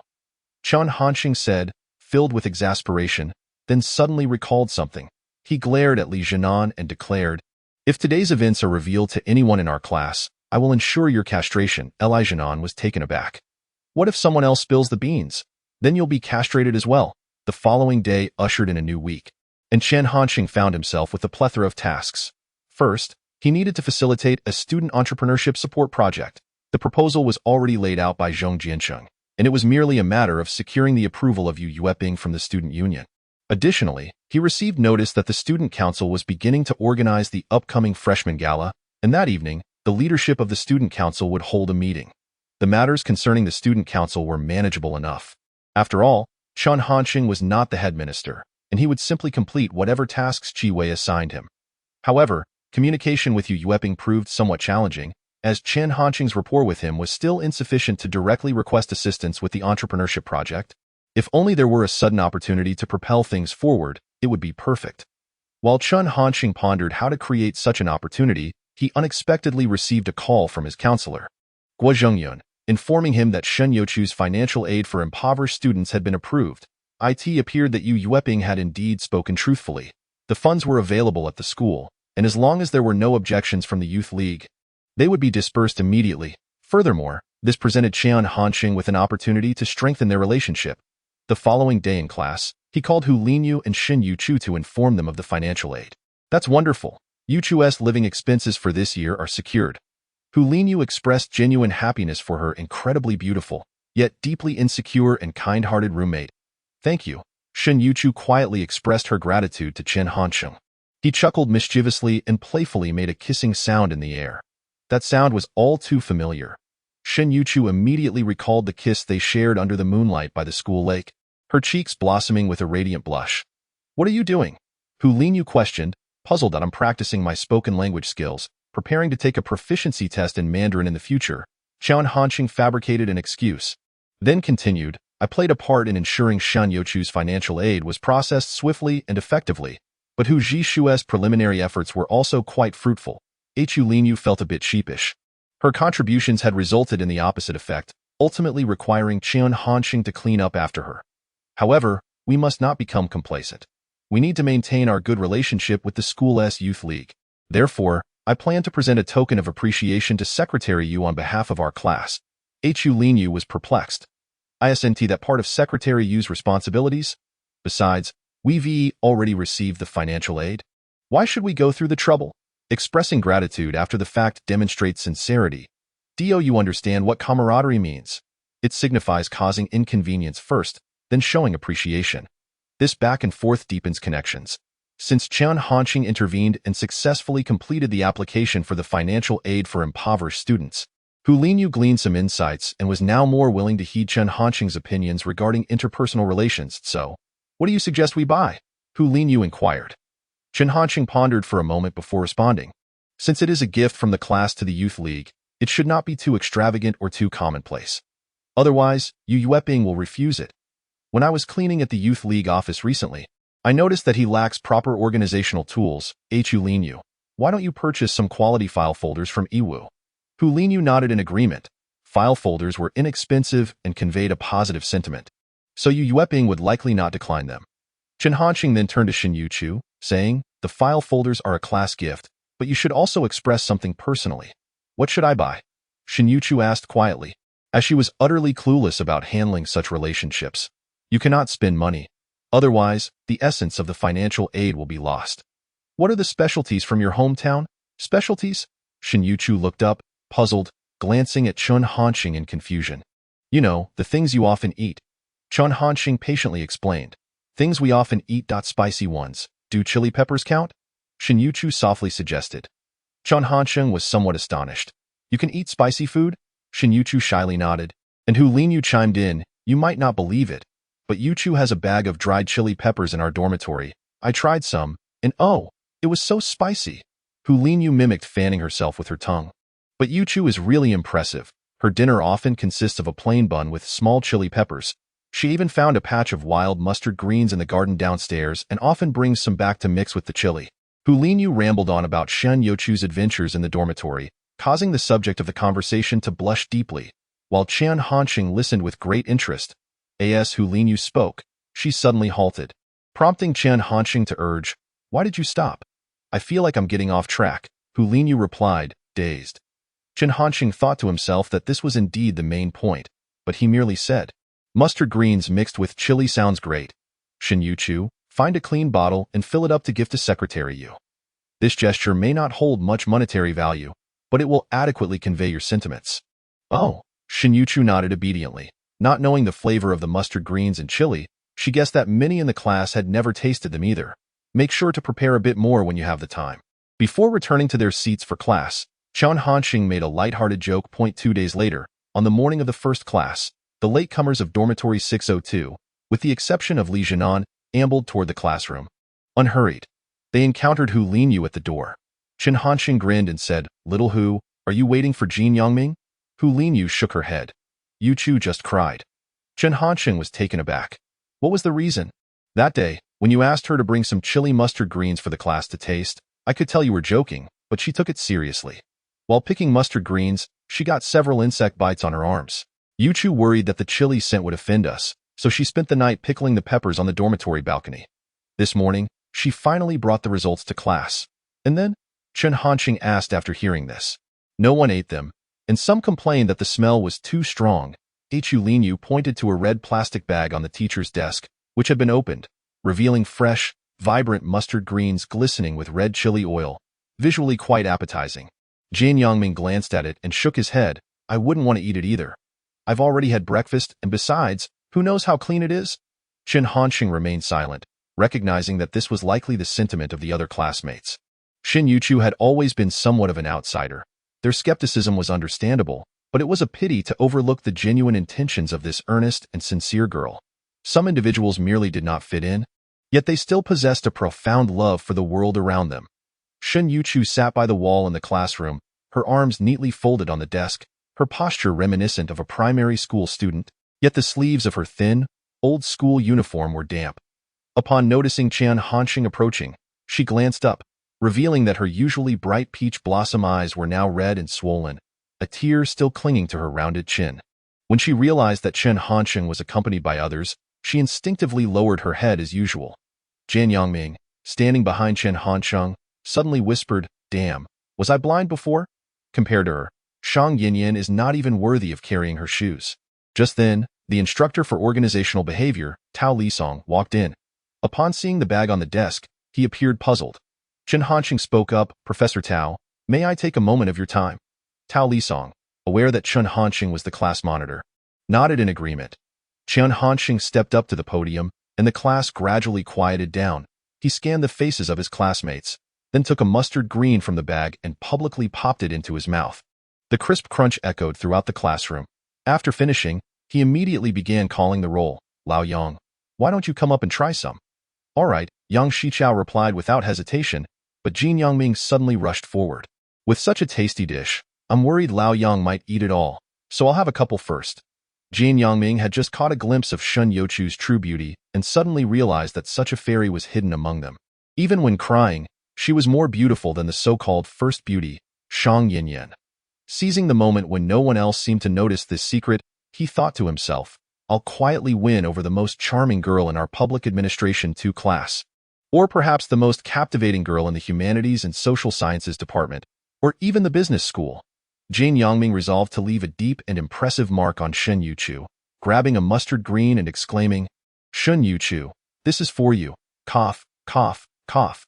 However, reality proved to be somewhat cruel.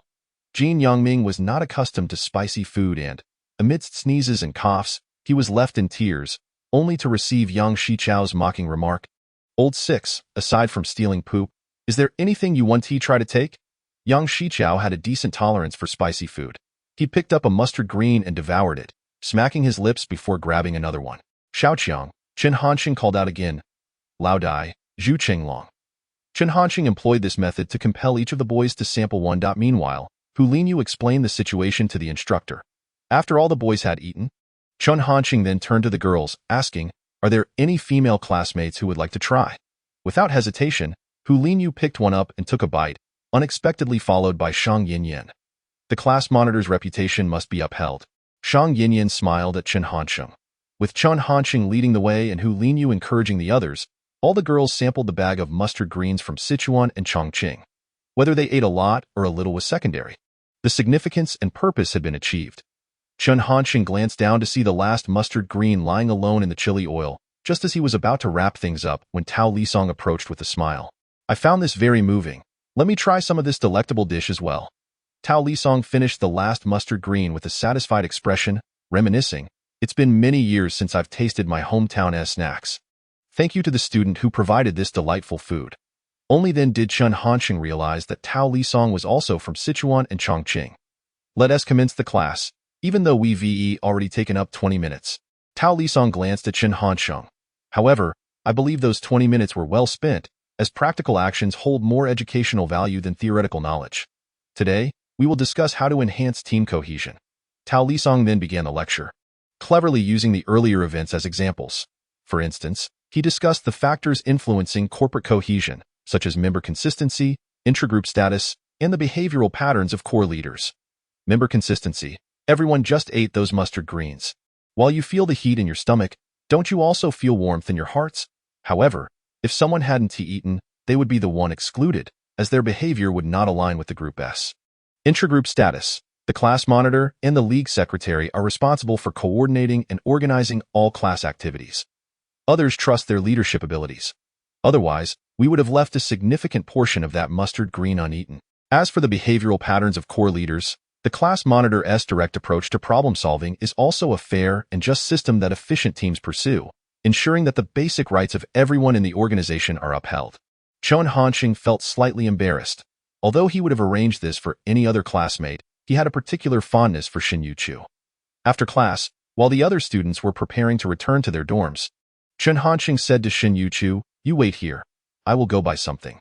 Shen Youchu's emotions had been akin to a roller coaster that morning. Her classmates had scorned the dish she had prepared, which left her feeling wronged. Then, Chen Hansheng had compelled everyone to taste it, which made her feel touched.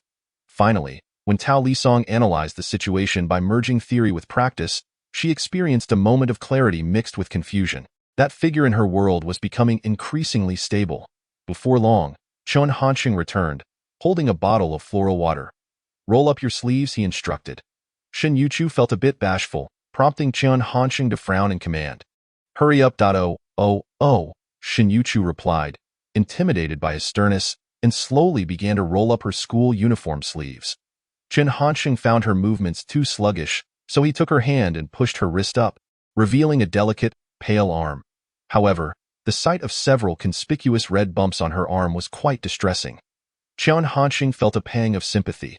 Shen Youchu attempted to retract her arm, but a stern glance from Chen Hansheng made her freeze. Offering only a feeble verbal protest, "See, can I apply it myself?" Chen Hansheng ignored her, pouring the floral water into his palm and gently applying it to the red spots. As Shen Youchu watched Chen Hansheng diligently tending to her, she felt a mix of emotions. He was serious, careful, and undeniably domineering. "That's done. Now for the other one," he said, still focused on his task. Shen Youchu seemed accustomed to this, silently extending her other arm for him to hold. So foolish, Chen Hansheng thought with a smile, unsure whether he was referring to Shen Youchu for taking his teasing seriously for 2 days or to her submissive nature. After he had treated both arms, he asked, "Are there any red spots on your calves?" Shen Youchu nodded. "Then you should pull your pants down," Chen Hansheng stated flatly. Shen Youchu immediately tensed up, pleading, "I want to do it myself." Chen Hansheng maintained his stern demeanor, remaining silent. "Please," Shen Youchu's peach blossom eyes glistened with tears. Chen Hansheng was not teasing her. "Take the floral water back, and when it itches, refrain from scratching with your hands." Shen Youchu wiped her tears with the back of her hand and silently nodded. "Where is the bottle of mustard chili from Secretary Yu?" Chen Hansheng recalled this matter, hoping not to accidentally consume his share. Shen Youchu pulled out a glass jar from her small cloth bag, filled with mustard chili. Just as Chen Hansheng was about to take it, he was surprised when Shen Youchu produced another bottle. "Is this for me?" Chen Hansheng inquired, pointing to himself. Shen Youchu blushed and nodded. The classroom fell silent, with only the autumn wind blowing gently. After a while, Chen Hansheng finally asked, "Would you like to have lunch together?" No, Shen Youchu replied, still feeling quite shy. Dining together seemed a bit daunting for her. Chen Hansheng did not press the matter, but as they were parting, he suddenly asked, "Why do you always keep your head down?" Shen Youchu, feeling embarrassed, hesitated to respond, "Can't I know?" Chen Hansheng raised an eyebrow and asked. Shen Youchu lowered her gaze to the tips of her grayish-white canvas shoes and, blushing, murmured, "My grandmother says I am pretty and advises me not to look up too much." Chen Hansheng then realized, this might be a form of self-protection for a vulnerable individual. Those who are beautiful are often not very safe. "I can relate to that," Chen Hansheng agreed. Upon returning to the dormitory, Chen Hansheng discovered that Jin Yangming had resumed his usual pretentious demeanor, complaining about Yang Shichao's smelly feet one moment, reprimanding Gua Xiaoqiang for smoking in the dorm the next, and lamenting that Dai Jinyo hung his underwear on the bed, disrupting the dorm's feng shui. Yang Shichao could no longer contain himself. "Old Six, you scoundrel, still so spirited after a breakup." Jin Yangming scoffed, disdainfully declaring, "When God closes a door, he must open a window for me. I no longer want that window. I wish to enter and exit through the door." Li Jinan detected the implication. Have you found a new target? Children should not interrupt adults. Just focus on your studies, Jin Yongming dismissively replied, showing no interest in Li Jianan, whom he regarded as a mere bookworm. Chen Hansheng pondered for a moment and decided to close that window for Jin Yongming as well. He called Jin Yongming to the balcony and offered him a cigarette. Jin Yongming declined. Brother Chen, you know me. I'm a good youth who doesn't tea-smoke, drink, or gamble. Just take it. You might need it later, Chen Hansheng insisted, lighting it and taking a couple of puffs before asking. Old Six, do you know Shen Youchu? Jin Yongming paused, thinking his thoughts had been seen through. Fourth brother, do you know her true self? I was deceived by her before. In terms of looks, Shang Yinyan could only be her maid. I didn't expect there to be girls of that caliber around. Jin Yongming rambled on, intending to belittle Shang Yinyan, but Chen Hansheng abruptly interrupted. She is mine. Yours? Jin Yongming gaped in astonishment at Chen Hansheng. Once he grasped the answer, he sighed deeply. Brother Chen, can I borrow a lighter? See, I told you that you'd need it. As night approached, the phone in room 602 suddenly rang. Li Jianan answered. Hello? Hello? Why is no one speaking? Chen Hansheng's heart stirred. He walked over and picked up the receiver. This is Chen Hansheng. Good night. Shen Youchu's cautious voice came through the receiver. She might have wanted to say more, but in the end, it condensed into those two words. Chen Hansheng smiled. The good nights shared between people are inherently different. Shen Youchu's good night might encompass the sunshine she saw in the morning, the clouds she encountered at noon, the gentle breeze of the evening, and all the words she wished to express. Good night, treasure girl. In the early autumn of Jianye, a slight chill lingered in the air. Yet the sunlight cast a warm glow upon one's skin, the sky high and clouds sparse, serene and cozy. On a class-free afternoon, Chen Hansheng took Shen Youchu and Hu Linyu to visit the deputy secretary of the school's youth league committee, Yu Yueping. Shen Youchu sought to express her gratitude. Hu Linyu aimed to apologize for her previous impulsiveness, while Chen Hansheng sought support for an entrepreneurial project. Aren't you cold wearing those old clothes? Seeing Shen Youchu once again in her loose high school uniform, Chen Hansheng contemplated whether he should buy her some new clothes. Not at all. Shen Youchu shook her head, then added, it's colder in Sichuan and Chongqing than in Jianye. I'm not afraid. Hu Linyu cast a curious glance at Shen Youchu, thinking that, according to her impression, Shen Youchu shouldn't speak so casually with Chen Hansheng. Yu Yueping was in his office when he suddenly spotted 3 students at the door. He certainly remembered Chen Hansheng and had a vague impression of the loud Hu Linyu. Don't you have class this afternoon? Yu Yueping asked Chen Hansheng. Our class has none, Chen Hansheng replied with a smile. Then explain the reasons for Hu Linyu and Shen Youchu's visit. Classmate Hu Linyu recognizes that arguing in your office last time was inappropriate and has come to apologize. Hu Linyu, with a sincere expression, said, Secretary Yu, I didn't understand the situation last time and lost my temper here. After Chen Hansheng's explanation, I finally realized that the Youth League Committee's work has a broader perspective and requires coordination. I apologize for my recklessness that day. Yu Yueping was momentarily taken aback and then said to Hu Linyu, don't be like that. You are all freshmen. Sometimes it's understandable to lose your temper. We teachers can be forgiving. He then reproached Chen Hansheng. I've long forgotten that minor incident. Why make someone come here to apologize so formally? Chen Hansheng chuckled and pointed to the folder in Hu Linyu's hands. This is a small token of appreciation prepared by our public administration class 2. Thanking Secretary Yu for your support amid your busy schedule. Initially, Yu Yueping intended to decline. There's no need to be so polite. I haven't really taken care of your class. Shen Youchu's poverty alleviation scholarship has already been granted. It is your support for our class, Chen Hansheng stated. Finally, seeing that it was just a few book clips, which likely held little monetary value, and considering he was indeed short of such items in his cabinet, Yu Yueping did not stop them. Chen Hansheng then introduced Shen Youchu. This is classmate Shen Youchu. She has come to present some local specialties, mustard chili, to Secretary Yu. The chili is from Sichuan and Chongqing, while the mustard is from our school, so it's like a woolly sheep producing wool. Shen Youchu nervously took out the jar of mustard chili from her bag, her hands trembling due to her inexperience in such situations. Yu Yueping observed Shen Youchu closely. The most striking feature was her worn-out school uniform, which appeared to be from before the year 2000, with some areas faded from washing, and the small cloth shoes she wore, which should have been white, had turned a pale gray due to prolonged use. She consistently kept her head down shyly, and Yu Yueping understood that this was a common characteristic of impoverished students. The sense of inferiority hindered normal social interactions. Thus, Yu Yueping concluded that Chen Hansheng's family background was likely decent. He had been quite at ease during his first visit to the Youth League Committee office, and now he seemed even more comfortable. Chen Hansheng noticed Shen Youchu's trembling hands, stood up, and took the glass bottle from her. Don't panic. Steady yourself. Why Yu Yueping chuckled softly behind him. Chen Hansheng was quite bold but seemed to treat his classmates well. No wonder he could be class leader. You two can organize the bookshelf together, Chen Hansheng instructed the two girls, then took out a cigarette and lit one for Yu Wang. Why Yu Yueping felt quite pleased. There is a sense of fulfillment in being needed. Though the cost of the book clips and the small jar might not exceed 10 yuan, the gratitude expressed by Public Administration Class 2 brought Yu Yueping a sense of satisfaction. Yu Yueping had a somewhat bureaucratic style, but Chen Hansheng had successfully made his way into his good graces. Secretary Yu, there must be quite a few impoverished students at the school, right? Chen Hansheng inquired, puffing on his cigarette. Why Yu Yueping did not shy away from the truth. Normally, the amount allocated is less than the number of impoverished students, so every year, quite a few candidates miss out. The school faces considerable pressure. We could actually provide more avenues for them to earn a living, Chen Hansheng suggested. Why Yu Yueping thought he was referring to work-study programs. We have set up part-time positions in the cafeteria, library, and student activity center, but there aren't too many students taking those jobs. Chen Hansheng lit another cigarette for Yu Yueping and then said, what I mean is, we could offer more channels.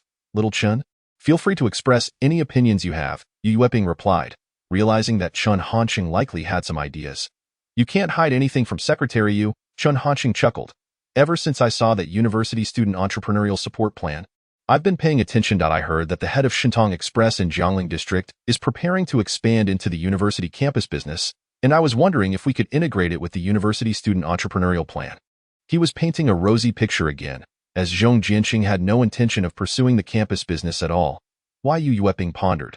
That day, I also explained that the school currently lacks sufficient resources to offer support.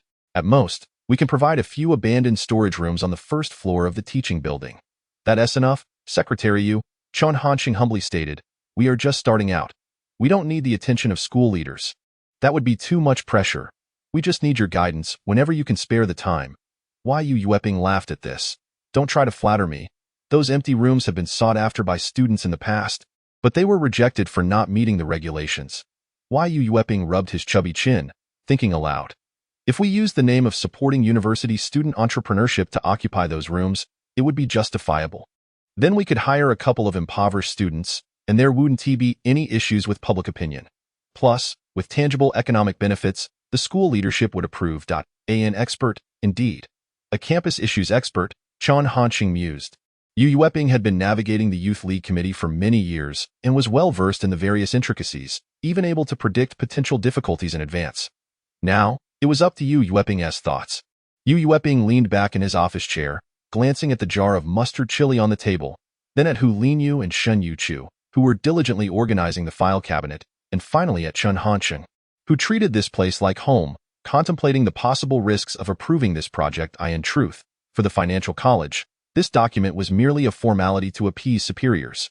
Thus far, no university student had approached the Youth League Committee to discuss entrepreneurial support, not only because the school lacked resources but also because very few students paid attention to these matters. Since there were no resources, there would be no benefits, making the decision merely a matter of Yu Yueping's whim. If it were other students, Yu Yueping would have long since dismissed them out of hand. But this was Chen Hansheng, who had just received Public Administration Class 2's token of gratitude. After a moment of hesitation, Yu Yueping remarked, I've heard of Shintong Express. It would be great if I could meet that Jiangling district manager. Hearing Yu Yueping's request, Chen Hansheng readily agreed. The fact that Yu Yueping was willing to meet with Zhong Jianqing already indicated a favorable inclination.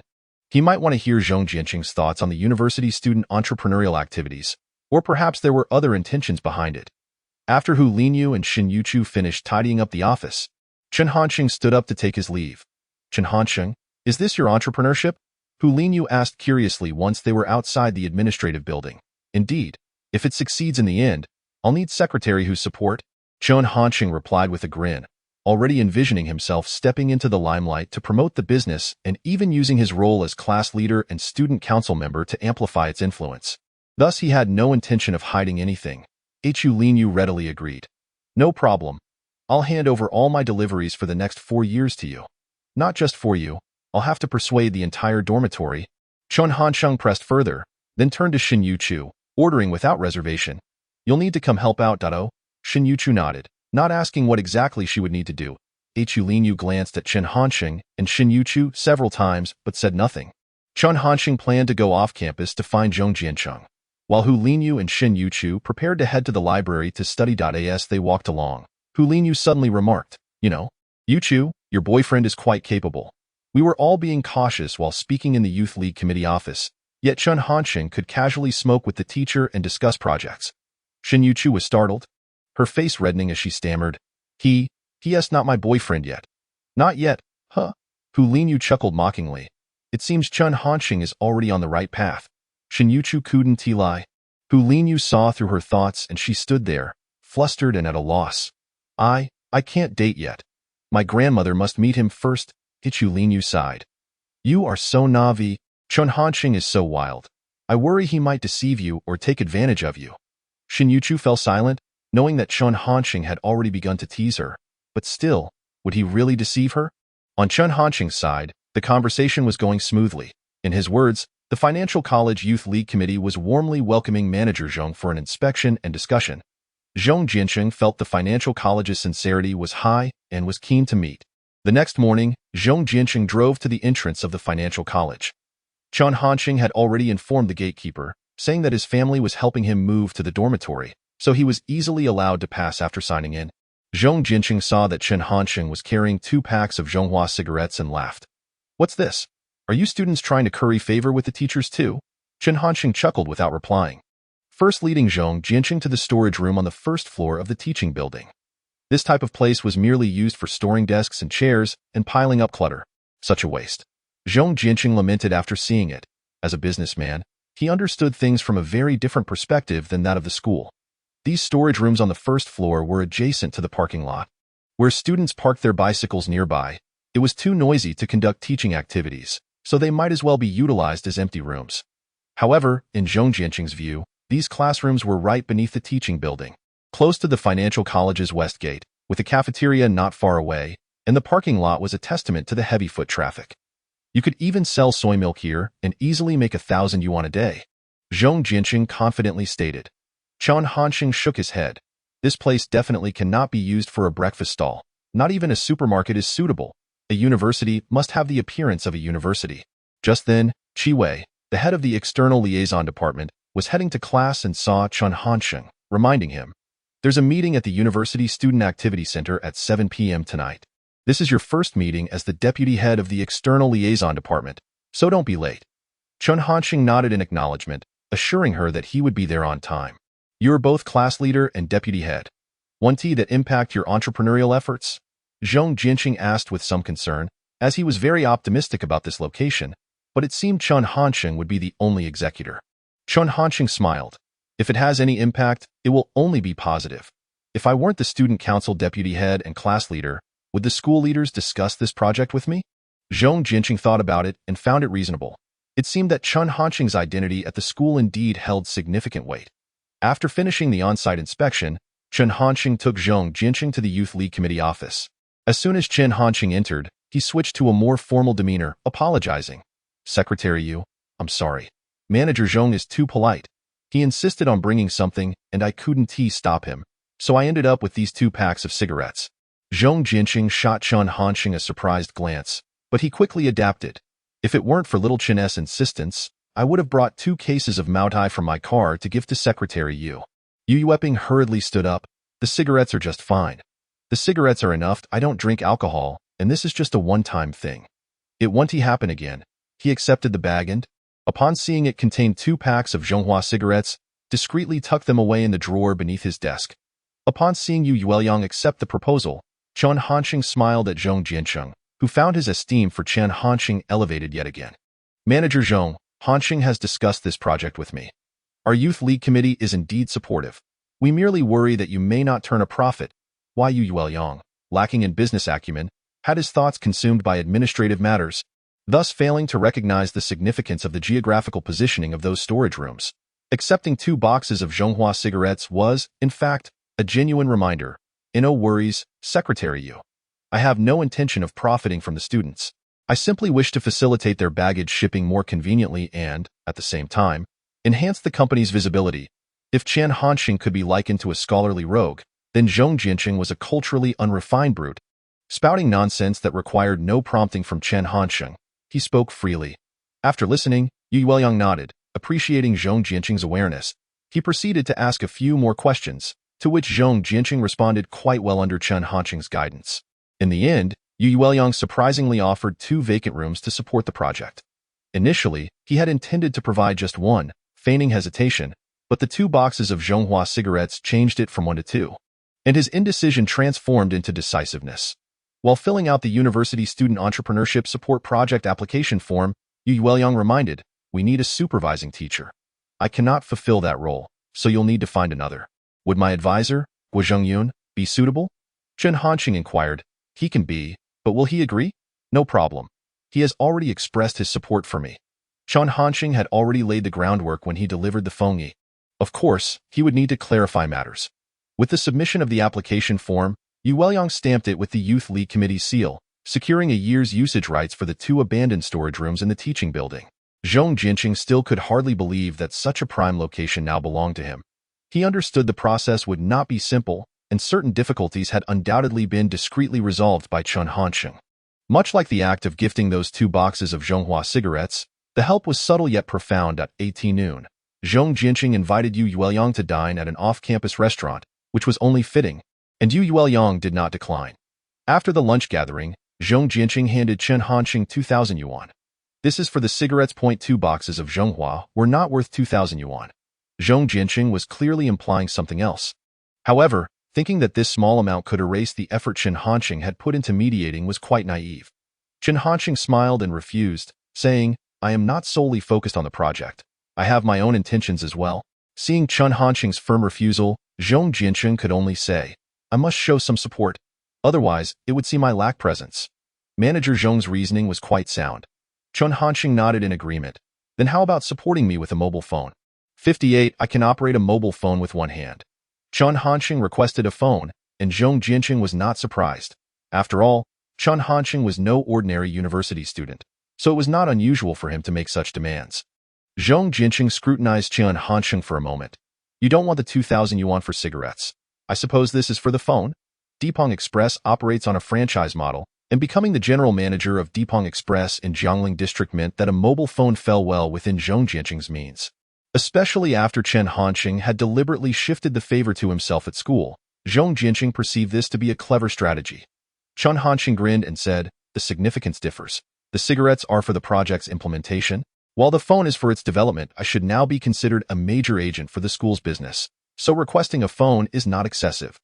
Zhong Jianqing pondered for a moment, considering Chen Hansheng's established territory within the financial institute, the 2 high-traffic abandoned storage rooms, his connections, harmonious relations with the Youth League Committee, and his status, Vice Minister of the Student Union and class leader. Overall, Zhong Jianqing nodded in agreement.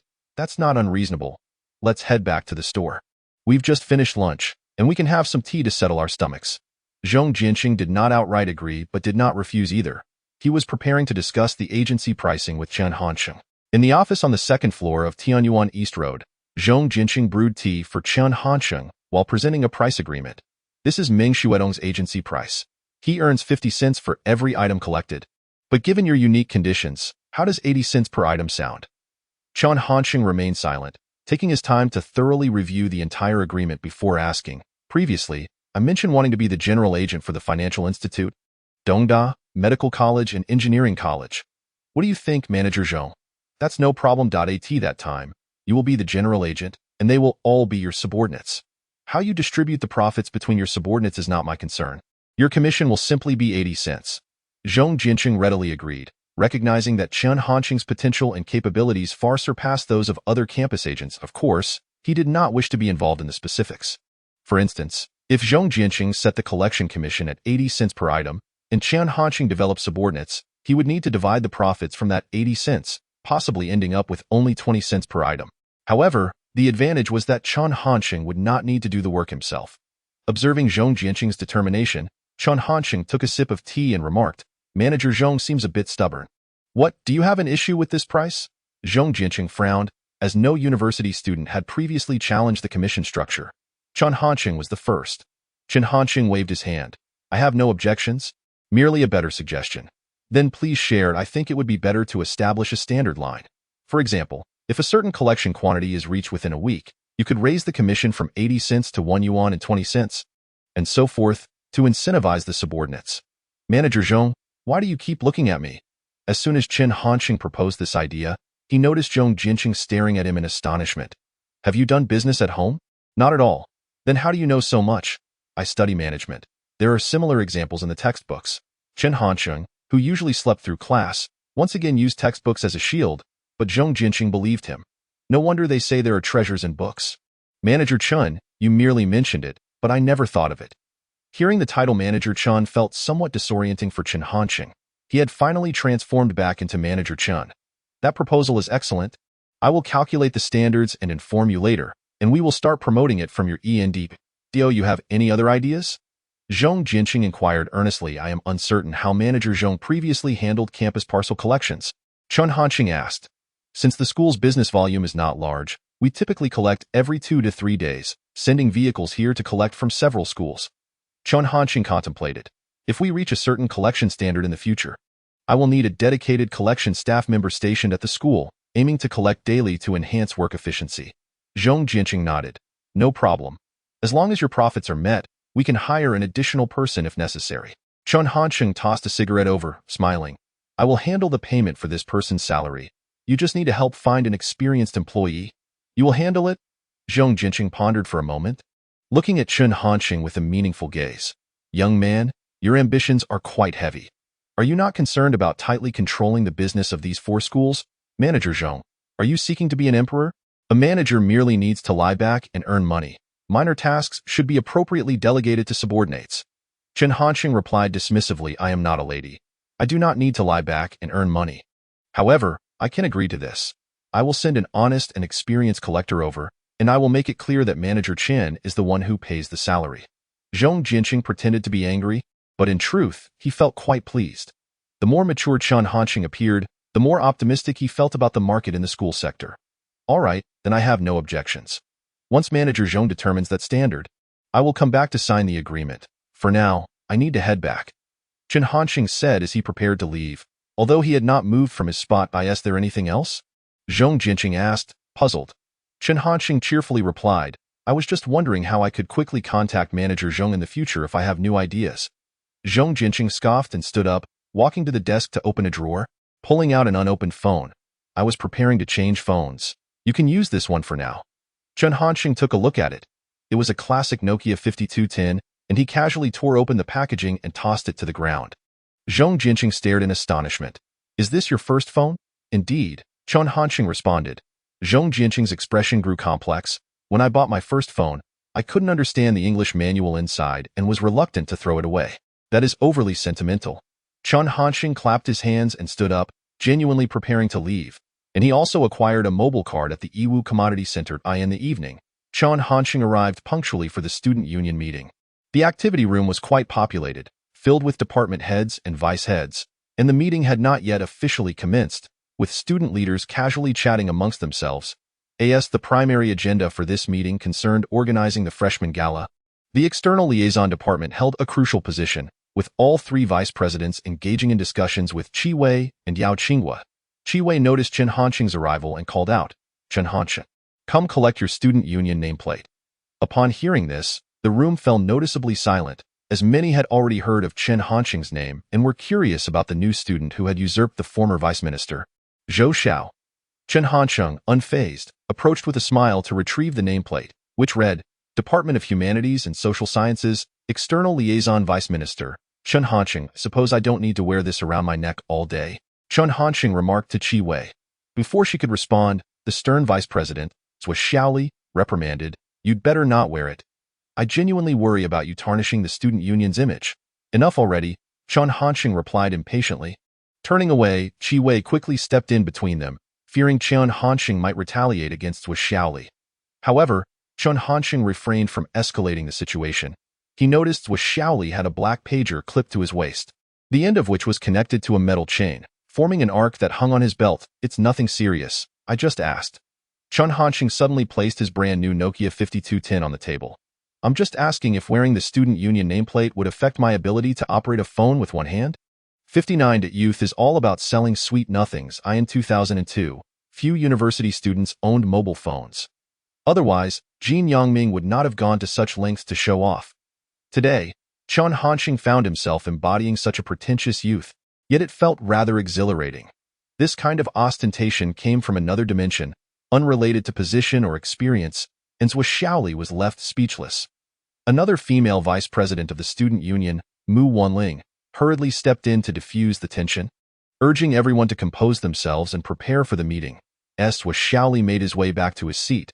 He discreetly pulled out the white shirt that had been tucked into his pants, subtly covering the pager at his waist. Today, the gathering aimed primarily to discuss the preparations for the freshman gala.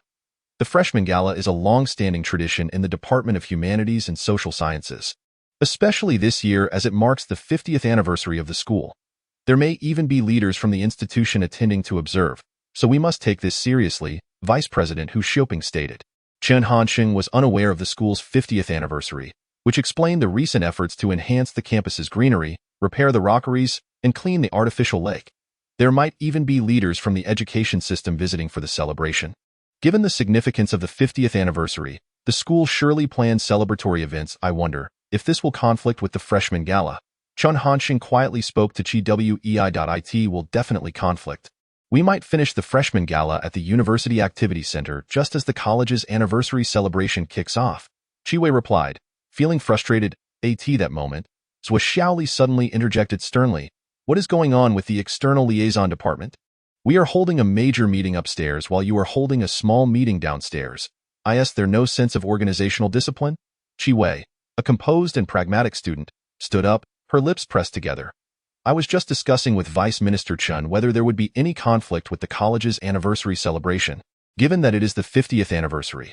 Are you suggesting we should postpone this year's freshman gala? Hu Xiaoping asked, somewhat displeased. Chiwei shook her head. I believe this year's freshman gala in our department should be kept simple to avoid wasting too much time, as we may need to contribute efforts to the celebration.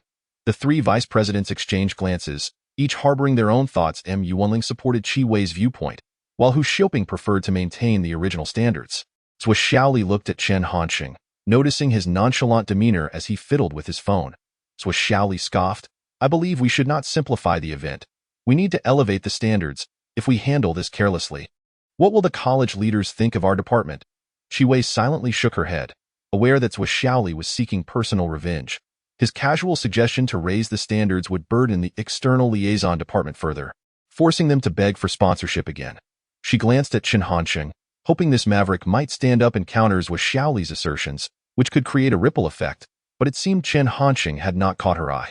In truth, Chen Hansheng had indeed noticed, but he had his own considerations.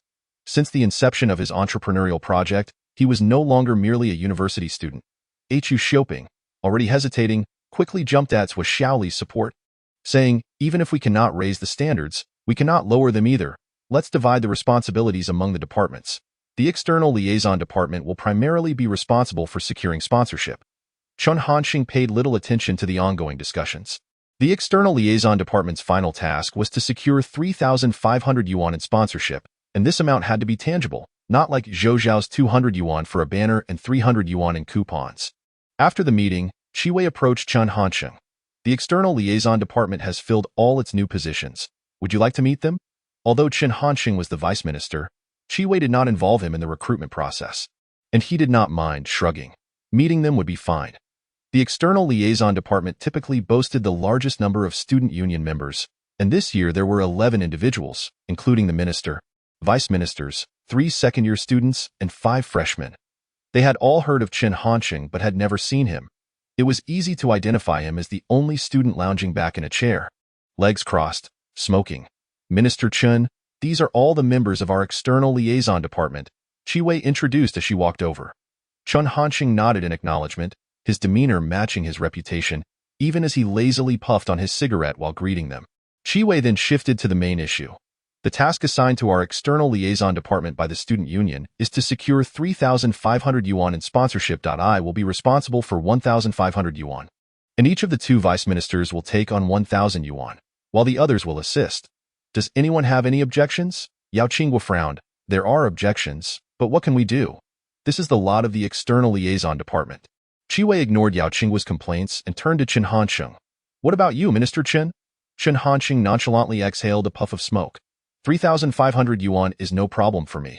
Yao Qingwa opened his mouth, initially wanting to accuse him of bragging, but he swallowed the words, having witnessed Chen Hansheng's financial tactics firsthand. Qi nodded, feeling similarly. Despite lacking confidence in completing his own task worth 1,500 yuan, he harbored an inexplicable faith in Chen Hansheng. This sentiment was likely the very reason he had ardently advocated for Chen Hansheng's appointment as the Deputy Minister of the External Relations Department. Now, let us allocate the assisting officers, primarily on a voluntary basis. Everyone can choose to work with whichever deputy minister or myself, Qi stated after collecting her thoughts. However, to her surprise, apart from the 2 sophomores who joined Yao Qingwa and one who opted for Qi, the remaining 5 freshmen desired to align themselves with Chen Hansheng. Chen Hansheng was equally astonished, as he had anticipated being a solitary commander. Ultimately, one freshman, feeling a bit awkward, chose to switch to Qi, resulting in a team of 4 newcomers for Chen Hansheng, 2 males and 2 females. Having completed the distribution, Qi did not linger, reminding all teams to complete their tasks promptly before dispersing. Minister Chen, are we going to collect money from the merchants tomorrow? Inquired a girl named Xiaoyu. Tomorrow? Chen Hansheng waved his hand, indicating he had other matters to attend to. Tomorrow is a weekend. Everyone should rest, surf the internet, or go on dates as usual. Any issues can be discussed next Monday. The freshmen exchanged glances, but since Deputy Minister Chen had made such a decision, they felt they could not contradict him. On the way back to the dormitory, Chen Hansheng retrieved his phone to call his mother. Hello, who is this? Came the voice of Liang Meiwan through the receiver. It's your son. I've recently purchased a new phone. The number is 133XXXXXXX. From now on, contact me at this number. Liang Meiwan immediately grew anxious. How much did this phone cost? Where did you get the money to buy a phone? What have you been up to lately? Faced with Liang Meiwan's barrage of questions, Chen Hansheng pouted, distancing the receiver slightly, and then exclaimed, Hey mom, can you hear me? The signal is poor. I have to hang up for now. Beep, beep, beep. Liang Meiwan remained in a daze, listening to the busy tone on the other end. Chen Zhaojun, who was washing dishes, noticed the commotion and approached, asking, Whose call was that? Just that rascal. He said he bought a new phone but wouldn't explain where he got the money, and then he hung up on me. Liang Meiwan's anxiety escalated, and she slammed her thigh, declaring, This is too unsettling. I must go to Jianye to check on this boy. Chen Zhaojun also felt uneasy. Smartphones now cost several thousand yuan, while he and Liang Meiwan were still using basic phones, and here their son was with a smartphone first. Although Hansheng had a wild personality, he generally adhered to a moral compass and should not engage in illegal activities. Chen Zhaojun was slowly analyzing the situation, but upon catching sight of his wife's disapproving glare, he quickly amended, But I agree we should check on him. After all, he still doesn't know where the university is. However, we can't go tomorrow. Let's take some leave and enjoy a proper trip to Jianye instead. Liang Meiwan thought this was a splendid idea, as it would avoid a hasty trip. Unbeknownst to Chen Hansheng, his parents were planning a surprise inspection, while he leisurely dialed Shen Youchu's number. This is my phone number, 133XXXXXXX. Please use this number to reach me in the future. Say it slowly. I need to grab a piece of paper. Hurry, hurry, Chen Hansheng urged impatiently. Oh, just a moment. Shen Youchu replied, rushing to fetch paper, but in her haste, she accidentally knocked something over, causing a clatter on the receiver. After a while, Shen Youchu's voice returned to the line. Are you still there? Did you bump into something just now? Shen Youchu admitted softly. Chen Hansheng sighed. Don't be so clumsy. Did you hurt yourself? No worries. Just knocked over the bathtub. Shen Youchu stammered an explanation. Chen Hansheng felt relieved and repeated the number, reminding her to memorize it. After hanging up, Shen Youchu recited the number 3 times before folding the paper and tucking it into her book, then headed to the bathroom with the bathtub. Yet, before running the water, she dashed back out to recite the note again. Prior to undressing, she retrieved the note to recite once more. Even after showering, with her hair still damp, she hurriedly recited the note yet again. It was only after she had fully memorized it that she felt secure enough to place the note back into her book. In contrast, the conversation between Chen Hansheng and Xiao Rongyu was much more cheerful. Little Chen, Did you really buy a phone? What's so surprising about that? Chen Hansheng replied nonchalantly. Then show it to me tomorrow. Tomorrow? Chen Hansheng was about to mention to Xiao Rongyu that he intended to visit the counselor's home to discuss a few matters. He viewed Guo Zhongyun as a project advisor and planned to bring some fruit to discuss things. Certain that Guo Zhongyun would not object, Xiao Rongyu, a bit displeased, remarked, "You promised to accompany me shopping. I have my own matters to attend to." It's settled.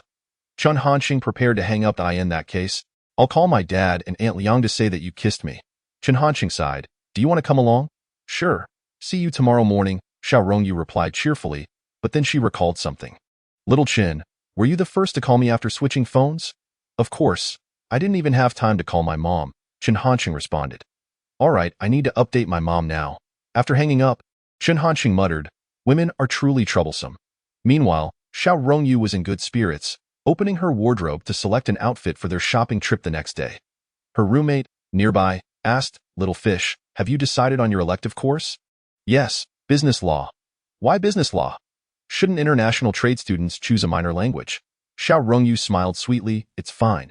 I want to learn a bit more. On Saturday morning, Chen Hansheng first called his counselor, Guo Zhongyun, to inquire whether it was acceptable to visit today. Guo Zhongyun responded with enthusiasm, come quickly. Both my wife and I have matters to attend to today, and we were just lamenting the lack of someone to take care of Jianye. Once confirmed, Chen Hansheng called Xiao Rongyu again, who had already prepared. Little Chen, I want to try your school's breakfast I've already eaten. Chen Hansheng, who had not yet brushed his teeth, fibbed, let's save it for next time. Besides, our school's breakfast isn't very tasty. Chen Hansheng was subconsciously trying to prevent any potential awkward encounters. Ideally, one would be at the financial academy and the other at Dongda. They would keep their distance. And with so many students around, it was unlikely they would run into each other. With everything ready, Chen Hansheng waited for Xiao Rongyu at the East University gate. She was already striking and dressed in a light pink Puma tracksuit. She looked particularly elegant, carrying a small backpack and walking in the morning autumn breeze, a sight that was hard to overlook. It's so cold, little Chen, Xiao Rongyu said, lightly stomping her feet. Why don't you head back to the dormitory for now? Chen Hansheng suggested helpfully. In a way, Xiao Rongyu replied, raising her head to glare at Chen Hansheng, then slipped her right hand into the pocket of his jacket. This could easily lead to misunderstandings. Chen Hansheng said helplessly. Xiao Rongyu smiled sweetly, let them misunderstand. I never intended to date anyone in university anyway, but I do want to date. Go cause some trouble for Gao Jiayang. All right. Why did you pinch me? Why do you always speak nonsense? Although the weather outside was somewhat chilly, the bus was warm, almost stifling. Fortunately, the 737 bus began its route in Jiangling district, and Chen Hansheng chose a window seat for Xiao Rongyu. Let me see your phone. It shouldn't be the money from Aunt Liang, right? As soon as she settled in, Xiao Rongyu eagerly wanted to hear the story, why mom is quite stingy. When we went out, she wouldn't even allow us to spend more than 20 yuan per person. Chen Hansheng replied with a grimace. Xiao Rongyu playfully tapped his shoulder, so you really earned that money yourself? Chen Hansheng did not hide the truth, as he might need Xiao Rongyu's assistance in expanding the student market at Dongda. He recounted his recent tasks, including tearing down the part-time advertisement for Shinhong Express in the water room and visiting Shenzhongjian to strengthen ties with the Youth League Committee, omitting any mention of Shen Youchu. After hearing this, Xiao Rongyu pouted her red lips and said, You've done so much, and I don't know a single thing. There's nothing we Red Scarf members do that requires recognition, Chen Hansheng joked, then began introducing his counselor, Guo Zhongyun. Xiao Rongyu showed great interest in Guo Jianye and even inquired whether they should buy some fruit. We should definitely get some fruit. If it's convenient, let's buy her some exercises too.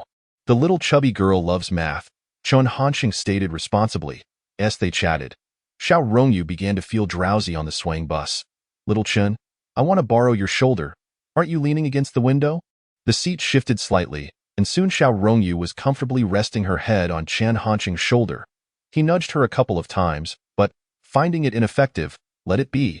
After transferring buses twice, they finally arrived at Guo Zhongyun's home. Guo Zhongyun was quite curious about the beautiful Xiao Rongyu. Chen Hansheng, concerned about misunderstandings, quickly clarified, this is my high school classmate. She is now a student at Dongda, and I'm bringing her to experience the cultural atmosphere of our ancient capital. TSK, what a character, Guo Zhongyun chuckled. Xiao Rongyu politely greeted Guo Zhongyun and then playfully interacted with the plump Guo Jianye. noticing her hair was still messy and promptly helping her style it. Hansheng, Xiao is quite beautiful, Guozhongyan remarked with a smile. Chen Hansheng chose not to elaborate further, fearing that it might complicate matters. So he shifted the topic. Teacher Gua, I want to organize a university student entrepreneurship activity at school. I intend to list your name as the guiding teacher. Without hesitation, Guozhongyan replied, no problem, but I don't know much about these things. If you think it's convenient, just put my name down. Today, Guozhongyan had to accompany his parents for a medical checkup, so he quickly tidied up before heading out. He turned around to see his daughter already dressed and ready. Her hair styled, carrying a small bag and sipping from a small teapot. Thank you, Xiao. Guozhongyan expressed his gratitude, then told Chen Hansheng, you two have fun today, my treat. After Guozhongyan left, Chen Hansheng and Xiao Rongyu took Guozhongyan out. While walking, Xiao Rongyu suddenly asked, who is Xiaoyu? What? Is it going to rain? Chen Hansheng pretended not to understand, shielding his eyes from the sun while glancing at the distant sky. The weather forecast didn't say it would rain today. Brother, Xiaoyu is just teacher Xiaoyu. I already know her QQ, Guozhongyan chimed in, looking up with her small face, eager to share her discovery. Chen Hansheng chuckled softly, while Xiao Rongyu smiled as well. Guozhongyan. The little chubby girl was quite chatty and a bit lazy, requiring someone to carry her after walking a short distance. Xiao Rongyu, lacking the strength, eventually handed her over to Chen Hansheng. You carry her? She instructed. Chen Hansheng was reluctant, but, seeing Guozhongyan cling to him, he bent down and coaxed, Guozhongyan, be good, and I'll take you to McDonald's later. All right. Okay. Thank you, Brother Chen, Guozhongyan gleefully replied, leaning in to give Chen Hansheng a kiss. Can we walk on our own? She inquired. Not really, Chen Hansheng thought for a moment before suggesting, let us count to 3, and then I'll carry you, sound good. Guozhongyan, confident in her math skills up to 3, stood up and declared, no problem. Then, Chen Hansheng shouted, march, 1, 2, 1, 2. Guozhongyan, with her backpack bouncing, waddled behind Chen Hansheng, who was bemused as he watched her. Xiao Rongyu shook her head in disbelief. You truly are a master at lying. The trio set off from Maoyang Road, turning onto Zhongshan South Road, and eventually reached Xinshi. Along the way, Xiao Rongyu explored various shops, her eyes drawn to clothing. Chen Hansheng grew increasingly fatigued, worried about Guozhongyan getting lost, and ultimately had to carry her. After finally settling down at a McDonald's in Xinshi, Chen Hansheng silently scolded himself for not opting for the school's delicious clay pot soup instead of accompanying women on shopping trips. At this McDonald's, a new strawberry sundae had just been launched, and Guozhongyan watched enviously as others indulged. She then turned to Xiao Rongyu and said, Sister, I want ice cream. Xiao Rongyu, too tired to move, lazily rested her chin on her hands, gazing at Chen Hansheng with longing. Sister wants some too. Faced with the hopeful gazes of both beautiful girls, Chen Hansheng had no choice but to utter, I really can't believe you two, seeing Chen Hansheng obediently queuing for ice cream. Xiao Rongyu exchanged a high five with Guozhongyan, exclaiming, Yay! Chen Hansheng, on the other hand, grabbed a burger for lunch while Xiao Rongyu asked, Where are we going this afternoon? Let us just stay here at McDonald's. The outside is crowded and chaotic, Chen Hansheng replied, clearly uninterested in further shopping.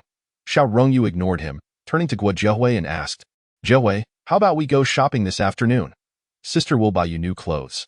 Great, Guozhongyan cheered, raising her hands in approval. With a vote of 2-1, Chen Hansheng reluctantly continued his role as an accompanying companion.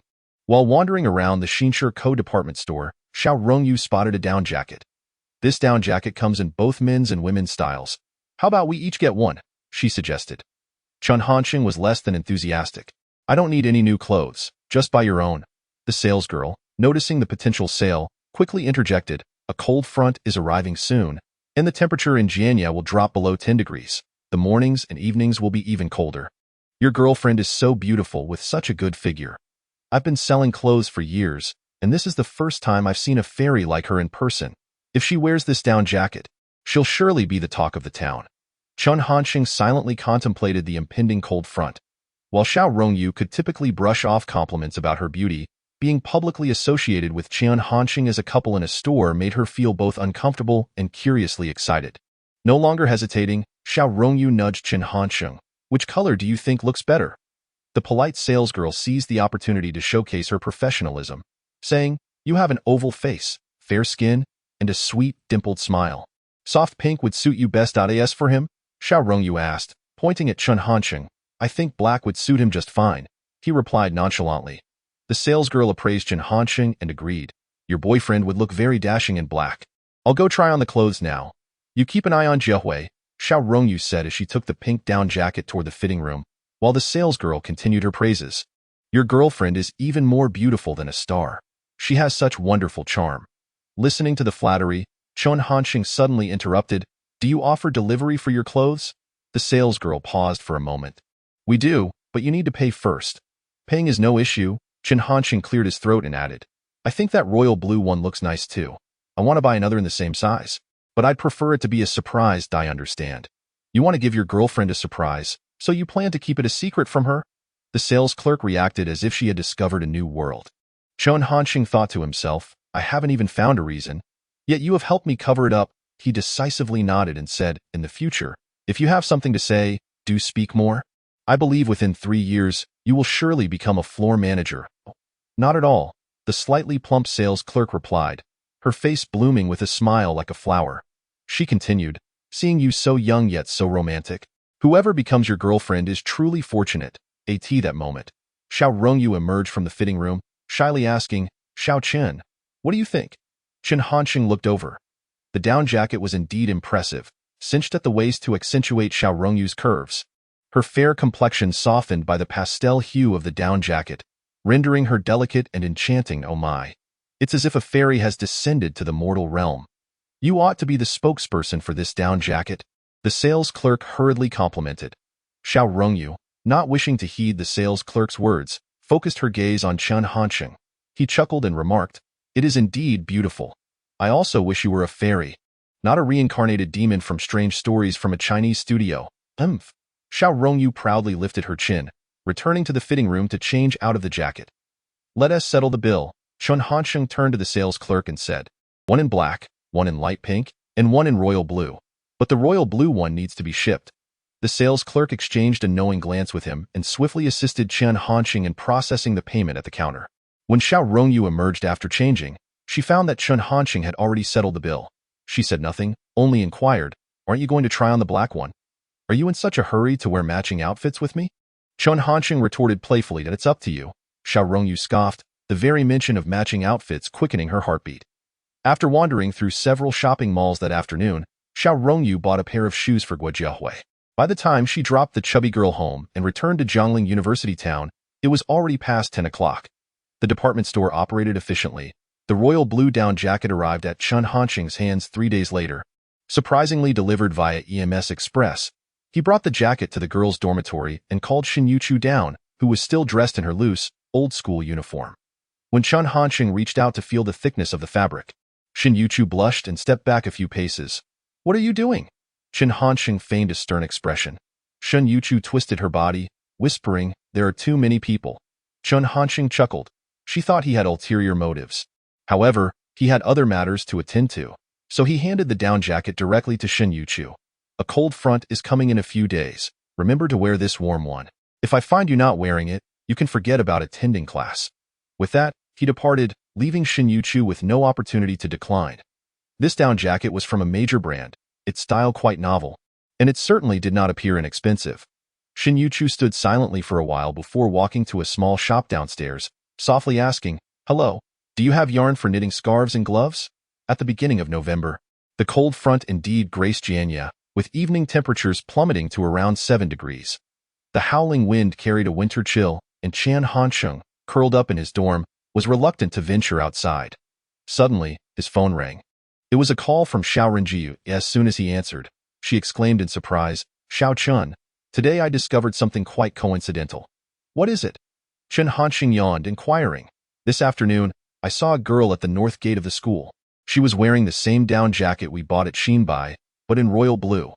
Chen Hansheng jolted awake, instantly wide awake and subtly probed.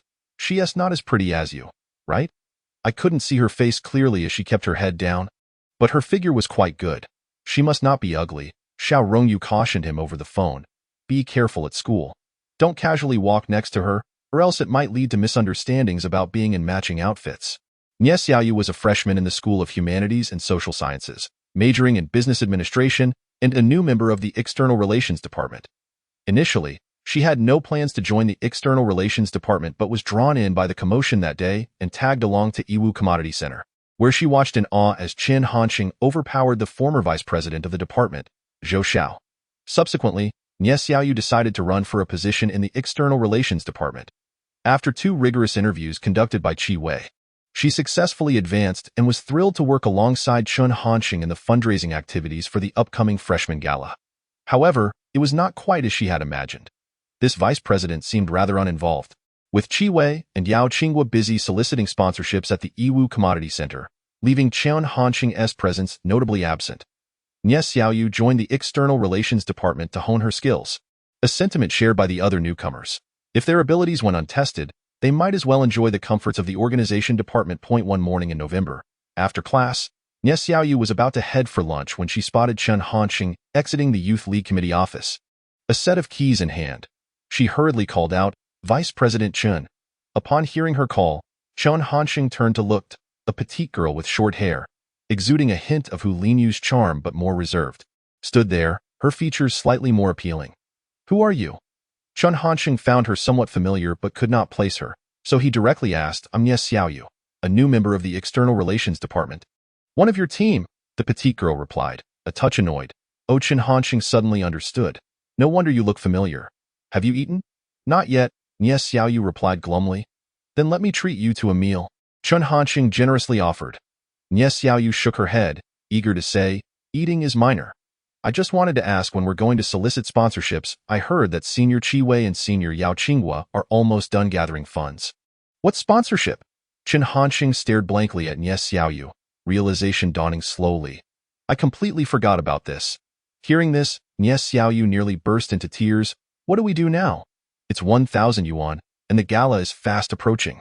"What is the rush?" Chen Hansheng replied cheerfully, "I'm here, after all." Xiao recalled that this vice president had once miraculously secured 2,500 yuan in sponsorship, and her heart lightened a bit. "Xiao, I have a few other matters to attend to. If you're not eating, I'll see you later." Chen Hansheng patted his backside, preparing to leave. Xiao, seeing Chen Hansheng about to abandon her, quickly said, "I have no other plans. I'll just follow you and help out." Chen Hansheng paid her no mind and headed to the first floor of Building F, where the weeds were quite abundant, some reaching half a person's height. Nearby, a cluster of bicycles lay haphazardly, parked by students who had ridden them to class. The 2 abandoned storage rooms assigned by the Youth League Committee were located behind the bicycles and weeds. Chen Hansheng pulled out the keys and opened the door. Immediately, a wave of musty air greeted him. Each storage room was approximately 70 square meters, the floor coated with a thick layer of dust. And scattered about were some worn-out desks, chairs, and teaching equipment, with brooms and mops strewn in the corners. Chen Hansheng silently lit a cigarette, and after a while, he suddenly turned to Xiao and said, "Call the other 3 members over. I'll lend you my phone. You know how to use it, right?" "Yes, my family has a phone," Xiao replied, taking the phone and stepping outside. A little while later, she returned and said, "I've notified everyone." Chen Hansheng glanced up. "Did you record their dormitory numbers?" Xiao pulled out a small notebook and replied, "Minister Qi Wei said everyone should exchange dormitory phone numbers and QQ for easy communication." "I've noted it down." Chen Hansheng nodded in acknowledgement. If this was the first test of a leader for their subordinates, Xiao had already passed. The other 3 soon arrived. Su Mingzhu from Applied English, He Bing from Chinese language, and Wang Yinsong from journalism. He Bing, who must have been eating lunch, had rice grains stuck to his shirt, and they all arrived panting, displaying no signs of dissatisfaction. Chen Hansheng was known as the most rebellious figure in the Humanities Department Student Council, and following such a vice president required some mental fortitude. What was the initial intention behind everyone joining the External Relations Department? Chen Hansheng asked after the greetings. "Of course, to hone our skills. Minister Qi Wei told us that the External Relations Department is the most demanding in the Student Council," Xiao replied, echoing the sentiments of the others. Chen Hansheng nodded. "Indeed, the External Relations Department can greatly enhance your skills. But if you follow me, that aspiration may very well be dashed." The new members exchanged confused glances, not fully comprehending, as Chen Hansheng prepared to take them out to broaden their horizons. Chen Hansheng and the others arrived at the Jiangling branch of Shentong Express, where the general manager, Zhong Jiancheng, appeared to have just finished a social gathering, his face flushed as he sipped tea to ease the effects of alcohol. Upon seeing Chen Hansheng, He waved and called out, "Manager Chen, come over. The commission standards have been set." Chen Hansheng instructed Nie Xiaoyu and the others to wait downstairs. Zhong Jiancheng, not bothering to inquire about the identities of the others, retrieved a document from his drawer and handed it over. "Take a look at the contents." Chen Hansheng opened the agreement, which stated that the current commission was 0.8 yuan per item, and if the daily collection from each school reached 200 items, the commission would rise to 1 yuan per item. Currently, Meng Shuedong's daily collection was about 60 items, meaning they would need to triple that amount. Chen Hansheng silently read through the document, then returned it to Zhong Jiancheng. Zhong Jiancheng frowned and, with a breath of alcohol-laden air, asked, "Are you dissatisfied with the agreement's pricing, Manager Chen?" Chen Hansheng shook his head. "I doubt the price can be altered. I simply have some questions regarding this arrangement." "What questions?" "Since I am the general agent for the School of Finance, the Medical School, Dongda University, and the Engineering College, it makes no sense to segregate each school. Manager Zhong, why not bundle these schools together and set a general standard?" Zhong Jiancheng had played a word game in the agreement, requiring each school to achieve a daily collection of 200 items. However, each school had a different number of students, and the collection difficulties varied. For instance, the Jiangling campus of the School of Finance had only 600 to 700 students, whereas Dongda's branch had about 15,000. The medical school, being a graduate division, had fewer than 2,000, and the engineering college had over 20,000 in total.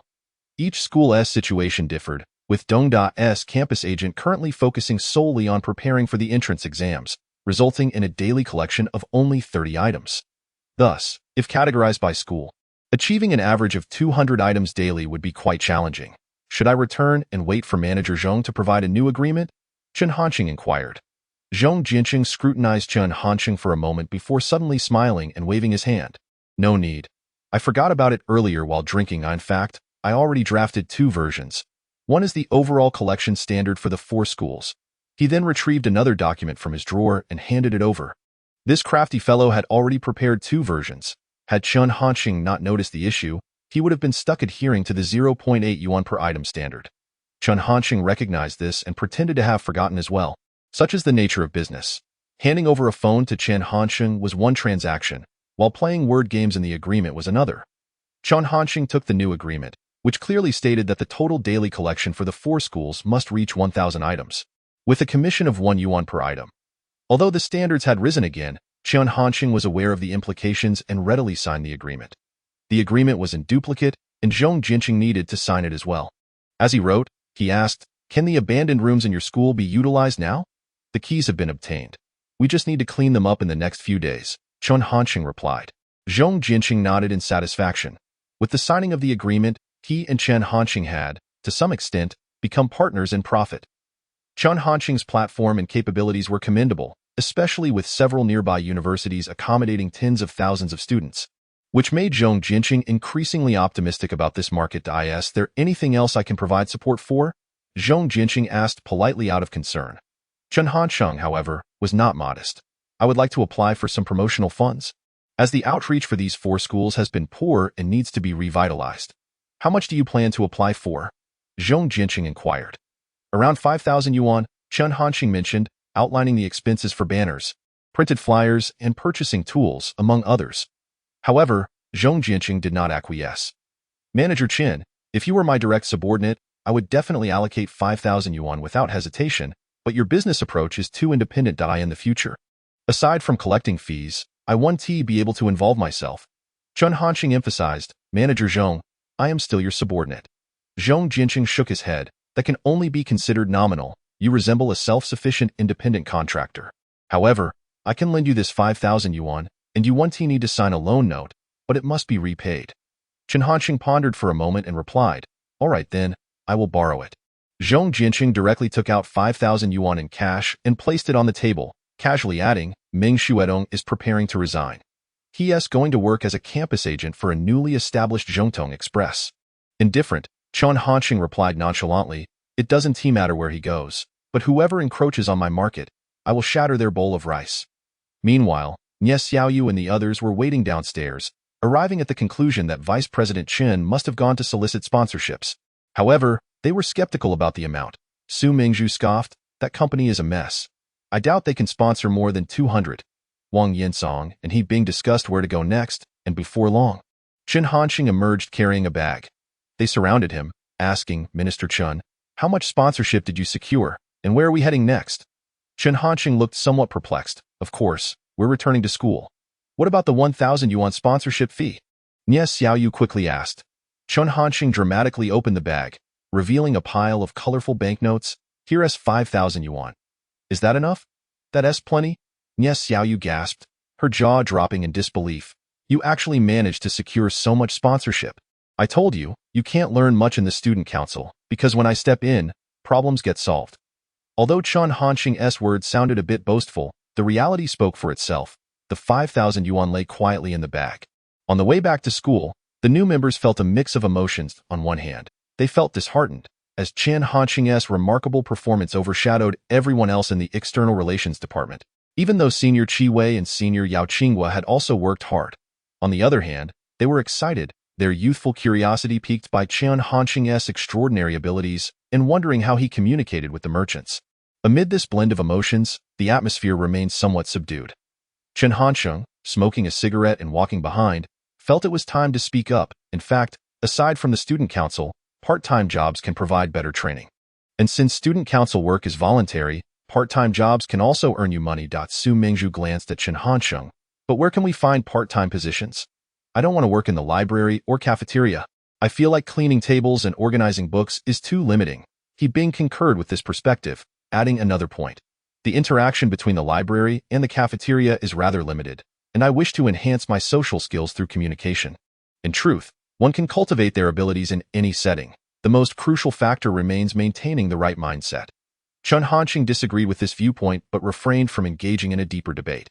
I happen to have a part-time position available that requires neither cleaning tables nor involves a lack of external interaction opportunities. What position is it? He Bing inquired with curiosity. At this moment, they had returned to their previous location in Building F, first floor, where Chen Hansheng pointed to 2 abandoned storage rooms and said, a courier company intends to establish a service station here, and I am the station master. Currently, I am in dire need of personnel and am looking to recruit individuals for this venture.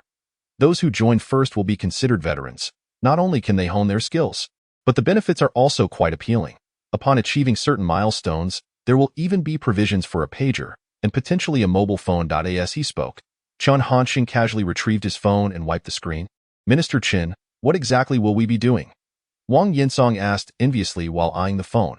Distributing flyers, visiting dormitories, discussing projects. Essentially, the goal is to enhance the visibility of F101 within the campus, ensuring that all faculty and students are aware that they can send packages from here.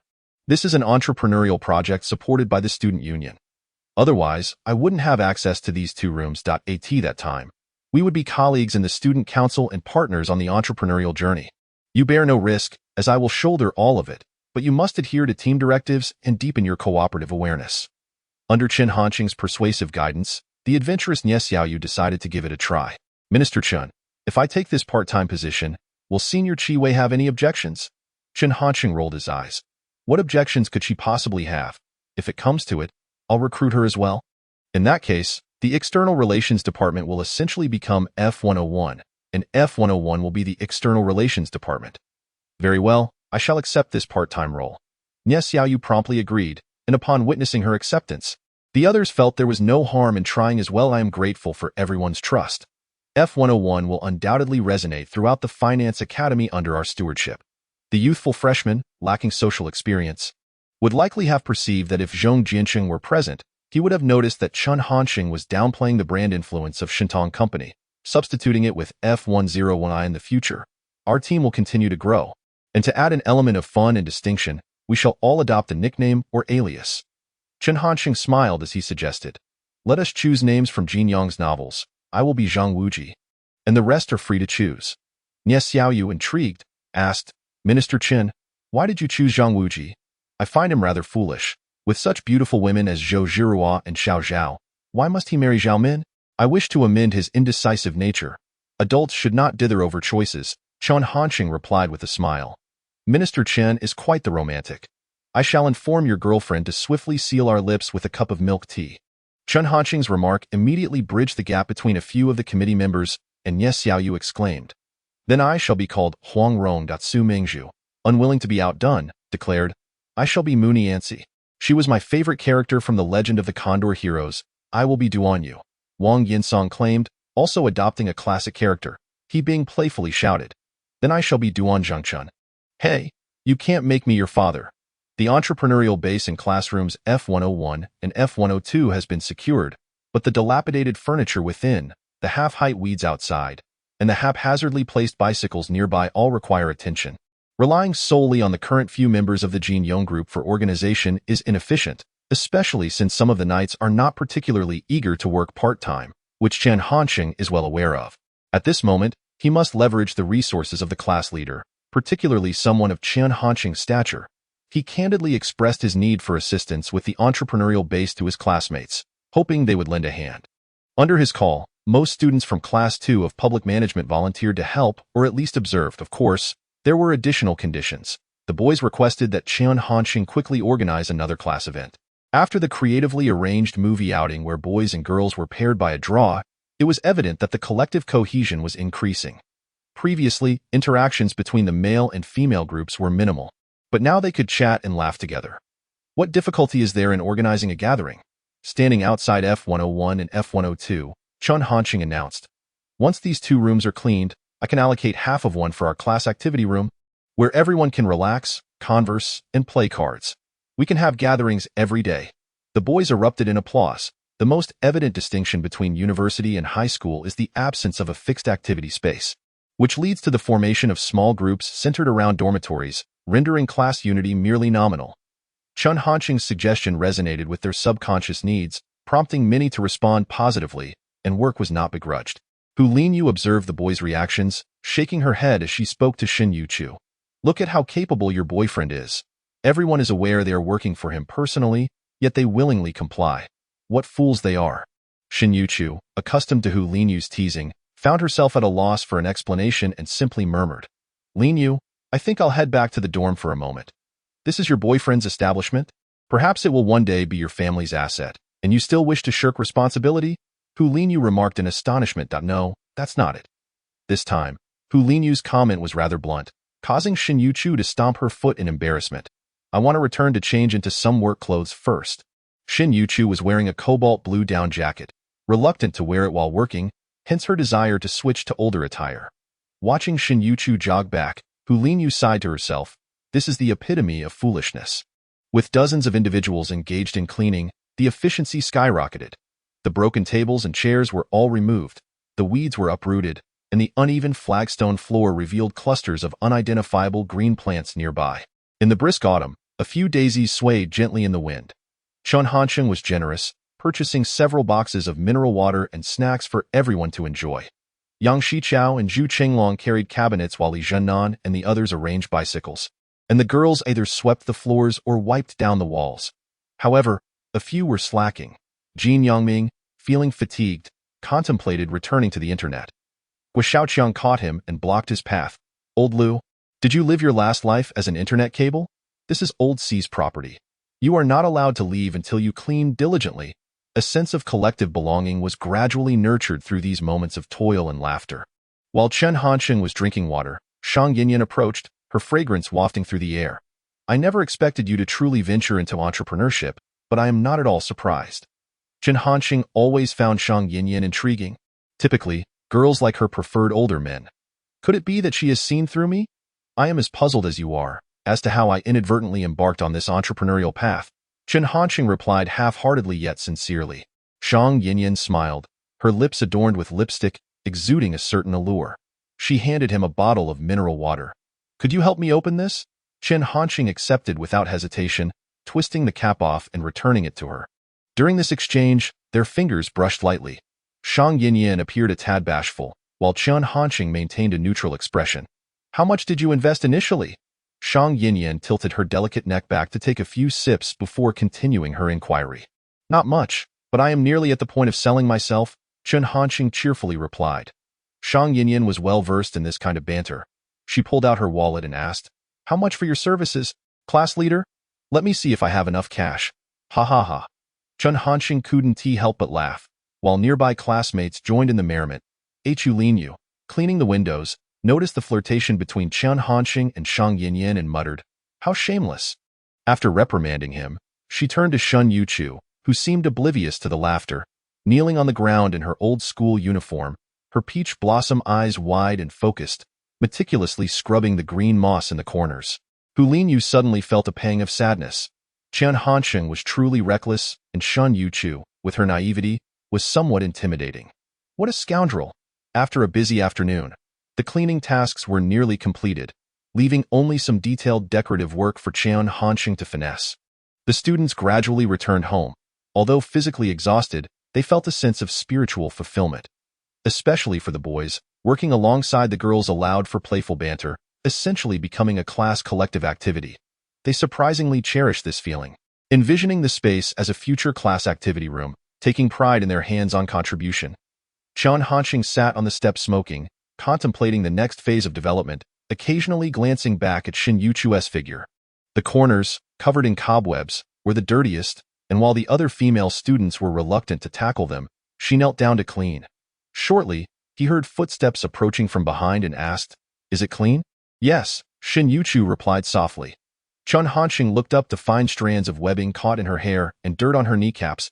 That moment, the setting sun cast a warm, crimson glow on Shen Youchu's gentle profile, evoking a sense of tranquility etched in time. After savoring the view, Chen Hansheng extinguished his cigarette. "Let us have dinner together tonight." Shen Youchu remained silent. Assuming she was unwilling, Chen Hansheng was prepared to let it go. Unexpectedly, Shen Youchu spoke up quietly. "Last time, I received a scholarship of 1,500 yuan, and I sent 1,000 yuan to my grandmother, leaving me with 475 yuan. Chen Hansheng was puzzled by Shen Youchu's intentions, listening without revealing his thoughts. Shen Youchu squatted down, careful not to tower over Chen Hansheng seated on the ground, and retrieved her familiar, tattered little wallet. She pulled out 400 yuan, hesitated, then added another 50 yuan. A substantial sum for her. She raised her head, her clear, innocent peach blossom eyes cautiously extending the money towards Chen Hansheng. "What is this for?" he inquired, bewildered. You mustn't go and sell yourself, okay? Who said I was going to sell myself?" Chen Hansheng thought, realizing that even Yu, the tomboy, recognized his jest, yet Shen Youchu took it seriously. Shen Youchu stared blankly at Chen Hansheng, noticing he had not taken the money, and pushed the considerable sum forward again, a mix of stubbornness and adorableness in her demeanor. Chen Hansheng chuckled, playfully pinching Shen Youchu's cheek. Having worked hard, her face and nose glistened with sweat, her cheeks flushed. Chen Hansheng applied a bit more pressure than intended.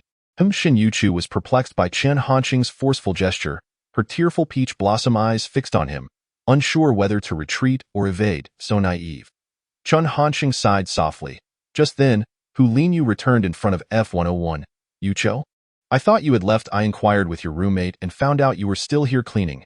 As she approached, she witnessed Chen Hansheng pinching Shen Youchu's cheeks and exclaimed loudly, "Chen Hansheng, are you even human? How dare you bully Shen Youchu?" She yanked Yu away. "Youchu, don't associate with this kind of person. He is no good." As they walked away, Shen Youchu glanced back at Chen Hansheng, who smiled at her, reassuring her as she departed. Their plans for dinner that evening were thwarted by Yu's interruption, leaving Chen Hansheng alone once more. "Tomboy, may you remain single throughout your university years." Chen Hansheng cursed Yu under his breath, but that evening, External Relations Minister Qi Wei arranged a gathering, and he decided to join them for dinner. Qi Wei and Yao Qinghua had also been fundraising recently. However, unlike Chen Hansheng, who managed to secure funds in one go, they were piecing together amounts from different sources, sometimes resulting in futile efforts, leaving Qi Wei's voice hoarse from speaking. "Ahem, let us share our results. Shall we?" Qi Wei cleared her throat and began. "I have secured 1,500 yuan. What about you, Minister Yao?" "Our group completed the 1,000 yuan task this morning," Yao Qinghua replied. "And what of Minister Chen?" Qi Wei turned her gaze towards Chen Hansheng. He pulled out 1,000 yuan in cash and placed it on the table, the implication clear. Qi Wei's eyes flickered, and she smiled. "I've encountered Minister Yao several times at the Yiwu Commodity Center, but I have never seen Minister Chen." Chen Hansheng calmly exhaled smoke, offering no response. Although it was an external relations department gathering, it was merely a few people gathering in the cafeteria, sharing dishes. Recently, everyone had been under considerable stress, and a proper gathering would likely have to wait until the conclusion of the freshman gala.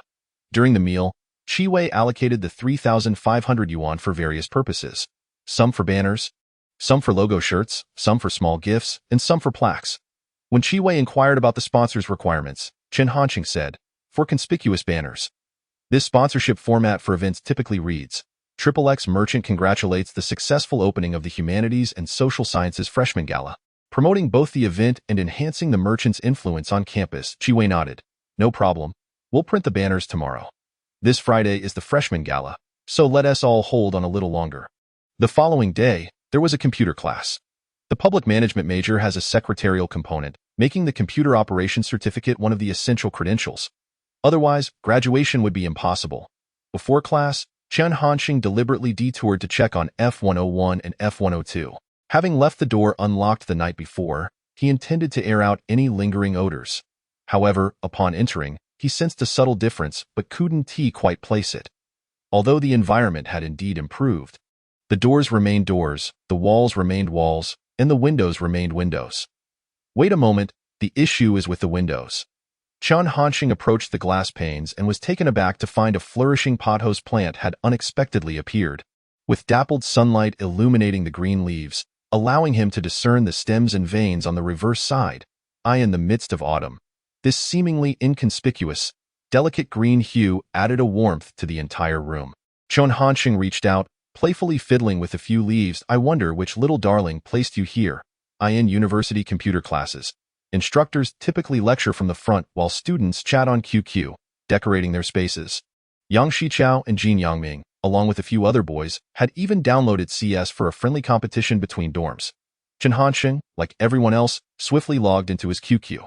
His nickname was Chen Yingjian, and upon opening his friend list, he encountered several familiar, whimsical usernames. The youthful and reckless one was Wang Zibo, who had humorously downloaded a photo of Takashi Kaneshiro as his avatar. The snow of Beta was Gao Jiayang, and the red-named VIP constantly flaunted his noble status. There were also names like Dreams Unfading, Past Like Smoke, and Crystal Girl, which at the time seemed perfectly normal. Ding ding ding. Having not logged into QQ for a while, Chen Hansheng received a friend request, the verification message reading, Brother, I am your sister. He couldn't believe it. Now even harassment ads were showing up. Chen Hansheng quipped in response, I don't like sisters. I prefer mature women. Not 5 minutes later, Liang Meiwan called him. The cousin of my aunt is preparing for the high school entrance examination next year. She has encountered some questions she cannot solve and wishes to add you on QQ to seek your guidance. What chaotic responses are you providing, Mom? Chen Hansheng hastily explained, This is a misunderstanding. Please let me explain. I am not listening. You scoundrel. Ever since you entered university, you've been acting all high and mighty. Just wait for me. His mother, Liang Meiwan, furiously ended the call, but Chen Hansheng did not take it to heart. Wait, what do you think you can do? Ding ding ding. A message from a friend popped up. It turned out to be from Wang Zibo. In youthful ignorance, he wrote, Xiao Chen, I'll come to visit you this weekend. Chen Yingjun replied, I'm busy. In youthful arrogance, he retorted. Every time I ask you, you say you're busy. Is it that you no longer consider me a brother? Chen Yingjun simply replied, yes, in youthful arrogance. Angry emoji. Chen Hansheng, feeling indifferent, closed the chat with youthful arrogance. Just then, the QQ notification chimed again. Annoyed, he was about to exit when he noticed it was a message from the fish hiding in the sea blowing bubbles. He sighed inwardly, resolving to log in invisibly next time. The fish hiding in the sea blowing bubbles. Xiao Qian, I'm coming to see you tonight. I want to check out your new store. Chen Yingjun, I've been busy with the new student welcome party these days. The fish hiding in the sea blowing bubbles. Then how come you have time to go online? Chen Yingjun, I'm here to gather information and remind you that a cold front is coming, so dress warmly. Rose emoji. The fish hiding in the sea blowing bubbles. Shy emoji. Got it. I'll come to find you this weekend. I've been swamped with elective classes lately. I need to head to class now. Then, the avatar of the fish hiding in the sea blowing bubbles turned gray. Chen Hansheng stared blankly, realizing that if Xiao Rongyu came alone, something might go awry. She definitely needed some companions. He pondered for a moment before reopening the chat pages for youthful arrogance and Beidao's snow. Zibo, Jiayang, come to the Finance Institute this weekend. The scenery here is beautiful with stunning girls, and a pot of hot tea awaits your arrival. Wang Zibo and Gao Jiayang were easy to entice. One mingled among monks at a polytechnic, while the other was pining for a goddess in Jiangling. Thus, after sending the message, Wang Zibo replied with surprise. There's a renowned roast duck restaurant near my university. I'll bring some for you and Xiao you to taste. Chen Hansheng was familiar with the century-old roast duck establishment and commended Wang Zibo's sycophantic behavior. He also reached out to other high school classmates, inviting 2 girls studying at Jiangling University to join. With so many people as a cover, Chen Hansheng believed that, combined with his clever adaptability, he would likely avoid any mishaps. Having thought this, he finally relaxed and glanced at Shen Youchu. Her attentiveness in class set her apart.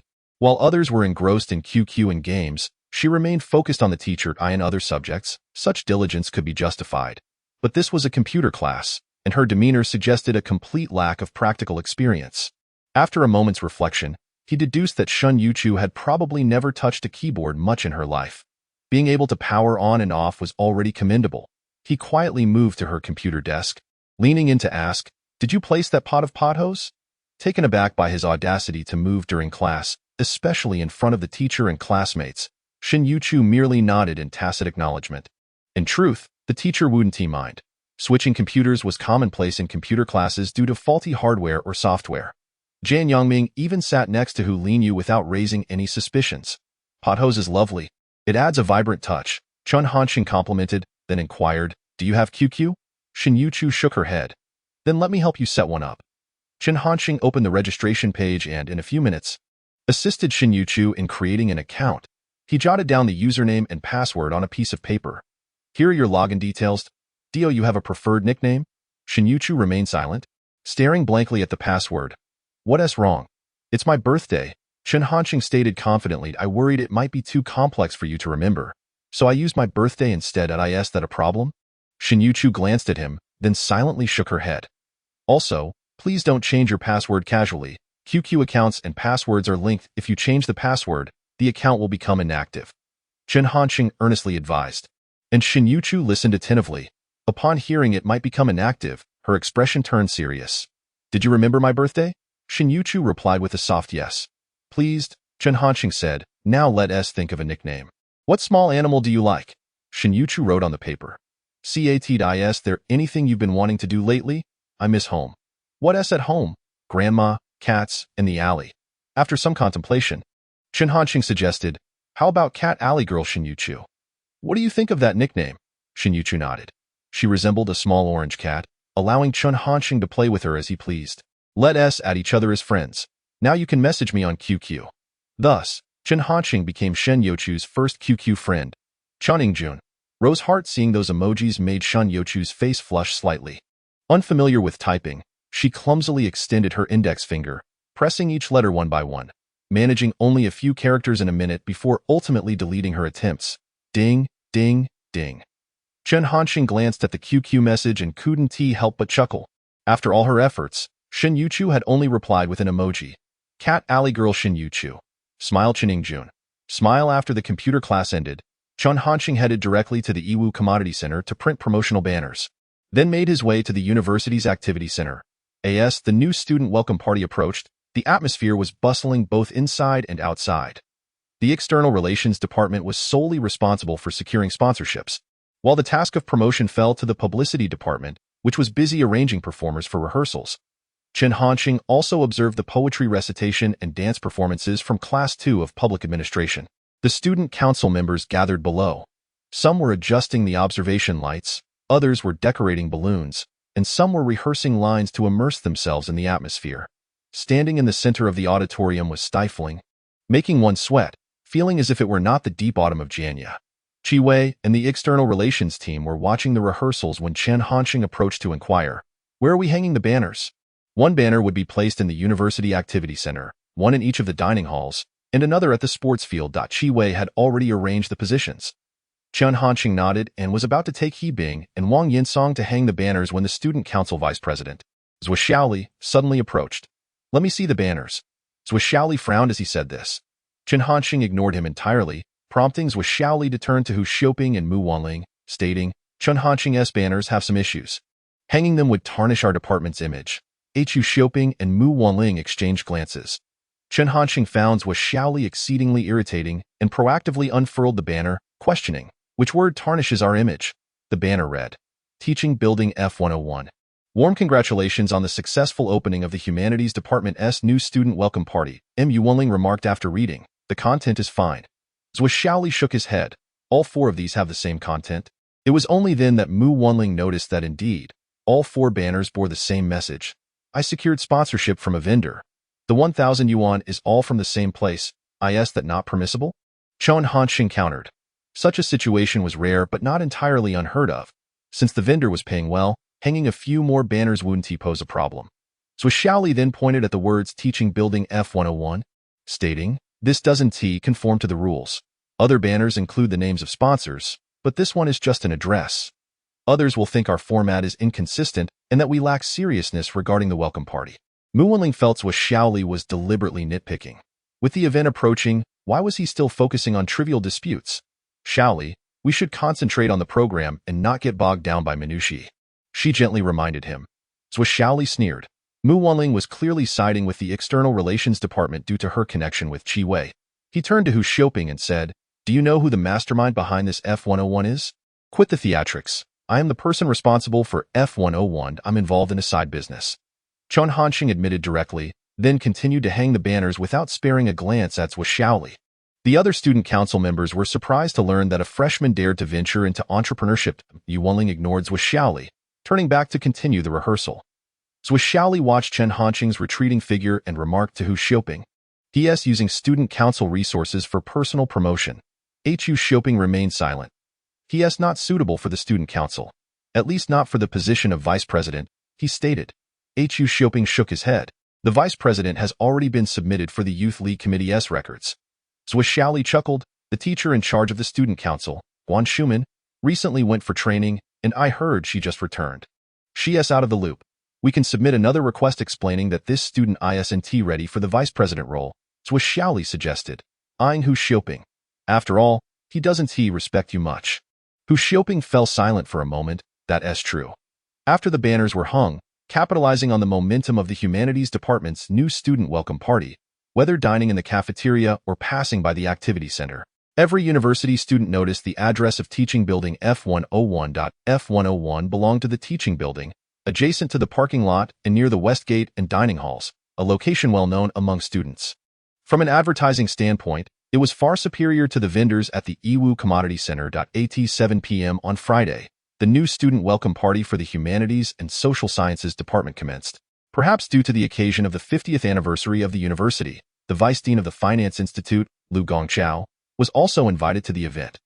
Chen Hansheng spotted Yu Yueping, with whom he wished to discuss a matter, and approached to greet him. Secretary Yu Hansheng, the preparations for the party are quite impressive, Yu Yueping remarked, in a good mood as he patted Chen Hansheng's shoulder, introducing him to Lu Gongchao. Dean Lu? This is the entrepreneurial freshman I mentioned before, a spirited young man. Lu Gongchao shook hands with Chen Hansheng, while the head of the Humanities Department, Peng Wenliang, looked somewhat astonished, unaware that there was an entrepreneurial student in his department. Seizing the opportunity, Chen Hansheng quietly told Yu Yueping, Secretary Yu, I'd like to move some classroom desks and chairs into F101 and F102 this Saturday. Otherwise, it looks rather empty. Without hesitation, Yu Yueping agreed. No problem, I'll speak with the F building administrator to coordinate. Universities are never short on desks and chairs. Besides, it wasn't his personal property. Yu Yueping was well aware that the 2 boxes of Zhonghua cigarettes still remained unconsumed. As they walked, Chen Hansheng kept pace with the department leaders and entered the activity center. In the hallway, he spotted the vice chairman of the department, Hu Xiaoping, who stood there smiling like a welcoming hostess. However, once this group passed by, his expression darkened immediately. Mu Wenling noticed this scene and quickly remarked to Qi Wei, Chen Hansheng has offended Hu Xiaoping. Qi Wei was surprised. Hu Xiaoping is keen on the culture of power. Chen Hansheng clearly shows more interest in entrepreneurship. How did they end up at odds? Mu Wenling pointed to the seat where Chen Hansheng sat. That was Hu Xiaoping's reserved spot. Qi Wei found it somewhat absurd. What's the big deal about a seat? The host of the welcome party was quite striking. The male host was handsome, and the female host exuded charm, making it hard to believe they were mere freshmen with such charisma. While the Finance Institute may have its flaws, boasting an average appearance that outshines surrounding schools was certainly not an issue. The content of the evening was organized by the Publicity Department. The Humanities Department was significant within the Finance Institute, and with a wealth of human resources, the quality of the performances was commendable. Class 2 of Public Administration featured both a recitation and a dance performance. During these performances, Chen Hansheng applauded enthusiastically, puzzling Lu Gongqiao and Pang Wenliang. Chen Hansheng smiled, explaining, "I'm the class leader of Class 2 of Public Administration. These are my classmates." Seeing their wonderful performance fills me with genuine joy. Lu Gongqiao and Pang Wenliang exchanged knowing smiles, to be frank. Throughout the 2.5-hour event, Chen Hansheng only exchanged that one line with the department leaders. Had he known it could offend Hu Xiaoping, he likely wouldn't have wanted to stir up such unnecessary trouble, and of course, if trouble sought him out, he wouldn't shy away. 18:30 p.m., the welcome party concluded, and both the department leaders and new students began to disperse. The student council members had to clean the venue before leaving, so Chen Hansheng sought out Shen Youchu's location. "I'll go downstairs to find you shortly. I have something to discuss." Beside her, Hu Linyu interjected rudely, "It'll be too late. Let us talk tomorrow." Chen Hansheng thought to himself that this manly girl was meddling too much. You know what single people do all day? What?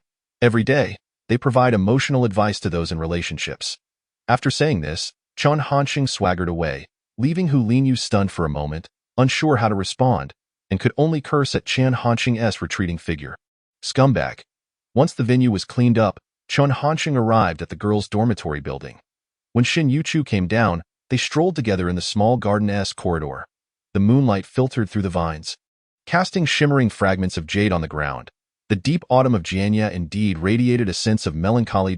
My classmates are visiting the Finance Institute tomorrow. Will you meet them? Chen Hansheng inquired. Shen Youchu, initially planning to thoroughly clean F101 and F102 over the weekend, felt hesitant now. "I hope you can come since they are all my high school classmates. It would be good for everyone to get to know each other." Chen Hansheng suddenly furrowed his brow. "It's just that it might reach my parents' ears." Shen Youchu, already wavering, shook her head upon hearing that Chen Hansheng's parents might find out too fast. "I'll go to the library tomorrow. I see." Chen Hansheng sighed, ultimately conceding. "Then I won't push it. There will be other opportunities in the future.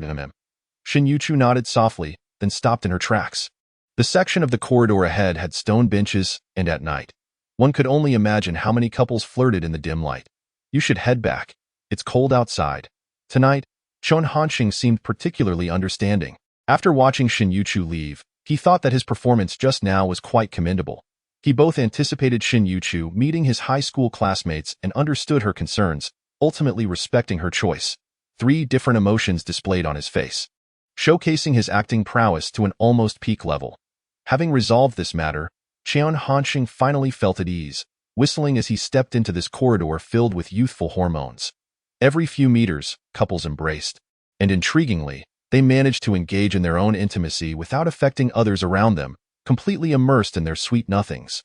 As Chen Hansheng passed the University Activity Center, he casually collected the banner for F101, only to find someone still inside. The main lights were turned off, leaving only a few small lights illuminating the space, where he could vaguely see a girl adjusting the projection equipment on stage. "Are you still here?" Chen Hansheng asked. "I'm trying to adjust the equipment, but it got stuck," the girl replied. She had shoulder-length hair, wore glasses, and stood about 1.65 meters tall. If it were any other time, Chen Hansheng would certainly be too lazy to inquire, but after resolving the matter between Shen Youchu and Xiao Rongyu regarding their meeting with Wang, he surprisingly displayed a moment of kindness. "This projector tends to malfunction easily. Let me adjust it for you." While making the necessary adjustments, Chen Hansheng teased, "A young lady such as yourself coming to the auditorium at this late hour, aren't you afraid of encountering ghosts?" The girl with long hair chuckled calmly. "Where in the school would there be ghosts?" "I was referring to the hungry ghosts of desire," he replied. Before long, the projector was fixed, and the girl inquired, "Which major are you in?" Just as Chen Hansheng was about to introduce himself, he suddenly looked up and noticed the girl's gaze was unusually mature under the dim lights. His heart stirred, and he altered his response. "I am Li Jianye from the Public Management class of the Humanities Department." As he walked back, Chen Hansheng couldn't shake the feeling that she seemed more like a teacher. At a convenience store downstairs, he bought a bottle of cola to take back to his dormitory. "Nan, this is for you," he said. Li Jianye was pleasantly surprised. "Why are you being so nice to me?" "Chengge, well, I found you quite agreeable lately." The following day, just before noon, a few high school classmates arrived late at the entrance of the Finance Institute. As soon as Gao Jiayang spotted Chen Hansheng, he complained, Your finance institute is truly remote. The whole of Jiangling feels like a vast countryside.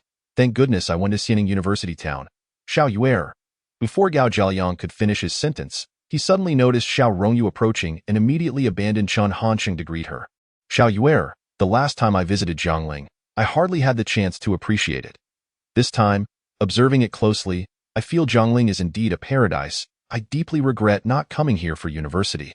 Chen Hansheng and Wang Zibo exchanged glances and simultaneously spat in disdain. Xiao Rongyu had heard enough flattery to last a lifetime. She engrossed herself in conversation with her two high school female classmates. Upon turning back, she noticed Chen Hansheng was only wearing a padded sweatshirt. "Aren't you cold?" she asked, her light pink down jacket contrasting her concern.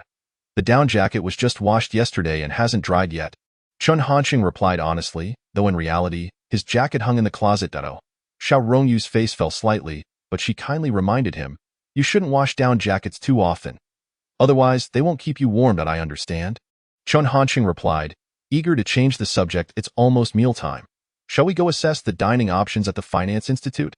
Wang Zibo raised the bag he was holding, and I brought the roast duck specifically. The renowned dish from a century-old establishment was undeniably more enticing than the monotonous fare of the university cafeteria. Chen Hansheng, drawn to the fragrant yet not overly greasy roast duck, couldn't help but swallow hard. "You might not know the proper way to eat roast duck. Allow me to demonstrate." As he spoke, he deftly picked up a mint pancake, scallions, and cucumber strips, dipping them into the thick, sticky sauce before taking a bite. The harmonious blend of meat, sauce, and fresh vegetables was both refreshing and indulgent.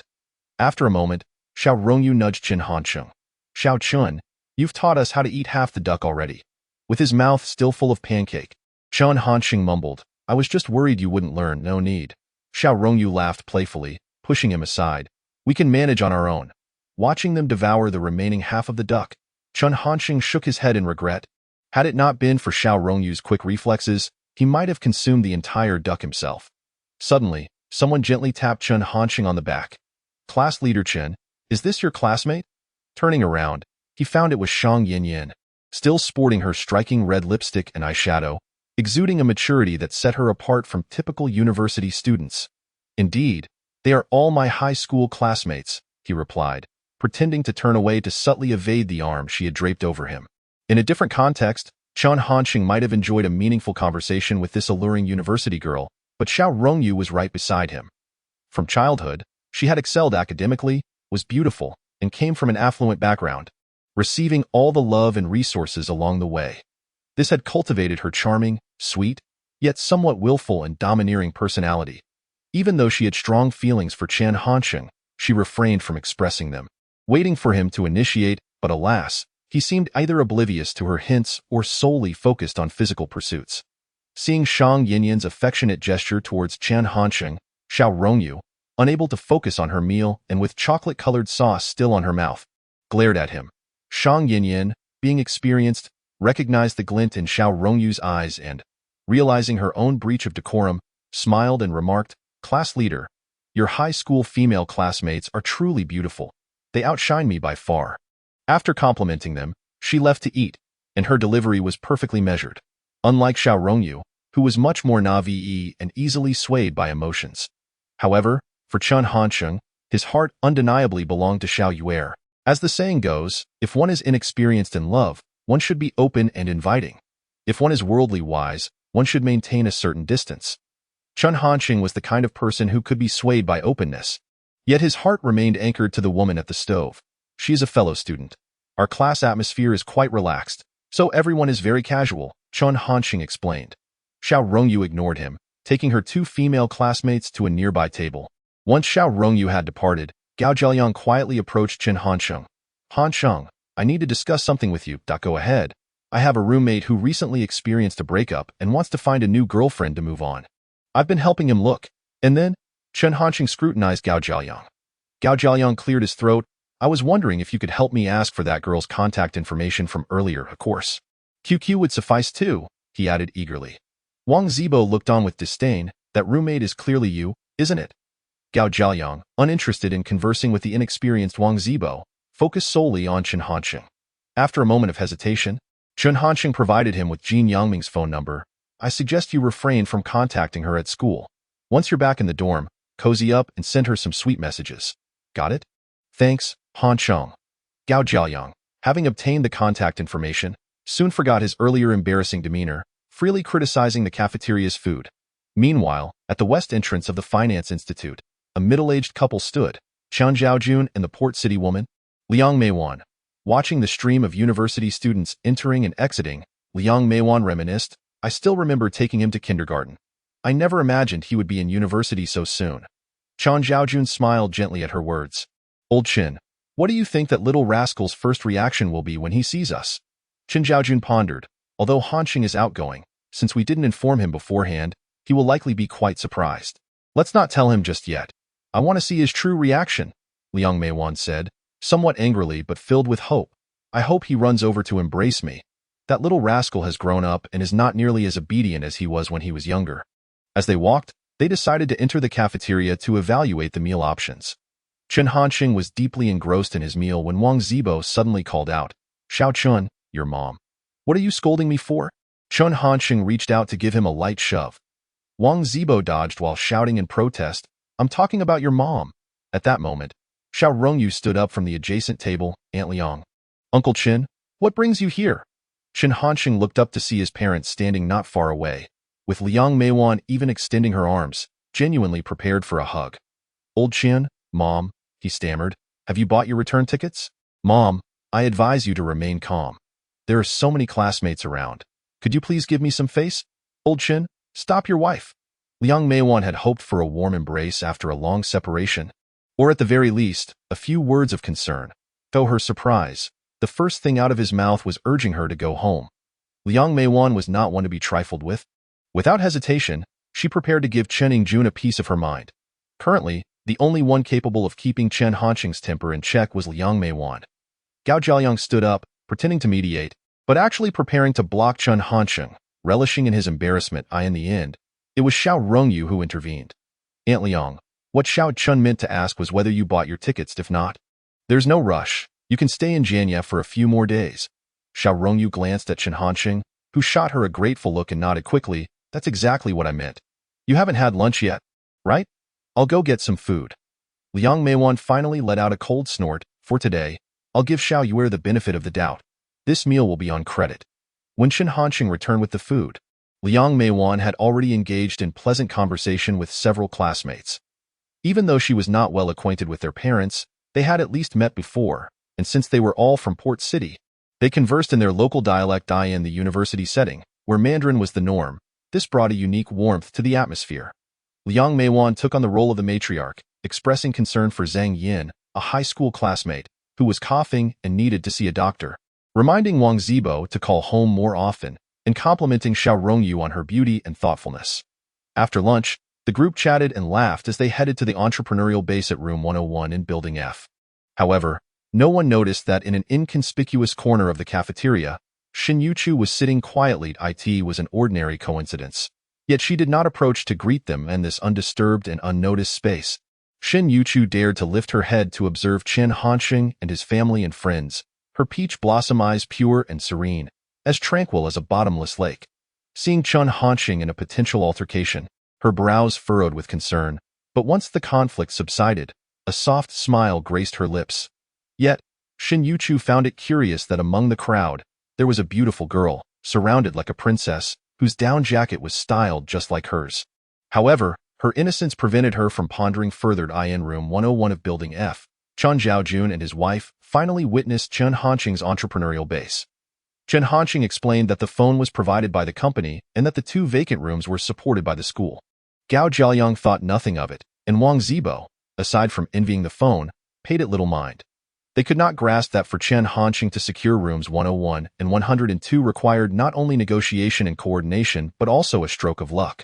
Chen Zhaojun and Liang Meiwan, being more mature, realized that these 2 vacant rooms were indeed reserved for Chen Hansheng for the year, finally understanding that their son had truly accomplished something noteworthy.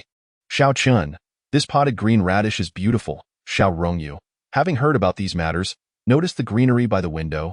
Isn't it lovely? I think so too. Chen Hansheng replied, maintaining his composure. Did a girl give it to you? Xiao Rongyu suddenly looked up, her long, enchanting eyes sparkling like water.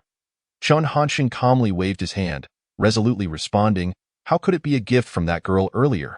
Do you think her aura resembles someone who would nurture a green radish?"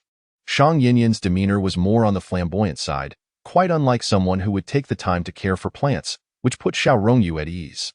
Yet, she realized something was amiss.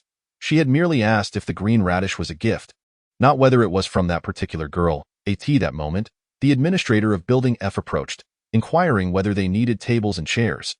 This interruption caused Xiao Rongyu to abandon her line of questioning. Chen Hansheng led Gao Jialiang and Wang Zibo to move items, and while the tables and chairs were certainly not brand new, they had their fair share of marks. However, Chen Hansheng had a plan.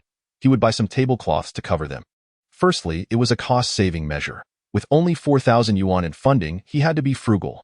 Secondly, since rooms 101 and 102 served as both an entrepreneurial base and a communication center, and with the foot traffic from the parking area, overly lavish decorations would be inappropriate.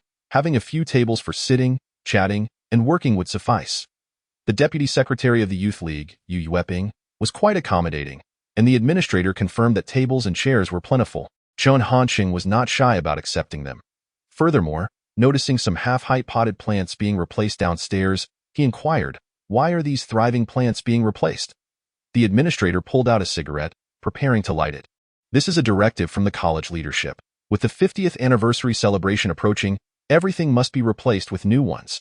Chen Hansheng nodded.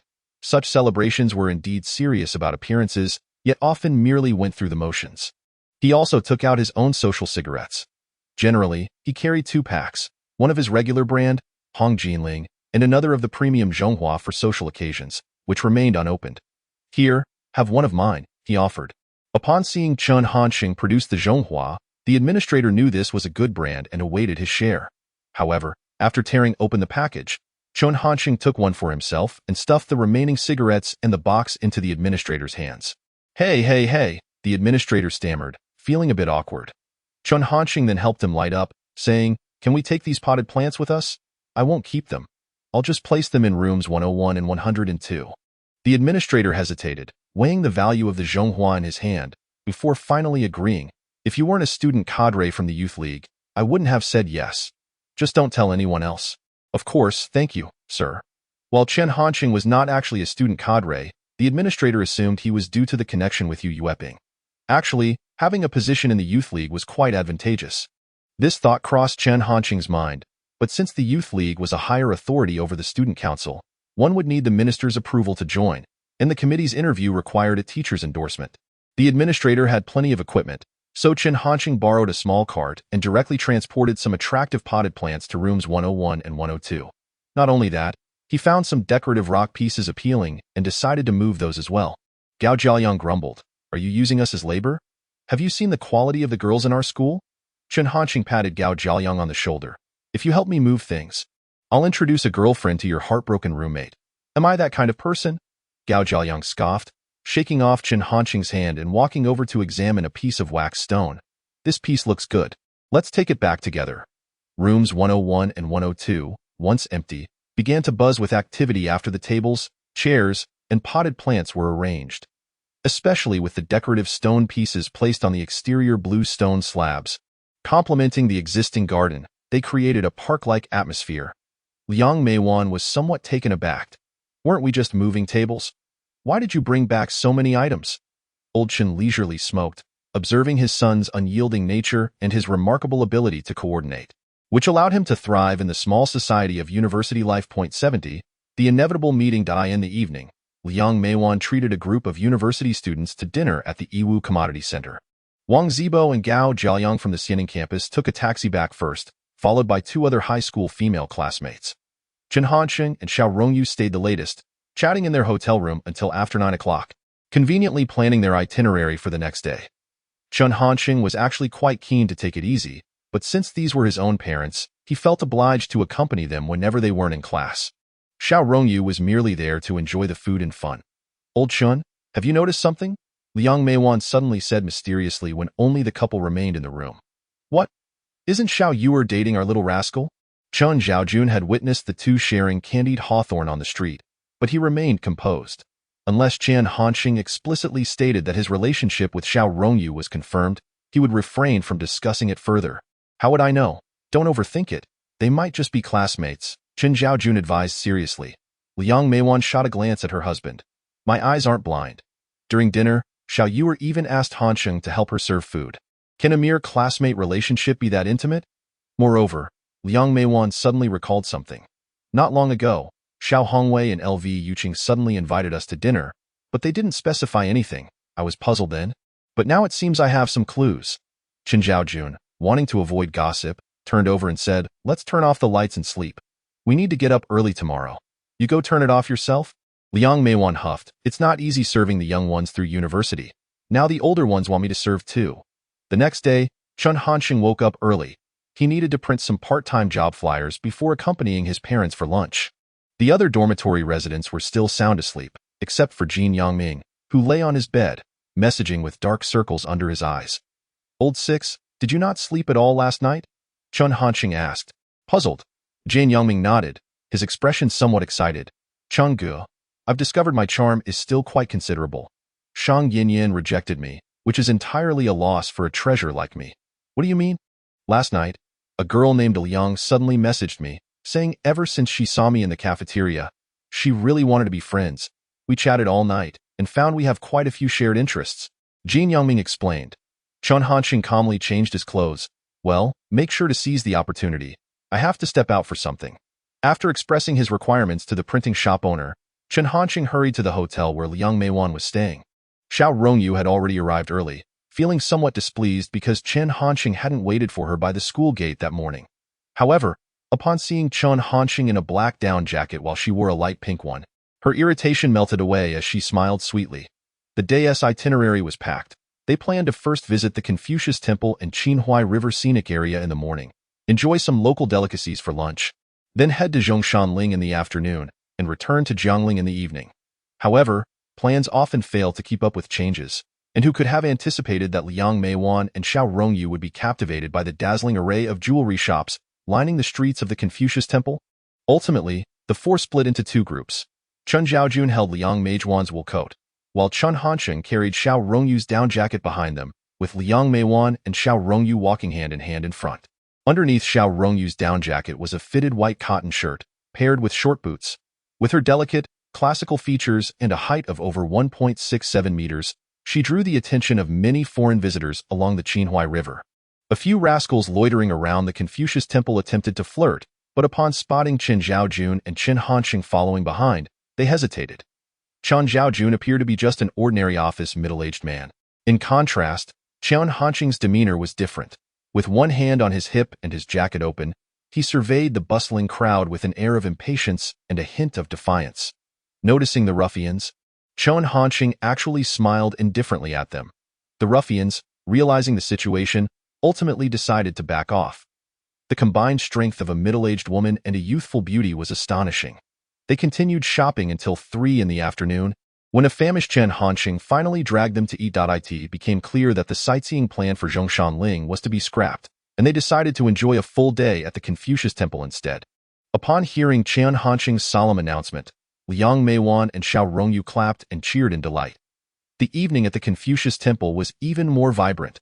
Lanterns hung down like a string of red pearls against the backdrop of ancient boats filled with tourists, with the sounds of guqin and the fragrance of tea wafting through the air.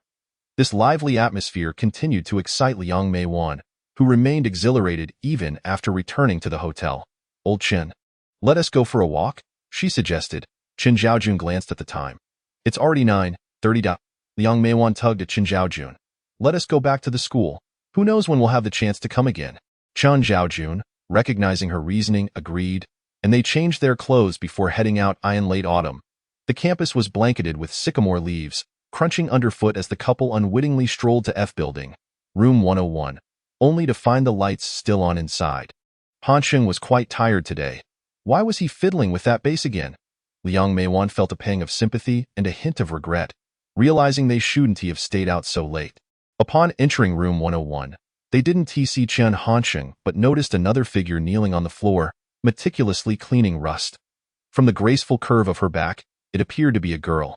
Liang Meiwan exchanged a glance with Chen Zhaojun and spoke up, Hello. Liang Meiwan merely intended to greet her, but the girl was startled, leading to a loud crash as she bumped her head against a metal board. Are you all right? Be careful and come out slowly, Chen Xiaojun asked with concern. The girl slowly emerged, and Liang Meiwan scrutinized her. She was slightly taller than Xiao Rongyu, dressed in an old-fashioned high school uniform, the hems of her pants frayed and her knees and cuffs covered in thick dust, indicating that she had been cleaning while they had been enjoying themselves at the Confucius temple. Her long, dark hair was tied into a practical bun, and in the light, Liang Meiwan could see the sweat beading at her temples. In the mottled light, the girl appeared delicate yet stubborn, but she kept her gaze fixed on her toes, preventing Liang Meiwan from seeing her face clearly. What is your name? Liang Meiwan reached out to take the girl's hand, but the girl hesitated slightly. It's dirty, she said softly. Liang Meiwan held her hand anyway. It doesn't matter. You're cleaning for Chen Hansheng. After this, Liang Meiwan made no request for the girl to raise her head but instead crouched down, and in that moment of eye contact, Liang Meiwan gasped. Chen Xiaojun, what a stunning girl, 71, a striking resemblance. Chen Xiaojun exclaimed, wow, she is indeed beautiful. The girl had a round, gentle face, resembling a delicate goose egg, illuminated by the bright lights, her skin resembling jade. Perhaps the impact from bumping into the table had been severe, as a small, swollen area appeared on her forehead, causing tears to brim in her sorrowful eyes. The sight of her tear-filled, beguiling eyes tugged at one's heartstrings. Chen Xiaojun nodded. The girl's features bore a striking similarity to Xiao Rongyu's, categorizing her as practically flawless. What is your name, dear? Liang Meiwan, feeling an unusual pang of tenderness, inquired. Shen Youchu, the girl replied. What a lovely name. Liang Meiwan extended her hand to help wipe away the tears, but Shen Youchu appeared slightly embarrassed. There's dust on my face too. Hee. Liang Meiwan couldn't help but laugh. Dust was smudged on Shen Youchu's nose and the sides of her cheeks, likely from wiping away sweat. Don't worry. Annie doesn't mind the dust. Liang Meiwan, typically strong-willed at home, often found her son quite bothersome because Chen Hansheng was also a stubborn character who rarely listened to advice. Yet, she instantly took a liking to the meek and timid Shen Youchu. While helping to wipe her tears, Liang Meiwan observed Shen Youchu closely. Her straight nose, exceptionally lovely lip shape, and picturesque eyes. Indeed, a beautiful appearance. Chen Xiaojun, unable to hold back any longer, interjected before he could even ask his main question. We are Chen Hansheng's parents. What is your relationship with him? See classmates, Shen Youchu replied softly. And? Chen Xiaojun pressed further. Shen Youchu struggled to articulate her feelings. The most definitive relationship between them was merely that of classmates. All right, stop cleaning for now. Come accompany Annie for a walk tonight. Just as Liang Meiwan didn't believe Xiao Rongyu's and her son's relationship was purely that of classmates, she also found it hard to accept that Shen Youchu, who was cleaning room 101 late at night, was merely a classmate. Using the excuse of taking a stroll, she learned about Shen Youchu's family situation during their walk, and by the time they reached the girls' dormitory, Liang Meiwan advised Shen Youchu to head back first. It's too cold outside, and your hands will freeze. Get some rest early, Dado.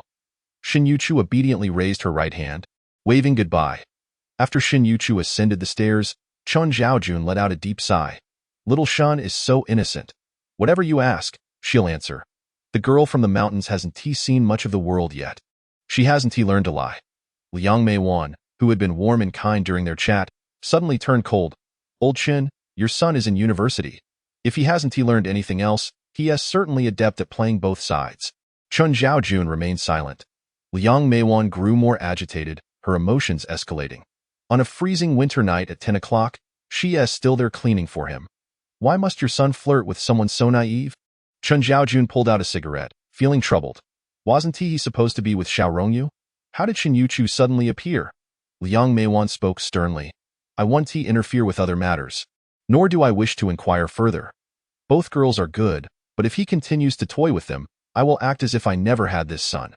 Unbeknownst to Chen Hansheng about the events of that evening, he attended class on Monday, as Liang Meiwan didn't allow him to take a leave.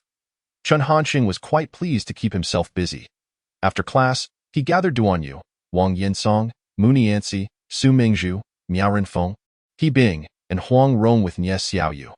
They were all astonished by the transformation of rooms 101 and 102. Just a few days prior, it had been overgrown with weeds and littered with debris. But now it resembled a picturesque park. The first wave of effort came from the students of Public Management Class 2, who cleared most of the garbage. The second wave consisted of Chen Hansheng's high school classmates, who laid the groundwork for decoration. The final wave was Shen Youchu, whose diligent efforts resulted in the greenery by the windows and the disappearance of mold from the corners. Duanyu, Mooney Yancy, Miao Renfeng, you three are responsible for posting these part-time job flyers in the school's water room, cafeteria, and dormitories. I'll define the scope now. Duanyu will handle the boys.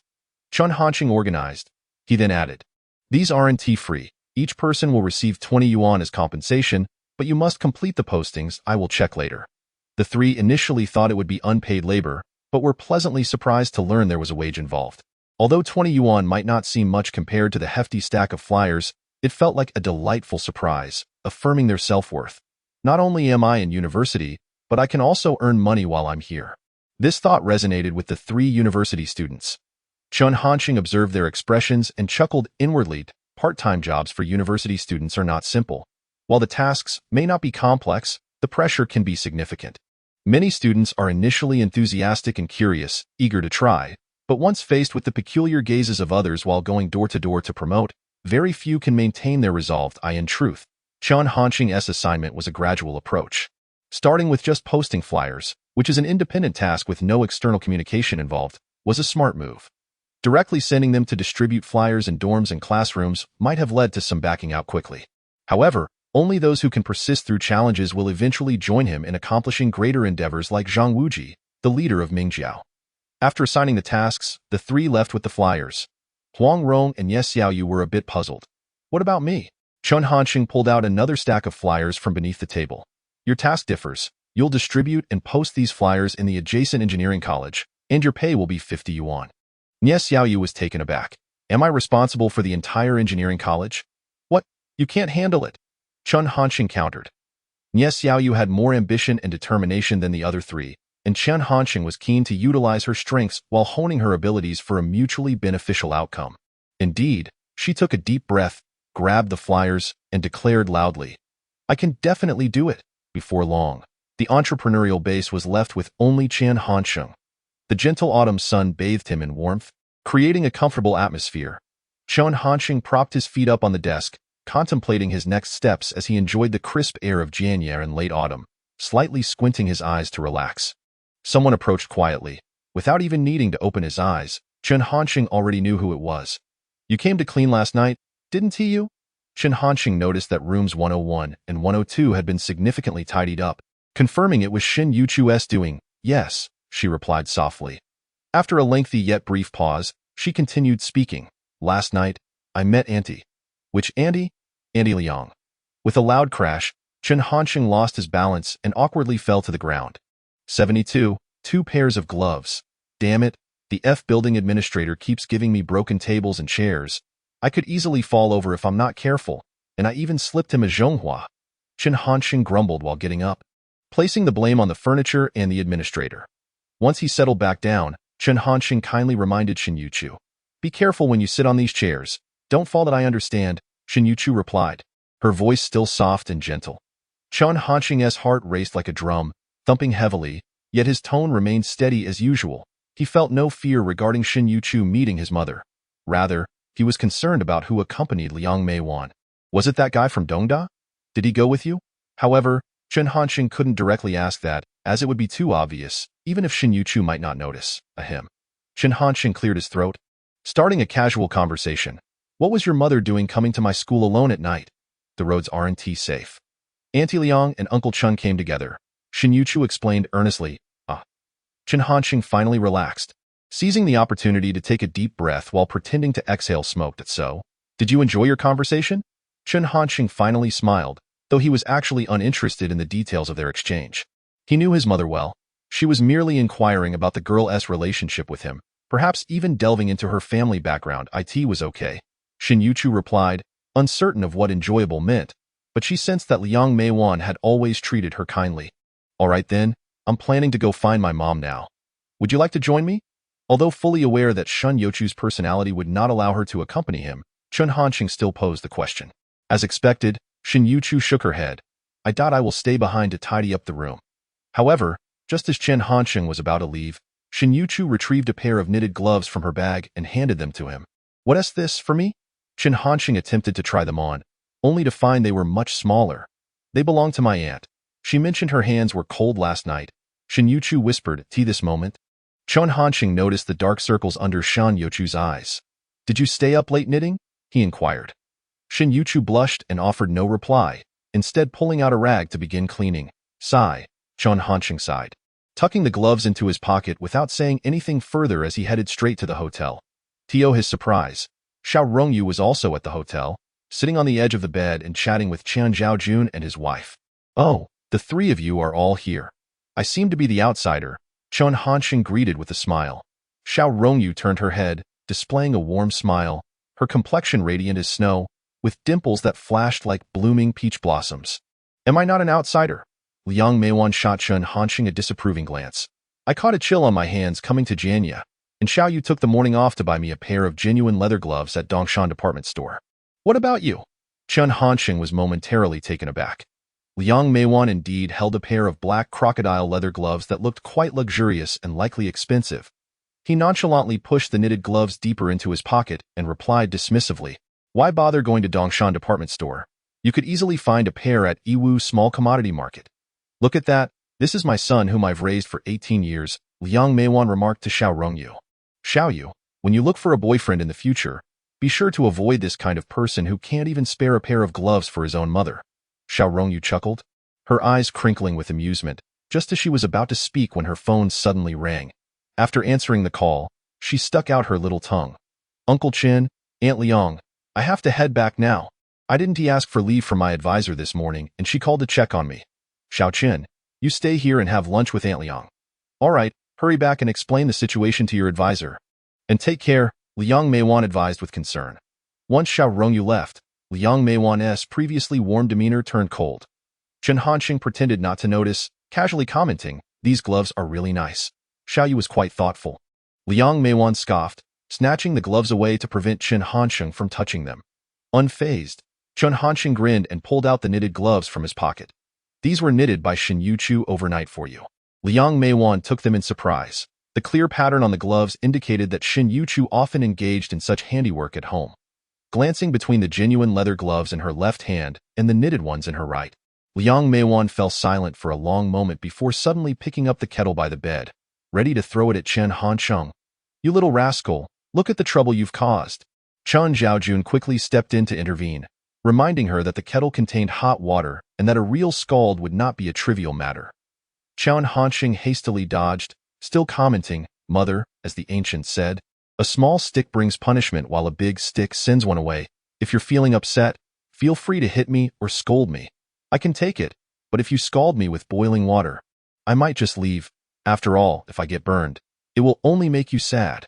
Hearing Chen Hansheng's audacious justification only made Liang Meiwan angrier, yet she set the kettle down and grabbed a hotel slipper to throw at him.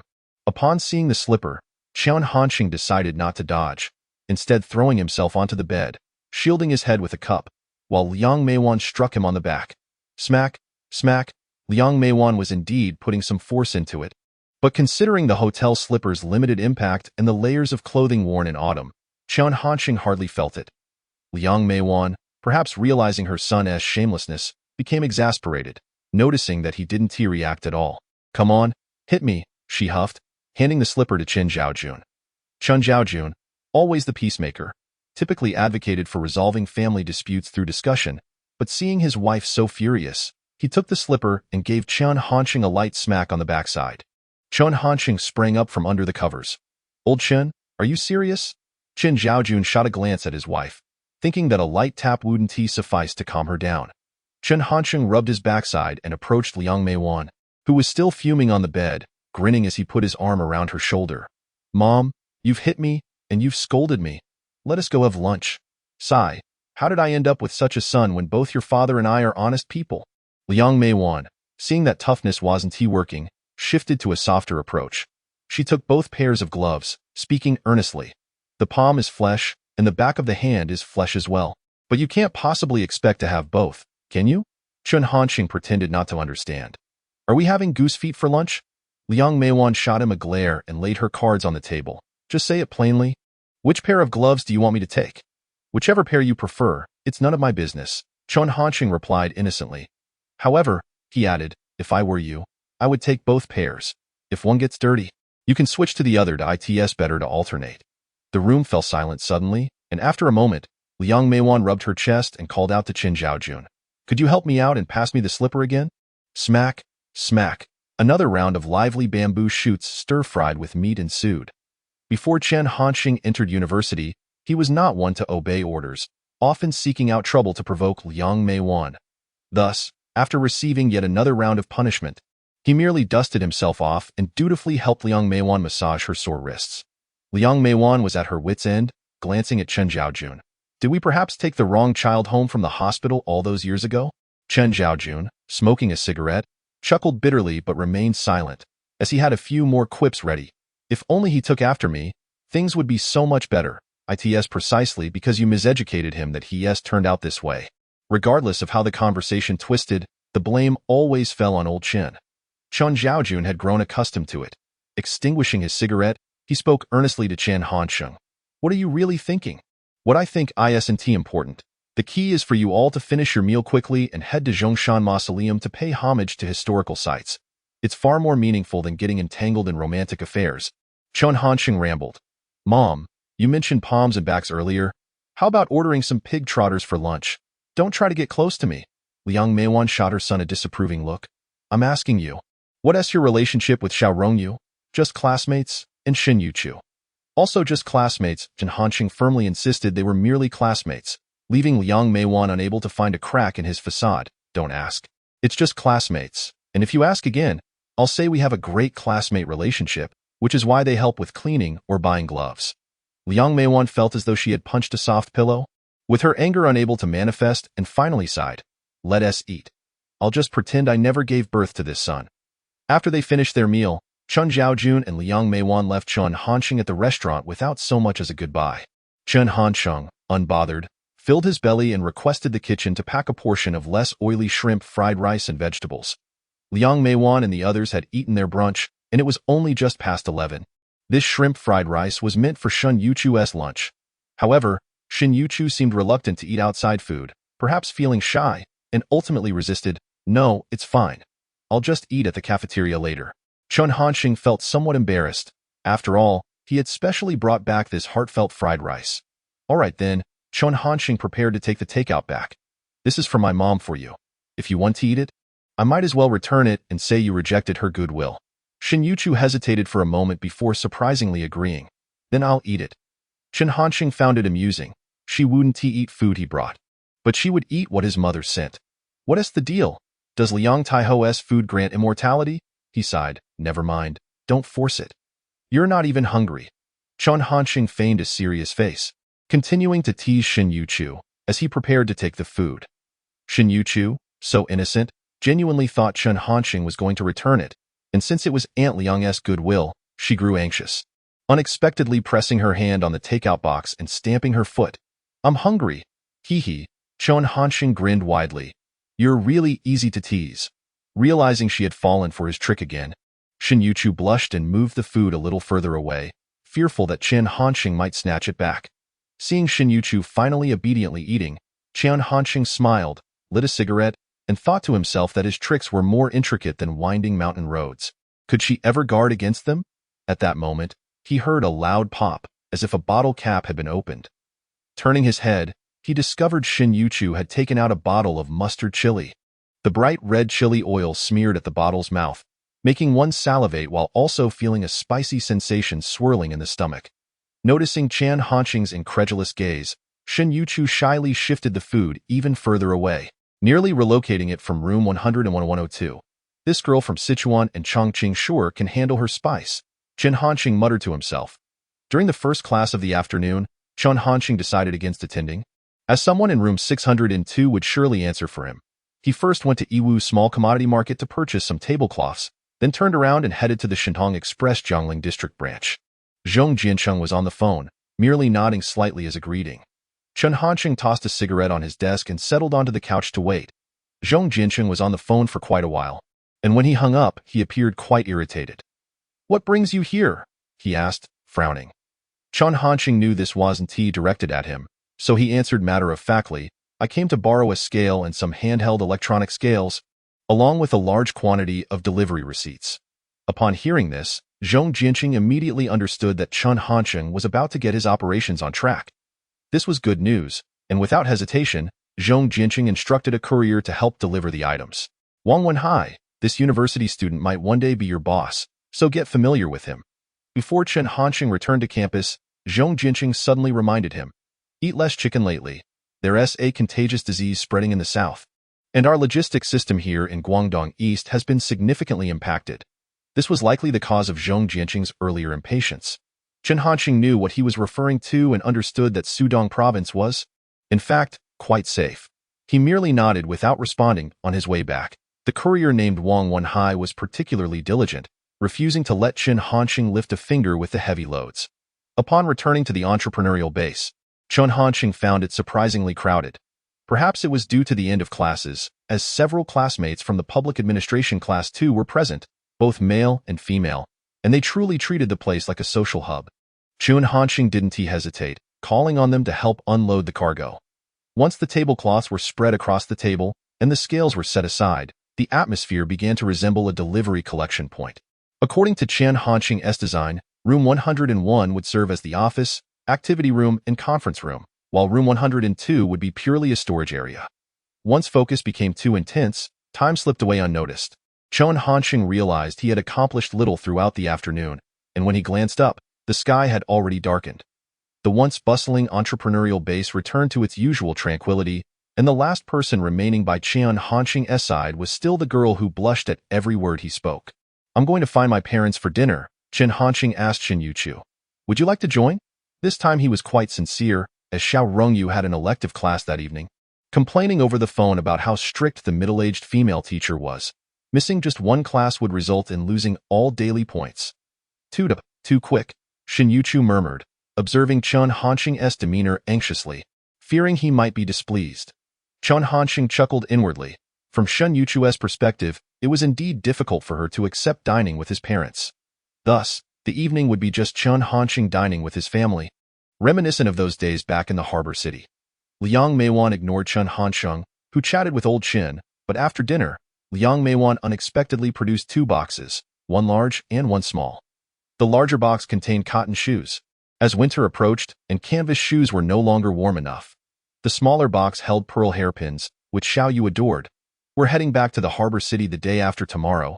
I can't control how you manage, but I cannot accept 2 pairs of gloves from those 2 young ladies without giving something in return. Liang Taiho's gifts were indeed considerate. She had noticed that Shen Youchu was still wearing canvas shoes, hence the purchase of warm cotton boots, while Xiao Rongyu, not lacking in such items, was gifted the lovely hairpins. Chen Hansheng was taken aback. Why didn't you just give them to them in person? Liang Meiwan snorted. Giving them in person would have a different meaning. Since you insist on emphasizing that you and they are just classmates, I'll arrange it according to that relationship. It also serves as a reminder to you not to let that classmate relationship become distorted. Why should women like us, with 27 years of marriage, not focus on keeping an eye on our husbands, but instead direct all attention toward our sons? Chen Hansheng grumbled to himself as he carried the 2 gifts. After Liang Meiwan had presented the items, she immediately issued the dismissal order, and Chen Hansheng found himself ushered out. He first stopped by the female dormitory at the financial institute, calling for Shen Youchu to come down. These cotton boots are for my mom. Shen Youchu instinctively wanted to decline, but Chen Hansheng emphasized, they're for my mom, not me, thank you. Thank you, Auntie. Shen Youchu accepted the cotton boots, feeling somewhat flustered. You should thank me, as I brought them back, Chen Hansheng said brazenly. Oh, thank you. Shen Youchu replied obediently. Chen Hansheng sighed. You silly girl. Xiao Rongyu's reaction to her gift was much more natural. She adorned her head with the pearl hairpin, blooming with a smile as she asked, Do I look good?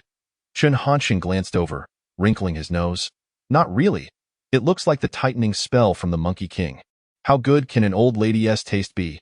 It's clearly beautiful, and Aunt Liang even considers my feelings. You've never bought me a gift. Please take off your down jacket immediately. I'll donate it to the Hope Project. Xiao Rongyu, wearing a light pink down jacket, was about to move when Chen Hansheng reached for it. In the end, Xiao Rongyu stood up, blushing and spitting. Pervert. On the 3rd day, Chen Zhaojun and Liang Meiwan visited the presidential palace in Wui Alley, preparing to return to the harbor city on the fourth day. Chen Hansheng, wishing to avoid complications, decided to go to the bus station alone to see them off.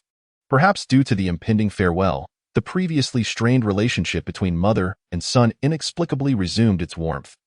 Liang Meiwan fussed over Chen Hansheng throughout the journey, advising him to take better care of himself, reminding him that entrepreneurship was merely a part-time venture, with his studies remaining the priority, and that it would be great if he could pursue a graduate degree, while the two girls could only maintain a classmate relationship.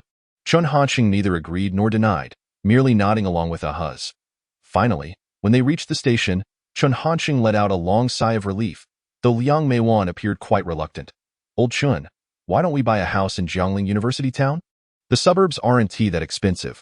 We could take out a loan or sell the old house. Chen Zhaojun glanced at Liang Meiwan's expression and discerned that she was not joking.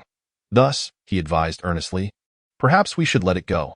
Hansheng has finally gained admission to university and a semblance of freedom. We ought not to burden him. Liang Meiwan retorted, they say raising a son is for the sake of old age. I have but one son. If I do not follow him, am I to go to a nursing home? Following him is one thing, but it need not be so clingy. The two, like all middle-aged couples, found themselves grappling with the reality of their child growing up and forming his own thoughts in life. While they themselves were aging, the midlife crisis becoming increasingly apparent. Upon returning to school, Chen Hansheng discovered that the 101 entrepreneurial base had already attracted students for part-time job interviews, indicating that the flyers distributed by Duanyu, Mu Niancai, and Miao Renfeng were proving effective. As an interviewer, Chen Hansheng held modest expectations for the part-time students, merely conducting simple inquiries before granting approval. Much like insurance sellers who themselves purchase insurance, the students seeking part-time work and express delivery were, in fact, part of the client demographic. Among these prospective part-timers were both freshmen and sophomores. The freshmen were primarily there out of curiosity, while the sophomores exhibited a bit more boldness, actively asking questions. However, upon learning that this entrepreneurial base was initiated by a freshman, some sophomores felt slightly embarrassed, as it meant working under their junior. Others even whispered disparaging remarks. The advertisement for part-time work mentions potential provision of small communicators. Is that true? You freshmen are quite ambitious, launching a school-supported entrepreneurial project. After all this time, why hasn't anyone in charge come to greet us? With a flushed face, Shen Youchu took out a notebook and, lowering her head, said, hello, please register your personal information here. What are you saying? Can you speak up a bit? A sophomore male student said brazenly. Chen Hansheng glanced over, set aside the other students he was interviewing, and approached, saying, hello, senior. I am the person in charge of the 101 entrepreneurial base. We just have a few questions for a brief identity registration. Upon hearing Chen Hansheng's introduction, the sophomore male student scrutinized him and remarked to his classmates, this year's freshmen are quite impressive, silently starting a business and even needing to vet us sophomores. While the other students waited in line for their interviews, this sophomore male student persistently dodged the topic, prompting Chen Hansheng to finally express his impatience. Do you want to interview or not? If you do, let us have a brief chat. If not, please leave. The freshmen have quite the attitude. Which department are you from? Tell me, perhaps I know your advisor, the sophomore male student said flippantly. Chen Hansheng, throwing down his pen, felt a fierce glare emerge from the corner of his eye. What the hell? Are you here to cause trouble? How dare you curse? You clearly have no respect for your seniors. A resounding slap echoed through the previously chaotic 101, plunging it into silence. The sophomore male student, incredulous, covered his face in disbelief. Who would have anticipated that this freshman would strike without warning? Who do you think you are? The freshman welcome party is already over. There are no new students in the financial college now. Chen Hansheng rubbed his wrist, then disregarded the sophomore male student, returning to his previous seat. Xiao, right? Let us continue now that the awkwardness has passed. The freshman male student named Xiao nodded dazedly, casting a sidelong glance at the senior who had just been slapped, his demeanor instantly becoming more serious. The sophomore male student, now realizing the gravity of the situation, filled with indignation, shouted, You dare hit me? Do you believe I'll call people to smash your establishment? Then hurry, we'll be waiting for you here, was not Chen Hansheng's reply but rather a retort from Zhu Chenglong, who had just returned from gaming with a few internet-addicted friends. Zhu Chenglong, unafraid to confront authority figures, and even engage in fights at Zhou Zhao's dormitory, clearly possessed a fair amount of courage. Chen Hansheng's earlier restraint might have spurred him on as well. Guo Xiaoqiang was also present, jokingly adding, "Senior, you'd better gather more people. There are 27 of us just like this." Seeing the situation deteriorating, the sophomore male student, realizing his bravado was misplaced, dragged his classmates away in embarrassment. As the flyers for part-time work continued to be posted, an increasing number of students from the financial college came for interviews. Upon entering 101, they were astonished by the orderly queue, prompting them to line up themselves. In the ensuing days, Chen Hansheng busied himself with recruiting part-time university students. Although the advertisement for 101 in the financial college had garnered modest recognition, only about 40 students were ultimately willing to take on part-time roles. This was compounded by the inherent characteristics of university students seeking part-time work: high mobility and a tendency to be non-committal, often opting out at a whim for various reasons: bad moods, heartbreaks, exam preparations, or simply feeling embarrassed during sales pitches. Of course, some students were committed enough to see it through, typically due to financial constraints or a genuine desire to engage in meaningful work. Chen Hansheng belonged to the latter category, having effectively coordinated the platform in its early stages, which had even earned the endorsement of the financial college as an officially supported entrepreneurial project, placing it at a relatively high starting point within the campus part-time ecosystem. However, to truly convert the platform into economic benefits, mere surface-level promotion would not suffice. It was imperative to penetrate every self-study room and dormitory to boost face-to-face interactions. Yet, Chen Hansheng's absence from 101 meant that Shen Youchu could not simultaneously manage records, weigh items, collect, and organize the logistics alone. The need for a reliable individual to be stationed at 101 was evident. A haphazard approach would not suffice. This person should be obedient, meticulous, and preferably male, as some physical tasks were involved. Chen Hansheng set his sights on Li Jianye for this role. Why Li Jianye? Because Yang Shiqiao and Guo Xiaoqiang lacked discipline, Jianye was not particularly responsible, and Jin Yangming was preoccupied with his romantic pursuits with Ouyang. Li Jianye, overall, appeared to be the most suitable candidate. After returning to the dormitory that evening, Chen Hansheng called Li Jianye to the balcony for a chat. "Nan, you know what I've been busy with lately, right?" "I know. I think the entire humanities department knows. You're the first freshman entrepreneur," Li Jianye chuckled. "When is your opening?" "I have some letters ready to be sent to 101. Good brother, but there is something else I'd like your help with." "What is it?" Chen Hansheng looked at Li Jianye and said, "We still need personnel at 101. I'd like to invite you to lend a hand." Li Jianye hesitated. "Isn't Shen Youchu from our class already there?" "She's not cut out for it. Being a young lady, she can only handle some logistical tasks." Chen Hansheng patted Li Jianye on the shoulder. "Brothers united are a force to be reckoned with." After some contemplation, Li Jianye replied, "I can manage for a short time, but I can't stay there indefinitely. I plan to take some exams soon." Chen Hansheng appeared not to hear him, opening the balcony door to prepare to step outside. "Tomorrow, I'll introduce you to some new friends." "Chenggo, I really want to take the exam," Li Jianye called after him. "Go to 101 after class. Don't forget." Chen Hansheng's voice echoed from afar. Li Jianye sighed, feeling as if he had unwittingly agreed to something he hadn't actually committed to. After solidifying these arrangements, Chen Hansheng divided the 40 or so part-time university students into 7 small teams, each comprising roughly 6 members. He intended to spend a week, every evening accompanying one team to promote in dormitories and classrooms. On Monday, the first team, entirely composed of boys, set out to promote within the male dormitories. Standing at the base of the dormitory, Chen Hansheng delivered a final round of encouragement. "I understand that everyone's aim isn't merely financial. You wish to enhance your capabilities through these part-time roles. I share the same sentiment. However, developing skills requires more than mere words. The opportunity is present now, and I hope everyone can value and cherish it." With that, Chen Hansheng and the first team began their outreach, visiting each dormitory.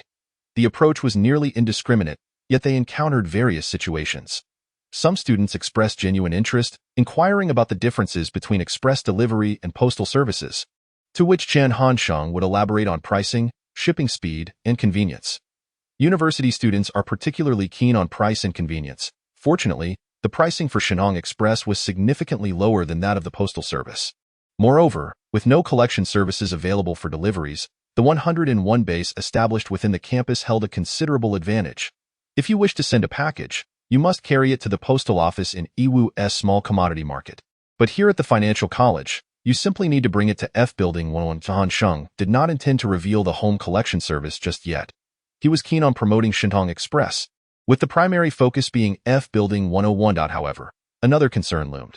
The postal office functioned as a semi-governmental entity, while Shintong Express was a private enterprise, leading some students to harbor doubts regarding package safety. Just as Chen Hansheng was about to clarify, a male student from the first team interjected, "You're being overly cautious. Our base is right here in F Building 101, which you pass by on your way to class. As the saying goes, you can run from the monk, but not from the temple. What are you worried about? I'll show you my student ID."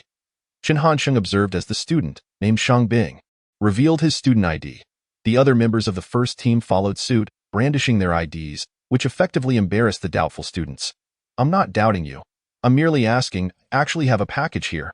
I'll take it to 101 tomorrow. At this juncture, Chen Hansheng produced his student council credentials. "Look, this is my student council vice minister ID. If you're uncertain, you can make a note of it." Someone glanced at it.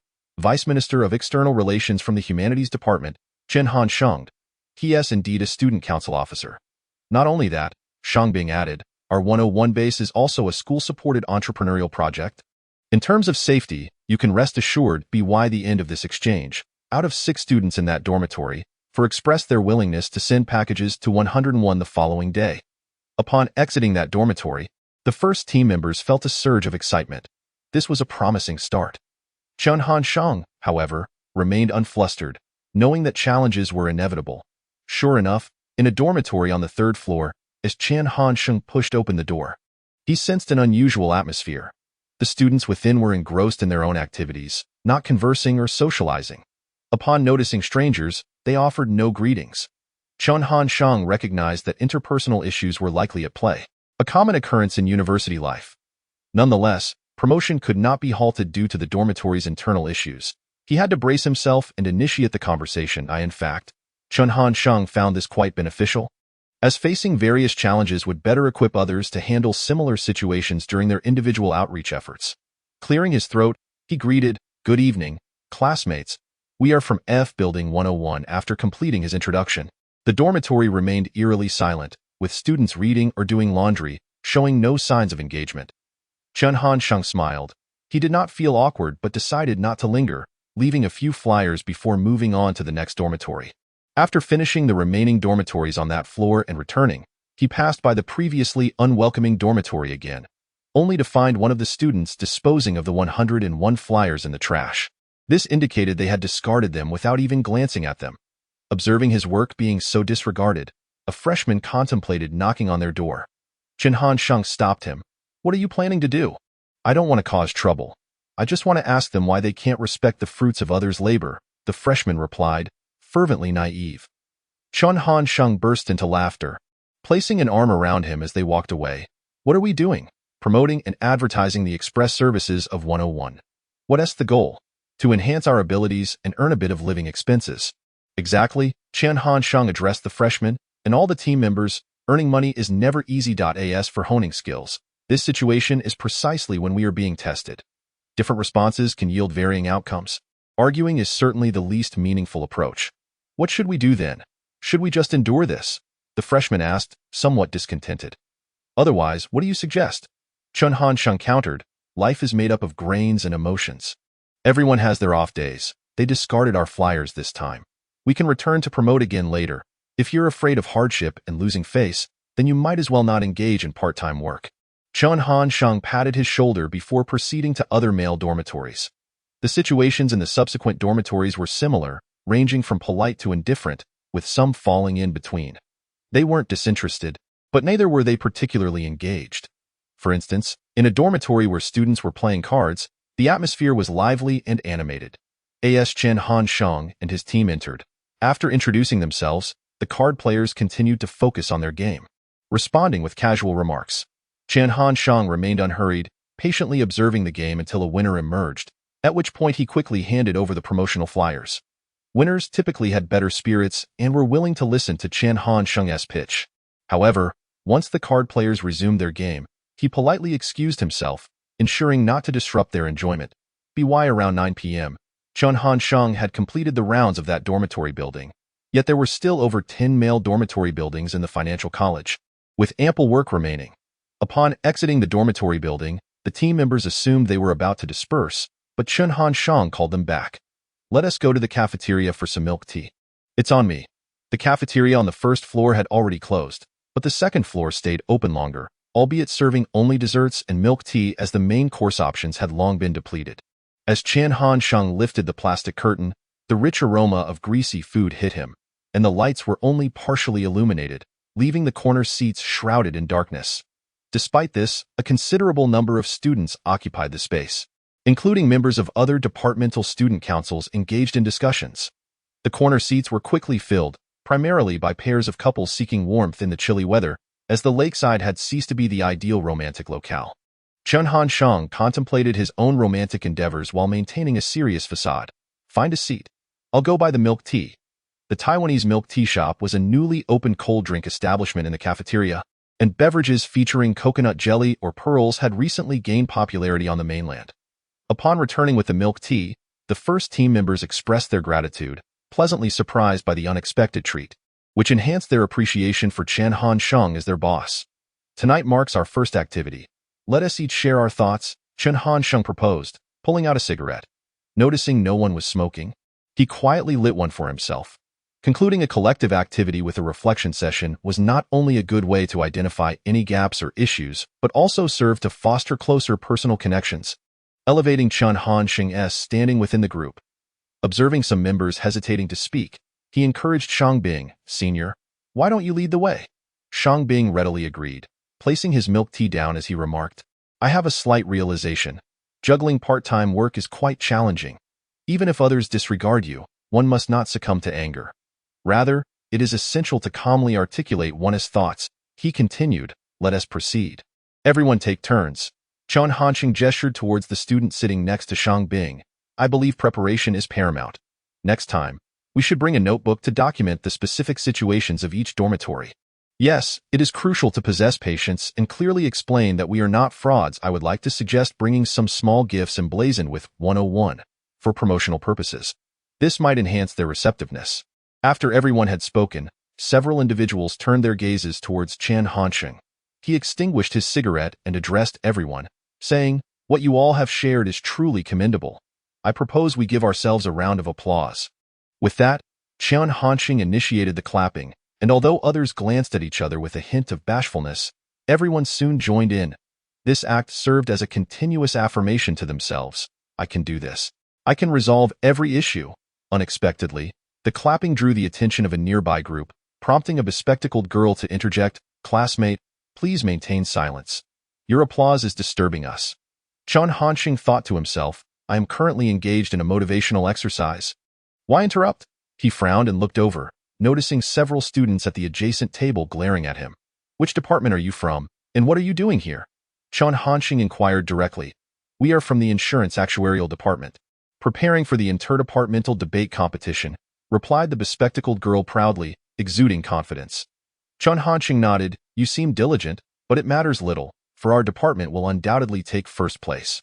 You might as well return to your card games." The girl appeared displeased, slamming her materials down. "Classmate, which department are you from?" "I am from the accounting department," Chen Hansheng retorted with renewed bravado. Sizing her up, "Our accounting department will surely outshine the insurance actuarial department, and we will capture you to be a girlfriend for the boys in our department." "How can you speak like that?" A boy from the neighboring table stood up, but was halted by the bespectacled girl. "We are university students. We should engage in intellectual debates, not physical confrontations. Remember this moment. We will defeat the accounting department in the debate competition. Yes, we will vanquish the accounting department." The table of boys and girls rallied in unison. Fortunately, after their rallying cry, they departed, allowing Chen Hansheng to turn back, saying, "The fools have left. Let us continue." To summarize, the essence of door-to-door sales lies in the ability to empathize. If there are questions, provide ample answers. If one is feeling down, show understanding. If there is no time to engage, then return another day. In short, always strive to comprehend the customer. The other team members nodded, acknowledging Chen Hansheng's point. In the future, I may seldom participate in these activities. Let Shangbing take the lead. You all should choose a name for yourselves, perhaps selecting from the sex in Jianye's novels. This whimsical suggestion served to bolster camaraderie, and after some deliberation, they decided to name themselves the Huashan sect. Shang Bing took on the moniker Linghu Chong. After Chen Hansheng provided a few more instructions, this enriching and meaningful endeavor came to a close. Just as Chen Hansheng was about to leave, Shang Bing suddenly called out to him, "Hansheng, I am actually from the accounting department. How fortuitous." Chen Hansheng had forgotten this detail. It was a case of the imposter meeting the genuine article. Indeed, the insurance actuarial department's debate team is formidable. It seems our accounting department may be overwhelmed, Shang Bing sighed. "Fear not, brother Linghu," Chen Hansheng reassured him, patting his shoulder. "The humanities department will avenge the accounting department." The following day, during class, Counselor Guizhongyun sought out Chen Hansheng to discuss the debate competition, at which point Chen Hansheng realized the gravity of the situation. With just over a month left in the academic year, there was much to be done, with the debate and the 50th anniversary celebration looming. Old Gua, he remarked, is perpetually averse to trouble, yet he is a university counselor, a role intertwined with various trivial matters. However, this year, thanks to me as class leader and Hu Linyu as the group secretary, one tackling major issues and the other managing minor ones, Old Gua has enjoyed a fair amount of leisure. As long as he stays informed, he is content. The 50th anniversary celebration has little to do with our class. That is a matter for the Youth League and the Student Council, and it's rumored to coincide with the New Year's gala. Chen Hansheng reassured him. Guizhongyun's expression softened slightly. However, the debate competition is relevant. I've heard that the department has recently organized internal contests by class to select articulate students to represent the humanities department. Yes, I am aware. It has been quite hectic, Chen Hansheng replied calmly. As long as you know, I'm leaving it all in your capable hands, Guizhongyun said, patting Chen Hansheng's shoulder with trust. Once Old Gua departed, Chen Hansheng promptly called Hu Linyu. "Are we conducting internal selections for the debate competition in our department? How was I unaware of this?" Hu Linyu rolled her eyes. "You seem to spend more time away from class than in it. I've sought you out at 101 twice and found no one. How am I to report? Moreover, even if I did report, you wouldn't take charge." Hu Linyu huffed. Chen Hansheng did not shy away from his negligence. While Hu Linyu has a point, one must still be mindful of one's demeanor. Until I relinquish my position, I remain in charge. Bah! Hu Linyu scoffed dismissively. "Who are we sending to represent our class in the competition?" Chen Hansheng inquired. "By Yongshan, Tanmin, Zhang Minghui, and Dong Xiuxiu. They will be the first, second, third, and fourth speakers, respectively," Hu Linyu replied. Chen Hansheng nodded. As he was familiar with the students in his class, Tio put it simply, he might not manage the specifics, but he maintained firm control over personnel matters. Bai Yongshan was the second most attractive girl in public administration class 2, only after Shang Yinyan, and she presented as a cute young lady with a sharp mind. Tan Min was a fellow townsman of Chen Hansheng, while Dong Xiuxiu and Shen Youchu shared a dormitory. Zhang Minghui, being the sole male participant, found the debate competition to be a rather fortuitous encounter. "Are there any challenges, whether material or psychological?" Chen Hansheng asked. Hu Linyu pondered a moment. "The weather is quite cold at night. The debaters are freezing during practice in the classroom, and the library is too quiet for them to speak. Then let us use my entrepreneurial base. It's the center for class activities, and room 102 serves as a storage area. The four of them could sing in there if they wished." Hu Linyu scoffed. "It's just as cold there, a trivial matter." Chen Hansheng said cheerfully. "I'll purchase 2 electric heaters, and we can serve a cup of hot milk tea in the evenings. I hope our 4 contestants can achieve great success for our class." "Will we use class funds for the heaters?" Hu Linyu asked, slightly taken aback. "No need." Chen Hansheng waved dismissively. "I want to take advantage of the class funds. Besides, the entrepreneurial base will be useful in the future." Chen Hansheng was not merely boasting. That afternoon, he went to Iwu Commodity Center and purchased 4 electric heaters, simultaneously ordering some paper bags from a printing shop. Both sides printed boldly with Kaiyuan F Building 101. During the summary of the previous night's event, a student had made a commendable suggestion, prompting Chen Hansheng to decide to use these bags as small gifts. Even if someone were to discard them, the bags lying on the ground would still effectively promote the name F Building 101. As Chen Hansheng was bringing the heaters down, Shen Youchu was meticulously recording data at the table. Packages and letters had begun arriving, and she was tasked with keeping accurate records, noting their origins and destinations to ensure safety, as well as who referred them, which was crucial for commission matters. Chen Hansheng mused about the convenience of having a computer for data recording. Among his acquaintances, Only Xiao Rongyu possessed a laptop. Her Toshiba SP6100, priced over 17,000 yuan, along with her smartphone and watch, made her a quintessential example of a rich girl. It would be foolish to buy one himself. He planned to borrow from Xiao Rongyu first, and then seek to acquire one from the school under the pretense of supporting a project.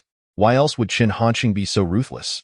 The phone was supported by Chen Hansheng, and now he was hoping for the school to sponsor another computer. Jianye happened to be at the entrepreneurial base as well, organizing packages and letters in room 102. Nan, I was worried you'd be cold at night, so I bought you 2 electric heaters, Chen Hansheng said with a grin. Oh, you think I'm gullible? The honestly Jianye replied, you know very well who those are for. He wasn't naive. He could guess that Chen Hansheng harbored special feelings for Shen Youchu. Shen Youchu's face flushed bright red, and she stammered, I am not afraid of the cold. Indeed, the intention behind the heaters was partly for Shen Youchu, and Chen Hansheng did not deny it. He added, one will be kept in 101 for you, one for shared use, and you'll have one at your feet for personal warmth. Nearby, Li Jianye overheard this and couldn't help but recall the time Chen Hansheng had been bitten on the lip by a girl. Though that girl was certainly not Shen Youchu. TSK? What a scoundrel! In the afternoon, while Chen Hansheng was attending class, the printing shop called to inform him that the sample of the promotional paper bags was ready for review. If there were no issues, they would commence large-scale printing. Chen Hansheng skipped class once more, hurrying to Yiwu.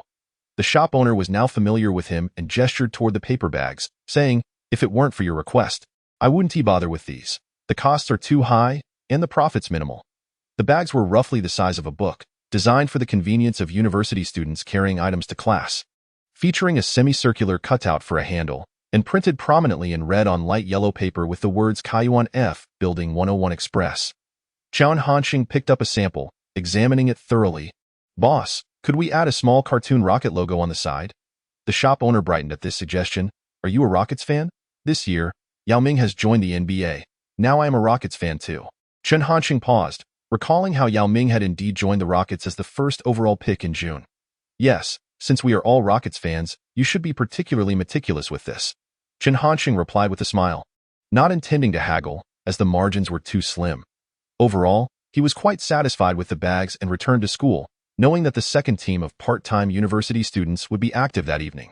This team comprised both male and female members, so Chen Hansheng planned to take them on a classroom outreach initiative.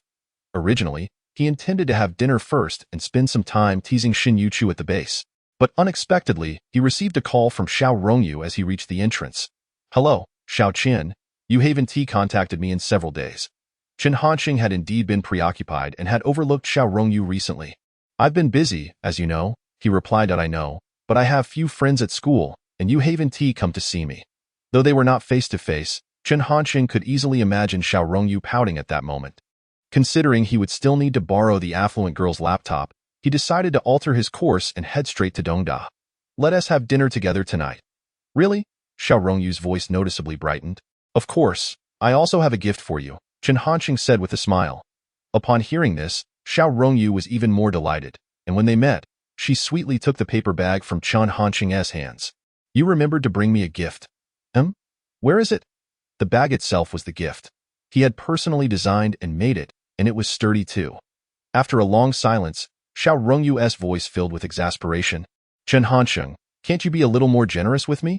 Previously, when Chen Hansheng was at home, whenever Liang Meiwan suddenly called out his full name, it usually meant a delicious stir-fry of bamboo shoots and meat was on the table. The nickname Xiao Chun was reserved for certain individuals, such as Wang Zibo and Xiao Rongyu, as Chen Hansheng was slightly younger than them. However, not all seniors could call him that. Gao Jiayang always referred to him as either Chen Hansheng or Hansheng, and his dorm mates like Yang Shichao never called him Xiao Chun. Today, when Xiao Rongyu called out his full name, it was clear she was truly upset. Yet, Chen Hansheng remained unfazed, shaking the paper bag with all seriousness as he said to Xiao Rongyu, You've been away from the humble working class for too long. This is made from polyvinyl chloride, a biodegradable material that does not harm the environment. It's durable and meets all your needs for shopping, dining, and attending classes.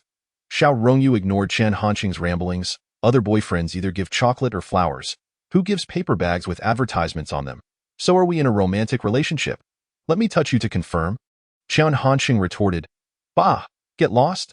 The two bickered all the way to the Dongda cafeteria, where they had barely taken a few bites of their meals when Chen Hansheng suddenly sighed.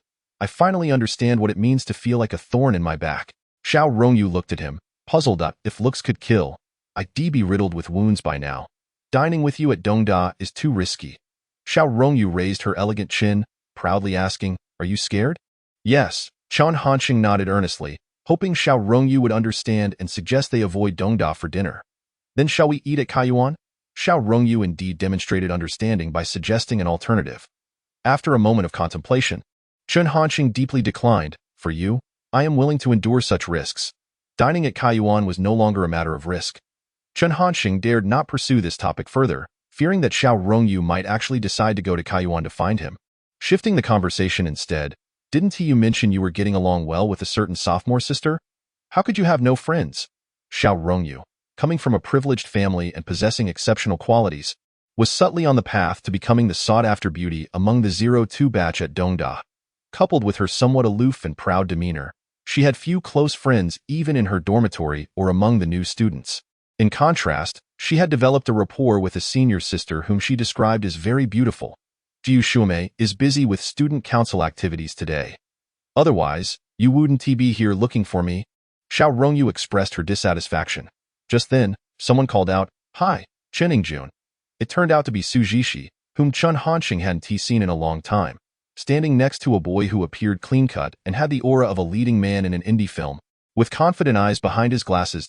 Oh, it's you, Su classmate. Chen Hansheng greeted warmly, nodding at the boy beside her. This is Su's boyfriend, he eats on. Xiao Rongyu introduced quietly. Chen Hansheng nodded, thinking to himself how pretentious that name sounded. Fitting for a protagonist, he eats on, with a gentlemanly demeanor, extended his hand. Hello, Xiao Rongyu, we met at the school auditorium. Chen Hansheng was taken aback. This guy had a girlfriend yet was shaking hands with another girl right in front of her. Wouldn't Su Jishi feel jealous? He glanced at Su Jishi, who smiled serenely, as though she regarded it as a mere friendly greeting. Chen Hansheng was not particularly concerned about Xiao Rongyu. She had long mastered the art of gracefully avoiding unwanted interactions at Gangqingno, one high school, and if she wished to distance herself, she would undoubtedly do so with politeness, as expected. Xiao Rongyu first responded courteously. Hello, senior. He then, glancing apologetically at her palm, she stuck out her tongue and remarked, I accidentally got some food on my hand while serving, it's a bit greasy. Noticing Xiao Rongyu's reluctance to shake hands, he Itsan's expression shifted slightly. However, he was quick to react. Being publicly rejected in front of everyone would not reflect well on him. Thus, he promptly redirected his hand, preparing to shake hands with Chen Hansheng to alleviate the awkwardness. Good adaptability, Chen Hansheng thought to himself as he extended his hand in a friendly manner, ready to provide a way for He Itsan to recover from the embarrassment. Unexpectedly, just as he reached halfway, He Itsan suddenly withdrew his hand. Chen Hansheng looked up to find a mocking glint behind He Itsan's glasses. Damn it, rejected by a woman, and now you're taking it out on me? Chen Hansheng was not one to find himself in such an awkward position. With a swift motion, he seized He Itsan's retreating hand and yanked it towards himself. The sound of clattering echoed as He Itsan, lacking Chen Hansheng's strength, fell onto the stainless steel dining table, his glasses flying off and his clothes getting dirty. Chen Hansheng chuckled. It's just a handshake. Why so worked up? He Itsan, having failed to achieve his aim, shot an angry glare at Chen Hansheng before storming out of the cafeteria. Su Jishi followed leisurely behind, turning back to flash a smile at Chen Hansheng. With such an incident occurring, neither Chen Hansheng nor Xiao Rongyu could continue eating, and they left the cafeteria after a few bites. Outside the girls' dormitory, Xiao Rongyu insisted that Chen Hansheng buy her a cake. She sat on a stone bench, enjoying bites of cream and fruit, her long legs swinging leisurely. Suddenly, a tall girl jogged over from a distance, exclaiming, Little fish, I just heard from the meeting that He Itsan was humiliated by a dark-skinned boy in the cafeteria. As the girl approached, she recognized Chen Hansheng and her face immediately flushed. Xiao Rongyu seized the opportunity to introduce, This is Senior Gu Xiaojin. Chen Hansheng nodded. Hello, I am indeed that dark-skinned boy. My name is Chen Hansheng. Gu Xiaojin felt even more embarrassed, while Xiao Rongyu chuckled beside her. Aren't you a bit dark yourself, with quite the foul temper, like a rogue? The two girls chatted animatedly, and feeling bored, Chen Hansheng decided to borrow a computer to return home. Curiously, he inquired, Isn't that He Itsan fellow Su Jishi's boyfriend? How come? Gu Xiaojin replied with a smile, That's common knowledge in the International Trade Department. He Itsan pretends to pursue Sujishi, but in reality, he is trying to win over little fish. Their relationship as a couple is merely a facade. Chen Hansheng exclaimed in realization, "Your circle is quite chaotic. You're the chaotic one." "I'm not chaotic at all." Xiao Rongyu lightly pinched Chen Hansheng, eager to display the demeanor of a cherished girl in front of her friend, and Chen Hansheng generously indulged this attitude. Of course, borrowing the computer was no problem. Xiao Rongyu readily handed it over to him and continued chatting with Gu Xiaojin. However, amidst their conversation, Xiao Rongyu suddenly recalled something. "Oh no, I forgot to move a Word document from my desktop to the D drive." Gu Xiaojin inquired, "What document?" "It's a diary about Chen Hansheng. Isn't that perfect? You often complain that he hasn't confessed yet. If he opens the log, it might remind him." Oblivious to everything, Chen Hansheng carried the laptop back to the entrepreneurship base, intending to teach Shen Youchu how to use Excel. Just as he reached the entrance, he suddenly lifted his sleeve to sniff. Xiao Rongyu liked to spritz a bit of perfume, and being close to her, he had inadvertently absorbed the scent. It felt rather unsafe. After contemplating, Chen Hansheng diverted to a convenience store, bought a bottle of beer, consumed a third, and splashed the rest on himself to mask the fragrance. At approximately 6 o'clock, Chen Hansheng returned to school. The early winter twilight had long descended, and the self-study room in Building F was ablaze with lights, resembling a crystal pagoda from a distance. In stark contrast, the entrepreneurship base, Room 102, was shrouded in darkness, while Room 101 was dimly lit by a single incandescent bulb, casting a gloomy atmosphere in the chilly winter night. Frowning, Chen Hansheng entered Room 101, spotting Shen Youchu sitting directly under the bulb, one hand cradling a book as she recited, while the other was held to her mouth, exhaling puffs of breath. The faint light illuminated Shen Youchu, portraying her as pitiful, helpless, and fragile. The early winter in Jianye was dry and cold, and with Room 101's vastness, the cold wind swept through, making it unbearably chilly. With a decisive clap, Chen Hansheng switched on all the lights in Room 101, startling Shen Youchu, who turned to see Chen Hansheng, her beautiful peach blossom eyes reflecting a trace of relief. However, Chen Hansheng's expression was not particularly pleasant. Sensing this, Shen Youchu stood up anxiously. "Did you drink? I'll go get some hot water." The teaching building had a hot water room, but Chen Hansheng ignored her and instead questioned, "Why aren't the lights on? Why not use the heater? I'm the only one here. I'm not afraid of the cold." Shen Youchu explained softly, "I understand you want to save money, but it's really unnecessary." Chen Hansheng replied as he pulled out the heater, turning it on. Almost immediately, a wave of warmth enveloped him. "Come here," he gestured to the nearby stool. Shen Youchu hesitantly approached, first checking Chen Hansheng's expression before slowly sitting down and extending her hands. Chen Hansheng, with a stern face, commanded, "Extend your hands." "Oh, please don't be angry." Shen Youchu said timidly, "I'm not angry now. Just extend your hands." Chen Hansheng's tone began to show impatience. "Which hand should I extend?" Chen Hansheng almost laughed in frustration, finally sighing, "Both hands." Shen Youchu extended her small hands towards him, and Chen Hansheng grasped them, finding them indeed icy cold. "And yet you claim you are not cold." Glancing at Shen Youchu, who kept her head down in silence, the heater's red light cast a warm glow on her delicate profile, accentuating her fair complexion. After rubbing her hands for a while, they finally warmed up, and Chen Hansheng remarked, "In the future, don't think about saving electricity. When classmates see the brightly lit Room 101 in cold weather, it gives them a sense of trust, which is beneficial for promoting our Room 101. Shen Youchu did not grasp the logic behind this, having been conditioned since childhood to switch on only one light, and she was particularly reluctant to use the heater. Chen Hansheng then brought out a notebook. "I'll teach you how to use Excel. You can record data on the computer in the future." "Oh," Shen Youchu nodded obediently. Opening Xiao Rongyu's laptop, Chen Hansheng glanced at the desktop, noting the usual programs, QQ, Qianqianjingting, along with some study files. He was surprised to discover that Xiao Rongyu's elective course was business law. Realizing this was likely for his benefit, he noted 2 personal documents on the desktop, family birthdays and an unnamed Word file, which he quickly bypassed out of disinterest. With Shen Youchu being a beginner, after several attempts at teaching her the basics of Excel, she still struggled. Chen Hansheng, feeling frustrated, lightly tapped her head. "You're so slow." Shen Youchu remained silent. After the tap, he felt a pang of regret. Did that hurt? Tears welled in Shen Youchu's eyes as she turned her head. My head hurts a bit," After teaching until around 7 o'clock, Chen Hansheng prepared to leave. That evening, he was scheduled to conduct classroom promotions with the second team of part-time students. At the entrance of Building A, he gave a routine encouragement speech, with Su Mingzhu also part of this team. Initially, the team members were quite confident, but once they started the actual promotions, they found it far more challenging than anticipated. Students studying in classrooms were often those who couldn't find a spot in the library or preferred not to study in their dorms. Essentially, they were diligent and reluctant to be disturbed. Thus, as Chen Hansheng entered the first classroom, before he could even begin speaking, a girl immediately frowned and began packing her belongings to leave. The sound of her packing was deliberately loud, clearly expressing her annoyance. The part-time students were momentarily taken aback, their gazes fixated on Chen Hansheng. Seemingly unfazed, he walked calmly to the podium. "Hello, everyone. I hope to take a minute of your time. We are the part-time students from Room 101 in Building F. And today, we'd like to introduce our courier service." About a minute into his introduction, it felt like an hour for the second team members, as almost no student lifted their heads, some even covering their ears. Yet, in such an environment, Chen Hansheng maintained his composure and completed his speech, then proceeded to distribute flyers. "Students, please take a look when you have time.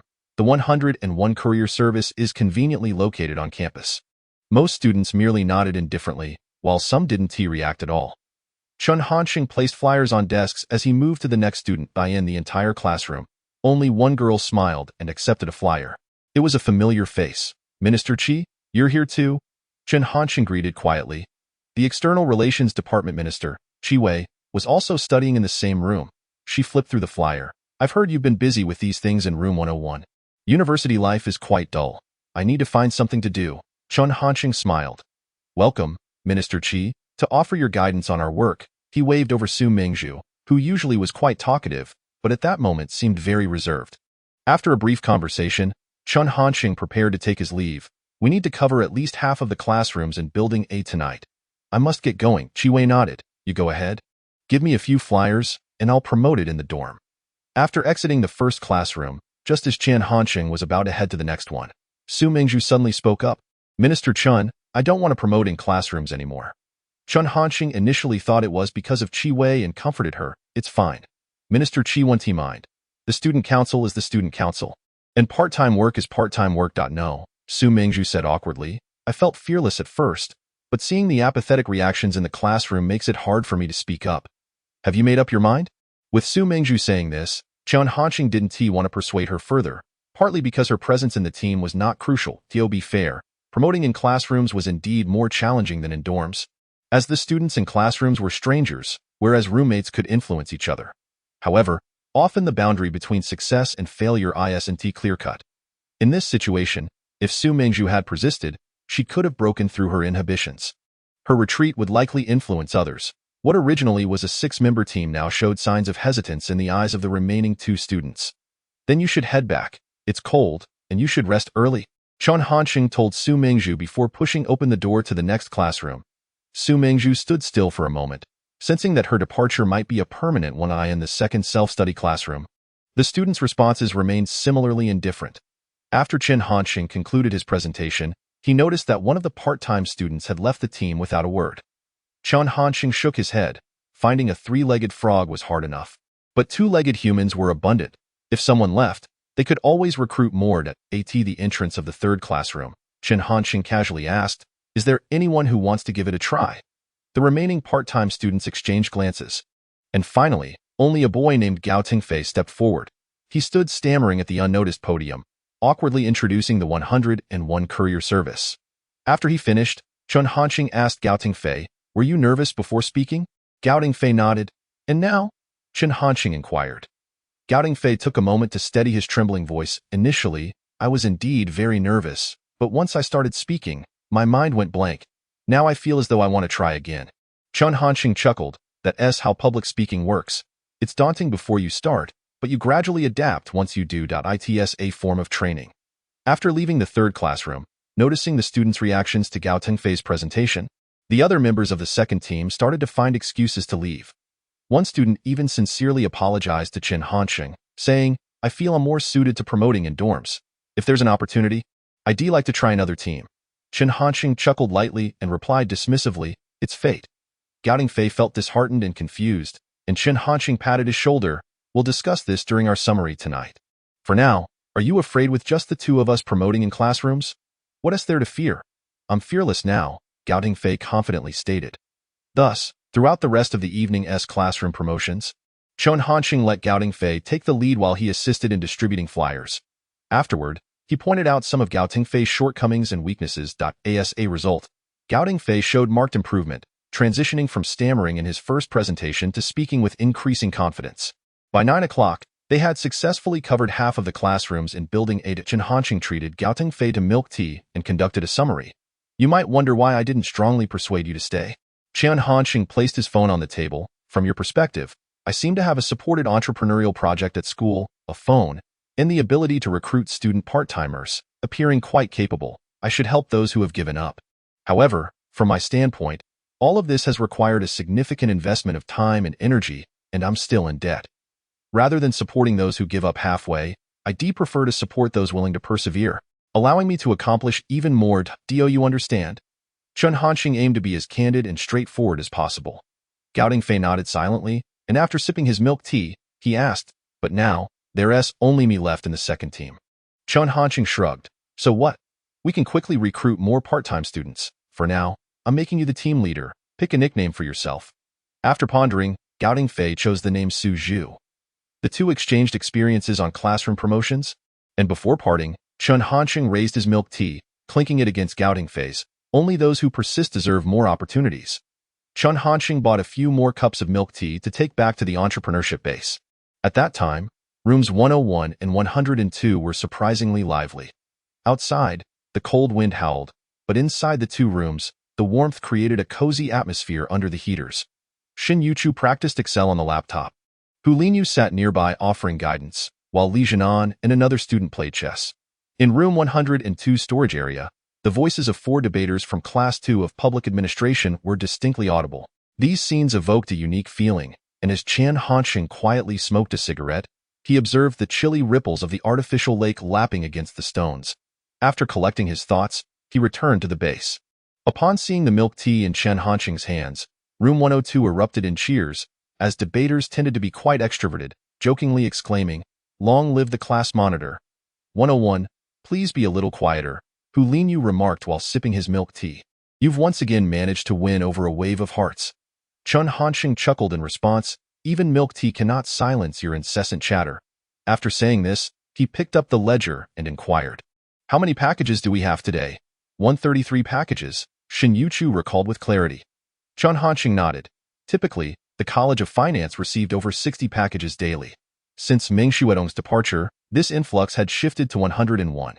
Coupled with the recent banner promotions and last night's dormitory outreach, some increase was to be expected. How many of those are from part-time students? He asked. 45 packages, came the reply. Chen Hansheng chose not to press further and advised Shen Youchu. Make sure to take your notebook back to the dormitory tonight and practice your Excel skills. Oh, understood. In the following days, Chen Hansheng accompanied other part-time teams for promotional activities.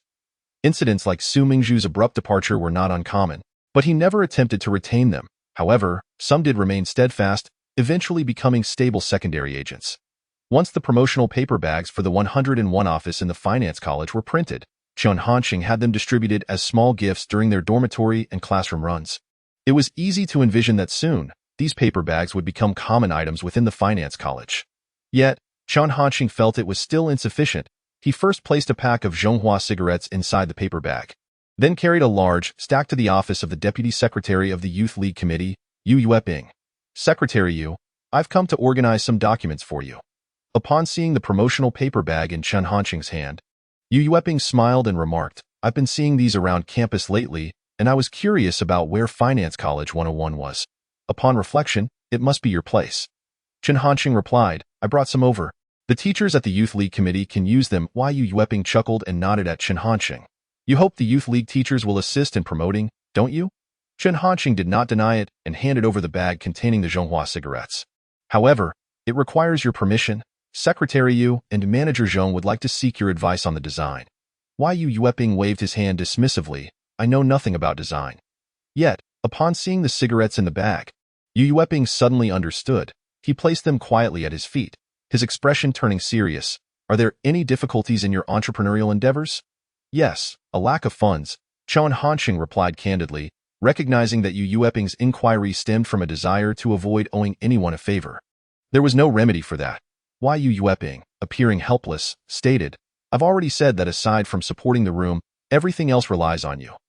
Chen Hansheng handed him a cigarette. Secretary Yu, are there any idle computers in the school that could be lent to support the entrepreneurial project? He refrained from stating it was for personal use, framing it instead as a project support initiative, thus keeping the computers as school property, merely relocated to generate value. Why Yu Yueping understood the nuance. Pondering before responding, there are indeed many in the computer lab.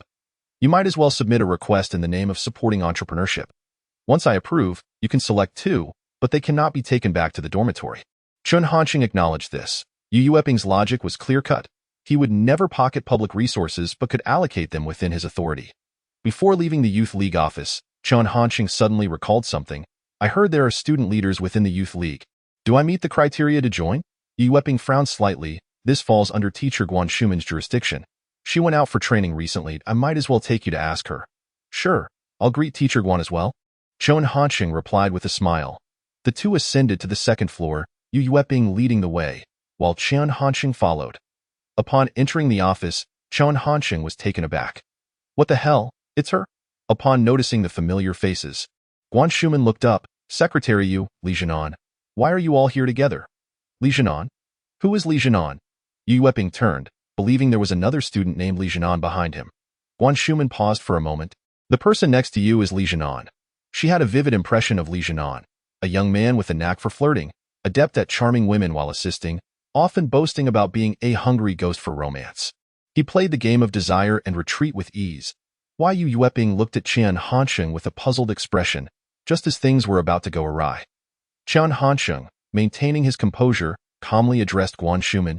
Teacher Guan, you must be mistaken. I am Chen Hansheng, the class monitor of Public Administration Class 2, Vice Minister of the External Liaison Department of the Humanities Department, and an applicant for the College of Finance's Student Entrepreneurship Support Project. Oh, is that so? Guan Shumen responded with skepticism. Chen Hansheng affirmed, I saw you adjusting equipment alone at the activity center that evening, and I hold myself to the standards of an exemplary student leader. So I offered to lend a hand. That is indeed correct, but may I ask for your name? You mentioned Li Zhenan at that time, did you not? Guan Shumen inquired, frowning. No, I said Chen Hansheng. He insisted firmly. Yu Yueping grasped the situation. It seemed Chen Hansheng had assisted Guan Shumen, but she had misremembered his name. He chuckled. Teacher Guan often handles student council matters and sees many student leaders, so it's natural to mix them up. Chen Hansheng nodded sheepishly, as if to affirm that it was indeed Guan Shumen's mistake. Her heart. Guan Shumen knew this was the young man who had flirted with her, but with Yu Yueping present, she chose not to pursue the matter further and smiled. Then I must have misremembered. Secretary Yu, do you have any instructions? Do I have any instructions? Yu Yueping replied, hands clasped behind him, his belly protruding. Recently, we have the 50th anniversary celebrations and a debate competition coming up. I see you are quite busy. He gestured towards Chen Hansheng. Xiao Chen has excellent coordination skills and is quite patient. I would like to recommend him to assist in the Youth League's work. Of course, the choice is yours. I am merely suggesting, why Yu Yueping added with a light chuckle. Chen Hansheng thought it was a pity that Yu Yueping's eloquence was somewhat wasted within the finance college. His indirect manner could easily qualify him for a diplomat in the past. Yu Yueping might not have used his influence for such matters, but having seen Chen Hansheng's successful management of the entrepreneurial base, he began to entertain other thoughts. If Chen Hansheng could bring the Youth League under his wing, it would fall directly under his jurisdiction, simplifying many discussions. Why Yu Yueping rarely made requests. Now, he was advocating for Chen Hansheng, making it difficult for Guan Shumen to refuse. After considering, she said, the student department of the College Youth League is divided into the News Center, Office Center, and Supervision Center. Which department would you like to join? Chen? The broadcasting station belongs to the News Center, and thinking of the alluring seniors there, Chen Hansheng felt this was not even a matter of choice. I would like to join the news. He began, but Guan Shumen abruptly interrupted. I almost forgot. The News Center is full. Only the Office Center and Supervision Center have vacancies. Given your strong coordination skills, why not join the Supervision Center? Guan Shumen dared not place Chen Hansheng in the News Center. Should a scandal arise, she would also be held accountable. Why Yu Yueping agreed. The supervision center wields significant authority, but with great responsibility, it will allow you to showcase your abilities. With Yu Epping's endorsement, Chen Hansheng had no choice but to comply, even going so far as to flatter, "As long as I can learn alongside Secretary Yu and Teacher Guan, I am indifferent to where I go." With the Deputy Secretary of the Youth League personally vouching for him, the usual processes of interviews, qualification checks, and public announcements were all bypassed, and Chen Hansheng proudly became a student leader in the Supervision Center of the College of Finance's Youth League. "Now you may carry on. I shall take my leave," Yu Epping said, waving his hand as he departed, leaving only Chen Hansheng and Guan Shuman in the room. "Teacher Guan, if there are no pressing matters, I will take my leave," Chen Hansheng stated, fully aware that Guan Shuman recognized him. This place was fraught with complications, and a gentleman does not linger beneath questionable circumstances. He thought of teasing the adorably straightforward Shen Youchu, or perhaps engaging in a sweet call with the charmingly proud Xiao Rongyu. Wasn't that a more enjoyable way to pass the time? Ultimately, he merely sought the title of Youth League member. Although Guan Shuman was not unattractive, around 23 or 24 years of age, with long, straight black hair and pleasant features, according to Gua Xiaoqiang's rigorous scoring system, she would likely score above 8.5. Perhaps she was comparable to Shang Yanyan. Yet if given the choice between Guan Shuman and Shang Yanyan, Chen Hansheng would prefer to associate with Shang Yanyan. What was wrong with being flirtatious? As long as the approach was appealing, he had no intention of marrying her. However, it was evident that Guan Shuman, with her long black hair, would not let Chen Hansheng off so easily. Adjusting her glasses, she remarked, "Since you have joined the Youth League, it is time for you to familiarize yourself with the work." As she spoke, she handed him a stack of documents. "Here are the reports submitted by the various student councils in our college. You may review them on the front desk. This is also a primary task of the Supervision Center." Chen Hansheng sighed in resignation. He had a plethora of matters concerning his entrepreneurial base to attend to, but he politely accepted the documents. "Thank you, Teacher Guan, for providing me the opportunity to delve into the workings of the Youth League." The contents of the documents were quite straightforward, consisting entirely of requests and reports from various student councils, typically either the registration forms for newly appointed vice ministers or resignation statements from outgoing vice ministers. With 16 departments in the Finance College, each with 7 or 8 student council departments, Chen Hansheng surmised that Guan Shuman likely had no time to review these herself. They were probably approved by student leaders within the Supervision Center. He noticed among them his own registration form as the Vice Minister of the External Liaison Department, but immediately beneath it was a statement declaring that Chen Hansheng was unsuitable for the position of Vice Minister of the External Liaison Department of the Humanities and Social Sciences. The submitters were the Student Council Vice President Hu Xiaoping and Zhou Xiaoli. The content roughly stated that Chen Hansheng was too young, lacking experience, and that his vice ministership would disrupt the stability and unity of the Student Council. With further insinuations of potential abuse of power, it even mockingly concluded with, "Please advise on the appropriateness. As the saying goes, there are no coincidences in this world." Chen Hansheng mused quietly, discreetly tucking this statement away in the middle of the stack. Just as Guan Shuman suddenly inquired, "Aren't you from Public Administration Class 2, Chen?" "Indeed," Chen Hansheng affirmed, wondering why Guan Shuman was asking. Shortly thereafter, he heard the repeated clicking of right mouse buttons, as if she were opening files, followed by dragging the mouse. Chen Hansheng quickly realized what she was doing. Guan Shuman was checking the student roster for their class. She was verifying whether a student named Li Jianan actually existed in Public Administration Class 2. This was absurd.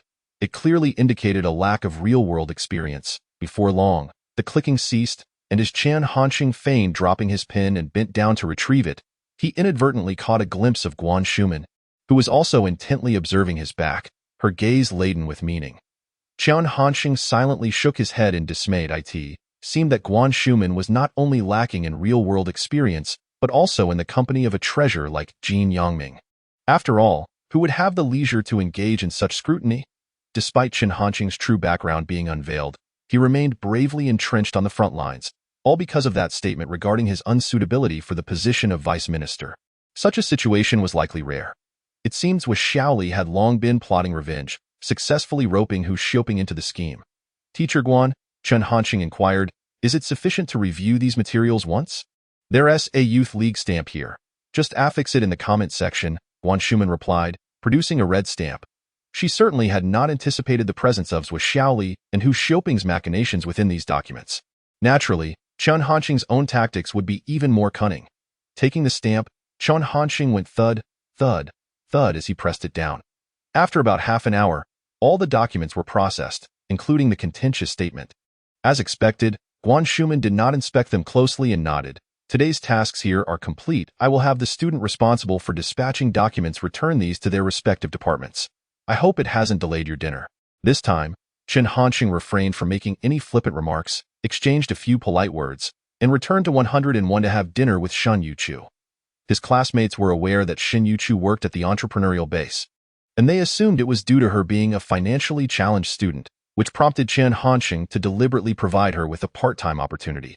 Upon returning to the dormitory around 9 p.m., Chen Hansheng immediately detected the scent of alcohol wafting from within.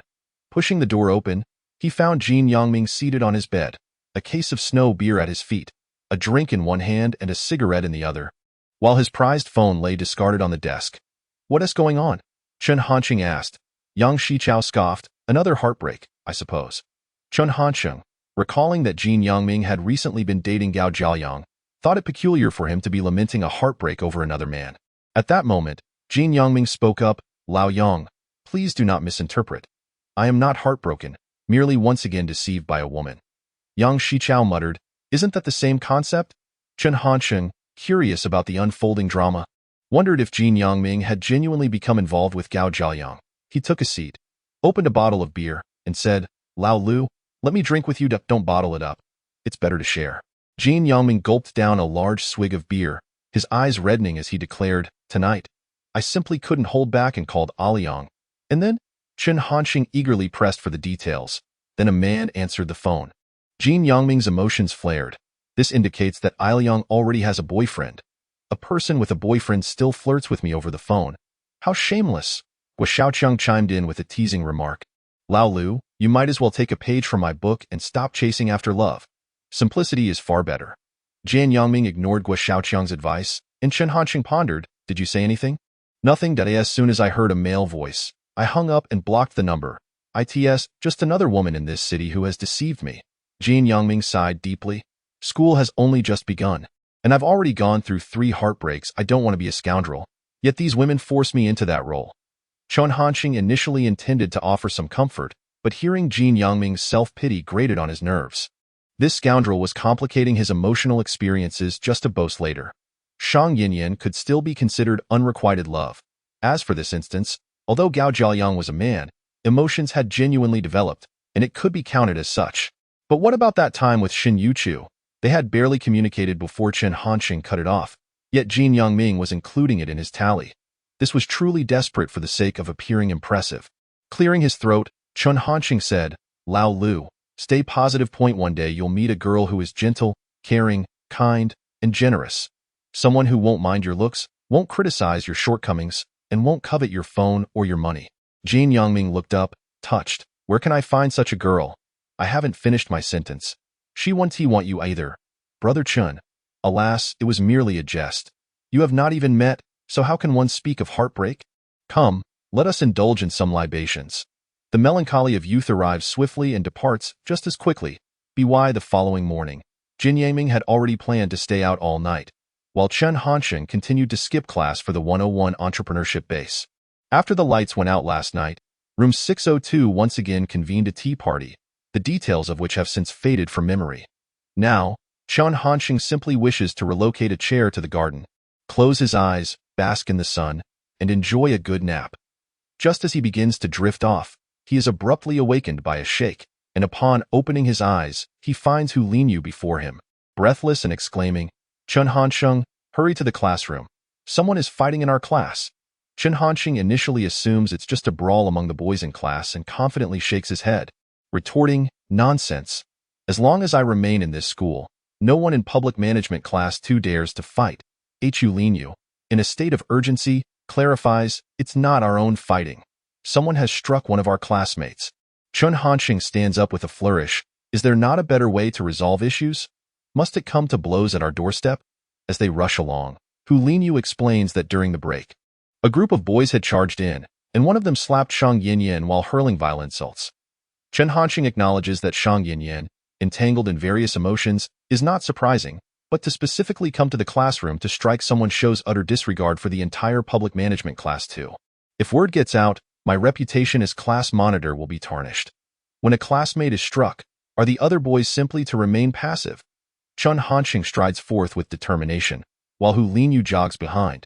Continuing to explain, it was Zhu Qinglong and Yang Shiqiao who intended to confront them. Only you can pacify the situation. Why must I pacify anything? I am not a referee, Chen Hansheng scoffs, suddenly recalling an important matter. In the midst of this conflict, was Shen Youchu affected? Hu Linyu rolls her eyes, unable to suppress her exasperation. Shang Yinyan has just been slapped, the classroom is on the verge of chaos, and Chen Hansheng's primary concern is for Shen Youchu. Rest assured, your Shen Youchu is seated beside me, safe and sound. The classroom is located in Building B, and Hu Linyu points to a brand new Jetta parked on the ground floor, saying that's the car they arrived in. Chen Hansheng glances at it, noting the vehicle's Shanghai license plate, realizing that Shang Yinyan is also from Shanghai. How audacious to flaunt a Jetta, he mutters contemptuously. Meanwhile, inside the classroom of Public Management Class 2, the atmosphere is palpably tense, with groups of students standing apart. Some are unsure of what to do, others cower in fear, while a few are eager to rush into the fray, and some stand in the middle attempting to mediate, calling out, "Where is Hu Linyu? Wasn't she supposed to fetch the class monitor?" A few university-aged boys are encircled in the middle, yet they carry themselves with a brazen arrogance, one of them still viciously pointing at Shang Yinyan and cursing, "Slut." As Chen Hansheng enters the classroom, his first instinct is to locate Shen Youchu, who is standing behind Shang Yinyan, head bowed, gently poking Shang Yinyan's waist with her finger. After being slapped, Shang Yinyan's makeup is in disarray, tears blurring her vision as she turns to see Shen Youchu cautiously offering her all the tissues she has. Shang Yinyan pauses for a moment, nods silently, and accepts the tissues, continuing to wipe her tears. Chen Hansheng finally feels a sense of relief, a cruel smile creeping onto his lips. How dare they stir up trouble in our class? Do they not realize I am their protector? With a decisive motion, Chen Hansheng locks the classroom door from the inside. Upon his arrival, the atmosphere in the classroom shifts dramatically. The boys preparing for a fight cease their actions, those attempting to mediate breathe a sigh of relief. And students who had been hiding begin to gravitate toward the center, gradually stabilizing the situation. The group of external university students, believing a teacher from the Finance Academy has arrived, are taken aback by Chen Hansheng's youthful appearance. They contemplate whether to exchange harsh words to maintain their bravado, but Chen Hansheng remains silent, aware that if he delays further, the school security may soon arrive. He points at those attempting to mediate and commands, "Step aside. Our classmates have been assaulted. There is no time for you to play the peacemaker." Seeing Chen Hansheng's support, Yang Shiqiao and Zhu Qinglong feel emboldened, hurling themselves into the fray once more. The students who had been mediating, momentarily dazed, fail to intervene, and the four external students, with little resistance, find themselves swiftly overpowered. The chaotic scene erupts into a flurry of punches and kicks, while Chen Hansheng stands by, coldly observing, showing no inclination to intervene. Before long, the school security arrives, but the door has been locked by Chen Hansheng in advance. The security knocks loudly, demanding entrance, and Chen Hansheng feigns ignorance of the noise until he believes the four have received a sufficient beating, then strides over to unlock the door. "Why did you only open the door now?" the security guard bellows. Chen Hansheng shrugs, "It was too noisy inside. I couldn't hear." The guard, momentarily at a loss, cannot produce evidence that Chen Hansheng had been deliberately ignoring him. Inside the classroom, desks and books lie scattered across the floor, and four boys are in a sorry state, bloodied and battered, huddled against the wall. The remaining boys appear somewhat disheveled but are uninjured. The security guard, wielding a rubber baton, declares, "Anyone involved in the fight, come with me." "Wait a moment," Chen Hansheng interjects, "why are you taking everyone without understanding what has transpired? We still have classes to attend." The guard scrutinizes Chen Hansheng. "You want to attend class after a fight? Prepare for punishment. You are coming with me." As he reaches for Chen Hansheng's clothing, Chen Hansheng effortlessly breaks free, asserting, "I didn't fight. Why should I accompany you?" This reluctance to engage physically stems from Chen Hansheng's intent to protect Yang Shiqiao and the others while shifting the blame onto the four external students. "Not only will I not go with you, but neither will any of my classmates," he insists, pointing to the bruised and battered boys. "These external students came to our Finance Academy to harass female students. They retaliated and even struck one of our own. Shang Yinyan, come here." As Xiang Yinyan approaches, tears in her eyes and visible marks on her face, Chen Hansheng raises his voice. Look, this is a female student from our finance academy. A portion of your salary is derived from her tuition fees. Now she has been assaulted by these external ruffians, and you side with them? How can we not feel disheartened?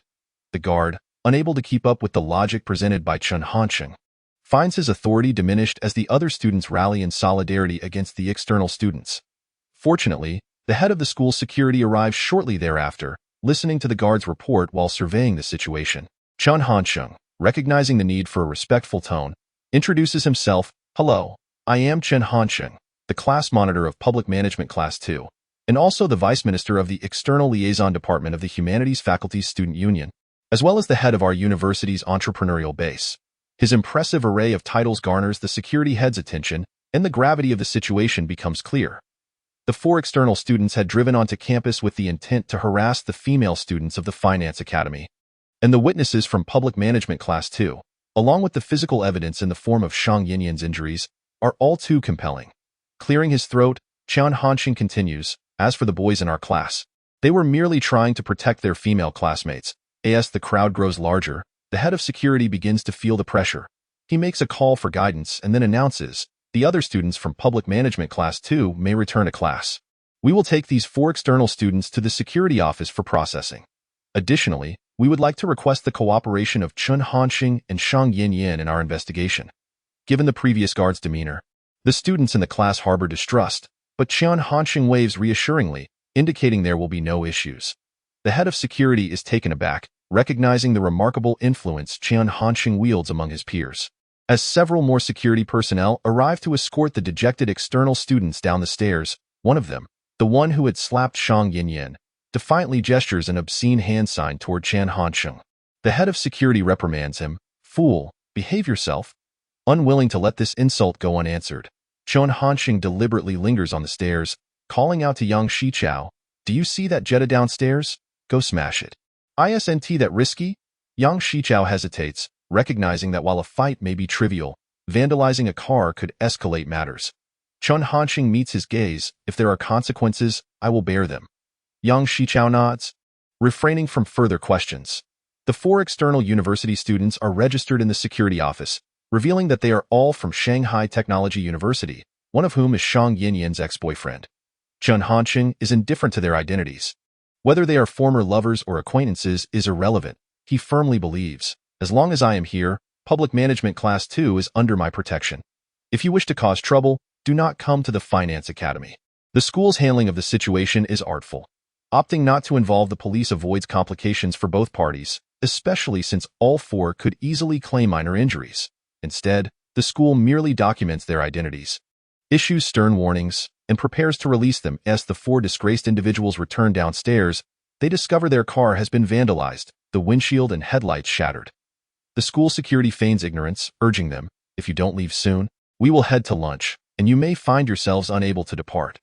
Realizing that there are formidable students within the Finance Academy, the 4 leave without uttering a word, lacking even the courage to glare back. Such students, with their connections and support, possess a certain clout. Though they may be inconsequential beyond the school's walls, within the Finance Academy, confrontations are futile. Chen Hansheng watches the Jetta drive away, a smile spreading across his face as he reaches for a cigarette, only to find Xiang Yinyan suddenly snatch the lighter from his hand. Allow me to light it for you. With a flick, she brings the flame to his lips. Chen Hansheng glances at her, noting the still visible mark on her face and the striking crimson of her polished nails. Thank you. He leans forward to ignite his cigarette before returning to the 101 entrepreneurship base. Xiang Yinyan lingers for a moment, then quietly slips Chen Hansheng's lighter into her pocket. Upon returning to the entrepreneurship base, Chen Hansheng's phone rings. It is his advisor, Guo Zhengyun, likely calling about the earlier incident. What occurred this morning? I heard Xiang Yinyan was bullied, and our boys retaliated. Guo, who had not been on campus that morning, must have just received the news. Chen Hansheng recounts the events, omitting specific details, only stating that Xiang Yinyan's ex-boyfriend caused a disturbance and that the boys had no choice but to drive him away. Guo Zhengyun is not easily deceived. What about the car? I heard it was vandalized. Who has such a loose tongue? Chen Hansheng curses inwardly but maintains a smile. Our young lads were simply too passionate and accidentally damaged a few headlights. I see that in truth, Zhongyun can surmise the gist of the events, suspecting Chen Hansheng's involvement. The class monitor is astute enough to remain hands-off, allowing him to extricate himself from the situation while helping others evade blame. Finally, Guo reminds him, do keep discretion in mind. After all, this year marks the 50th anniversary of the school. We must prioritize stability and harmony. I will report this to the department head. Guo's report will likely serve to explain the incident.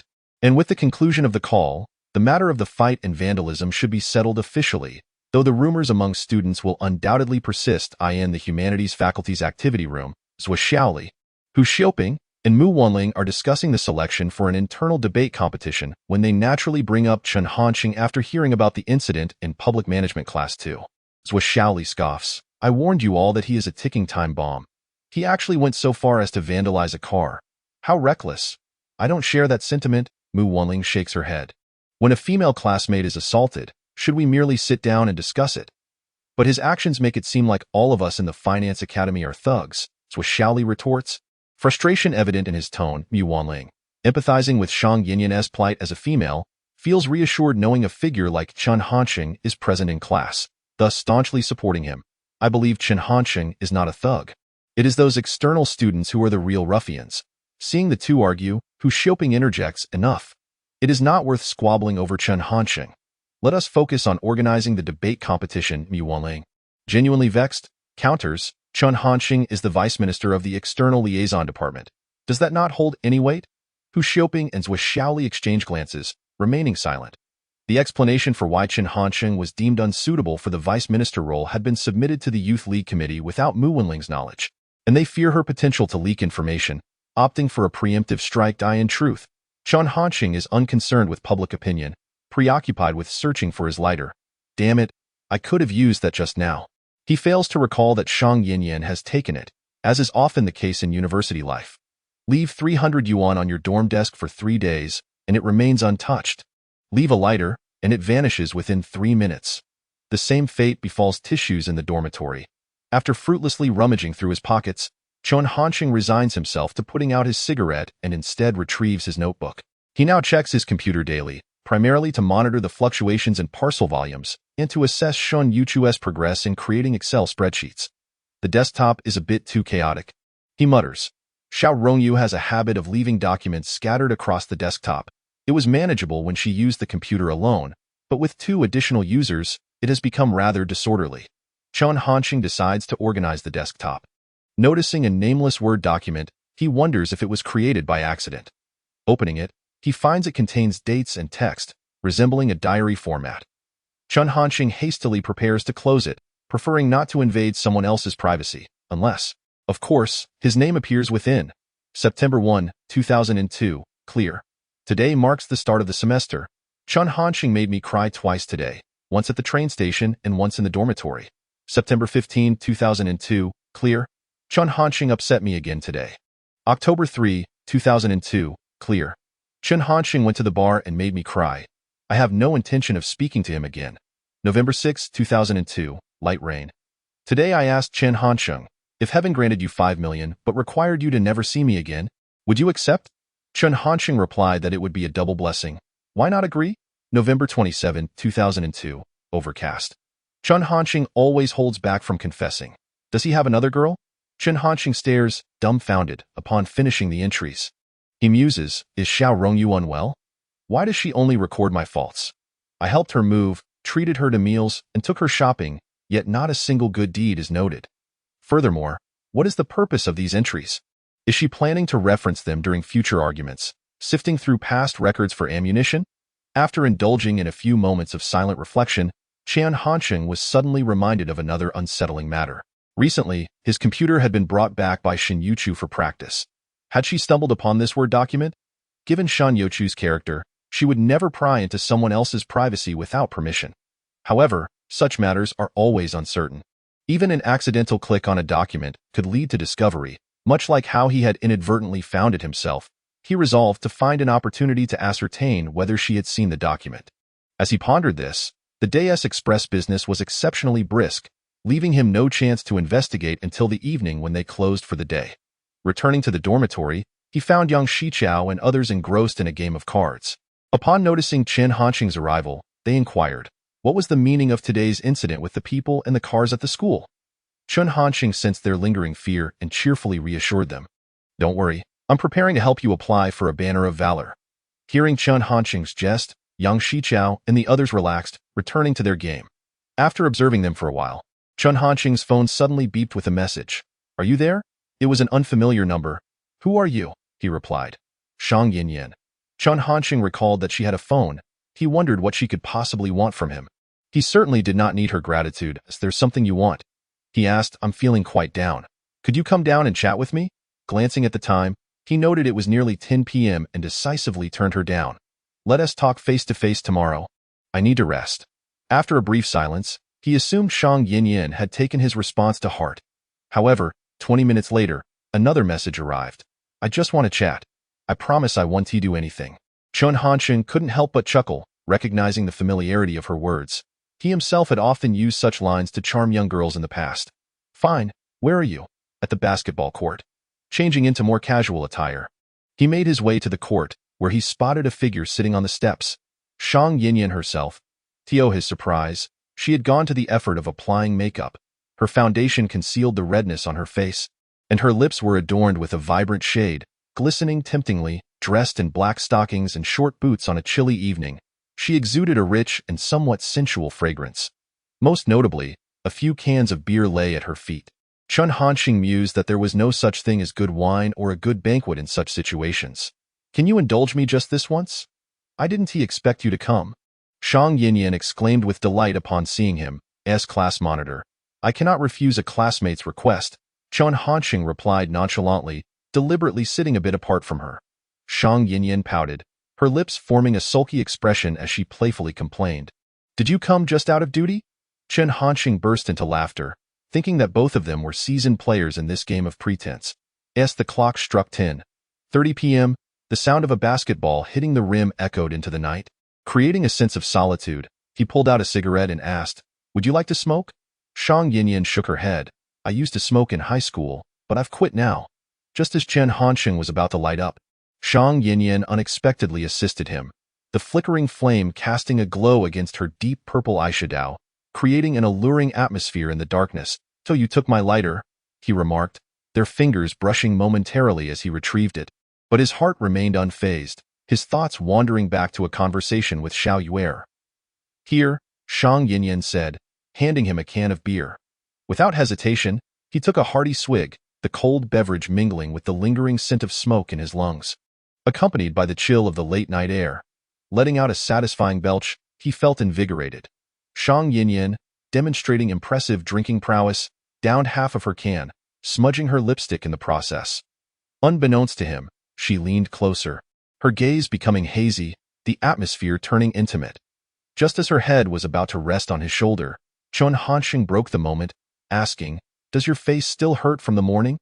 Instantly, Shang Yinyan straightened up, clearly disturbed by his comment which felt like salt on an open wound. You insufferable man, she retorted, feeling the tension in the air shift. Embarrassed, she gulped down the remainder of her beer. Thank you for standing up for me today. Chen Hansheng shrugged off the previous tension, flicking the ash from his cigarette.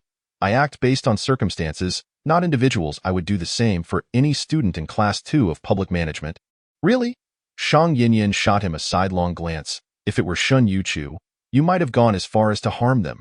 Chen Hansheng fell silent, his teeth clenching the cigarette as he swayed it gently, letting the tobacco burn naturally, the sound crackling softly as he gazed deeply at Shang Yinyan. Feeling somewhat flustered under his intense scrutiny, she quickly clarified, Please don't misunderstand. It's no secret that Shen Youchu is the most beautiful girl in our class, but we girls prefer not to voice it. Perhaps it's out of jealousy.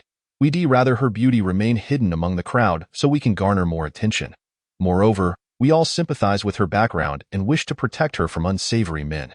At this point, Shang Yinyan chuckled lightly, but if you were her boyfriend, all these concerns would vanish. Chen Hansheng preferred to steer clear of discussing Shen Youchu in such a context. She deserved to bask in the warmth of the sun. So he replied mildly, Shen Youchu dislikes being disturbed. It's best for her to remain as she is. Shang Yinyan nodded, understanding his sentiment. She opened her second can of beer and began to recount her past. The boy from this morning was my first love. We started dating in middle school. Our parents are both in business, so they provided us with money rather than guidance. However, my allowance was meager, and I was quite vain, eager to flaunt a new phone. He secretly saved his New Year's money and pocket money, sacrificing his own meals just to buy me one. Chen Hansheng considered that both their families must have been relatively well off, as a middle school phone would have cost over 10,000. On the night he gifted me the phone, I spent the night at his place. He was my first man, Jianye confessed, gazing at Chen Hansheng. Do you look down on me? Chen Hansheng shook his head, flicking the ash from his cigarette. You two shared genuine feelings. It's not unusual for things to progress. I knew you would understand, she replied, looking up at him. You exude a unique aura. I sensed it the moment school started, like a mature man. You must be mistaken, Chen Hansheng countered. Absolutely not, Jianye insisted, because I've encountered such men before. Chen Hansheng acknowledged her point with a grunt, recognizing the complexities that must have surrounded her transition from an innocent middle school girl to someone with experience. In high school, my first love and I ended up at different schools. Initially, I believed our love was steadfast. During my first year, a senior pursued me relentlessly, despite my insistence on having a boyfriend. Yet, he did not give up, and while I appreciated his persistence, I never accepted him. Jianye's voice became ethereal as she continued. One summer weekend, I decided to surprise my first love, showing up unannounced at his school, only to find him kissing another girl by the roadside. At this revelation, Jianye's breath quickened. She snatched the cigarette from Chen Hansheng's hand, expertly lighting it as she inhaled deeply, regaining her composure. I didn't interfere with them, but back at school, I began dating that senior, spending the night with him. Chen Hansheng remained silent, sensing the story was far from over. Under the influence of smoke and alcohol, Jianye seemed to drift into a profound reverie. The city of whose city is unlike any other, filled with excess and allure. Eventually, I came to terms with it.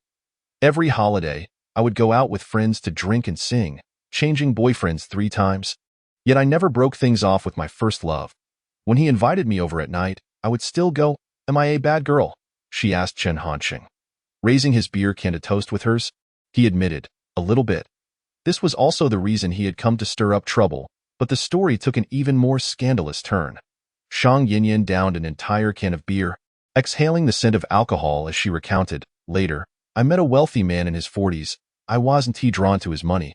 My family had enough of that, but I felt secure with him. Was he married? Chen Hansheng inquired. Yes, and I knew his wife, she replied with a cold laugh. Sometimes he would meet me while still going back to his wife, leaving me alone in a hotel room.